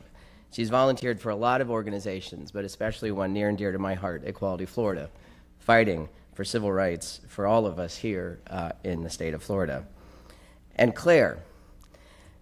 Now, Claire has founded a local nonprofit inspired by the work and the advocacy and your leadership, an organization called Project No Labels. So I'm going to defer a little bit of time for you to meet somebody new, one of the faces of the many, celebrating Pride here in St. Pete.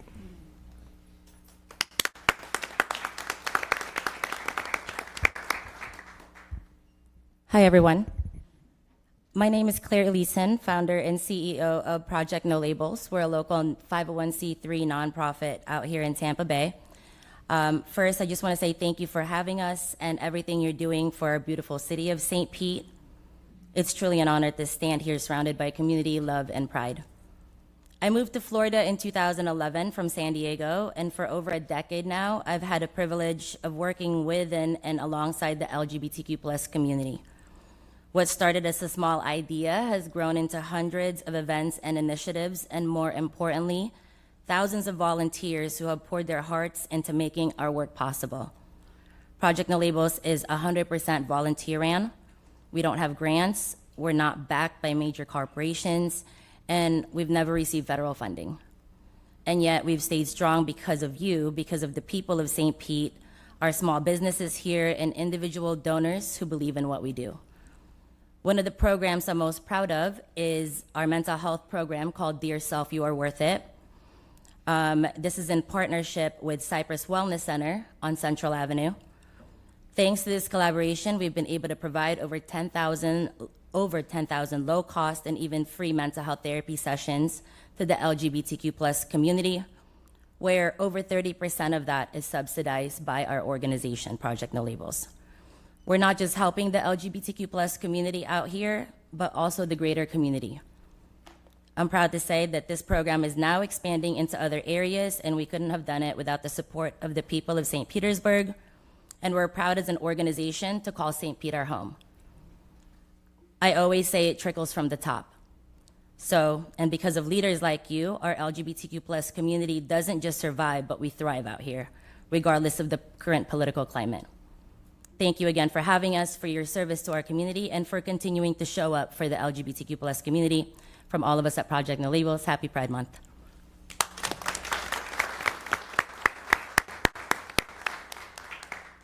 Councilmember Fix-Sanders. Thank you. First of all, again, Nate described it. I mean, today is a gloriously awakening day to a lot of the things that so many of us live every day. And the city of St. Petersburg, although Mayor Welch is not physically present, everything that he has done since he has taken office has been to promote St. Petersburg as a welcoming city. So in his physical absence, please know that everything that he's done is still here present in this room. And I want to thank him for not bowing or caving to the current political climate and recognizing the fact that we all deserve to be loved and to be somewhere, and that would be the city of St. Petersburg. So I applaud you for being who you are. I applaud you for accepting the challenge and patience of letting a community that wasn't always a welcoming population, but everyone that have gotten to the point to realize the fact that, you know what, God loves everybody. And I tell you this as a mother of 3, and I say it all the time, my babies are my babies. Regardless of who they are and what others think that they should be, they're mine. They are mine. So Nate and everyone, and thank you, Councilmember Floyd, for reading this proclamation, and welcome coming from San Diego. Girl, y'all got a basketball team out there. But anyway, coming from San Diego, I just want to thank you all for continuing, because as you see, as we celebrate Juneteenth, and it's kind of bittersweet to say celebrating in this time where so many people they refuse to accept the equity that is governed by love. And I, again, thank you all so much, and thank you for the proclamation. Thank you. Thank you. Councilmember Gabbard. Thank you, Chair, and thank you, Councilmember Floyd, for presenting the proclamation today, and thank you to the mayor and everyone who has come out today. I held my comments until after this proclamation because my sentiments for both Juneteenth celebration, Pride celebration, the recognition of everyone in our city, Black, brown, LGBTQ, anyone who feels marginalized by what is happening at the state and the national level. I know so many people that I call friends, family, that I love, who feel attacked, disrespected, frankly, victims of an ideology of erasure that, quite frankly, has no place here in the city of St. Petersburg. And I hear a lot of people feeling this sense of wanting to give up, maybe even leaving our state, maybe even leaving our country. I just had a conversation last evening with someone that, he's like a brother to me, and I married him and his husband, and they're saying they want to leave the country, and that breaks my heart. And so my message to anyone who feels that way, I ask you to stay, I ask you to fight, do not give up, stay rooted in. That is why it's the theme this year. Stay rooted in, because it's going to take all of us to make sure that we fight back against the hatefulness that we see coming from those who, quite frankly, are driven by fear. And we will not let fear win, not here in the city of St. Petersburg.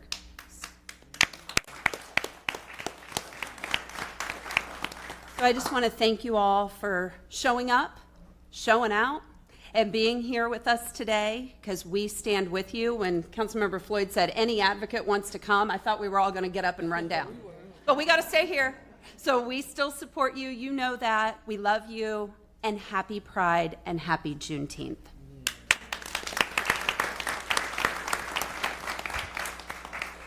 Vice Chair Hanowitz. Thank you. And Councilmember Gabbard, you read my mind because I was thinking both the Juneteenth proclamation and this proclamation for Pride Month are in the same path with the political environment that we're in right now. And it's sad because at the end of the day, we live in a democracy and not everyone agrees, including people that spew hate, and we have to hear it because we live in a democracy. But the counter to that is showing them that there are more people that believe that love wins. And that, to me, is evident, not just here in City Hall every day when I come and I see the people that come from our community to speak to us about their issues, but in all the neighborhoods that I go to and speak to people. Because the majority of people, the hate and division that's being sowed in our country, to me, does not represent what I see on the ground. It just doesn't. I don't see that. I don't see people. It reminds me of the movie, Love Actually, when you see the people at the airport, right, and everybody's showing love. That's what I see in our city. And so, I didn't mean to say that, but it's the exact thing I see every day, that people are showing love to each other in so many ways, and I just don't want us to forget that. So thank you all for continuing. You know what? Progress is never linear, okay? It isn't. Things happen like this, and you know what? Time passes, and this shall pass too, like my mother used to say, or my grandmother, and there'll be a better time. But for now, just hold on tight and continue loving each other. Thank you. Thank you.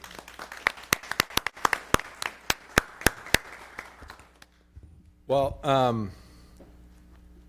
Vice Chair Hanowitz, I'm glad you used the word love a lot, because I'm rooted in love.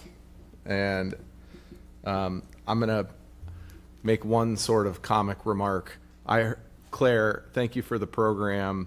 I heard you call the program, Dear Self, You Are Worth It. And just so everybody knows that I just didn't pick one of the most popular musicals to talk about last week. All it did was remind me of Dear Evan Hansen when I heard that. And how powerful that practice is. And so thank you for all that you're doing in our community. My colleagues have frankly hit it on the head, but I'm so happy that St. Petersburg is a place that welcomes all and loves all, because I wouldn't want to be a part of it if it wasn't. And so thank you for everything you do on a daily basis. Thank you for being you. Thank you for continuing to be you. Thank you for being rooted in this community, and know that we are here and we're with you. Deal?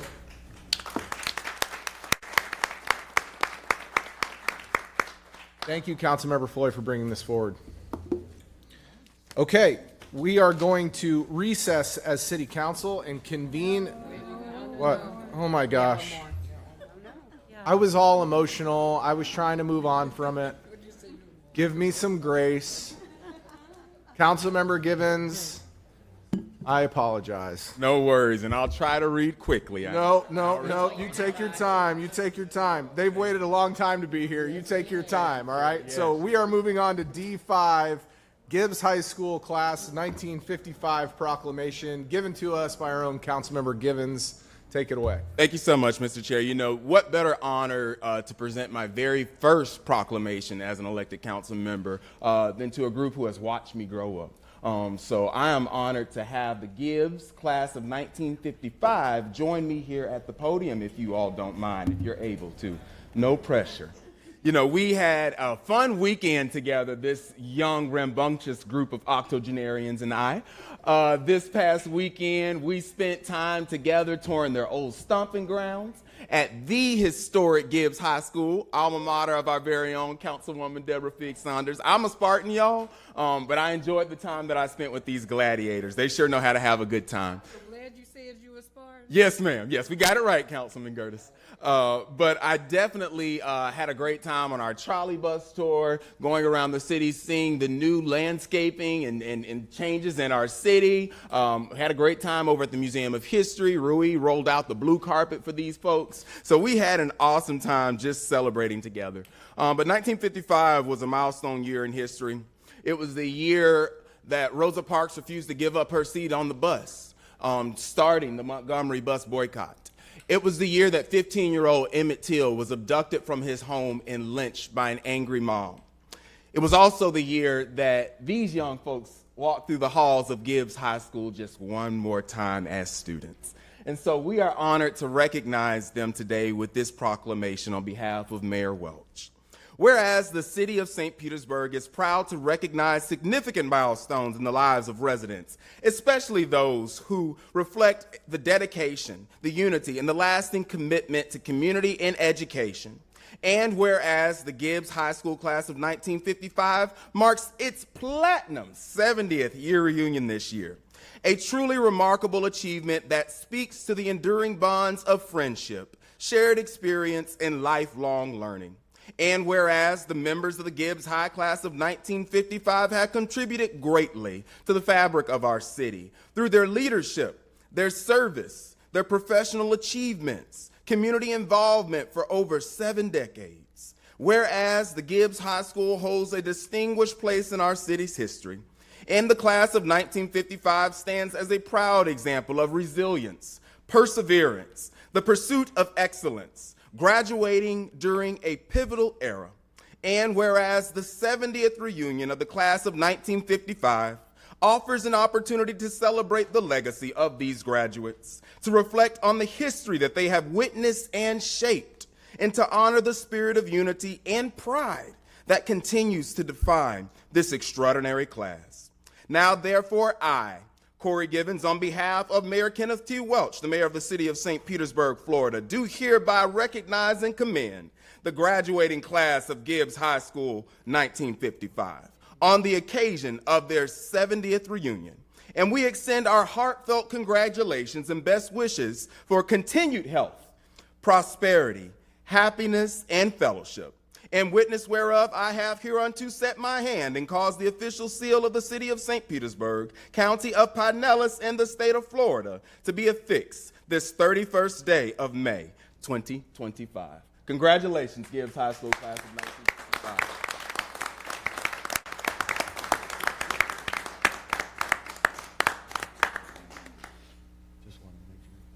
Oh, Mr. Williams, he's going to speak, if you don't mind, and then any other graduates.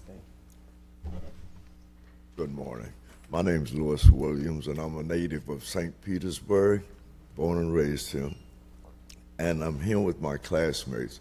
As you all can see, we are not just senior citizens, we are super seniors. That's right. That's right. All of us are over 80, heading towards 90, and there are a lot of us that have health issues, but we're still kicking. Yes, you are. I sit down and I thought about our reunion, and Lou Christian and I decided we wanted to do something, because when you get in this age bracket, your kids and your grandkids don't have time for you, so you're going to be left by yourself. So I said, let's reach back to our classmates. And not knowing how to get this off, we reached out to Councilman Gibbons. We started working towards this in January, and I called his office in February to see what he could help, how he could lead us and whatever, and we made it. Here you see my classmates. We have over 100 years working in the school system. Mm-hmm. We have one lieutenant colonel, and the VA. Of our class, there was 130. Over 80 are deceased. But over 40 graduated from college. We had in our class 5 medical doctors, 2 educational doctors, 1 president of a college in the Midwest, And we didn't have social promotion. If you didn't get it, you didn't go. And that's the way it was. And we all kind of hung real close together. Even now, we hang, we go out with each other, and we still socialize. And I just like to thank you all for inviting us.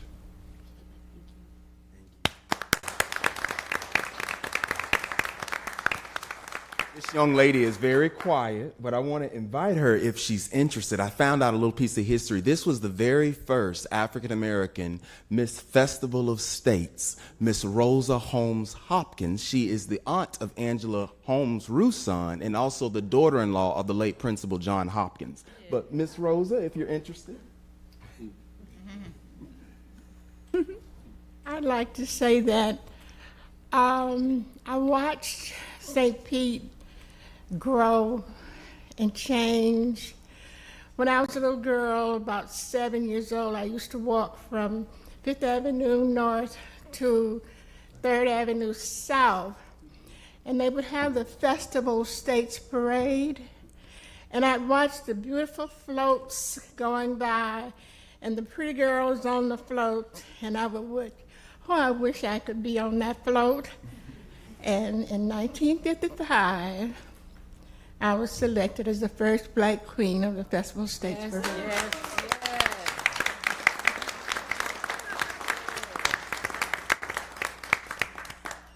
to go ahead and take a photo now. So we're going to look over here.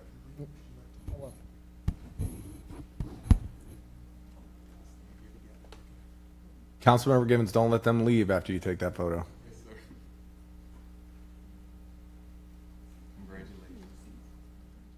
Councilmember Fix-Sanders. Thank you. First of all, Glib's class of 1955.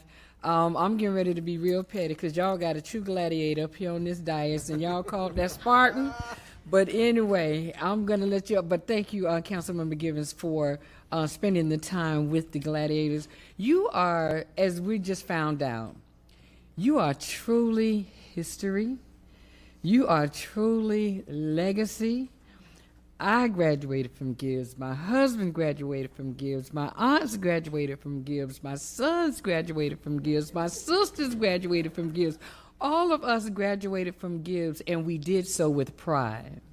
And had it not been for your establishment of identity as with excellence, none of us really wanted to have gone to Gibbs. You all went to Gibbs, and you made it the place to be. And I want to briefly read who Jonathan C. Gibbs was, because I don't think many of us knew the fact that he was an American Presbyterian minister who served as Secretary of State. Secretary of State and the Superintendent of Public Instruction of Florida, along with the U.S. Congressman Josiah Thomas Walls. He was among the most powerful black office holders in the state of Reconstruction. During a time where we were not welcomed in a whole lot of restaurants, couldn't sit down on certain benches, but this man was making it, which is why I am so glad that you all are still here singing the praises of Gibbs High School. 70 years. Y'all not born 70 years, y'all graduated 70 years ago. And I know you, I see you, I love you, and you all are still very active in the community, and for that, you are giving me something to aspire to. So again, Councilmember Givens, I'm going to forgive you that you were Spartan, but yes, you wore blue and gold for me, but I love the fact that you are still recognizing our elders, and that we need to ensure the fact that everything that you contributed to the city of St. Petersburg is not forgotten. So thank you so much, class of 1955.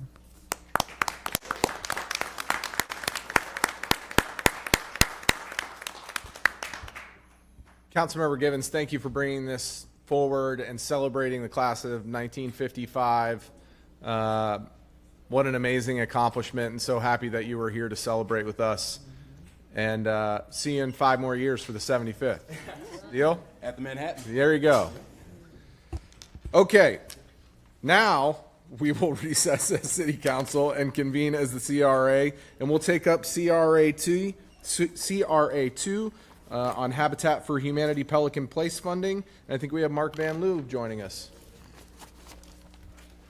Morning, Mark. Good morning, Chair, Vice Chair, council members. We bring before you today the Habitat for Humanity's Pelican Place project, who is asking for funding assistance to make the project, get the project going and get it completed. Brief presentation. This is 40-unit for-sale affordable townhome community. The plan includes 10 two-bedroom and 30 three-bedroom homes, but I think it's interesting that all units will have a den that can be used as an additional bedroom, so it provides flexibility both for larger families who may be buying the homes initially and also for growing families once they're in the homes. Project will target households at 80% of area median income or less, and under Habitat's program, all buyers would be provided with a zero interest fixed rate mortgage, closing costs capped at $2,000, and will receive extensive homebuyer education. You probably are familiar with the site, but just in case you're not, the red box is the site for Pelican Place. It's along 18th Avenue South and 22nd Street South, just south of the Tangerine Plaza site. This is a basic site plan showing the layout of the buildings, with 18th Avenue being along the top of the site plan there. This is a street level view. If you were standing in the Tangerine Plaza parking lot looking across 18th Avenue South at the site. And this is a interior street level site showing some of the interior buildings, parking areas, sidewalks, landscaping. The numbers for this project, the total project cost is about $15.6 million, which makes the total per unit cost at about $390,000, and that's pretty much in line with what we've seen in recent affordable for sale type townhome projects. City funds requested, which is inclusive of the land value because the city donated the land, totals $3.6 million, which means a total city support of about $90,000 per unit, which is also consistent with recent projects that involve affordable home ownership and townhome style projects. And the breakdown of those numbers, the Habitat expects to sell the units for approximately $300,000 per unit, which will generate $12 million of the $15.6 million total cost. You can see that the land value was appraised at $1.43 million, and the requested funding that we're here today to present for approval is just under $2.2 million, which comprises the total of about $90,000 per unit in subsidy and makes up the total project cost. We did take this to the CRA, the Southside CRA Citizens Advisory Committee on May 6th, and they unanimously recommend approval of this funding request, and administration recommends approval as well. Happy to answer any questions and do have representatives here from Habitat if needed. Vice Chair Hanowitz. Oh, I'm sorry. Excuse me, Councilmember Harding. Thank you, Chair. Mark, thanks for your work on this. I can't say enough good things about Habitat. And I think the project is awesome. A little bit of clarification. We've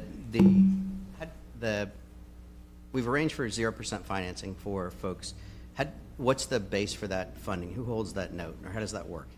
So Habitat for Humanity generates the funds to build the project through a combination of, they may borrow some funding, they may have funding from donations and other sources, and from city and potentially county subsidy. They build the homes, and at the end of the process, sell those homes and use the proceeds from the sale to repay any borrowed funds if there were any, and that they end up not owing anything on those homes once they're sold. It completely satisfies the cost to build.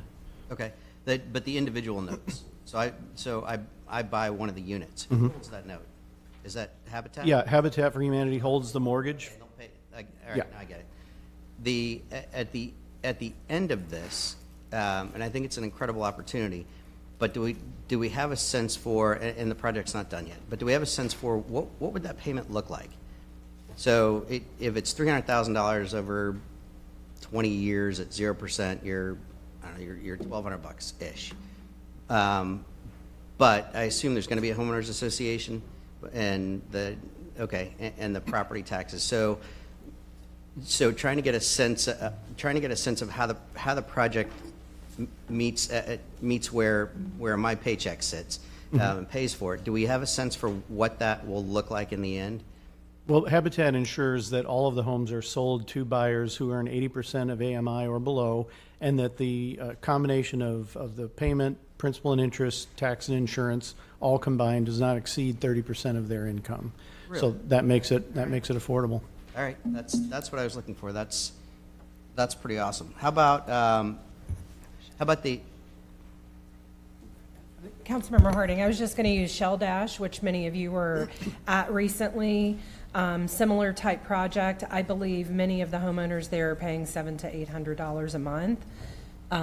Is that about right? And then I think in most Habitat projects, we're seeing the HOA fees come in around $100 a month. Yeah, and I was going to also comment that Habitat designs the projects with the fact in mind that these are going to be lower income buyers, that HOA costs need to be affordable. So you may not see some of the amenities and the extravagances that can be included in some developments. They're kept basic to provide good, sound, decent shelter, but at the same time be affordable. We have Mike Sutton, the CEO of Habitat, here, and he's able to contribute to that as well. Sure, thanks, Mark. Good morning, Council. Thank you for your service to our community, and thank you for the continued support of Habitat for Humanity. So in this particular case with these units, the idea is that we sell them at $300,000 to the borrower. It's a zero interest mortgage, so keep that in mind. So those payments, $850 a month or so. I'm not a math major, so let's just say approximately $850 a month. HOA fees will be around $150 a month. Then you add in taxes and insurance. We're probably going to be somewhere around $1,200 a month. To Mark's point, it'll keep the payment below 30% on the front end, 43% when you add in all their debt on the back end, and they're building generational wealth from day one with the zero interest mortgage, because 100% of that payment is going to pay down that principal. Mike, thank you very much. I am, in my short time here, I have been thoroughly impressed with you. I think with the city invests money in multiple different places. I think investment in you, it has been one of the city's best decisions. This project is just incredible. I mean, the thought of owning a home with a payment that leaves me money to buy Christmas presents, couldn't ask for anything any more out of you and your team. Appreciate that, and without city support, we wouldn't be able to make the project work. So just keep it flowing, and we'll keep building. Can you talk a little bit about the HOA? So sure. We want to keep this low. Yep. And I absolutely understand that. But but things come up. It's going to need a new roof. We're going to need new air conditioners. So is there a pool of money in the beginning, or how do we handle ongoing bigger R&M issues? Yeah, so the great thing about establishing the HOA and the way that we've structured it, Habitat will retain a seat on the board for the HOA for the first 5 years of the neighborhood, and we're there to help provide guidance and support to the homeowners as they're establishing the HOA. There is an escalator that's built in, so it's a 3% increase year over year to deal with inflation, deal with cost increases that they'll see.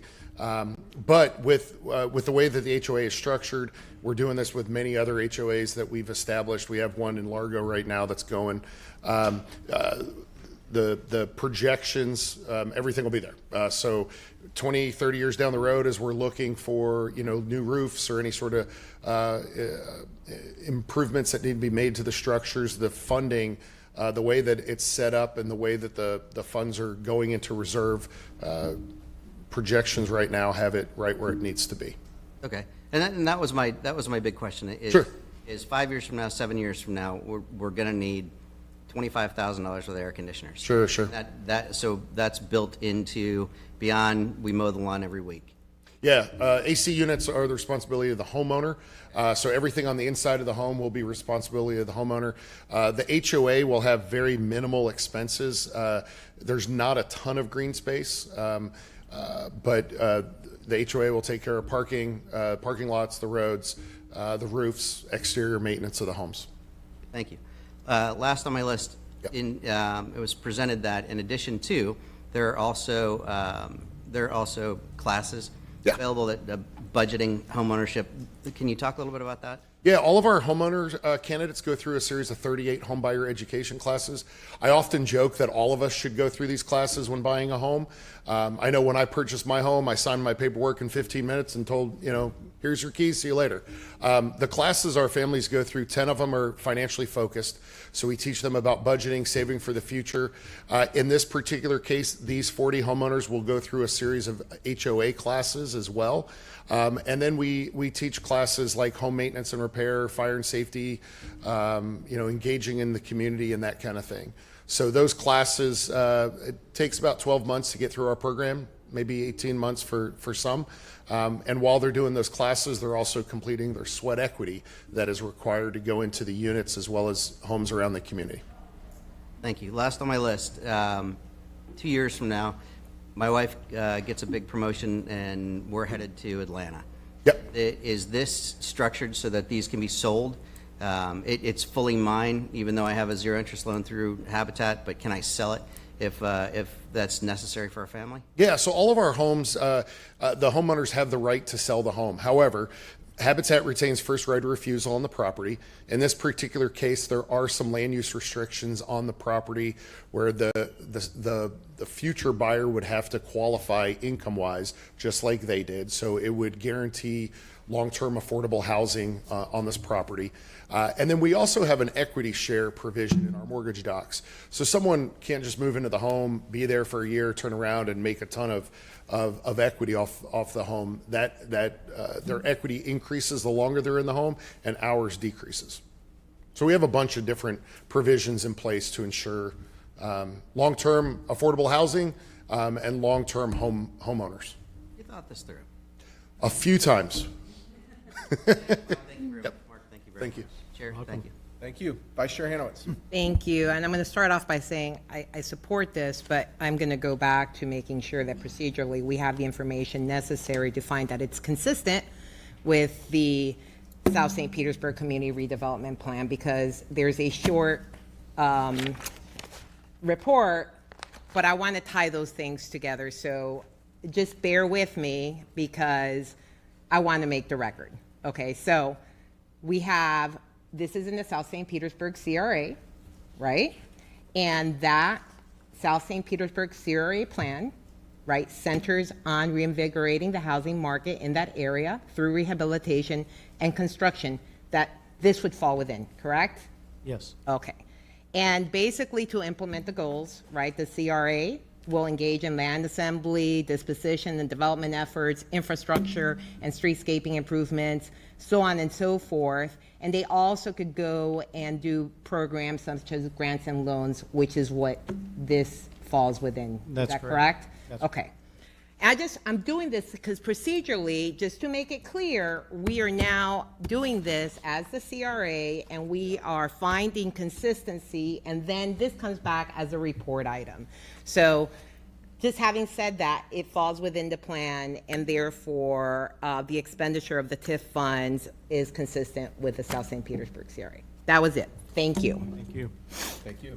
Councilmember Givens. Thank you, Chair. Certainly do think it's worth the expenditure of these TIF dollars. I am so happy with the work that you all are doing, Mike. I was so proud to be there at the Shell Homes ribbon cutting. I definitely think we need more of what you guys are doing in Habitat. So how can we make it happen? I know money is one way, but I definitely want you to know that you have a council that supports the work that you're doing. I did have a couple of questions. I see Mr. Lundy sitting back there, so I'm familiar with the St. Pete Housing Authority's home buyer program that they have for those first-time home buyers. I'm curious, are those residents going to have an opportunity and a shot at these homes for home ownership? And if so, what does your outreach look like for Kansas? Yeah, for sure. We have a great relationship with the St. Pete Housing Authority. We actually see residents from time to time that transition out of their facilities and go through the home ownership program with Habitat. Part of the negotiation on this property when Habitat submitted a bid was that we would do extremely active recruitment for the potential homeowners out of the CRA. And so just like Shell Dash, where we had 10 brand new homeowners that all lived in lived in the South St. Petersburg CRA, and now they were purchasing a home in the CRA. That's our focus here, is that we will do some deep recruitment for our future homeowners that are already living and typically renting within the CRA. Awesome. And is HUD, are they providing any funding for this project? So right now, the funding sources are from private philanthropy, the donation of the property from the city, these CRA funds. We may ask the county to chip in a little bit of funding, but outside of that, we'll use the sale of the mortgage notes to help fund the project as we go. And speaking of funding sources, Mike, do you have any partnership, or have you worked in the past with the National Builders Association? The National Builders Association? Yeah, we have. We get support from a lot of builders throughout the community. The National Builders Association has a partnership with Habitat International on a national level. So, and you know, we're an organization that we know we can't do it alone. So anytime there's an opportunity to partner or collaborate, we're open to it. Awesome. And I think the best way to build generational wealth, right, is through home ownership, and the best way to do that is with a zero interest mortgage. So thank you for what you do, Mike. Appreciate Thank you. it. Thank you, Chair. Thank you. Councilmember Fix Sanders. Thank you, Mike. Hi, Mike. Hi, Sean. You know you're my faves. Quick question. I know you mentioned like the AC, true homeowner worries, you know, AC unit and things like that. So I'm gonna go back to the AC. Since the homeowners didn't have an opportunity to choose the contractor or the type of AC, all of that equipment is still under the general warranty that will be extended to the homeowner. Oh, 100%. Okay, I just wanted to make sure with that, because I heard you talk, and you already answered my question about the equity share, so I approved that. And with that, I move approval. Second. Okay. Councilmember Gabbard. Thank you, Chair. I'll be brief. Hello, Mike. Hey. Hello, Sean. Good to see you guys again. I don't let Sean come up, by the way. Yeah, it's good. For We know moral he's there for support. backup. Yeah. Well, everyone knows I'm intimately aware of the work that you all do in the community, and I have always, even from long before being on this dais, been a supporter. And so I'm just always so happy to see your projects come through, and really excited about more townhome opportunities. Specifically excited about CRA dollars going to homeownership.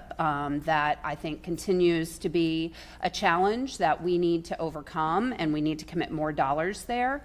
But something you said made me raise my hand to speak today that I really want to put a pin in.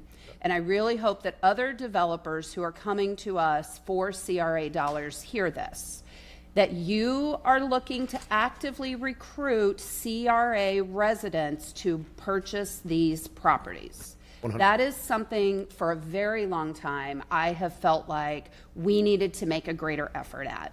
And so I just want to applaud you for taking that extra step.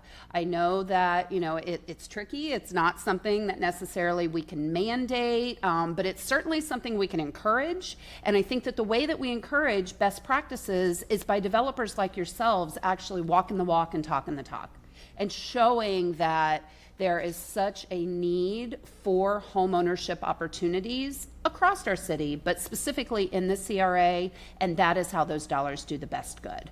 So thank you, thank you, thank you for that piece of it, because I didn't want that to just be like something that you said and then there wasn't any kind of highlight on it. I think it is highly, highly important. So Appreciate that. Good work. I'm very excited. I can't push my button. I'm very excited to say yes when it comes along. Thank you. So, thank Appreciate you. it. Good to see you both again. Thank you. Okay. We have a motion and a second. Seeing as no other council members wishing to speak, could we do a roll call, please? Driscoll? Yes. Givens? Yes. Floyd? Yes. Curtis? Yes. Gabbard? Yes. Harding? Yes. Hanowitz? Yes. Sanders? Yes. Okay. Let's move into CRA 3, a resolution recommending approval of amendments for the South St. Petersburg CRA Affordable Housing Redevelopment Loan Program. I got all that out of my mouth. We have Dr. Sliker joining us. Welcome, Dr. Sliker. Good morning, Chair. Good morning, Council. So this morning we are here for a resolution through the Community Redevelopment Agency to recommend the approvals to our affordable housing Redevelopment Loan Program. These are designating types and amounts of awards available for construction or substantial renovation for affordable single-family and multifamily housing, modifying the definition of substantial renovation, expanding eligible projects to include new construction of affordable accessory dwelling units, ADUs, modify application requirements, and classify program procedures. So, the Affordable Housing Redevelopment Loan Program provides funding through the loan projects. And these loan projects can include bridge loans, loan guarantees, low interest or forgivable loans to affordable housing developments. We start with our single family housing development. Here we have our land acquisition reimbursement. This is where a developer can receive a reimbursement of half its land acquisition cost, up to a minimum of $40,000, if they are acquiring the land to construct or substantially renovate an affordable single-family home.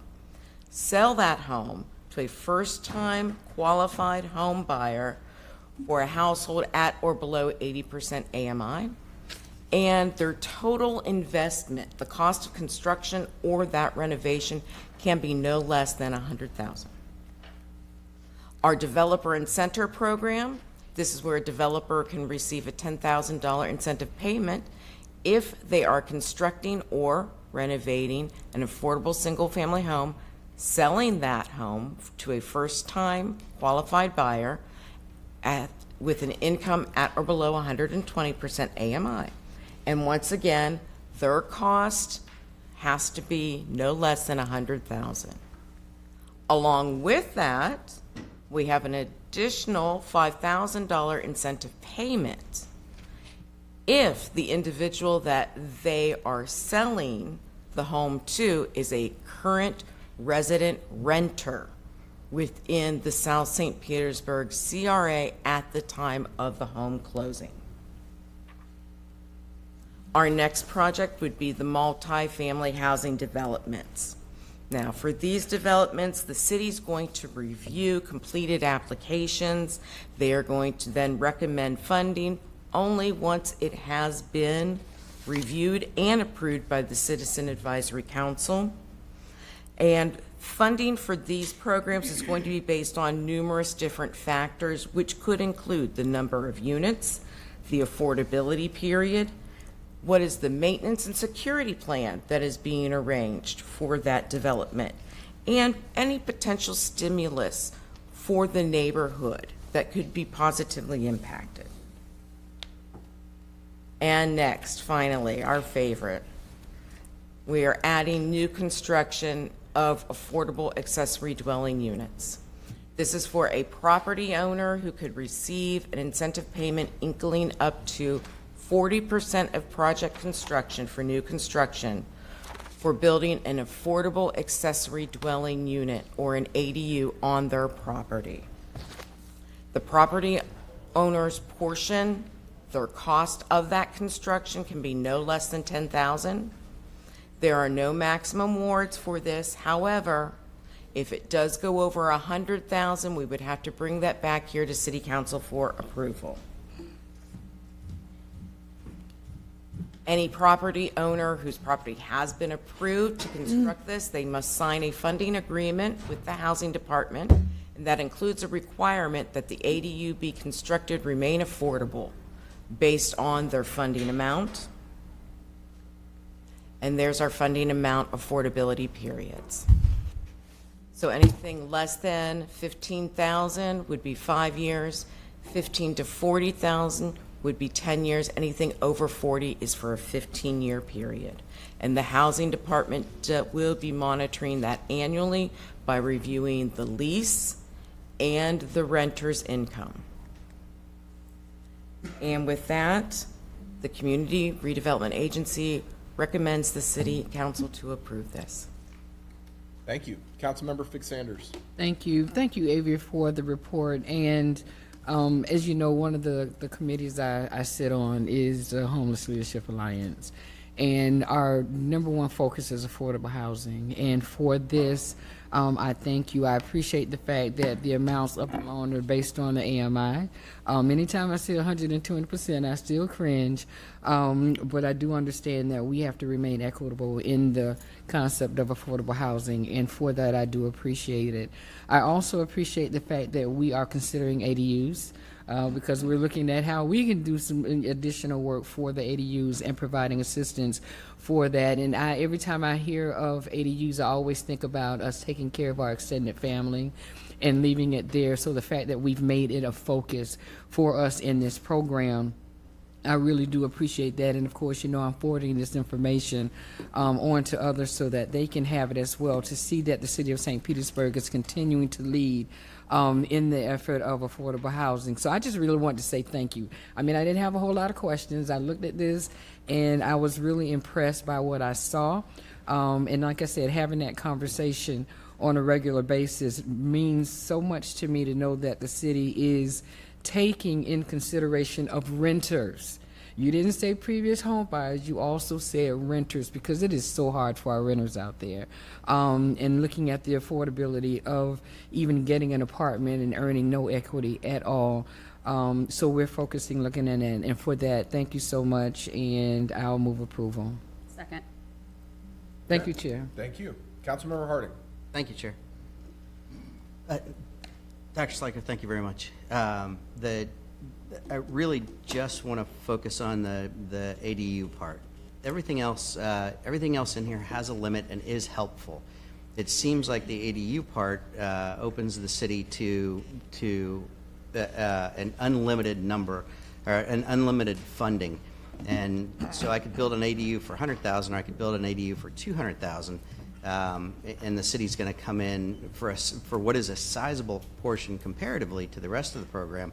How did we get there, and the reasoning behind? And just to be clear, I agree with and support the thought, and Councilmember Fig Sanders is as always well spoken. The goal is generational families on one property. That is an awesome thought. It's not going to always work out that way. Some of this is for profit, and that's okay. But how did we get to more of an unlimited funding level on this part of the program versus the other parts? We took a look at what are the average costs currently going into our rebate for rehabilitation program. We've had a surge of ADU builds over since January. So we've got a very nice group right now in there that are in permitting. So that's who we looked at, were those projects. They are in permitting, they've got their costs down. And we're looking at an average right now of $250,000 for an ADU. And that's an ADU that can be anywhere from 800 to 1,200 square feet. Those are the average sizes there. So that rebate would be that 100,000.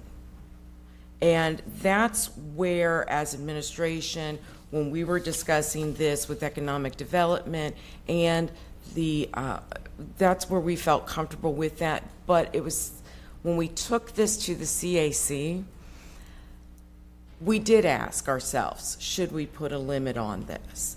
And we heard from some of the applicants. We already have 3 applicants. And they are building these for their family members. They are building this for their neighbors who they know are going to be struggling with housing.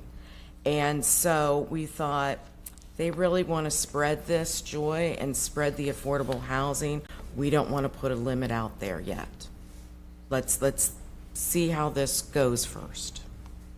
Thank you. I will, and I greatly appreciate that. I intend to vote in the affirmative. I like the program in its entirety. I would like to talk about this again in X amount of time. Although I appreciate the sentiment, that's a lot of city eggs to put in one basket. If we build 20 of these, we're $1.5 million, $2 million for a limited number of families. So I would just like to look at this in the future and see how we're doing in the program. Thank you very much. Thank you, Chair. Thank you. Councilmember Driscoll.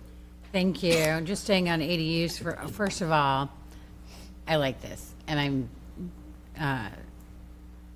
really happy that we've made these updates and that we're working the CRA, this funding and the plan in a way that's nimble, that can really change and keep up with changing needs and changing circumstances, both in the market and in our community. So this was actually really fun to read, because I was thinking about how many more people will be helped through this.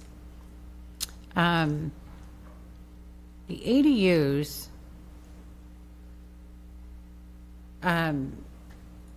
we have to keep in mind, sometimes people are surprised that the average cost of an ADU is $250,000. We just talked about a Habitat townhouse development where, what was it, 300? Yeah. It ain't cheap out there. And I also want everyone to keep in mind, sometimes this is a garage apartment. So we're not talking she shed here. It is much more than that. And so, and the other thing, and the reason that I'm supportive of the approach with this incentive and with this assistance, is that the,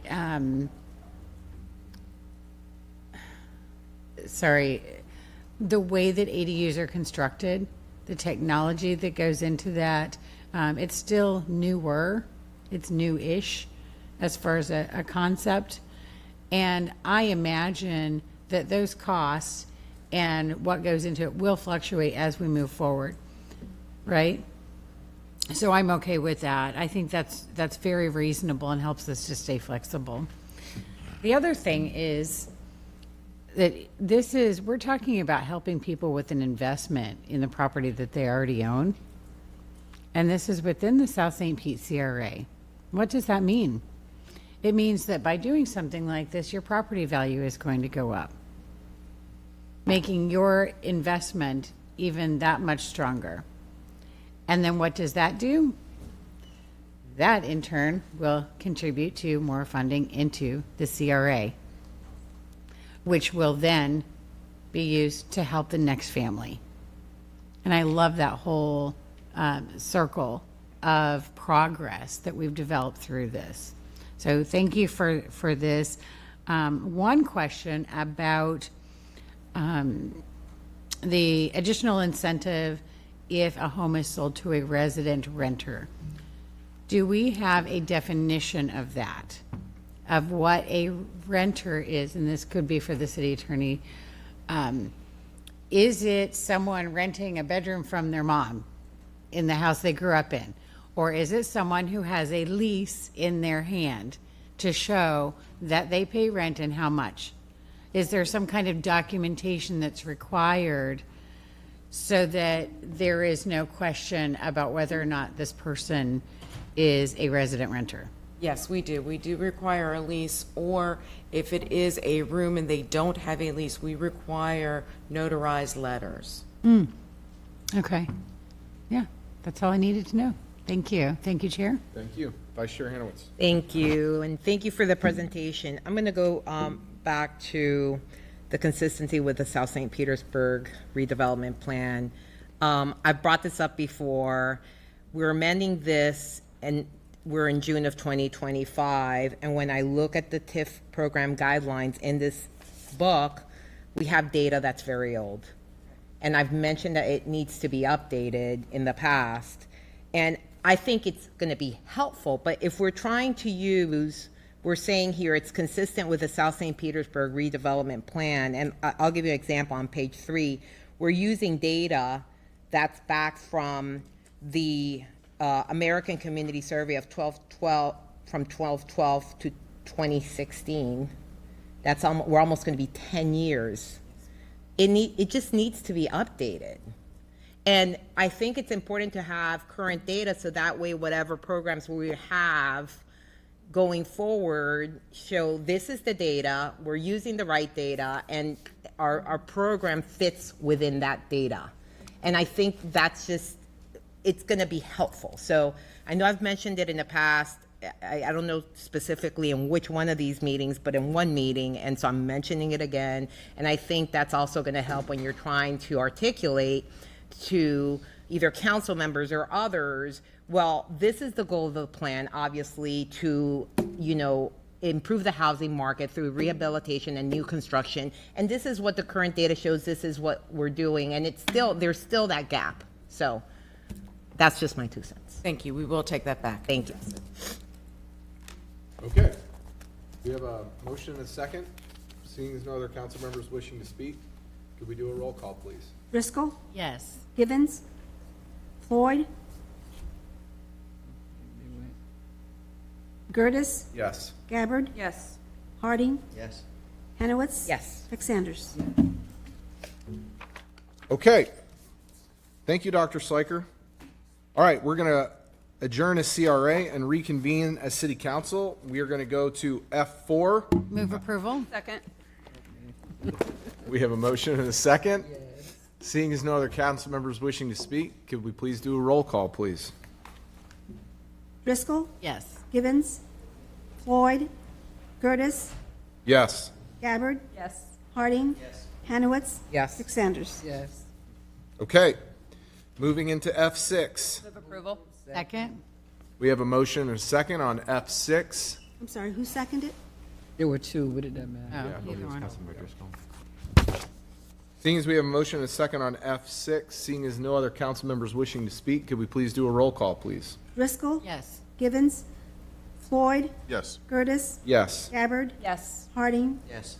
Hanowitz. Yes. Sanders. All right.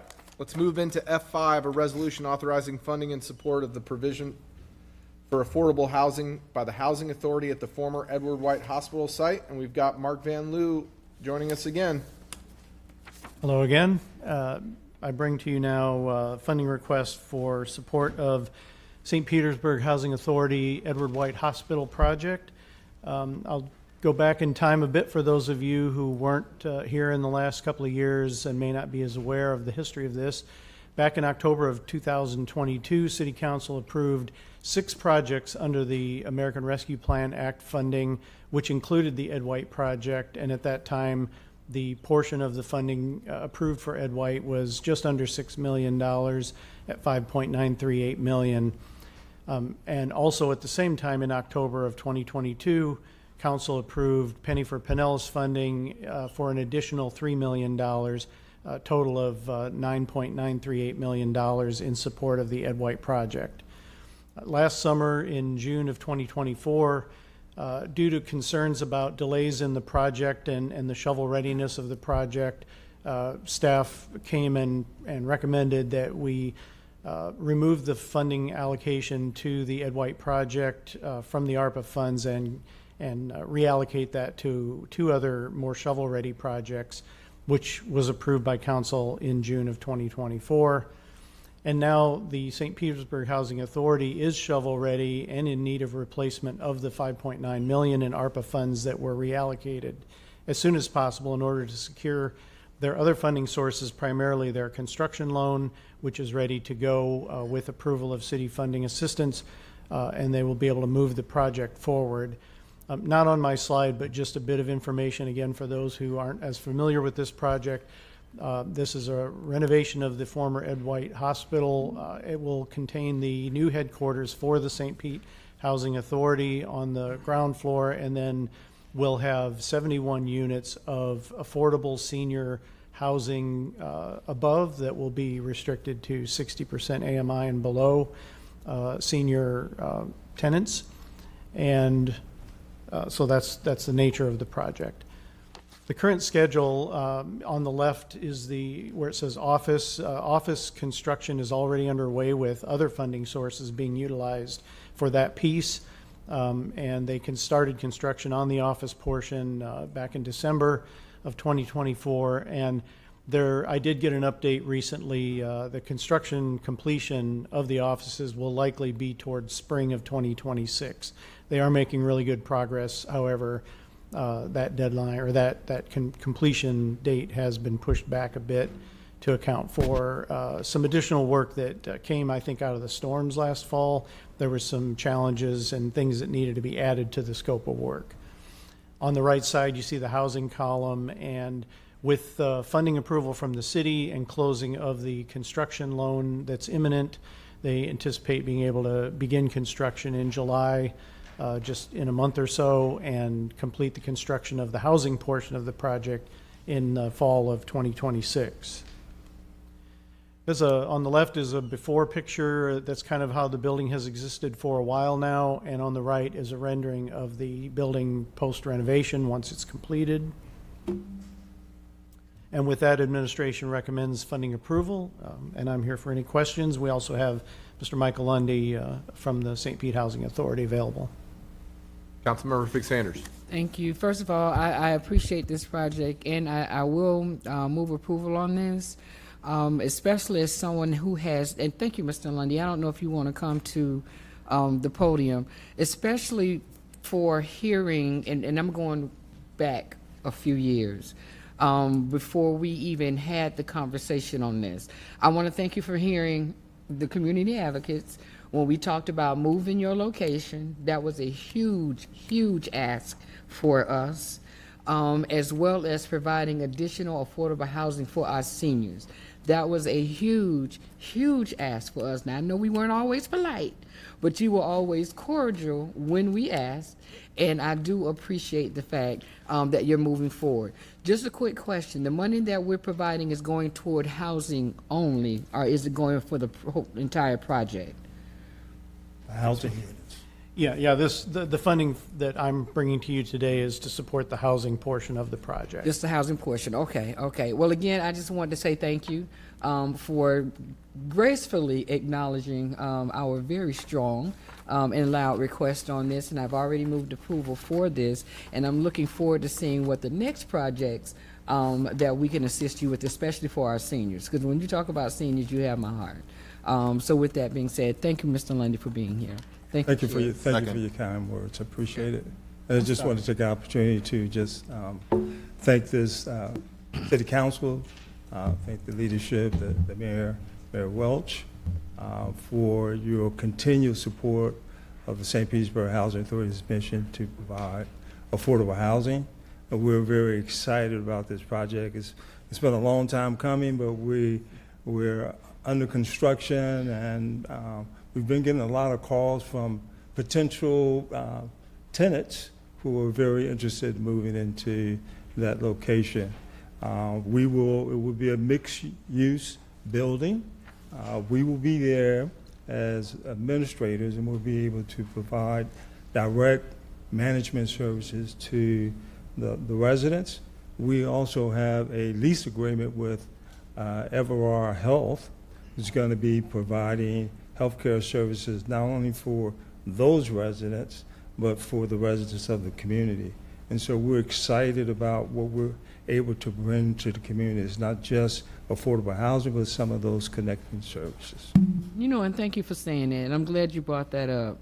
That was one of our biggest complaints, is that the residents, you were untouchable to the residents. I mean, where you were located, there was no one on site. It was really a cumbersome chore for them to even speak to people before. And now that you are foots on the ground, you're going to be right there, easily accessible to our seniors. You know, to me in itself was such a win-win for this. Because like you said, this has been going on for a very, very, very long time. And I'm glad that we're finally here at that point. And I'm glad that you're here to hopefully witness us continue to support you in these endeavors. So thank you, Mr. London. Thank you for your support. Thank you. And Councilmember Harding, I know you had chimed in before Councilmember Floyd, so let's go there. Of course. Thank you, Chair. Mr. Lundy, thank you again. I enjoyed our talk last time. I appreciate the work you do. So for you and Mark, I would like to be, and coming late to this game, this project's been going on for quite a while. I'd like to better understand that and the same as the last project, Mark, that the the ongoing with the rent level that we'll be charging. That's not a big bucket, and so those funds I'm sure will fund operations. But how do we? What is the plan for funding the bigger things that happen in 5 years or in 10 years in terms of capital improvement or major R&M projects? Is there in this project right now? Is there a reserve fund to pay for what is, I'm sure, a multi-million-dollar air conditioning system, or what do we do when we get there in 5 years? Well, we do have a reserve fund, and it's required anytime we do something under the HUD programs. We're required to have a reserve fund, so we will have a reserve to take care of any capital improvements that we need. I would just say to this council that the renovation that we're doing now, which is a total renovation, it's a big building, a lot of moving parts. We're going to be replacing all the major systems, so we don't envision any major issues with roofing or HVAC for the near future. But we do have a reserve fund that we'll build throughout the operations of the property, so that in 20 years, when we need to replace the roof, we'll have the funds there to do that. In 15 years, when we need to update our heating and air conditioning, we'll have the funds available to do that as well. Thank you, sir. The units. Councilmember, if I could just add real quickly, I wanted to add as a general note, because you have had this question for a couple of projects. When we evaluate a project and bring to you a funding opportunity and a housing opportunity, we not only look at the development pro forma and analyze and evaluate to make sure everything is right there, but we also require an operating pro forma. And we look 15, 20 years to the future. We ensure that that all is correct, because we don't want a project that fails after 5 or 10 or 15 years. We want to make sure that they do have a strong plan to support the future needs, whether it be home ownership, whether it be rental. We do evaluate that and make sure that those numbers are in line with industry standards, and HUD kind of sets the gold standard, and they require it in any projects funded by HUD. But even for non-federal projects, we kind of look to HUD guidelines and make sure that we're hitting those same marks. And Mark, short period of time, I've developed a lot of confidence in you. More of I would like to understand it than I wonder if we're doing this. And thank you for clarifying. The units themselves, there are 71 units. Are they 1 bedroom, 2 bedroom? Are they? Can you give us a sense of what those 71 units are? Primarily 1 bedrooms. We will have a couple of 2s and some 0s. What we call the efficiency units. Okay, and I assume in the reading it didn't say, but this is just senior living. There's no assisted living portion of it. This is just senior living, regular folks that are senior living. Okay, I wanted to understand. We'll have that. some preferences. I know earlier today there was some comments about homelessness and how do we handle it. We will have a preference for people who are in critical housing needs, who may be homeless. And so we will be addressing some of those, that issue to some extent. We will give preference to persons who may be working, and we'll give them a work preference as well. And of course, you have to be 60 years of age or older in order to live in the property. So that's a requirement. Understood. Last question. You mentioned retail space, and you have a medical-based company that's coming in. Is there any other retail space, and if so, any plans for it yet? The space on the bottom. I might be using the wrong term, but the space allocated to support businesses on the bottom floor. Okay. The Vara partnership. Oh, yeah, the partnership, with Everar, which is a healthcare provider here in the county. We've allocated 2,000 square feet of rental space that they will be operating and have a long-term lease. Is very affordable for them in their business model, and as I said, they'll be providing healthcare services, screening, so forth for not only the residents, the 71 residents of the property, but residents throughout the community of St. Petersburg. They've communicated to us that they've had a need as part of their mission to provide services in this area of the city, and so to have a location there was a good thing for them as well. So it was a mutually benefit for the housing authority and Everard. So they'll be occupying that space. Of course, we'll be on the first floor, and we'll have all of our offices there, and we'll have our administrative offices, and we'll be able to provide direct services to those residents as it relates to property management. And so instead of having to, get on a bus and try to get to our location where we are now, Gandy Boulevard, we'll be right there, centrally located, right there on the bus lines. Easy access, close to downtown. So we feel pretty good about the location and the spaces that we have, and how we are going to be utilizing those spaces. Excellent. Congratulations on your project. Thank you for your time. Well, thank you very much. Thank you very much. Chair, thank you. Thank you. Councilmember Floyd. Thank you.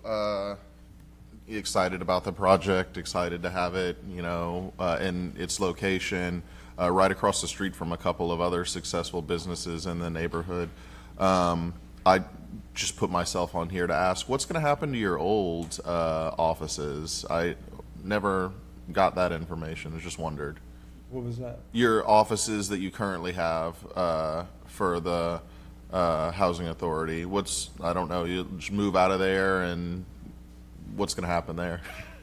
Oh, you're speaking of our administrative office? Yes, your administrative offices when you move to the new location. Oh, yeah, right now we are on Gandy Boulevard. Yeah. Gandy Boulevard. Mm-hmm. And so we've been there for quite some time. Yeah. And, it was before my time, but it's really disconnected Mm-hmm. from the community that we serve. And then, so we intend to move to the location Ed White next year. Okay. And are you keeping anything at the old location, or is everything? What we plan to do is to lease that out, and that will create some non-federal funds for the housing authority, so we can be a lot more flexible, Mm-hmm. nimble, and do other things to assist the people we serve. All right, excellent. Thank you very much. That's good information to know, and I'm glad that y'all are thinking creatively like that. So, thank you. Okay. Councilmember Fix-Sanders, were your comments a motion? I did make a motion. I did move approval. Okay, so we have a motion. Do we have a second? Yes. Okay, I'm Yeah, sorry. second, Richard Floyd. Thank you. Yeah. Okay, so we have a motion and a second. Seeing as no other council members wishing to speak, can we please do a roll call? Driscoll? Yes. Gibbons? Floyd? Yes. Curtis? Yes. Gabbard? Yes. Harding? Yes. Hanowitz? Yes. Fix-Sanders? Yes. Okay, thank you. Thank you very much. Okay, now we're going to move into F1. Are we going to do F1, 2, 3, and 8 all together? Beth? Okay. And we're welcomed by Beth Herendeen, and we're going to talk Tropicana Field. Right. Good morning, I believe still. Chair, Madam Vice Chair, members of City Council, Beth Herendeen, City Development Administration, and yes, we've got 4 Tropicana Field items for you today. Just to bring the public up to speed, since October, or even just prior to after the storm, Council to date has approved approximately $33.2 million in repair and remediation costs. The 4 items today total approximately $5.3 million, which would bring the total approved by council to about $38.5 million. When we first brought this, the estimate to you after the initial assessment was made, that estimate for full repair was at approximately $56 million. So that's where we are today. So we're going to start with, if I do this properly, an extension of our BMS CAT protective work. So if you recall, back on October 31st, 2024, we brought to council an agreement with BMS CAT, a national remediation company, an agreement in the amount of about $3.9 million. They've been in the building every day since then, doing lots of things, and we have a few pictures. They've removed all the damaged materials, damaged ceiling tiles, carpet, drywall. They've built containment systems, protection systems. They've tarp seating, they monitor everything, and then as we know, it does rain here, so they are there on a daily basis with a variety of crew members. On a sunny day, it may be 6, 7, 8. After a rainy day, it may be 40 or 50 people to continue to remediate and protect the building for future use. So what we are doing now, because we did not at that time in October anticipate the duration that we would need BMS CAT for, we are extending or looking to extend the contract through December when the roof will be replaced and the building will be dried in. So let's see. So, and this is just, these are some of the walls that we've added recently to separate the conditioned space from the non-conditioned space. As it gets hotter and more humid, we want to make sure that we're not creating condensation problems and things like that. So again, this is really just an extension of that. In this contract, they'll continue to do their daily maintenance of the facility. They'll continue to monitor all of the water intrusion, clean any of that up. We are working with Hunt Hennessy on, there's a drainage system on the floor now, but we know that the rain, or we anticipate we may have more rain, so they're upping that drainage system to make sure we're moving water out of the facility quickly and effectively. And in addition to that, this extension will include the addition of just under about 5,000 ceiling tiles. As you can see in that picture above, we've created the wall, but we want to make sure we have the ceiling tiles and such in throughout the facility so that we can, again, keep the conditioned space conditioned. Creating additional containment systems as needed, and then also cleaning ceiling and covering the lower level seats. So that is in essence what the extension is for, and I'd be happy to answer any questions. Thank you. Move approval. Second. Councilmember Driscoll. Thank you. Oh, I'm sorry. We have some public comment. I didn't see Oh, it. Councilmember Driscoll, sorry. excuse me. Mr. Chair, we have one speaker, Lafayette Leroy. Please state your name and address for the record, sir. Yes, sir. My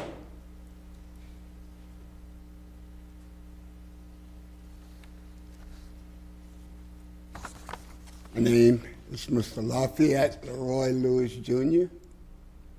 I grew up here in St. Petersburg. I was the first baby born in George Park, male baby. Who the females were, I don't know. Pop Megan and I was born November the 2nd, 1941. I went to Gibbs High. I'm a gladiator. I played in all sports. I'm an athlete. The things that are going on today, I've been paying close attention to. I took my time before I came before you because of the things that's been happening. I've been in many storms, and storms living in St. Petersburg, we never got a storm like we had as far as with Milton. I looked at the damage. I didn't even know that roof was a cloth. I worked in there. I did the first show.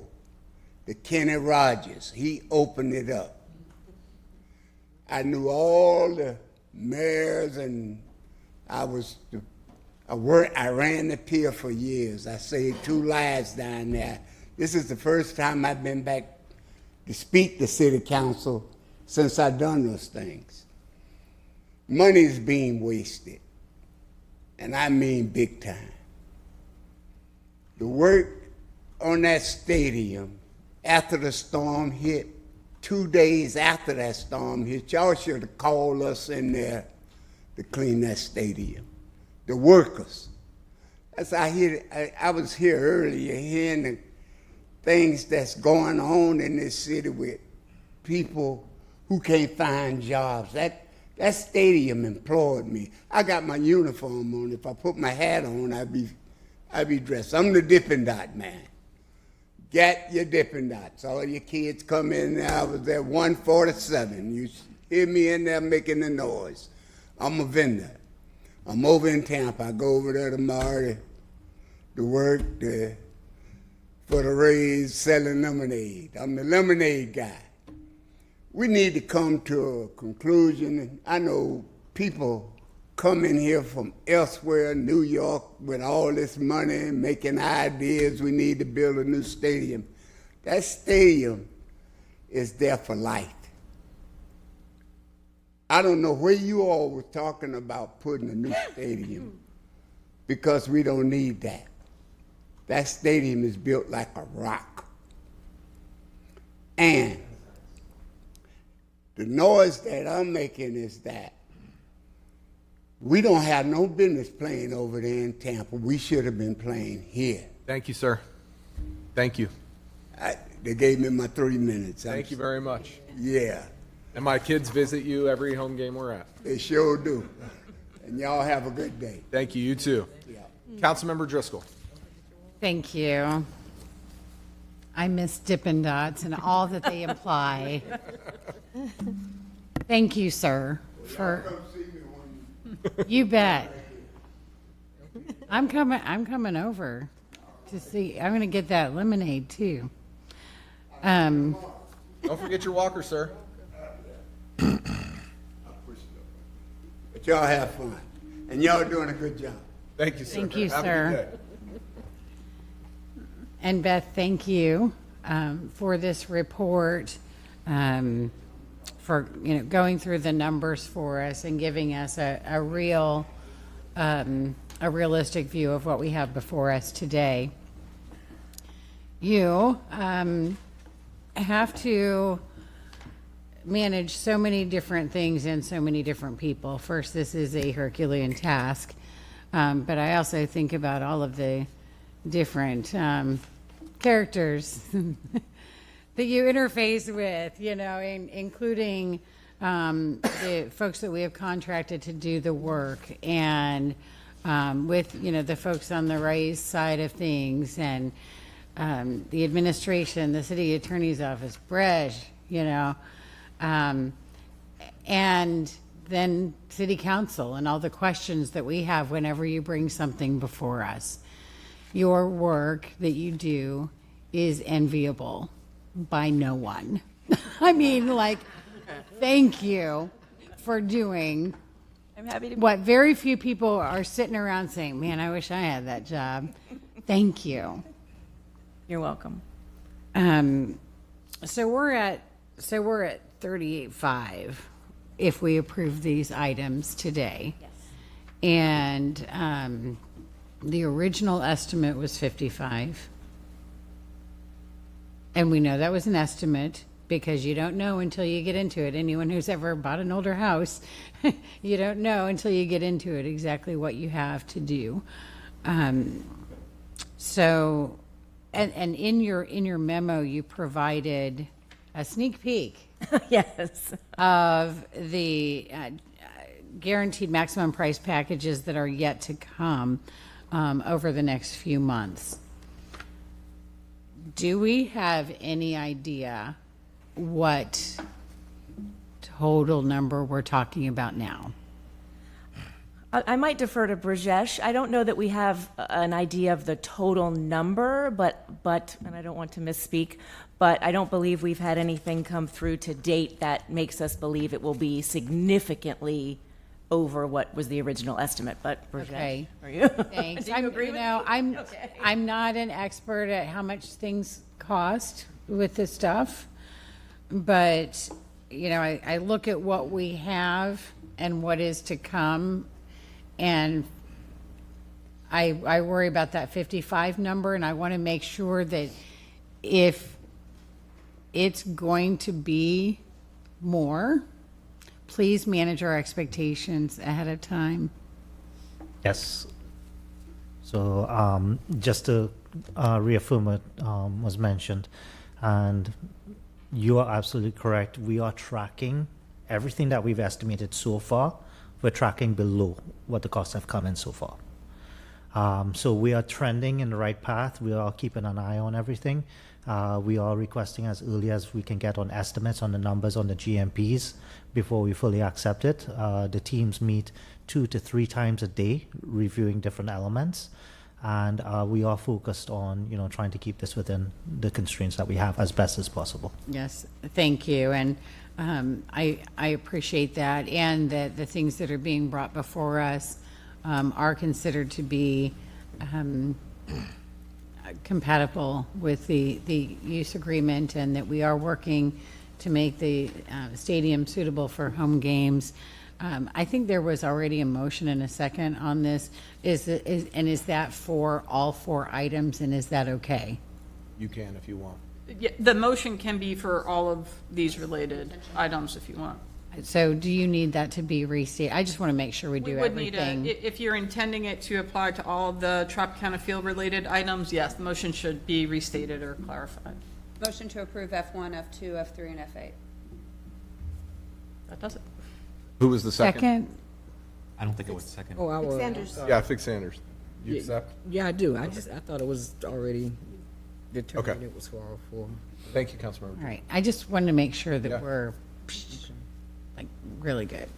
All right. Thank you, and I wish I could say I look forward to seeing you again, but boy, this is expensive.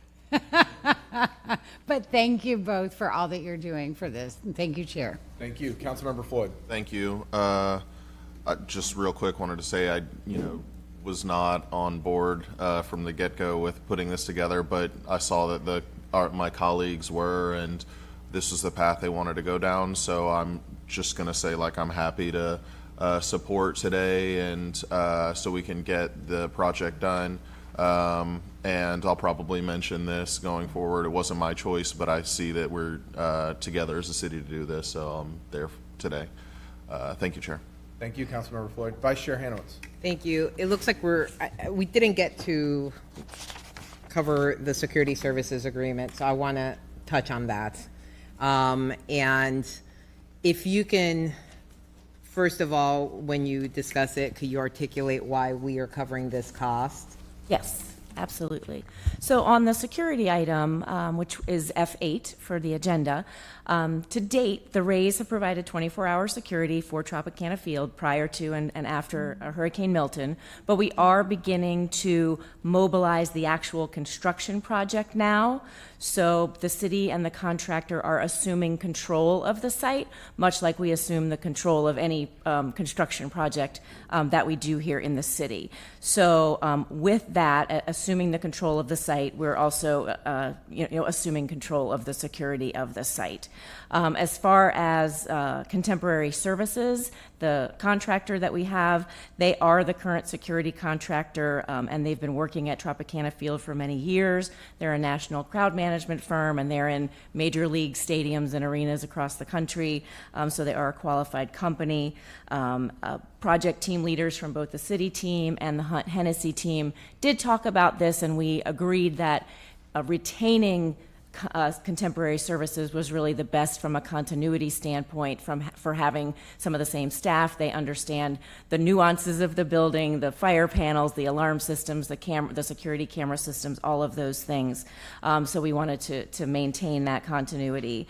And then much like it is now, and with a little bit of change for the actual construction schedule, we'll have guards in the security office where the cameras are, guards at the pedestrian entrance, the roll-up door, so for contractors and things bringing in materials, and then also a roamer just to make sure that the stadium is secured and access is only coming through that one point for us through the duration of the construction project. And that's why it is through February of 2026 through the duration of major construction.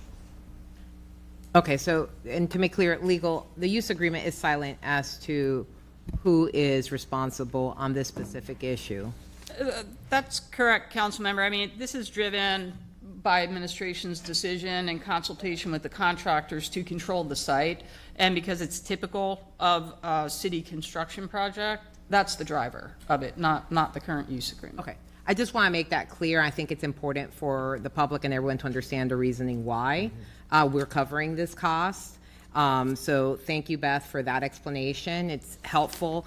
You know, I obviously, like a lot of council members, you know, we don't like to be in the position that we're in.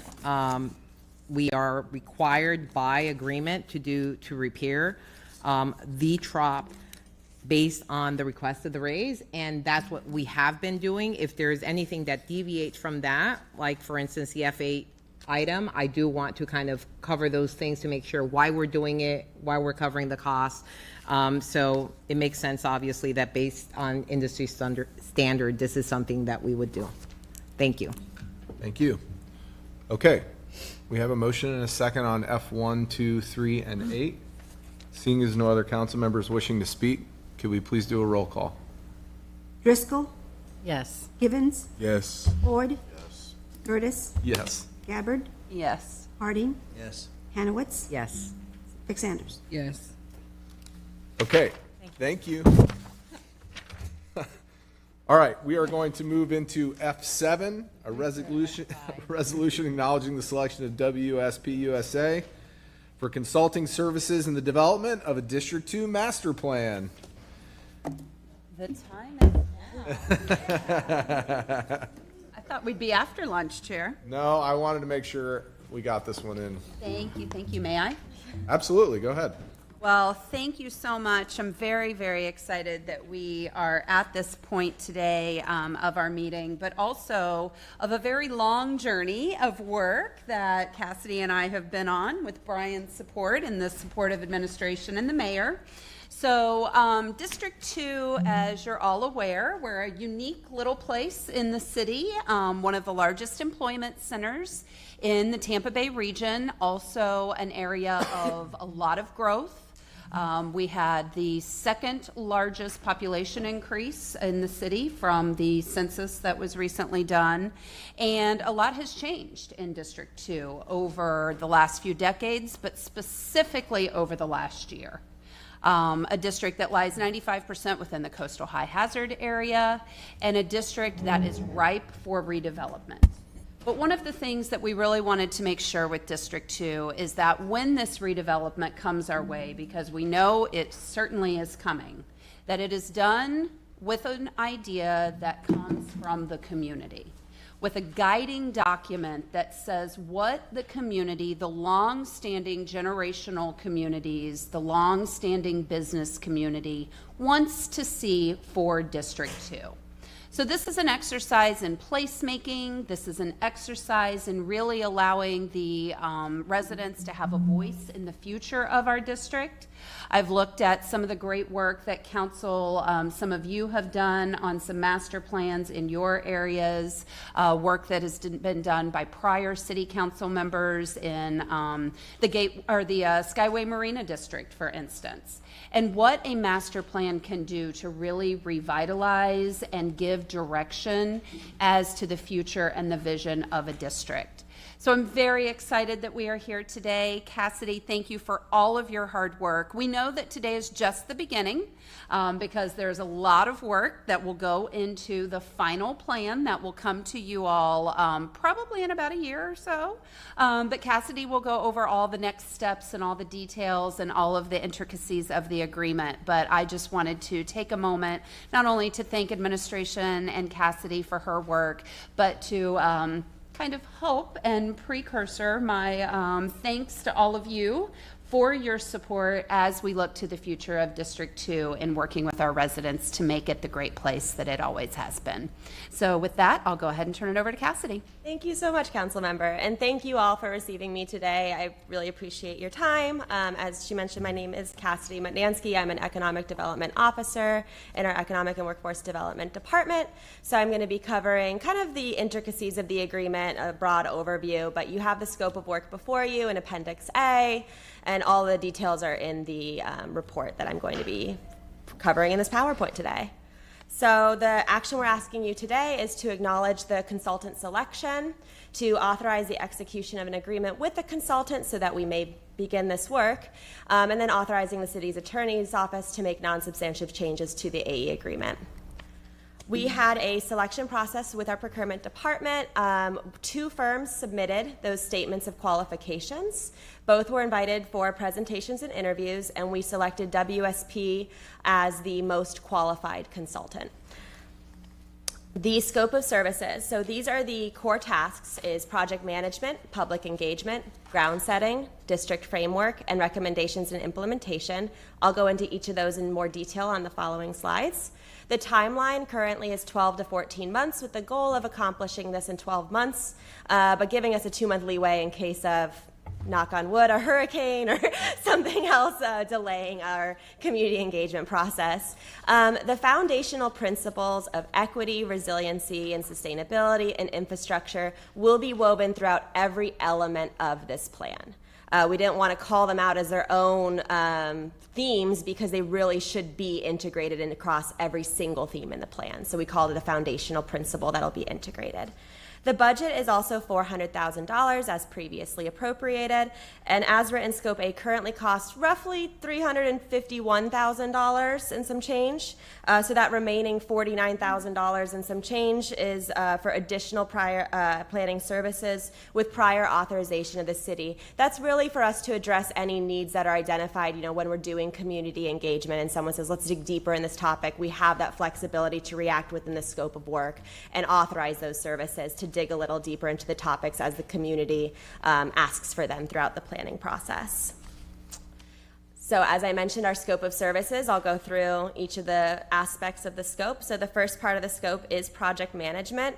That's going to include a kickoff meeting and tour. It includes council member briefings to make sure we keep you aware of the process. It includes city council or committee updates, whichever is most appropriate given the topics that we will be bringing forward throughout the process.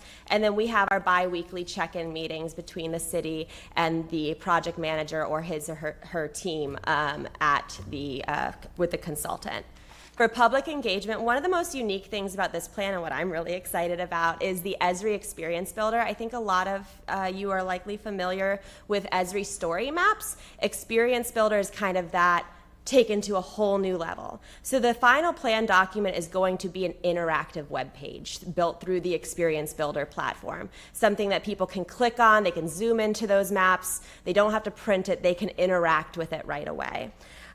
We also included city think tank meetings. That was intentional to make sure, since this is a master plan, that we involve all appropriate departments and agencies such as Ford Pinellas or PSTA throughout the process at intentional meetings throughout. We have our agency partner and stakeholder meetings, attending existing community events because we like to meet people where they already are. We have our in-person design workshop, our virtual open house, and then a meeting in a box approach, which is another unique thing to this field where we essentially say that we want to support additional community engagement. The consulting staff cannot be everywhere at all times, so let's train our city staff to be able to get people engaged, again, meeting with them where they are throughout the process. So they will have the resources they need to have those pop-up events or to immediately give a QR code and be trained on how to talk about this to meet people where they are. We have the ground setting stage. So this is essentially a historical review of plans. We recognize there are a lot of plans already in this area, so this is intended to weave together those plans. We're not just starting over from scratch. We're looking at those existing plans, and we're going to be coordinating with other ongoing concurrent planning efforts. Then we get into our guiding themes assessment. So we have people and places, urban development, economic development, transportation, infrastructure. People and places, there's all called out in the scope A. Quality of life and recreation, key destinations and local identity, parks and open spaces, healthy food access, youth development and childcare. Urban development will cover our coastal hazards and urban vulnerability, land use and zoning, tree canopy and ecology. And then our economic development will cover our small business environment, target industry recruitment, and our real estate market to look at supply and demand forecasts. And then finally, transportation infrastructure, a lot of focus on land use support for those transportation investments and coordination with our Complete Streets implementation process. And then the district framework is essentially taking those guiding themes and really fleshing out the interrelationship between those guiding themes and how they align to promote the common goals and utilize a very systematic approach to weave them together to create a very cohesive vision. We'll look at some catalytic projects and sites, and then we'll have a summary posted. And then finally, the recommendations and implementations. This is our roadmap to implementation. This is our key steps, what funding opportunities are out there, external to us, internal to us, and the time horizon of how do we want to accomplish what's in this planning document. So finally, we are here to ask council to please approve the resolution to acknowledge the WSP as our most qualified firm to provide planning services for the development of the District 2 Master Plan, authorize us to execute that architecture engineering agreement, the AE agreement with them, to provide planning services for the project in an amount not to exceed $400,000, and authorize us to make non-substantive changes to that agreement. And with that, thank you all for your time. Second. We have a motion and a second for F7. Seeing as no other council members wishing to speak, clerk, could you please do a roll call? Driscoll? Yes. Givens? Yes. Floyd? Yes. Curtis? Yes. Gabbard? Yes. Harding? Yes. Hanowitz? Yes. Rick Sanders? Yes. Okay. Congratulations. Thank you. Thank you. Okay. At this time, we are going to recess for lunch, and we're going to see if we can also figure out some of these technology problems. So for now, City Council will recess until 1 p.m. Thank you, everybody.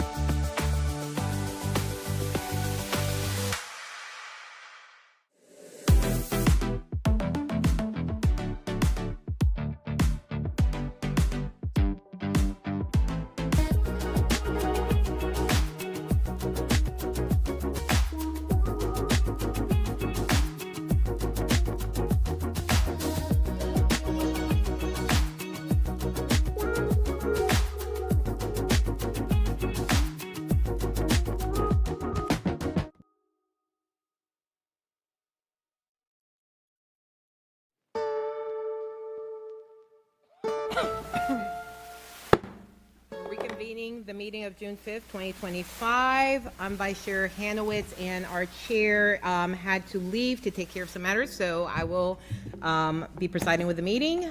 We will start with F9, the Sewer System Resilience Projects. Mr. Tankersley, welcome. Thank you, Vice Chair. Claude Tankersley, Public Works Administrator. I appreciate you guys allowing us to do this report. This is just going to be a verbal report, relatively quick, but we felt that these items were important. They're not part of our SPAR program, but we wanted to remind everyone that regardless of what we have in our SPAR program, we still are and have been doing resilience-related projects for a while. And so these projects that we're bringing to you today have been projects that many of them come out of the St. Pete Water Plan. And so I'll just go ahead and go through them. And I would certainly appreciate the opportunity to perhaps have them all approved at the same time if that's available, if that's opportunity. So the first one is accepting a statement of qualifications from PCL Constructions for Lift Station 85 site improvements. And so what this project is about is at Lift Station 85, which serves our downtown area, it's our primary lift station. We have been using some of the existing facilities there from the leftover facilities from the old Albert Wooded treatment plant as emergency storage in case we need to have emergency storage of sewage during a wet weather event. Those facilities were not designed for that use, but we've been using them that way. This project will replace those older facilities with a brand new facility specifically designed for that use. We currently have about 10 million gallons of storage in those old units.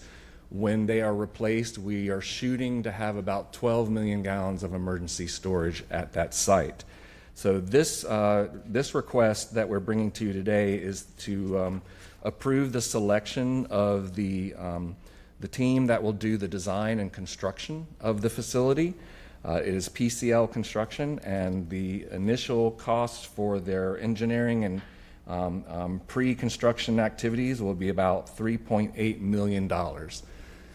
From this effort, they will bring to us a guaranteed maximum price contract for them to do the actual construction. So we will be bringing that forward to you at that time.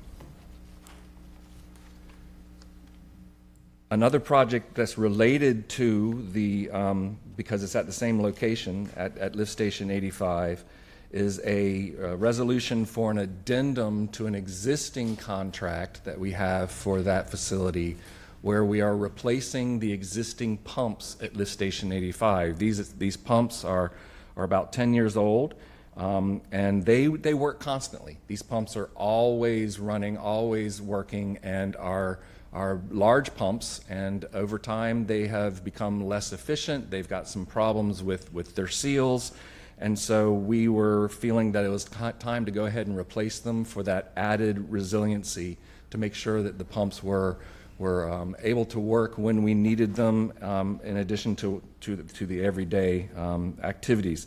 So the project is ongoing already. This is an addendum that we're asking because of some work that we asked the contractor to do. So since they're replacing existing pumps, while they're doing that, they have to bypass the flows to keep the flows going while they're replacing the existing pumps. We asked them to increase that bypass capacity so that the bypass basically mimics the existing lift station, so that we are safe and in case anything were to happen. That was a request that we asked, and so therefore this contract amendment is for an additional amount of money to cover that additional bypass. And then the final item is not related to either one of these, but it is something that, with the recent announcement that the Suncoast Waterkeepers has released us from our consent order obligations, because we've completed all the work under our consent order. I wanted to highlight this next work, and this is the cured in place pipe lining work from SAK. And this is work that was done as part of the consent order, but we're continuing it. And I just wanted to go on the record that just because the consent order is done doesn't mean we're going to stop doing the good work we did under the consent order. We're going to continue to do that moving forward, and this is an example of how we will continue to do that. So I appreciate the opportunity to give you just a brief review of these projects, and happy to answer any questions you may have. Great, thank you. Councilmember Gabbard. Thank you, Madam Vice Chair. So Claude, a couple questions.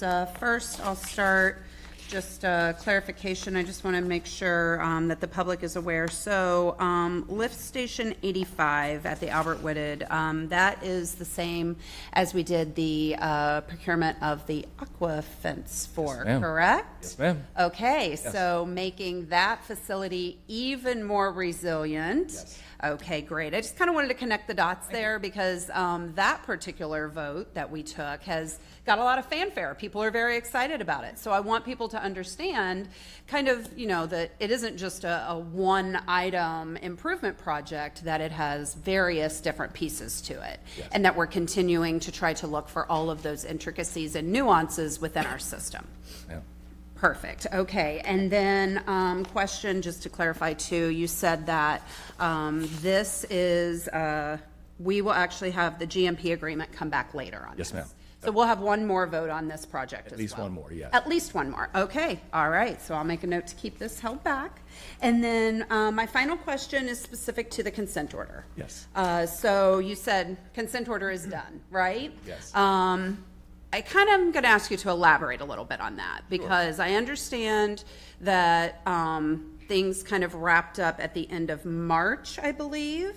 But we didn't really have too much conversation about it here, being that myself and Councilmember Driscoll came to this dais in the middle of the consent order. This is something that she and I were very kind of in the trenches with you all on. So I would just kind of like if you could briefly give what it means for the consent order to be over, if there are any final steps or anything like that that we still need to complete. Could you give us just a quick update? Absolutely. There is one final step we need to complete, as these things take a little while to kind of to wind down. Under the consent order, the consent order had stipulations in there that if we had sewer spills during the time of the consent order, then the DEP would assess us fines, or in lieu of the fines, we could choose to do a project in lieu of those fines at 1.5 times that fine amount. So the very last one of those projects in lieu is the aquafence at Lift Station 85. And I believe it's going to be ready to be erected and tested at the end of June. And so that will be the very final last thing that we have to do under the consent order. At that time, we expect FDEP to issue their final certification that everything's done. Okay, and remind me, the private lateral program, the pilot for that was part of the consent order. Yes, ma'am. Is there anything outstanding as we get ready to launch that program, I think in the next 30 days or so? Is there anything outstanding on the consent order that has direct correlation to the actual program itself? Not that I recall. Okay. I'm going to turn and look at my coworkers here. No, our director of water I asked resources. this in my one-on-one yesterday. I just wasn't thinking about it. I wasn't tying all the pieces together. So. And I'm glad you're doing it today. Thank you. So no, the program we're moving forward with for the private laterals, that is not tied directly to the consent order. So there is no a formal tie between the two of them. Okay, very good. Well, with that, Madam Vice Chair, I'll move approval of F9A, B, and C. Perfect. Is there a second? Second. Okay, thank you. Thank you. Councilmember Givens. Thank you so much, Madam Vice Chair, and thank you, Claude, for all your hard work. I appreciate this and everything that you're doing to make our city more resilient. Always for more resiliency. I do have a couple of questions. You talked about the contractor's agreement and the construction manager's agreement.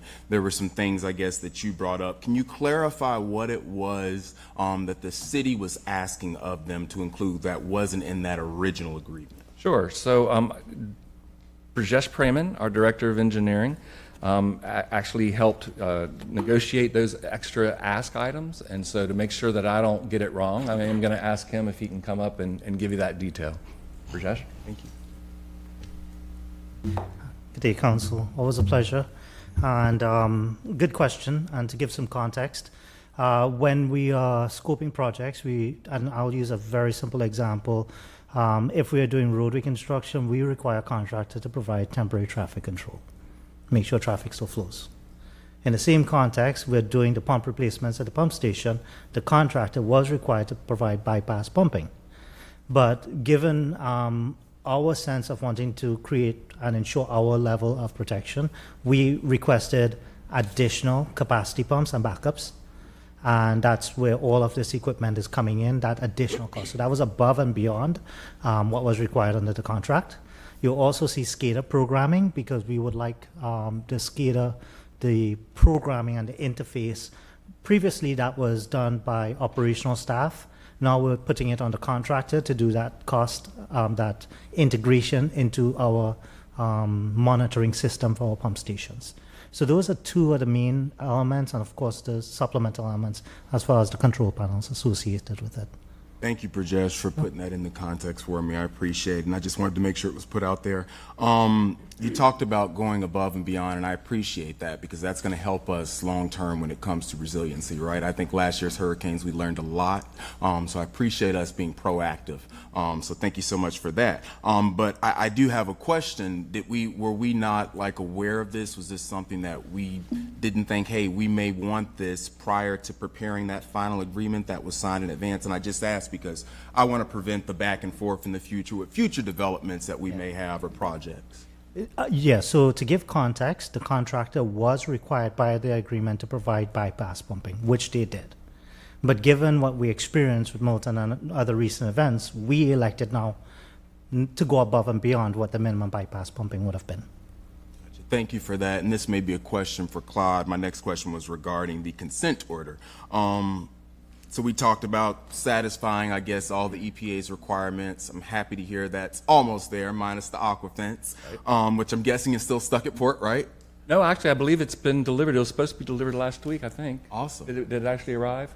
Not yet. Not yet. But it should arrive any day now. Fingers crossed. We won't hold our breath, though. But my last question is, when was our last spill, Claude, and how much? I don't recall. We will often have very small spills throughout the year associated with grease and rags, and those often will come in the form of maybe a spill of 50 gallons here, 100 gallons there, and I just don't recall when it was, but we put all of that information on our website under the public notices on our website, and you can go back and look, for multiple years of when those are. So I don't want to guess, but it's all right there. And I'm just wondering, so that the EPA take any of those spills into consideration when they said that we have satisfied everything? Yes, they did. Every time we would have a spill of any kind, whether it was wet weather related or from grease and rags, we had to report the information to them. They would evaluate it. They would decide whether they would fine us for it or not.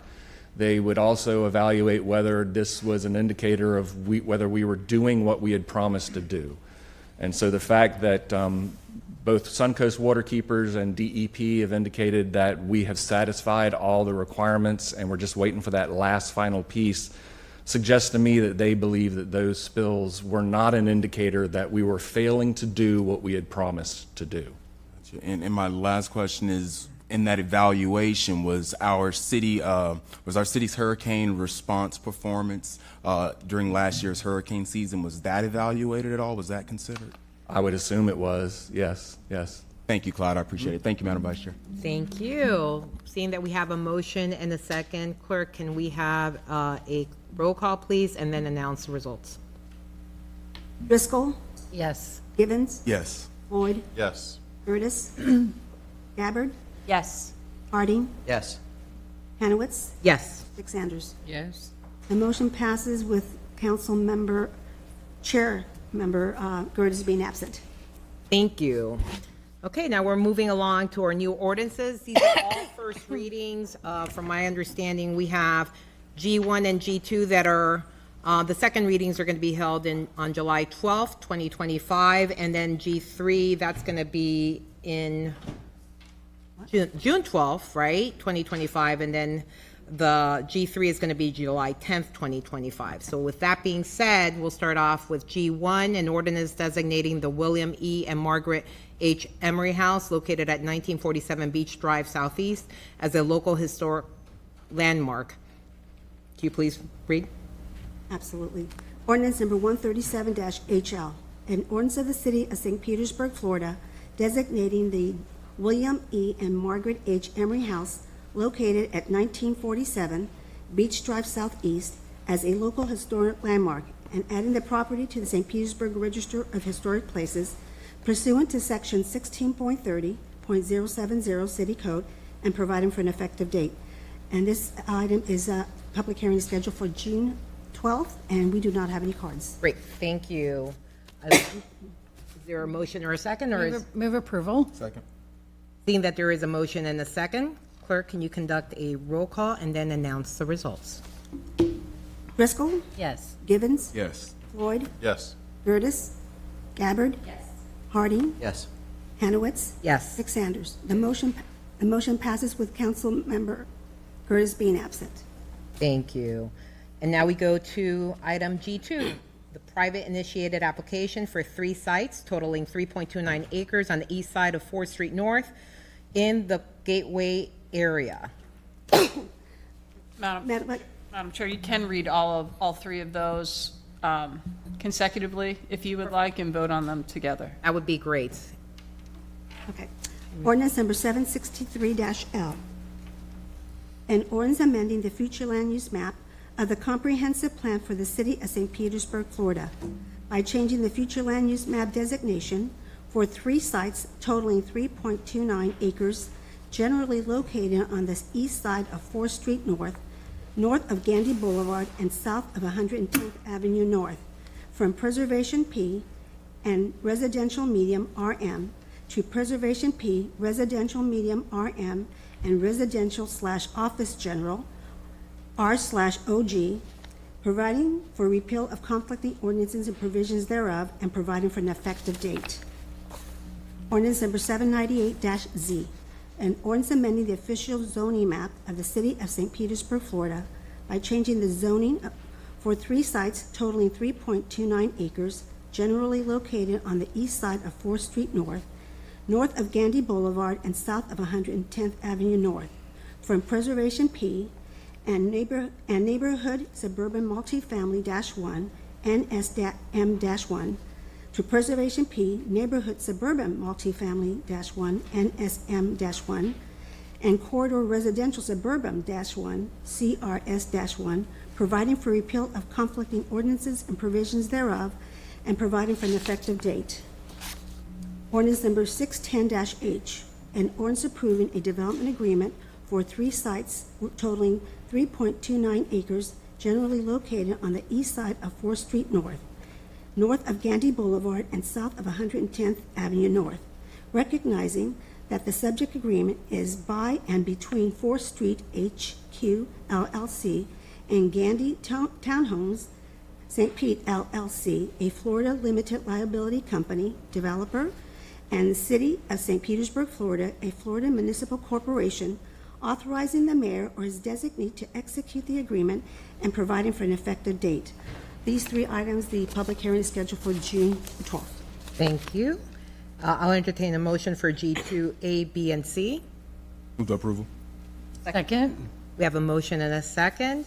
Clerk, if you can have a roll call and then announce the results. Thank you.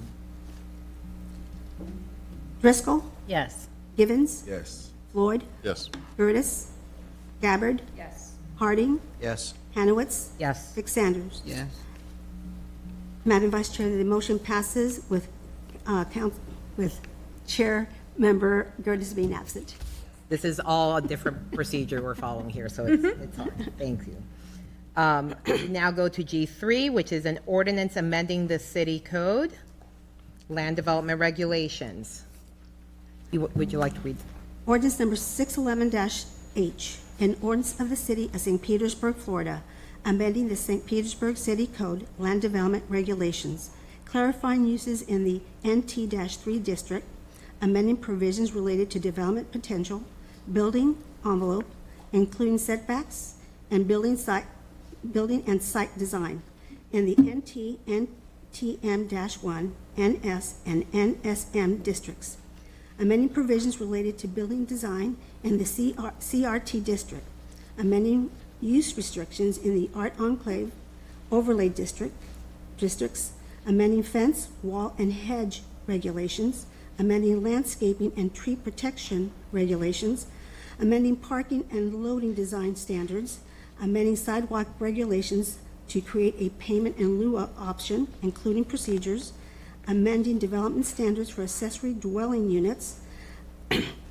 amending development standards for accessory structure and ancillary equipment, amending home occupation regulations, including use restrictions, amending provisions related to height measurement, amending provisions related to allowable encroachments and building setbacks, amending procedures related to rehearing requests, amending procedures related to dock permits, creating a new application and review process for reasonable accommodations and zoning requests, providing for new and revised definitions, revising existing graphics and adding new graphics, and providing for severability and providing for effective date.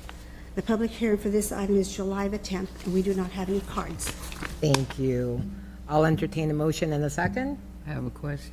Councilmember Fix Sanders. Thank you. Can someone explain to me what the payment in lieu looks like, what that option is? So it hasn't been finalized yet, the fee. So, but the option will be that they can submit a request to us to request a vacation, a payment in lieu, because the sidewalk may lead to nowhere.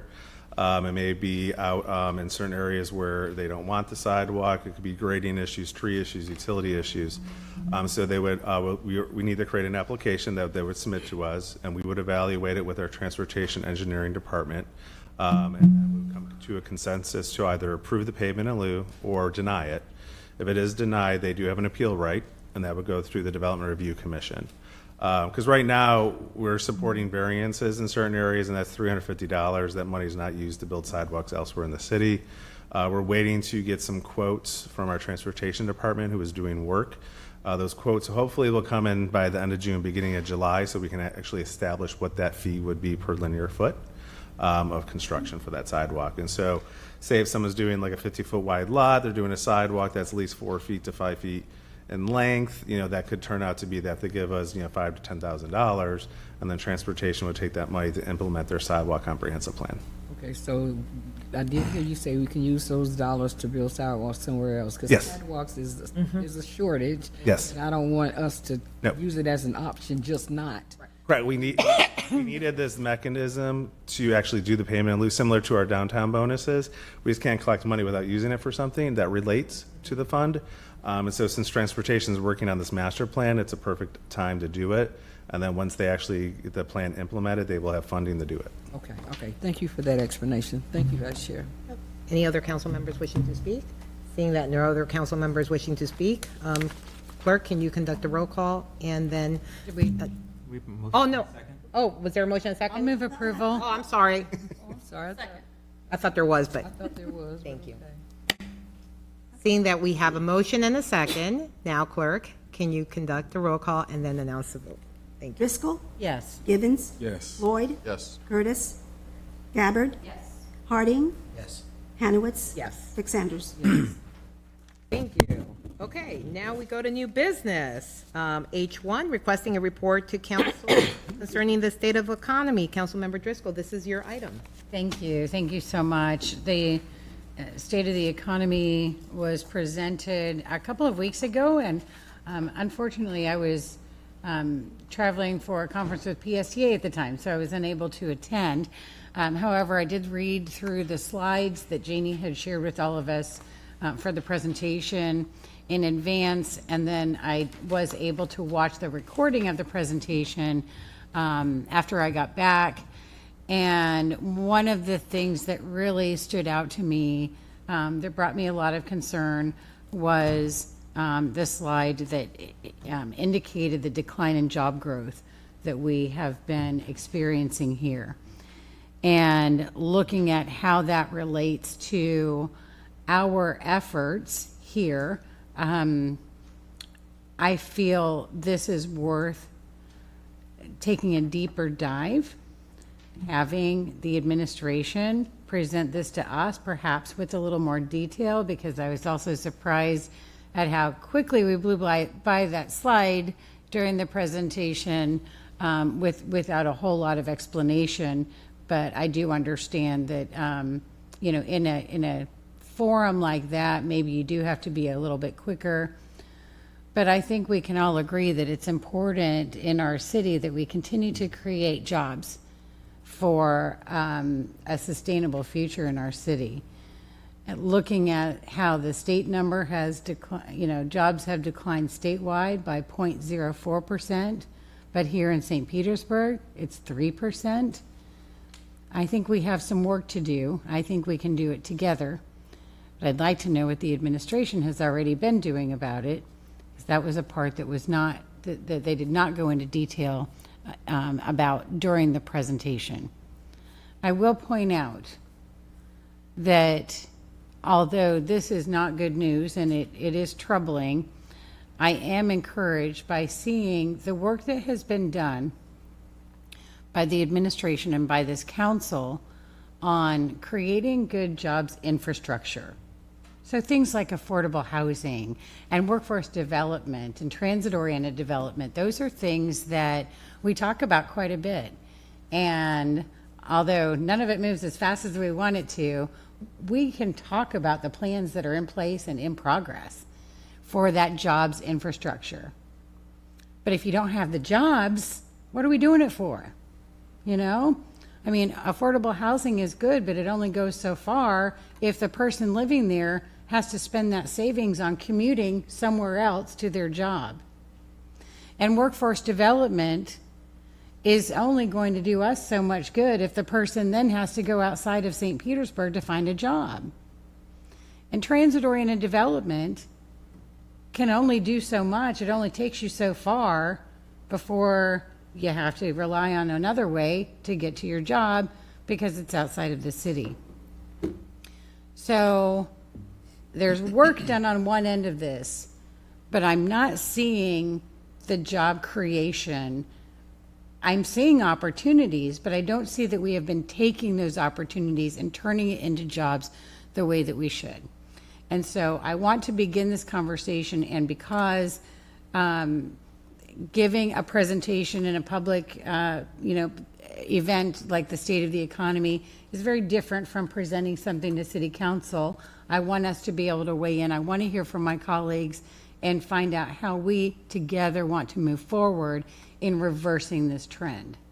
So I have asked the administration to present on June 12th to City Council a report on this. I have not asked for a lot. I am asking for what was presented there to be presented here with any additional detail that the administration would like to include. And then let's see where the conversation goes from there. Now, I could have asked for it today, but I wanted to give some time for preparation. And if you back up 2 weeks, that was when I submitted the new business item, and I'm asking for it next week, which gives 3 weeks to prepare something that mostly is already prepared. By contrast, City Council members have to deal with more than just economic development. We have dealt today with public works and land use, future land use, and land development regulations, and all kinds of things. This is one of 2 binders that was put together for me for today's meeting, covering many departments. And we had 2 weeks to get ready. So I believe asking the administration with a 3-week notice to present on something as the start of a conversation with City Council as partners to solve this problem is not too much to ask. Therefore, I am requesting this report to be given in the June 12th, 2025 City Council meeting. With that, I'll move approval. Administration, would you like to provide a response to what's requested so council members can hear what your position is? Thank you, Chair. Good afternoon, City Council. We're happy to come on June 12th and present, essentially what we presented at the State of the Economy. We can add some more detail to that. If Council wants to have a more detailed conversation about it and wants to go to committee where we can sit and have a longer presentation and more discussion, we're happy to do that too. So whatever City Council would like, we're happy to oblige either way. Okay, great. Thank you. Any council members wishing to speak? Council member Fig Sanders. Thank you. Quick question. Would it be more thorough for us to go to committee first? Because I'm also going to do a new business item in regards to some of the discussion that we're having with economic and job creation based on the disparity study and some of the CBA issues, and I've been meeting with constituents on that. If we can have a designated EWD meeting to talk specifically about that, because all council members are invited to come to that committee meeting, and then that way we can get really deep and a lot more thorough than to try to throw it all in June 12th. Because June 12th is going to be a long council meeting. Mm-hmm. But if we can do a committee, I'm going to support either one because I want to get the information as well. But I would really love to see it go to committee so we can have a detailed discussion on what it is and not high level like we got at the last one. Okay, thank you, Councilmember Fig Sanders. We'll take other council members, and then that way Councilmember Driscoll can respond afterwards to the other comments, which I think will probably be helpful. Councilmember Gabbard. So to the point of going to committee, and I'm fine either way, but I think it's a good point. I don't want this to be like a high-level gloss over report item just because we asked for it. And that is my concern, because, I mean, I wasn't able to be at the State of the Economy either, but I have gone back and watched, and it was kind of, you know, oh, here's the slide, now move on. I would love this conversation to include the Chamber of Commerce, to include the EDC, to include Pinellas County EDC, because when you look at the difference between us and Pinellas County even, what's going on in the county as well? Because those numbers are even worse. So I'm going to support it either way. I would just want us to have a conversation about it because it is shocking and upsetting. But at the same time, I feel like it's such a much bigger lift than we can do alone as the city. And that's why I feel like having these other players at the table, I think could really get us in a place where maybe we can kind of start to see where the holes are and where we need to plug in a lot better. So I'm going to support it either way. Thank you for bringing it forward. I just wanted to kind of chime in about my thoughts if it could go to committee. Any other council members wishing to speak? Councilmember Driscoll. Thank you, and thank you for the input from my colleagues. It is encouraging to hear that I'm not the only one who is concerned by that figure and the way that it was presented. I am perfectly open to adding this to an agenda for an EWD meeting coming up. In fact, I've already asked Jeannie, you know, just thinking that this could be one of those suggestions that came up. And in our July 24th EWD meeting, we are working on expanding that to take a little bit more time because I do already have an agenda item that is set for that day, but we'll make room for both. But here's the thing. If this was going to be next week, I wanted that high level with the potential for it to then go to committee for further discussion. So just know that if we're giving this much more time, I want this much more information. And I want a plan. Because for years, since we're seeing, and I included this slide just so that everyone could look, starting in since 2022, how we've been in this downward spiral. And yet during this whole, even for longer than that, I've been banging the drum about doing something with the 800 block of First Avenue South after the mayor rejected Moffett. I said, we have to get some mixed use in there. We've got to, this is a way to get some more office space in.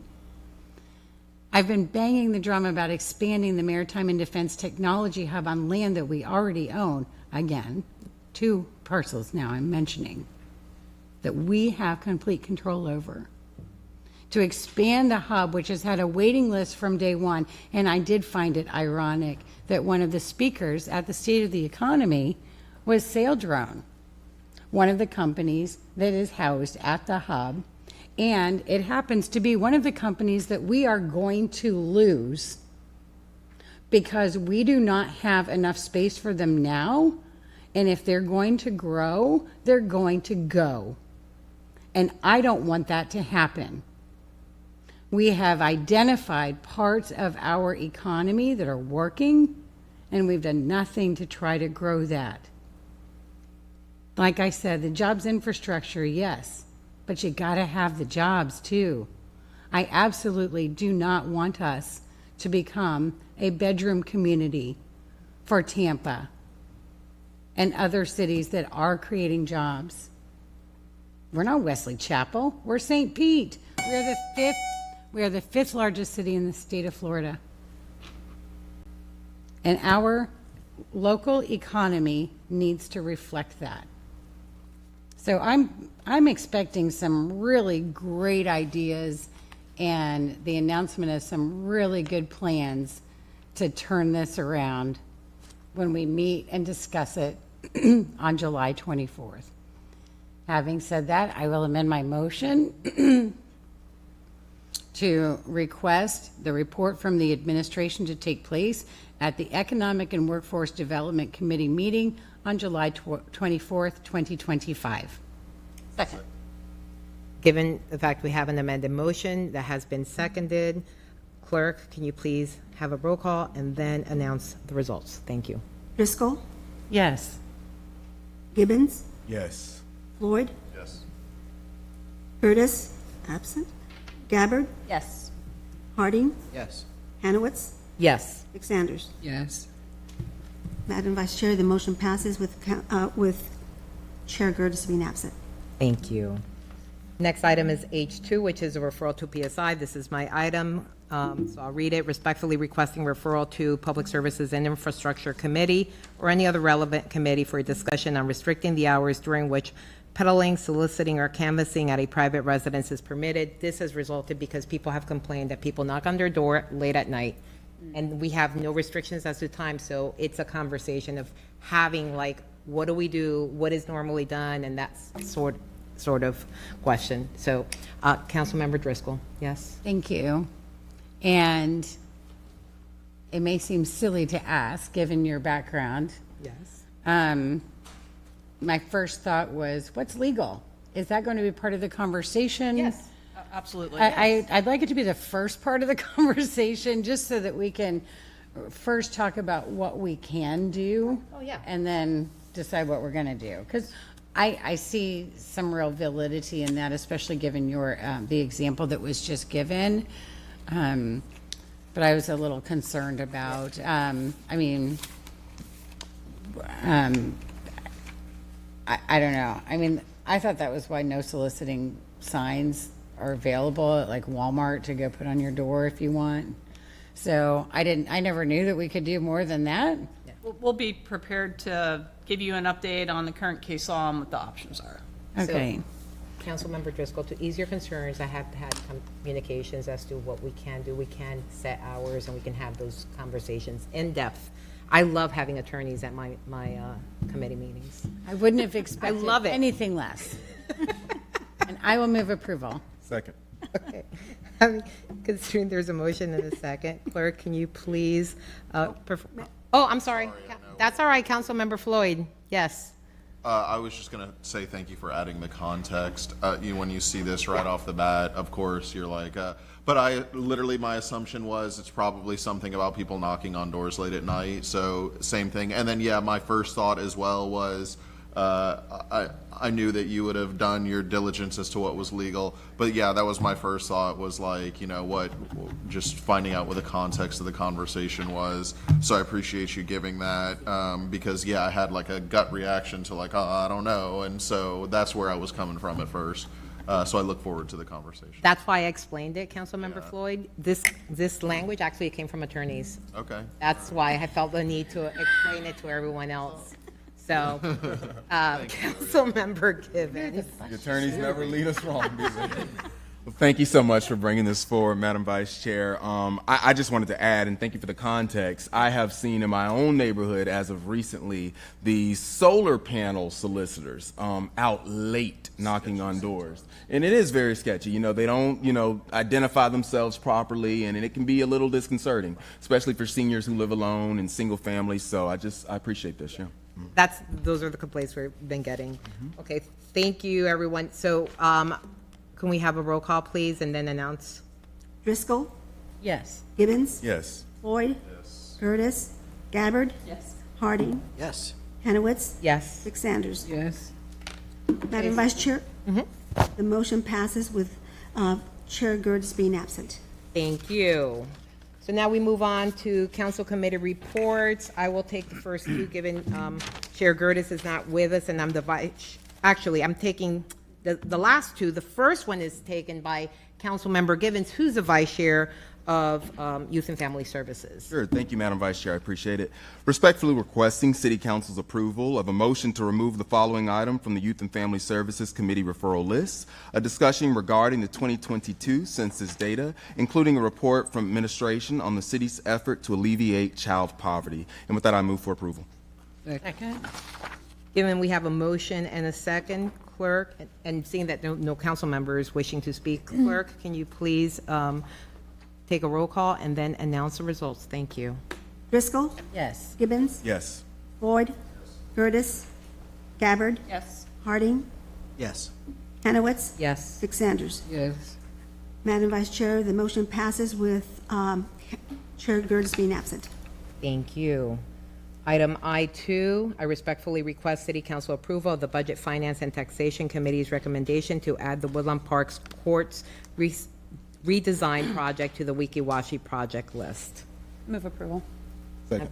I have a motion and a second. Clerk, if you can do a roll call, please, and announce the vote. Driscoll? Yes. Givens? Yes. Floyd? Yes. Gertis? Gabbard? Yes. Harding? Yes. Hanowitz? Dick Yes. Sanders? Yes. Madam Vice Chair, the motion passes with Chair Gertis being absent. Thank you. Now we move on to item I3, which is another action item from BF&T, respectfully requesting City Council approval of a resolution amending 1, the city's investment policy, municipal funds, to provide that investment decisions will be based solely on pecuniary factors to update the authorized investments and make non-substantive changes. And 2, the city's alternate investment policy to change the authorized investments, add the seagrass mitigation fund, incorporate certain provision from the investment policy, municipal funds, and make non-substantive changes. And I'll entertain a motion. Move approval. Second. Seeing that there is a motion and a second, clerk, can you please conduct a roll call and then announce the votes? Driscoll? Yes. Givens? Yes. Floyd? Yes. Gertis? Gabbard? Yes. Harding? Yes. Hanowitz? Yes. Dick Sanders? Yes. The motion passes with Chair Gertis being absent. Thank you.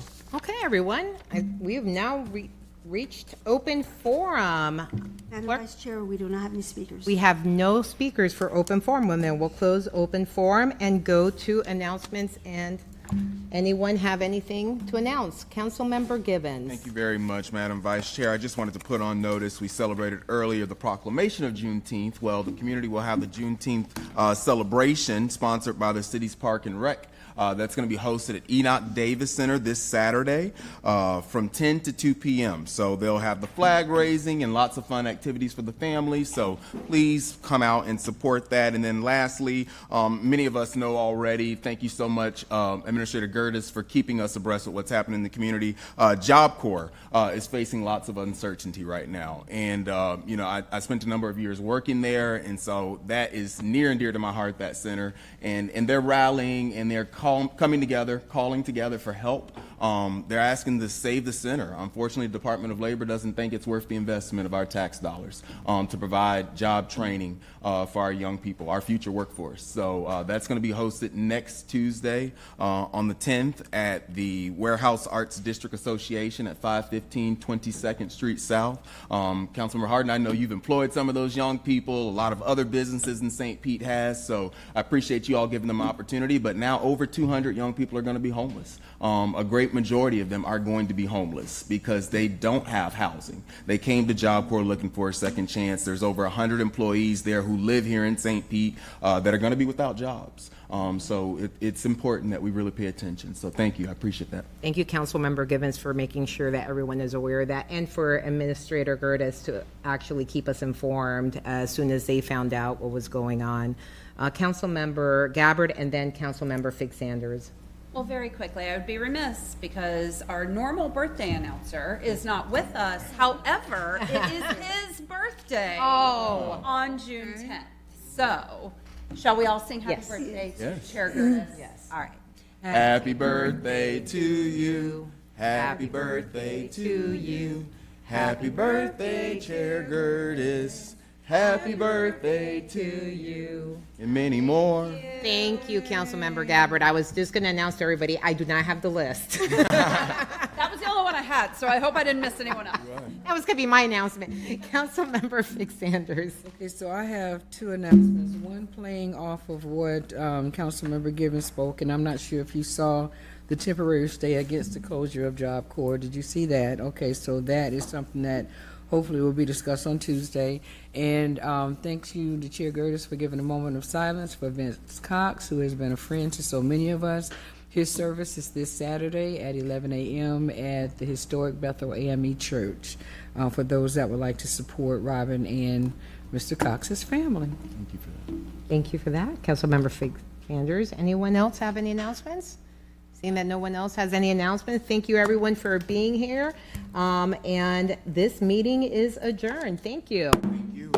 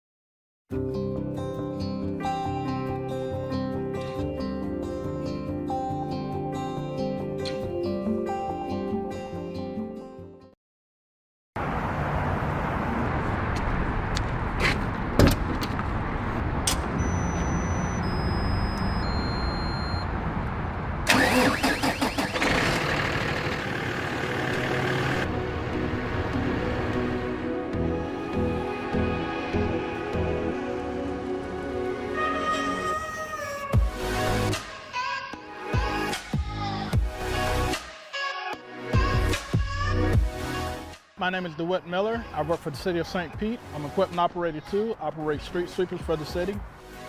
I'm a second generation street sweeper operator. My dad did it. I like it, I'm by myself. It's no rush, get a certain area done. The object is to get the area clean. Like you gotta go and say, oh, you gotta get the area done in one day. That's not how we operate. The object is to get it clean and do the best that you can. Street sweeping is very important, I think, because without street sweeping, you would have all the pollutants build up in the curb line and the gutters, and then it would make the streets flood. Pollutants, what I mean by that, you got sand build up, leaves, trash along the gutter lines. My job is to keep it clean, pick it up.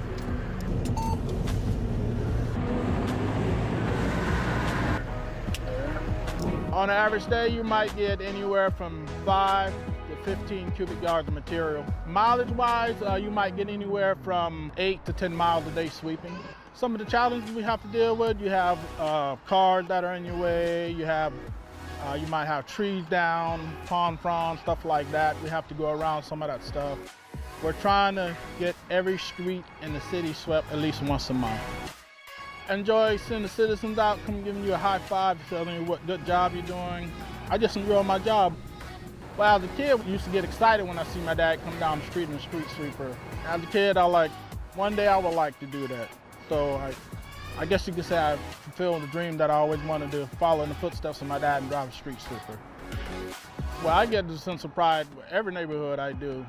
I go out and try to give it 100% because I feel like every house that I go past, it's my house. So my job is to go out and do the best that I can. I take pride in that.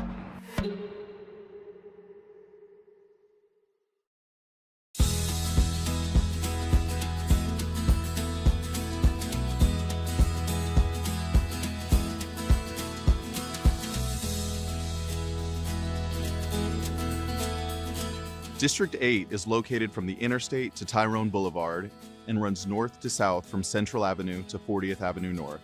I'm Richie Floyd, your council member for District 8.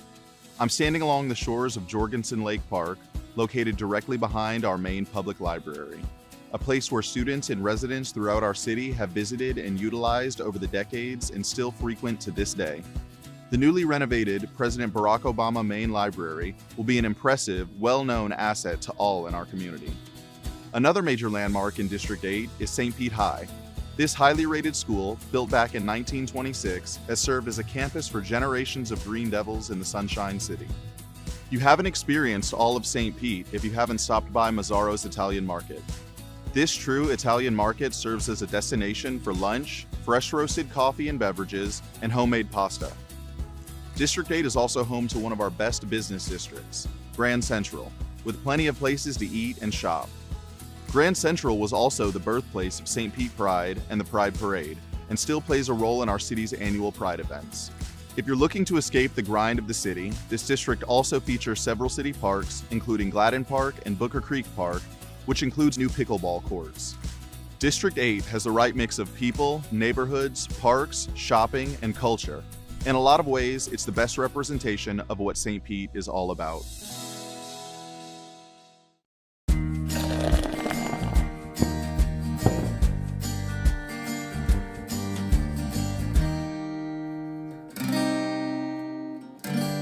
What do you know about the Coliseum? That was a boom time development, wasn't it? It was pretty much the place where people went. Sure. For entertainment. I mean, you hear some of the stories of the bands that played there, and it was amazing. Most of the big white swing bands, I think, played there.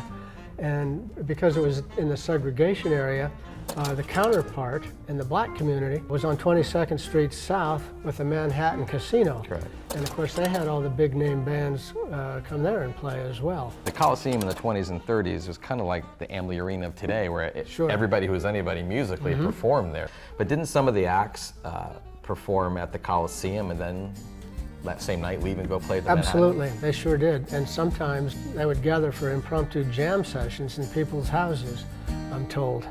That's very cool. Yes, it is.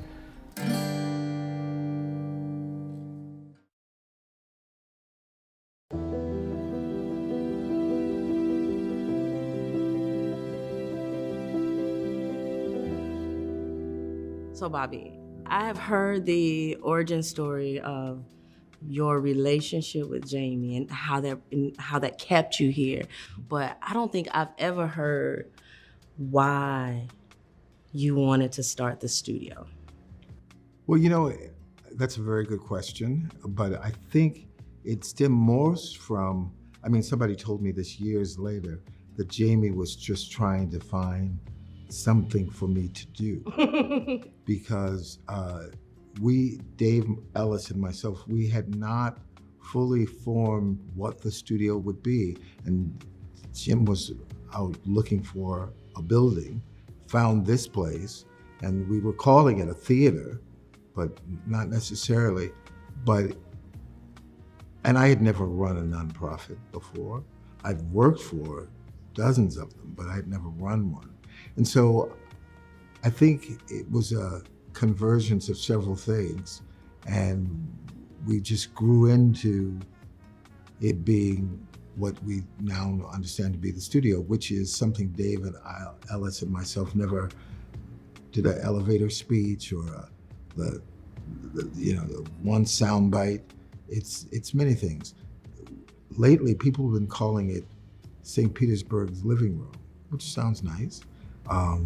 It's a home for the visual and performing arts, but it's evolved. But we never had a specific defining, we're gonna do this. It just evolved.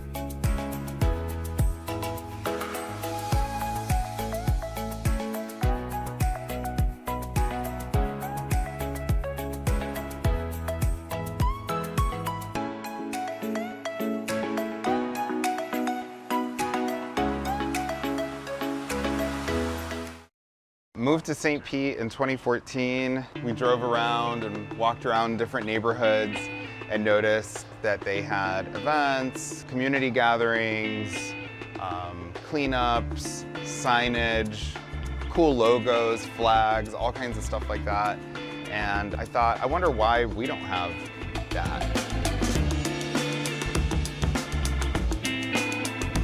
For the longest time, one of the things that annoyed us was anytime we met locals from St. Pete, one of the first questions they would ask us is, what neighborhood do you live in, right? And so people would say, well, I live in Kenwood, or I live in North Kenwood, or I live in Old Northeast, or Old Southeast. And we would just say, you know, we're that neighborhood north of North Kenwood. When we were initially looking at this house, on Zillow they had it listed as North Kenwood, which we thought was a bit of a stretch. A little bit of a chin scratcher. Yeah, I think they were trying to kind of just jump on the Kenwood bandwagon. We wanted to have an identity. We wanted to have something that we could be proud of, but also that our neighbors could be proud of together.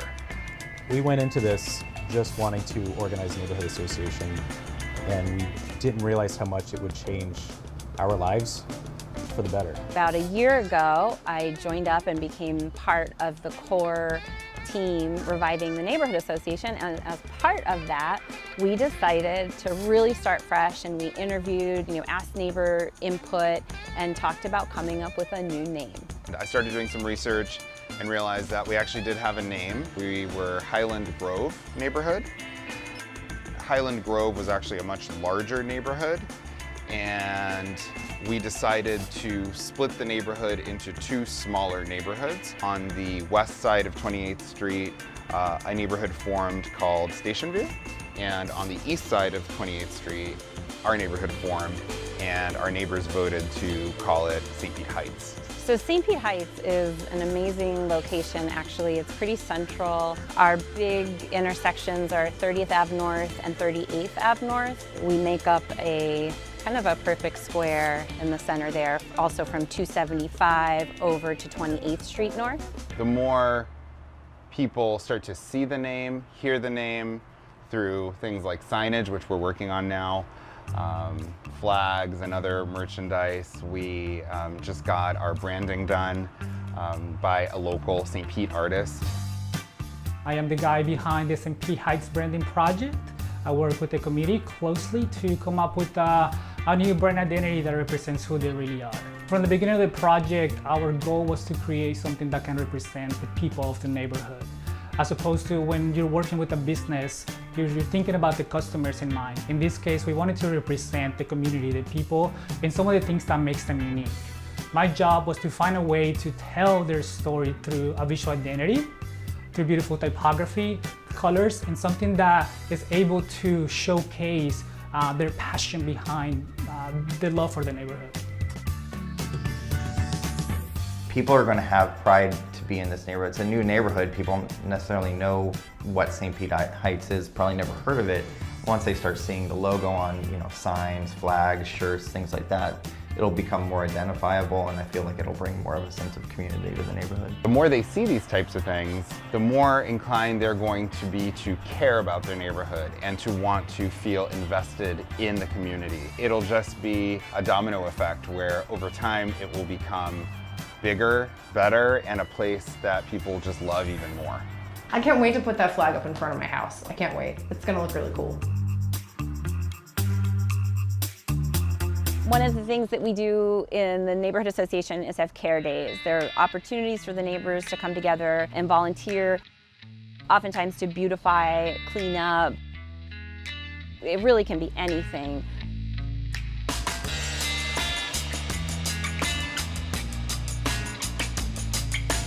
But the most recent one we did was a Drains to Bay project, where we put the signs that say Drains to Bay on the storm drains.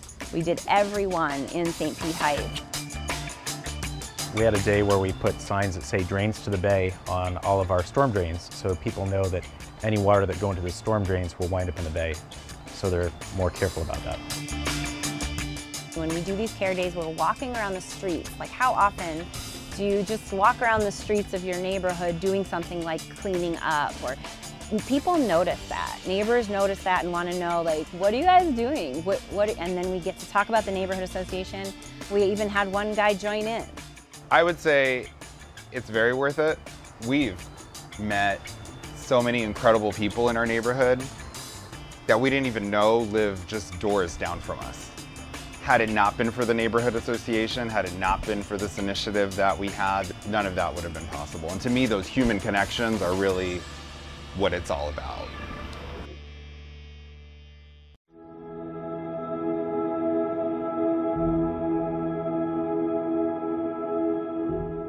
My name is Chan Srinivasa, and I'm the first African-American city clerk for the city of St. Petersburg, Florida. To me, a trailblazer is someone who sets out on a journey to accomplish something. An individual who sees a path or has a path, and even though obstacles may be in their way, they find ways to get beyond those to reach their goal. To me, that's a trailblazer. I began my career 24 years ago on January 26, 1998. It was a cold, rainy day. I started in the Parks and Recreation Department as a temporary employee on the waterfront, cutting grass and maintaining our parks. Throughout there, I developed as an individual, as a person, but also as an employee of the city of St. Petersburg. And from there, in 2014, I was appointed as the city clerk for the city of St. Petersburg. The city clerk is a very responsible role. Not only are we responsible for the legislative issues of city council, but also our city elections. If you look at the history of how elections are, and being the first African American to hold the role of city clerk in conducting our elections in the city of St. Petersburg, it's a significant role because that within itself is literally setting some type of trail for others to follow as well. It dawned on me the day that I got appointed that I'm the first. And being the first, you always want to be the best at what it is that you do. Failure is never an option for me. If obstacles come, you strategize and you adapt and you go beyond them. Personally, my grandfather, a gentleman by the name of Josh Stanford, the greatest influence in my life. Professionally, there were two individuals, Thomas Jet Jackson and Clarence Scott. Jet taught me the importance of community and showing compassion towards people and always making your presence known. Clarence taught me the significance of being not necessarily a perfectionist, but doing your best and also reaching back, helping others, and never forgetting where you came from. St. Pete is progressing, and we're becoming a more diverse and inclusive community. And it says a lot about the character of the people of the city of St. Petersburg, that we look beyond someone's skin color, but we look at the content of their character. To me, that's what it says.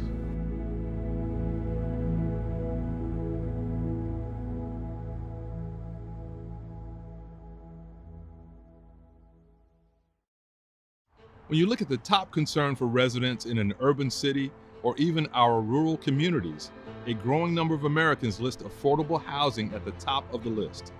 Here in St. Pete, it's no different. I'm standing here at the Shores in South St. Pete with 51 new affordable units made possible by a county-wide collaboration. Understanding the relationship between our quality of life and housing is critical.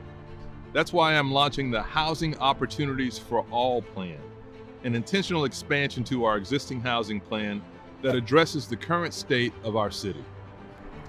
The plan aims to produce new affordable housing units, preserve existing affordable housing, and protect tenants. Housing Opportunities for All is more than a priority in our administration. It's a foundational part of our mission, a pillar for progress.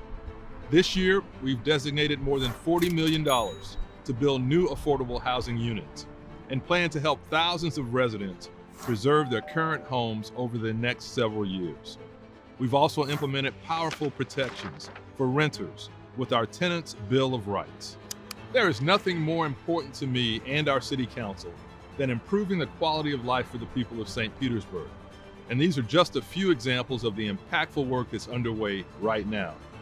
I will continue to keep you updated on progress made as we help more families settle into their new homes and stay in their current homes. So working together and listening to each other with our eyes on inclusive progress, we will continue to move the needle on affordable housing. To learn more about the Housing Opportunities for All plan, visit www.stpete.org/affordable housing.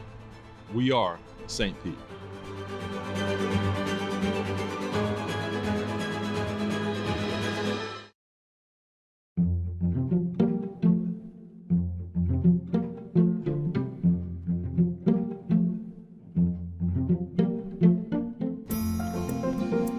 Hey, Bubba.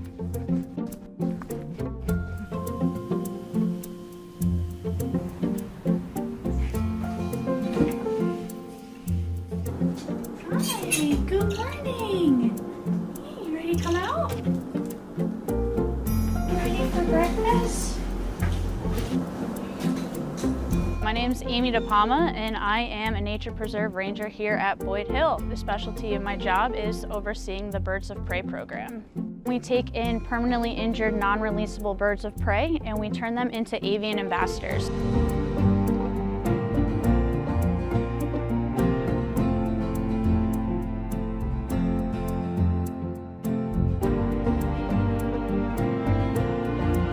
We take these birds all throughout the county, from the Saturday morning market to schools to assisted living facilities. When you're talking about conservation, sometimes it can be kind of a bore, but when you have a great horned owl sitting on your arm talking about conservation, people are a lot more inclined to listen, to pay attention, especially since these birds have injuries due to human interaction in some way. Conservation efforts in general are really important around the world, but specifically here at Boyd Hill because we do live in one of the most densely populated counties in all of Florida. It's really important to conserve these small parcels of land. All of these birds that we have here live throughout Florida. We also have to worry about their diet and feeding them, so we weigh them almost daily to make sure that their food fluctuates with their body weights. We also have to do medical care, but aside from me, we have 54 volunteers that help make this program run day to day. There's a lot of maintenance that goes along with these birds, and it's a group effort. It's not just me. Step up. Up. No, you want to face everyone, huh? You got an audience. They're just like people. They have good days and bad days. So sometimes when you walk in, they want nothing to do with you, and other times you're walking around the corner and they're chirping and yelling, saying, "Come in here and feed me."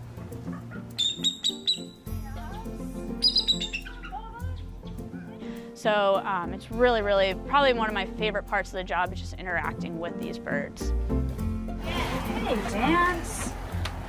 Yeah, so this is Dancer. He's a red-tailed hawk.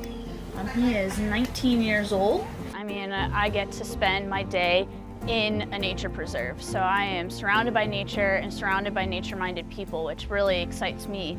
So interacting with kids and adults and just spreading my passion is really what I love about this job.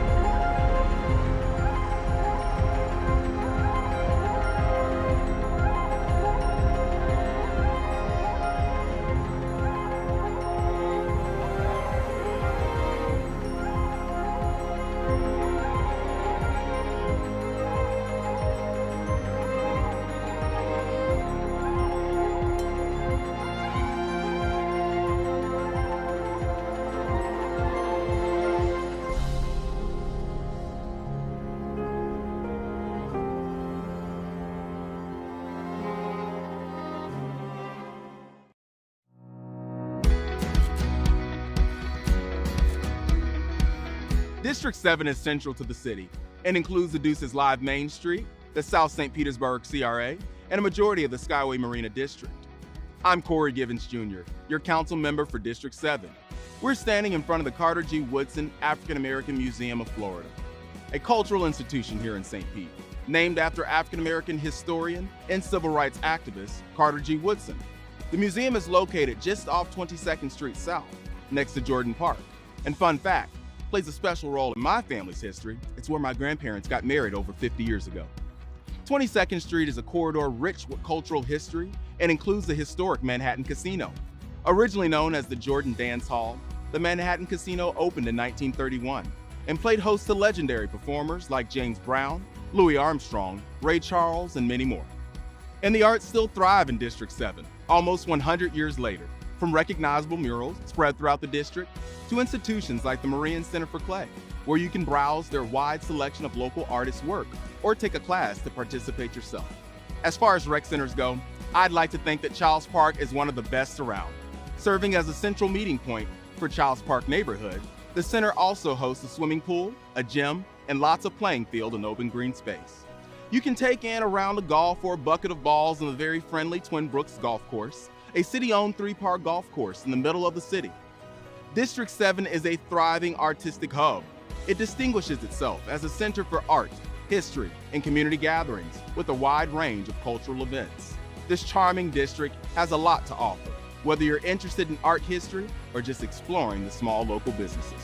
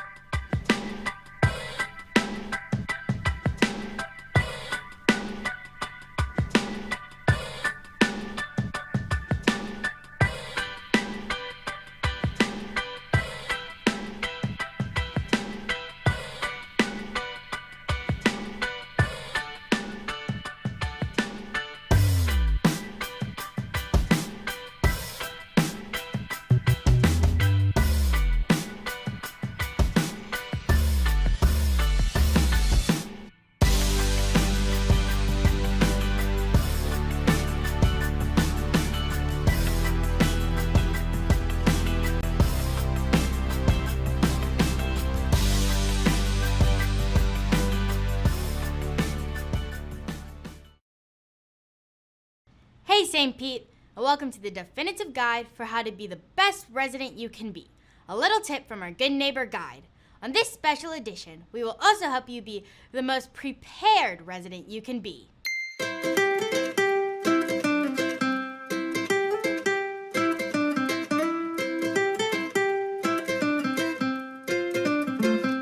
Welcome to our special edition Good Neighbor Guide.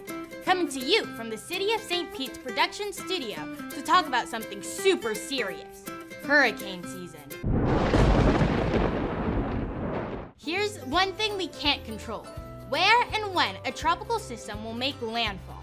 But here's what we can control, being prepared. So let's talk about what you should be ready for, before, during, and after a tropical system. Let's start at the beginning, what to do before the storm. Can we roll that before the storm animation?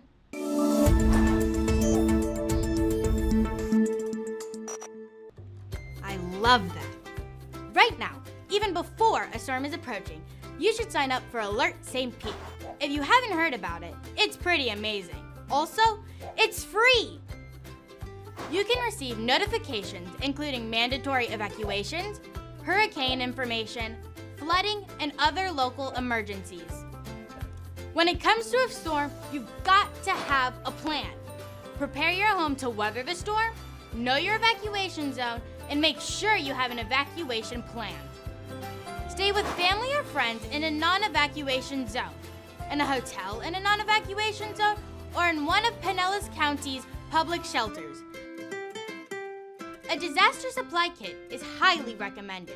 To learn more about what to include in your supply kit, let's toss it out to our field reporter, Ava. Thanks, Bianca. When you're in a hurricane's path, a disaster supply kit can make a huge difference. So let's talk a little bit about what items you should consider including in your supply kit. Wait, Ava, what's happening there? Where are you? What do you mean?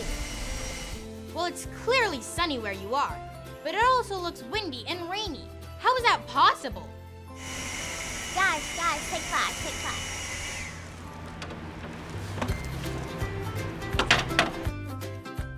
Sorry about that, Bianca. Let's get back to the disaster supply kit. In the event you have to evacuate, a prepared supply kit can make a huge difference. Experts say basic. Emergency supply kit can include the following items. You should have enough water and food packed to last you at least 7 days. Additional suggested items include a battery-powered or hand-crank radio, flashlight, first aid kit, extra batteries, and chargers for all your electronics, cash if possible, and any important documents you may need, and some items to help pass the time. Prescription medications, glasses, infant formula, and diapers, any pet food, and extra water are also good things to consider. Being prepared will keep you one step ahead of the game. Back to you, Bianca. Good tips to be ready before the storm arrives. Thanks, Ava. Now let's talk about what to do during the storm.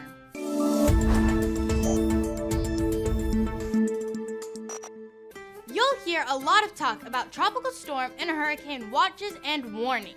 Being familiar with the difference is important. A watch means the potential exists for severe weather and you should stay informed. Remain ready to move quickly as conditions can change rapidly. But a warning means that severe and disruptive weather is imminent and you should take action immediately. Safety is critical during a storm. Do not walk, swim, or drive through flood waters.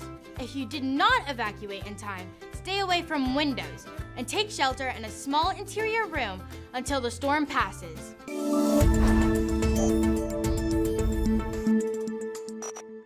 After the storm, if you did evacuate, do not return home until officials give the all clear. Damage, road closures, and power outages are all possibilities after a storm. So check news reports over the radio or on social media to stay informed. If you encounter an intersection with an inoperable traffic signal, treat it as a four-way stop. Stay clear of any down-powered lines. Report outages to the Mayor's Action Center or your energy provider. And remember, the city has some low-lying areas, so if you see standing water, do not attempt to drive through it. Check the info at the bottom of the screen for ways to contact the Mayor's Action Center. This guide is not all-inclusive. For more thorough information, like checklist, a flood zone map, and other resources, visit stpeteprepares.com. And our county's partners website, pinellascounty.org/emergency. A tropical storm or hurricane is a serious matter. If you're prepared, this stuff is so easy, a kid could do it. We all love our city, including our homes, businesses, pets, and neighbors. When a storm approaches, look out for each other. Rescue efforts are most successful when we all keep an eye out for each other. We can all do our part and take care of St. Pete the best we can and follow St. Pete's Good Neighbor Guide.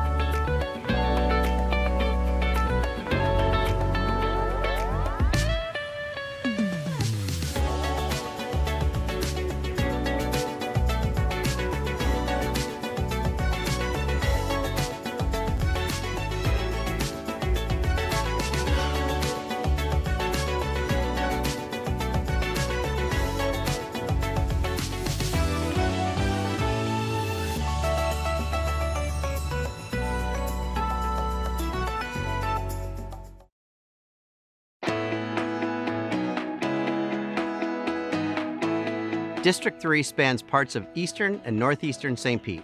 Bordered to the east by Tampa Bay, it's a slice of everything that makes St. Pete special. Vibrant neighborhoods, convenient city amenities, and abundant access to nature. Hi, I'm Mike Harding, your City Council member for District 3. Here in District 3, we have 18 parks, including Shore Acres Mini Park, where I'm standing today. From intimate neighborhood spaces, like this one, to larger destinations like Fossil Park, there's something for everyone. Want to visit Willis S. Johns Rec Center? Got it. Pickleball courts? Absolutely. Skate park? Check. And yes, there's a pool too. We're also home to the newest rec center in the city, Shore Acres Rec Center, with 6 swimming pool lanes, 2 diving boards, and spaces for community gatherings. It's become a central hub for the neighborhood. Looking for golf lessons or just a place to hit a bucket of balls? Visit Mangrove Bay Golf Course, where you'll find a full pro shop and the Cypress Links Par 3 course right next door. But what I love most about District 3 are the neighborhoods. I grew up right here in Shore Acres, spending my grass cutting money at an arcade and pizza joint where LCC's middle school campus now stands. Shore Acres is a tranquil waterfront community. Like its neighbor Snell Isle, it's just 5 minutes from the buzz of downtown, but feels worlds apart. Drive 5 minutes west and you'll wind through the hilly, tree-lined streets of Allendale. Hard to believe you're still in St. Pete. District 3 is also packed with amenities. We've got a boat ramp, 2 fire stations, a library, a water plant, a brush site, and 25 bridges. Sports organizations like Northeast Little League and the St. Pete Raiders Soccer Club are woven into our community. And yes, you'll find me refereeing youth soccer on the weekends. That's what District 3 is all about. Family-friendly neighborhoods, plenty of outdoor space, and top-notch city services. It's where I grew up, and it's where my wife and I raise our daughters today.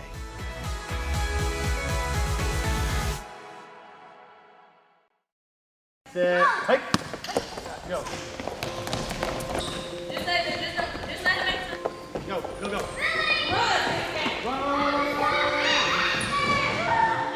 I'm Officer Middlebrooks. I work with the City of St. Petersburg Police Department. I am assigned to the Police Athletic League. And I'm Officer David Lopez, and my role here is to interact with the kids, create a positive environment, and be a positive role model in their lives.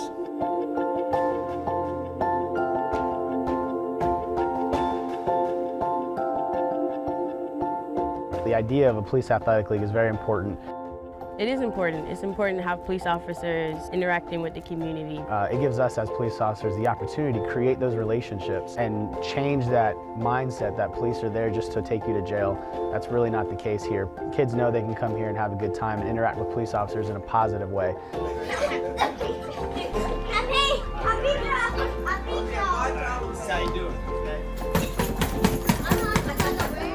A lot of times they don't have certain resources, so we try and provide those resources for them. We have mentors here, we provide homework help, we provide recreation, we provide snacks. My favorite part personally is probably the mentoring aspect of my job. There was a kid, they were having some problems in school. I started mentoring and having lunch with them and just giving them some positivity. And the teacher told me that they were doing better in class, that they were looking forward to having lunch meetings with me. So that made me feel really good, and it felt like I was definitely making a difference. When these kids come in, it brightens their day to see the consistency of having a positive role model in their lives. Foul on 3. 1, 2, 3. A lot of times when they first start here, they may not take on to us as well, but as time goes on, you can see a relationship develop. There's one kid that started when I first walked into the center. He would hide behind tables. The beginning to the end period, from when he wouldn't even talk to me, he would hide from me, to now all of a sudden he can come up to me and give me a hug. That was a huge, huge difference. I always feel great coming to work. I mean, I know I'm gonna be having a good time with these kids, and we're here for a cause. We're here for the kids, and we want to make sure that we're putting them on a path to success. So being in a position where I can directly impact these kids on a one-on-one basis every day is a pretty good feeling, knowing that, hopefully these kids are changing for the better, and hopefully I have a role in that.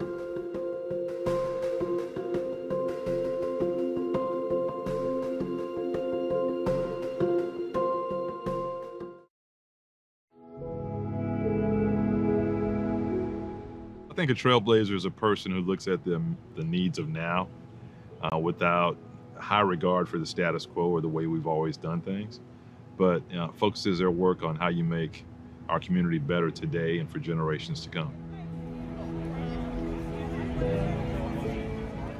None of us stand on our own, and so in order for me to be elected mayor, there were so many folks in generations before me that had to fight even for the right to vote, or even for the right to be a full-fledged police officer like Leon Jackson. I just looked at myself as the next in a line of folks who are working to move our community forward. Without the Leon Jacksons of the world, I certainly wouldn't be in this position.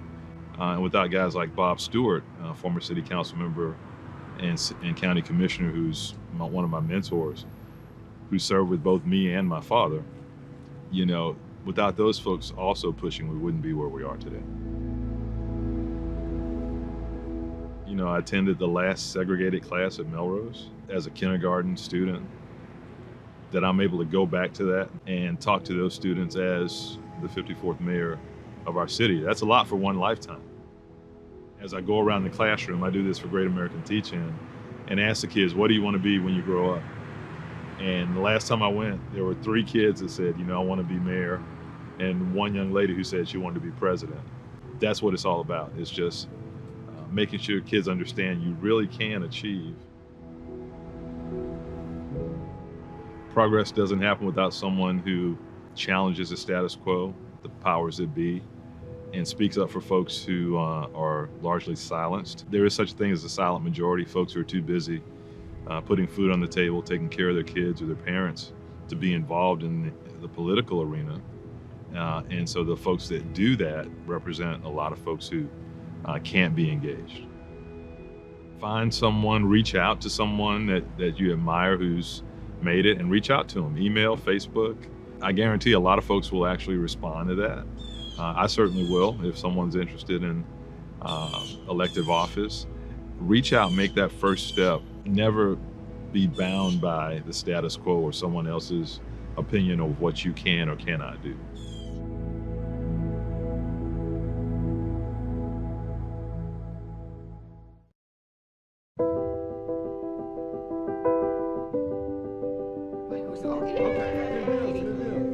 Evan? Yes. My name is Evan. I graduated from St. Pete. St. Pete High. All right. Good to meet you. My name is Mario. Mario. From St. Pete. Another Green Devil?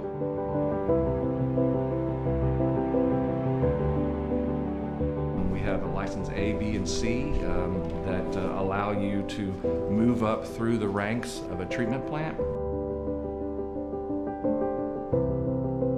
Okay, 1, 2, 3, everybody.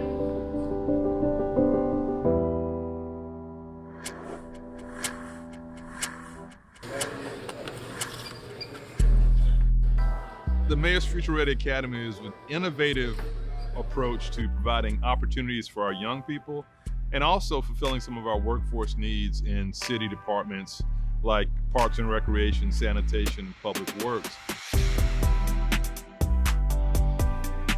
This was an innovative way that our departments thought to open the doors of opportunity to let our young people know about the career path, not just a job, but a career with the city of St. Petersburg. Hey, good morning. What I'm gonna do is I'm gonna send y'all with a field group. I think one is going to be manhole inspections.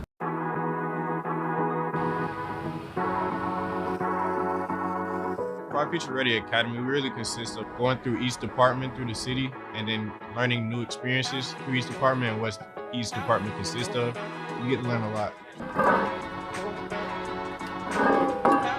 Well, I'm with Water Resources Department right now, and we came out here to this manhole to see if the float should be moved. The blower is ventilating the air right now, pushing all the toxin gas out and bringing fresh air in. Today, we're trying to get the flow meter changed from one manhole to the next one. And one manhole, there's a lot of sludge, and then the other one, we just found out it is sludge in that one as well. We have to use a blower to blow all the toxic gas out and put fresh air in the manhole so it's safe for somebody to go down there. It's a good way to look at what they do behind the scenes. Coming out here, you actually see like they test the waters for how fast it's traveling, and they test the waters like to see like the gases and what's in it.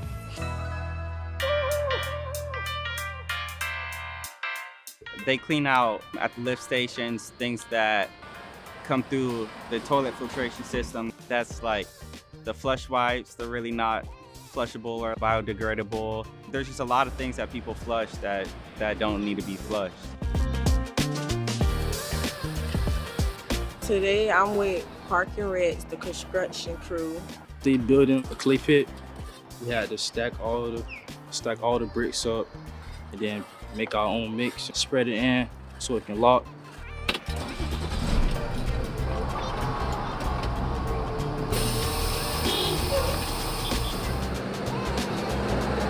The cadets have opportunities to earn some other certifications outside of the classroom.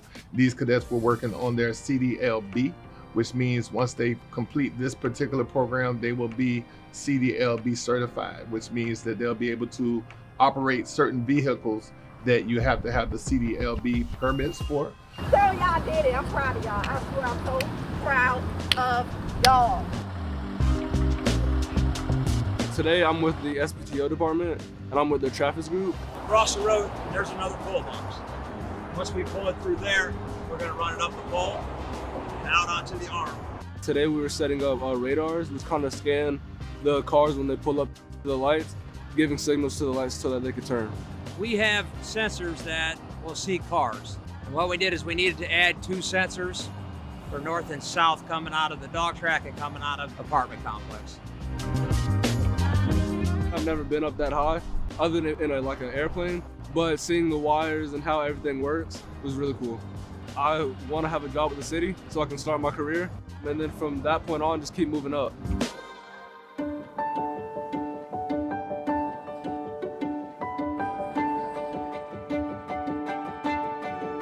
You are a leader. You are important. You deserve everything that you desire. And St. Petersburg is a great place for you to achieve those things. Is that right? The program was good. At some points it was a little hard to kind of, I guess, keep going, keep pushing through it. But being here today, it's really good. I feel very accomplished. He started out and he continued and completed everything that he set out to do. So I'm proud of him. I just think it's incredible when we talk about this program. 9 graduates, 6 full-time opportunities, 3 CDLs, 1 part-time. I mean, it's just incredible to think about what you've accomplished in that time period. I feel like I'm real proud of myself. I feel like I did a good job throughout the whole program, you know, not giving up and just keep working so I can better myself in life. I'm just so thankful for the program. It gives him a start in life, and I'm really, really proud of him. You are the first. You set the standard, and you've proven the concept of this program.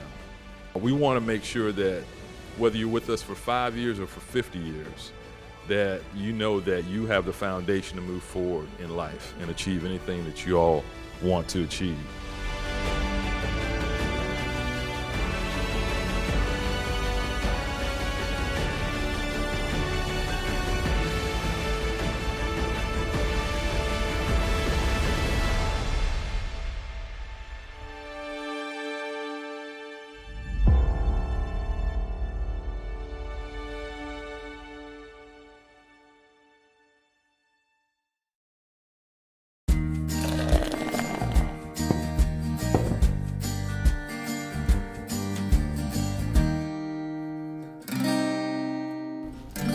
So if you live in St. Petersburg, right, most people know that the world's first commercial airline flight was here. True. Right, from St. Petersburg to Tampa. Mm-hmm. But what a lot of people don't know, could have been disastrous for the whole idea of the whole airline business, the chain came off the sprocket.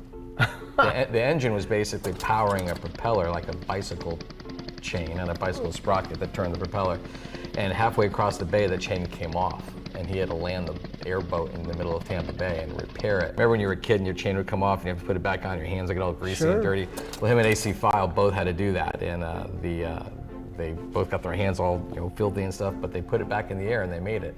That could have been game-changing for the whole airline industry if the flight didn't work. If they'd had to come rescue these guys out in the middle of Tampa Bay after all this publicity. That's exactly right. Oh, my goodness.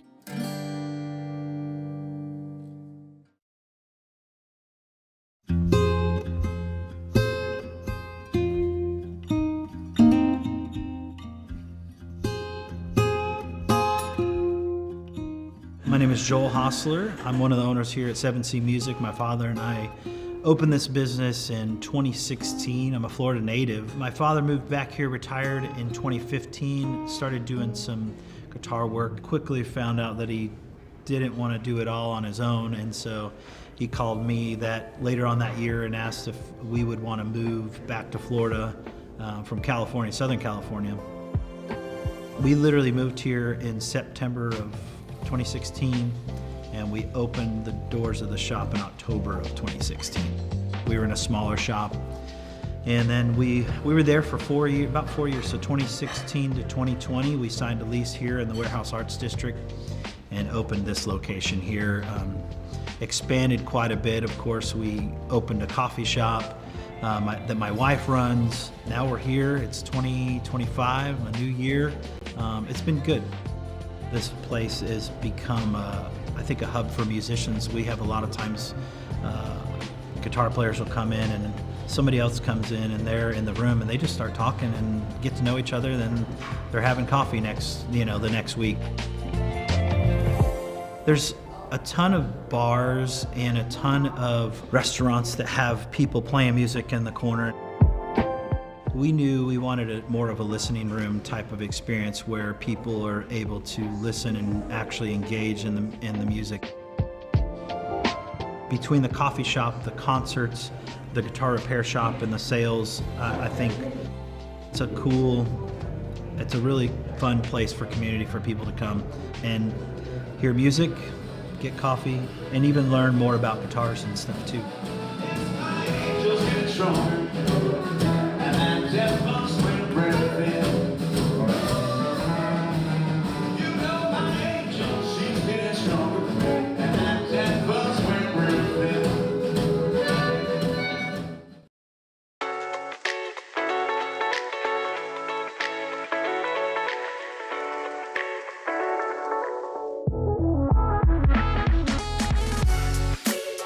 We're here at the Shell Dash Townhomes ribbon cutting, where 10 homeowners were given the keys to their homes, and it's the first project like this for Habitat in St. Petersburg.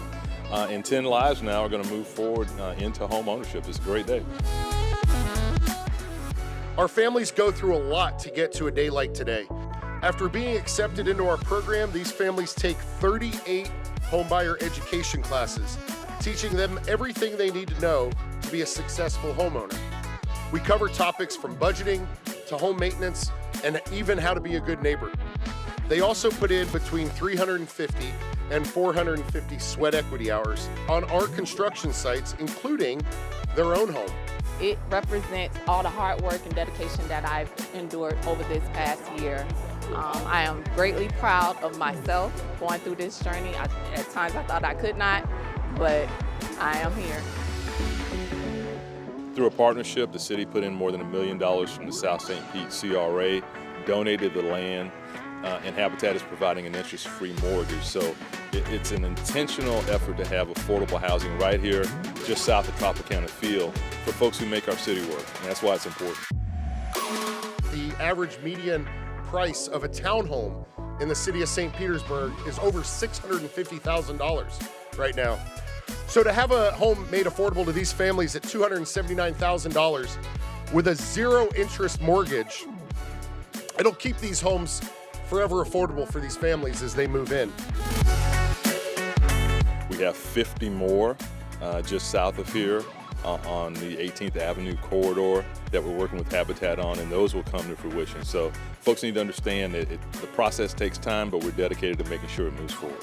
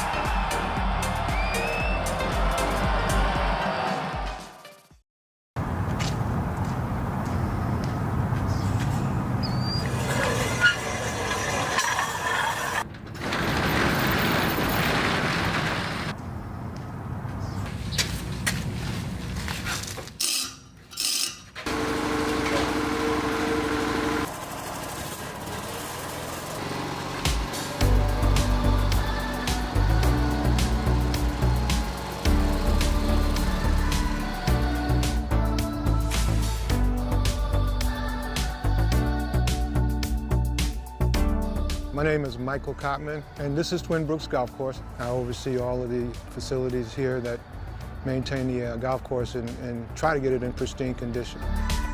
It's a 9-hole golf course.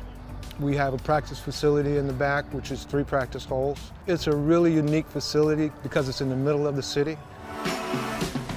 It's really a benefit to the city because what we do here is we provide a place for play that's more reasonable than any of the other golf courses in the area. We have guys that come out here that are 80 years old. For them, this is an exercise. It's a chance to get out of the house and to do something. And for the kids, it's an opportunity to get off of the streets and to learn the game. My day begins around 5 o'clock. Make the assignments for everybody, make sure everybody's got the tools and protections that they need. So we set up the golf course, get that done, and then we'll do all of our other stuff. We'll mow fairways, we'll mow rough, we'll trim trees, we'll do hedges, and any other thing that pops up. So it becomes pretty daunting at times, but we manage to get it done. One bite at a time.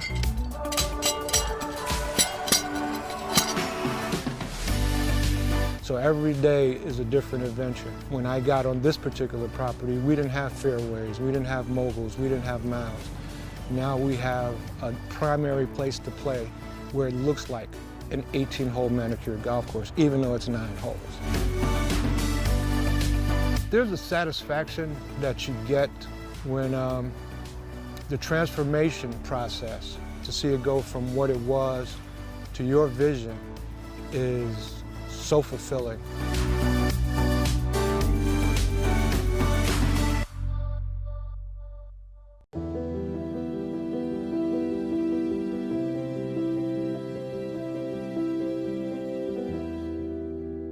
Everybody wants to know what the future holds for 620. And I'd have to say, first and foremost, my job and my duty is to make sure that we continue to reflect the entire community.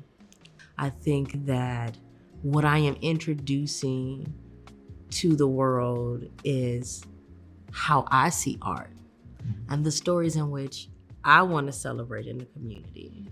And so what we do will probably remain the same. How we do it is the thing that shifts a little bit, right? And the stories that we choose to tell.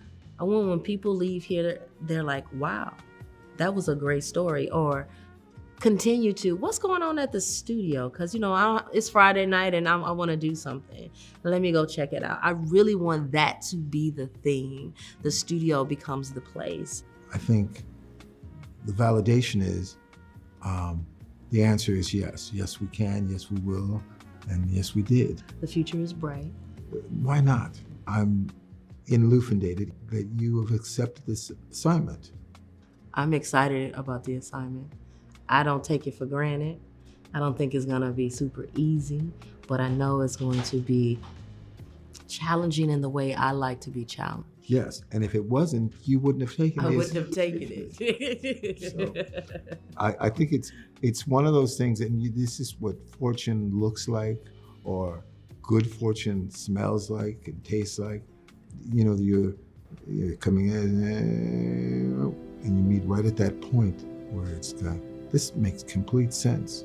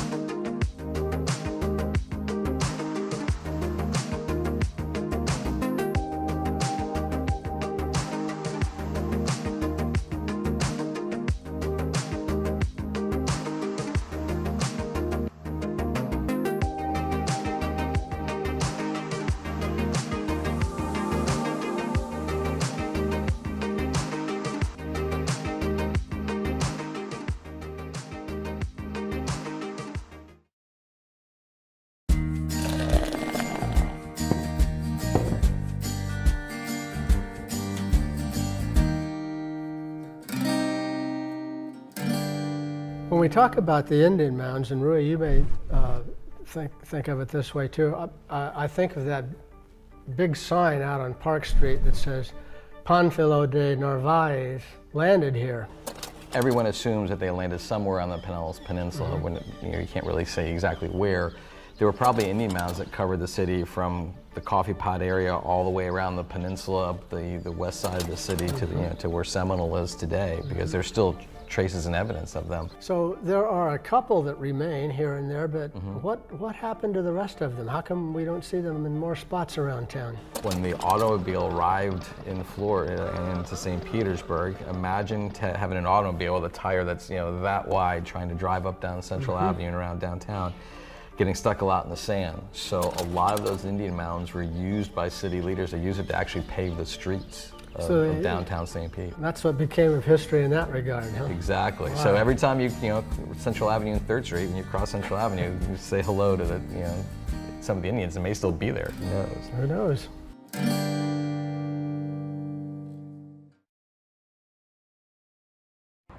The Pinellas Trail is probably the best way I've found to get all over the county without worrying about traffic or my pace. It's just a way to get around and have fun.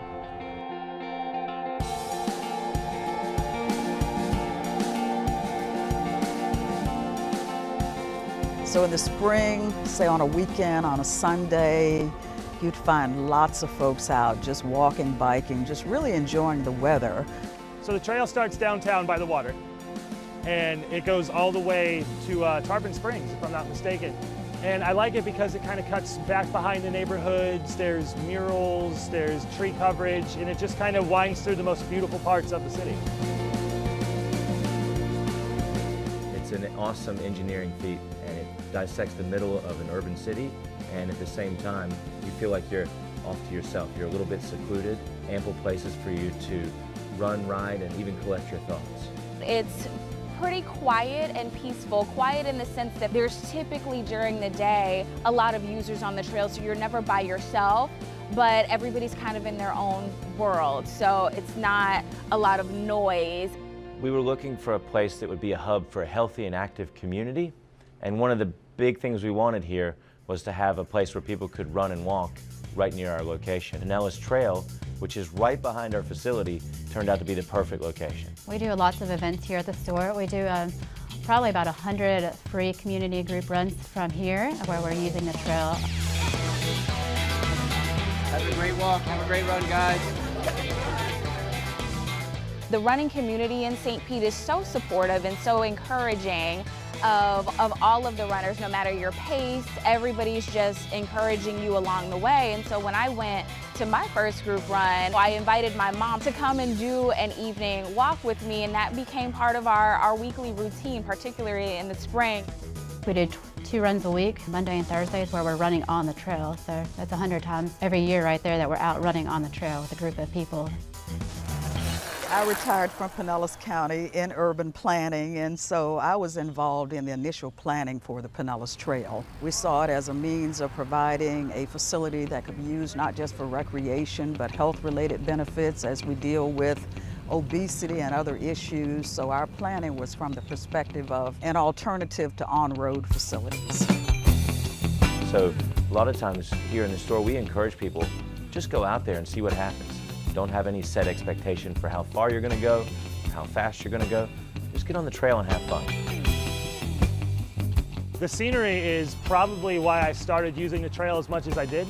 The murals, number one, are my absolute favorite thing, and they're constantly changing. Not far from here, it's called Stonehenge Park. They have some beautiful murals painted on the bridges. Stonehenge Park is like one of those really cool wonders of art, and it's just right here. Nobody knows about it. So you'll have a cool blend between really fun art, awesome plants life. There's all sorts of berries and things growing I didn't know about back there. You learn a little bit more every time you go. Good morning. I love to specialize. When I was working still, we did surveys along the trail, and on any given weekday, we found about 1/3 of the users were using it as a commute alternative. If you've never tried the Pinellas Trail, I urge you to do so.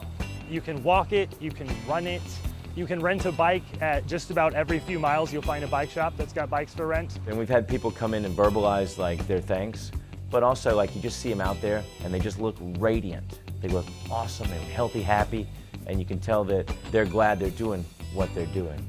We're just appreciative that we had a part in their success. Trails give me the opportunity to really get out there and feel safe.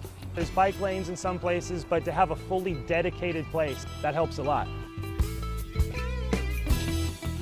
It's more than just a long stretch of pavement, it's a community. The trail is a wonder that brings everybody together.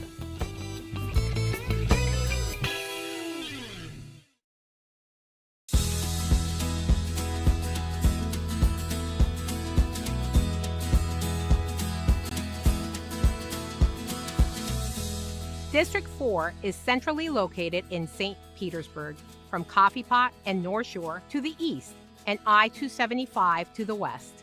It reaches as far north as 77th Avenue North and as far south as 5th Avenue North. I'm Councilmember Lisette Hanowitz, your representative for District 4. I love where I'm standing right now, where baseball legends played. Huggins Stengel Field hosted the New York Yankees spring training sessions with players like Babe Ruth, Lou Gehrig, and Joe DiMaggio, all the way back in 1925. This baseball field is located in what I consider one of the city's best parks, Crescent Lake Park, a 56-acre city park featuring the natural Crescent Lake, home to an incredible amount of wildlife. And of course, one of the city's most recognizable landmarks resides in Crescent Lake neighborhood, the Water Tower. Standing above the treetops at 110 feet tall, the tower features local artist Tom Stovall's mural and plays host to a pandemonium of green monk parrots. One of the best parts of District 4 are the many unique neighborhoods with their diverse architecture and residents that call this district home. Historical Northeast, Greater Woodlawn, Euclid St. Paul, and Crescent Lake and Crescent Heights are just a few of the great neighborhoods that represent the area. Our numerous parks allow our neighborhoods to enjoy casual waterfront strolls, swimming laps in the pool, play a few games, and a moment to reflect while taking in the nature that surrounds our city. Speaking of nature that surrounds you, tucked away in District 4 is a true tropical oasis, right along 4th Street North. Sunken Gardens is considered St. Pete's oldest living museum and has been around for more than 100 years. Meandering paths guide visitors through a living collection of more than 50,000 tropical plants and flowers. And don't forget about the flock of flamingos. There's really no shortage of energy, nature, neighborhoods, and great local businesses to enjoy while you spend a little time in District 4.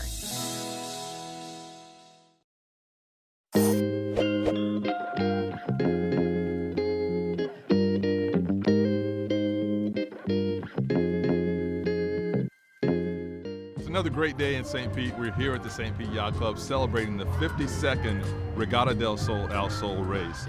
And it's also a celebration of our sister city relationship with Isla Mujeres and the country of Mexico. Isla Mujeres and St. Petersburg are sister city. The main reason is la Regatta del Sol Al Sol. We are connected. We share culture. It's really a great relationship that helps build economic trade and visitation between the two locations. And we want to continue to build on that relationship as we go forward. So it's a great celebration tonight. Isla Mujeres and St. Petersburg have a long-standing relationship going back to 1969. This race started then, and it was one of a series of races from cities along the U.S. Gulf Coast going to Isla Mujeres. Right now there's only 2 of those races that have survived to this day. For St. Petersburg, that means we have 2 sister cities, Takamatsu, Japan, which is our oldest, and Isla Mujeres, which was started in 2016. I mean, it's really just a way to recognize the connections that we have with another city around the world and build that economic and cultural connection. It's an amazing relationship. It's a great relationship. We have a great relationship with Mayor Welch. We have a lot of events together. And now, Association of Mexican Mayors has a recognition, an award, the name is ALMA, to Mayor Welch. The reason is the great relationship with Mexico. We really want to be in touch and make sure that the entire world knows that we welcome everyone to participate with St. Pete in our economic growth and enjoying everything that St. Pete has. Buen viaje. Bienvenidos a México.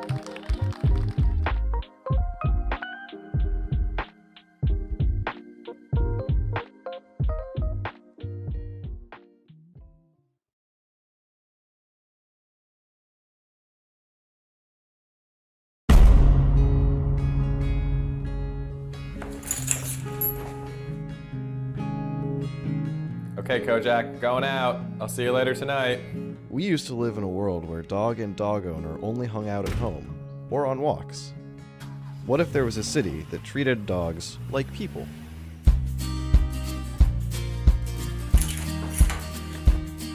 Hey, Kojak, you ready to go? Let's go.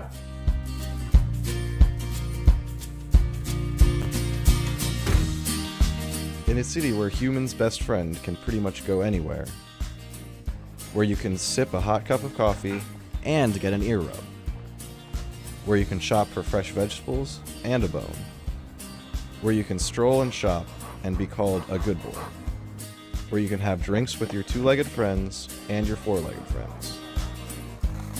Together. Good boy, Kojak.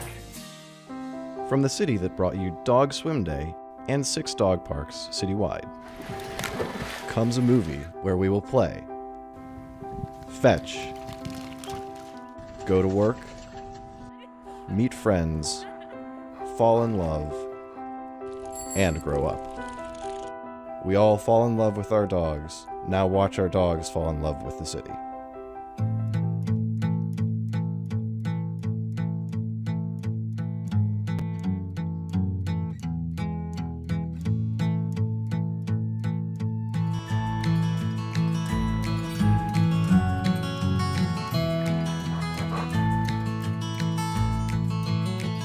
It's a great time to be a dog in St. Pete. Now playing. All right, Kojak, good boy.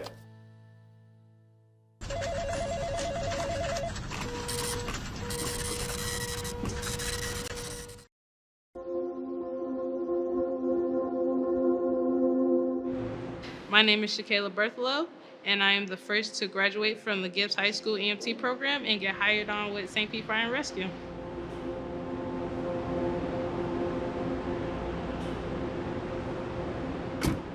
A trailblazer is someone who is a discoverer, a creator, who takes risks. They aren't afraid to put themselves out there, and they're constantly trying to better themselves, not only for personal growth, though, for those around them. They're leading and they're bringing people with them. It's called the EMT program, EMT Preparatory Program at Gibbs High School. It's essentially 3 years long, and you'll go through what's the traditional EMT program that people would do outside of doing it through high school. But the classes that you take your sophomore, junior, and senior year are preparatory classes, kind of set you up for what you're gonna encounter when you start EMT school. It was definitely challenging, for sure, and a lot of hardships to get over, but I wouldn't trade it for anything in the world, because it set me up for this. Like, it gave me a ridiculous amount of opportunities, and I am so, so grateful for that. Growing up, I think I had 2 pretty important trailblazers. One would probably be Shirley Chisholm, who was the first Black female to join the U.S. Congress. It was monumental, especially at that time, because you didn't see a lot of strong Black females in positions like those. And also, Madam C.J. Walker, she's the first Black millionaire in America. She started her own hair care line for Black natural hair. And I think that is also incredible. Those are probably the 2 biggest trailblazers I had growing up. Just kind of let me know that if they can do it, I can do it, no matter what it is.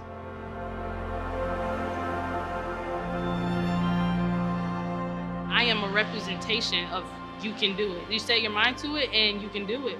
Absolutely, do not hesitate, do it. because you can. So I say for people who are kind of struggling with that, or like struggling with the confidence of not being able to do something, I say just do it.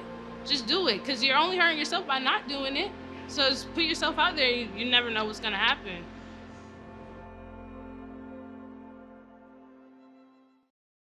Campbell Park is a beautiful community. It is rich with culture.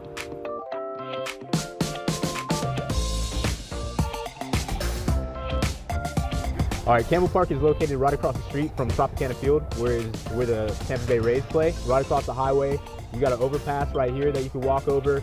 It's right down the street from the local skate shop, Anchor. It's in a pretty dope location, honestly. What I think is unique about Campbell Park is you can have a yard, you can have green space, you have this beautiful park across the street, and then you just go a little further and now you're into the density of downtown, which is really exciting to have an actual residential corridor with yards so close to a really booming downtown area. We are one of the more accessible communities when it comes to traveling, as far as going downtown, interstate travel, any of our shopping centers. This is the perfect place to be when it comes to all of those things. You can skate anywhere in St. Pete just using the trail, and you can just hop off the trail, walk across the Trop, and then hop right over the highway and you're here, and you can just shred. It's a dope park. I love taking my dog for walks into the skate park. I love going there and seeing all the energy of everyone using the skate park. The skate park has brought an environment for diversity, and so our children are able to attend the skate park and have a safe place to skate without being on our roadways.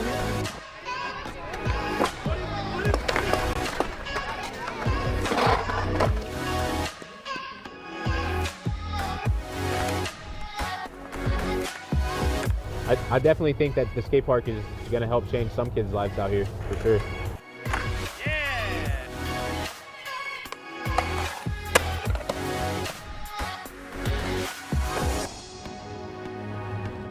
I would live right across the street, so I just come right across the street, come skate, blow off some steam, have some fun. That's what it's all about, having fun. That's what I say skateboarding.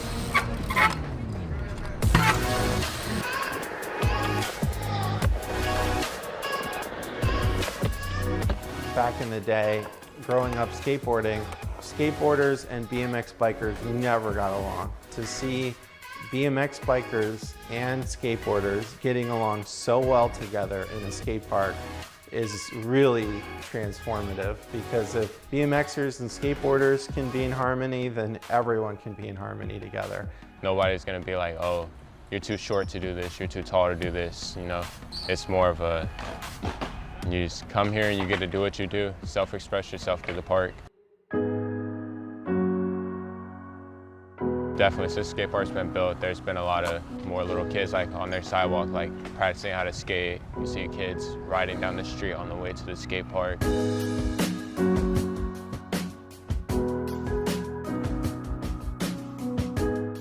Since I've lived here, a lot of the areas have been cleaning up, moving towards a more positive direction. Everyone has kind of come together and worked hand in hand in improving things for everybody. Something where you create positive activity throughout the day has such a spillover effect on pushing out crime, which has been amazing. All walks of life can come here. Skateboarding is one of those things that's just it doesn't care what color you are or how much money you have. If you have some wheels, a board, and some shoes, you're part of the crew, you can shred. Everybody's welcome. The neighborhood has changed over the years. It was beautiful when I was a child, but it's beautiful now that I'm an adult. I'm blessed to have been able to see all of those changes over my 46 years here in the neighborhood.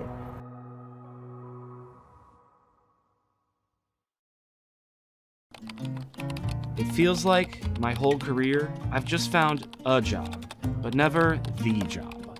Finding the perfect job that suits my life has always been challenging.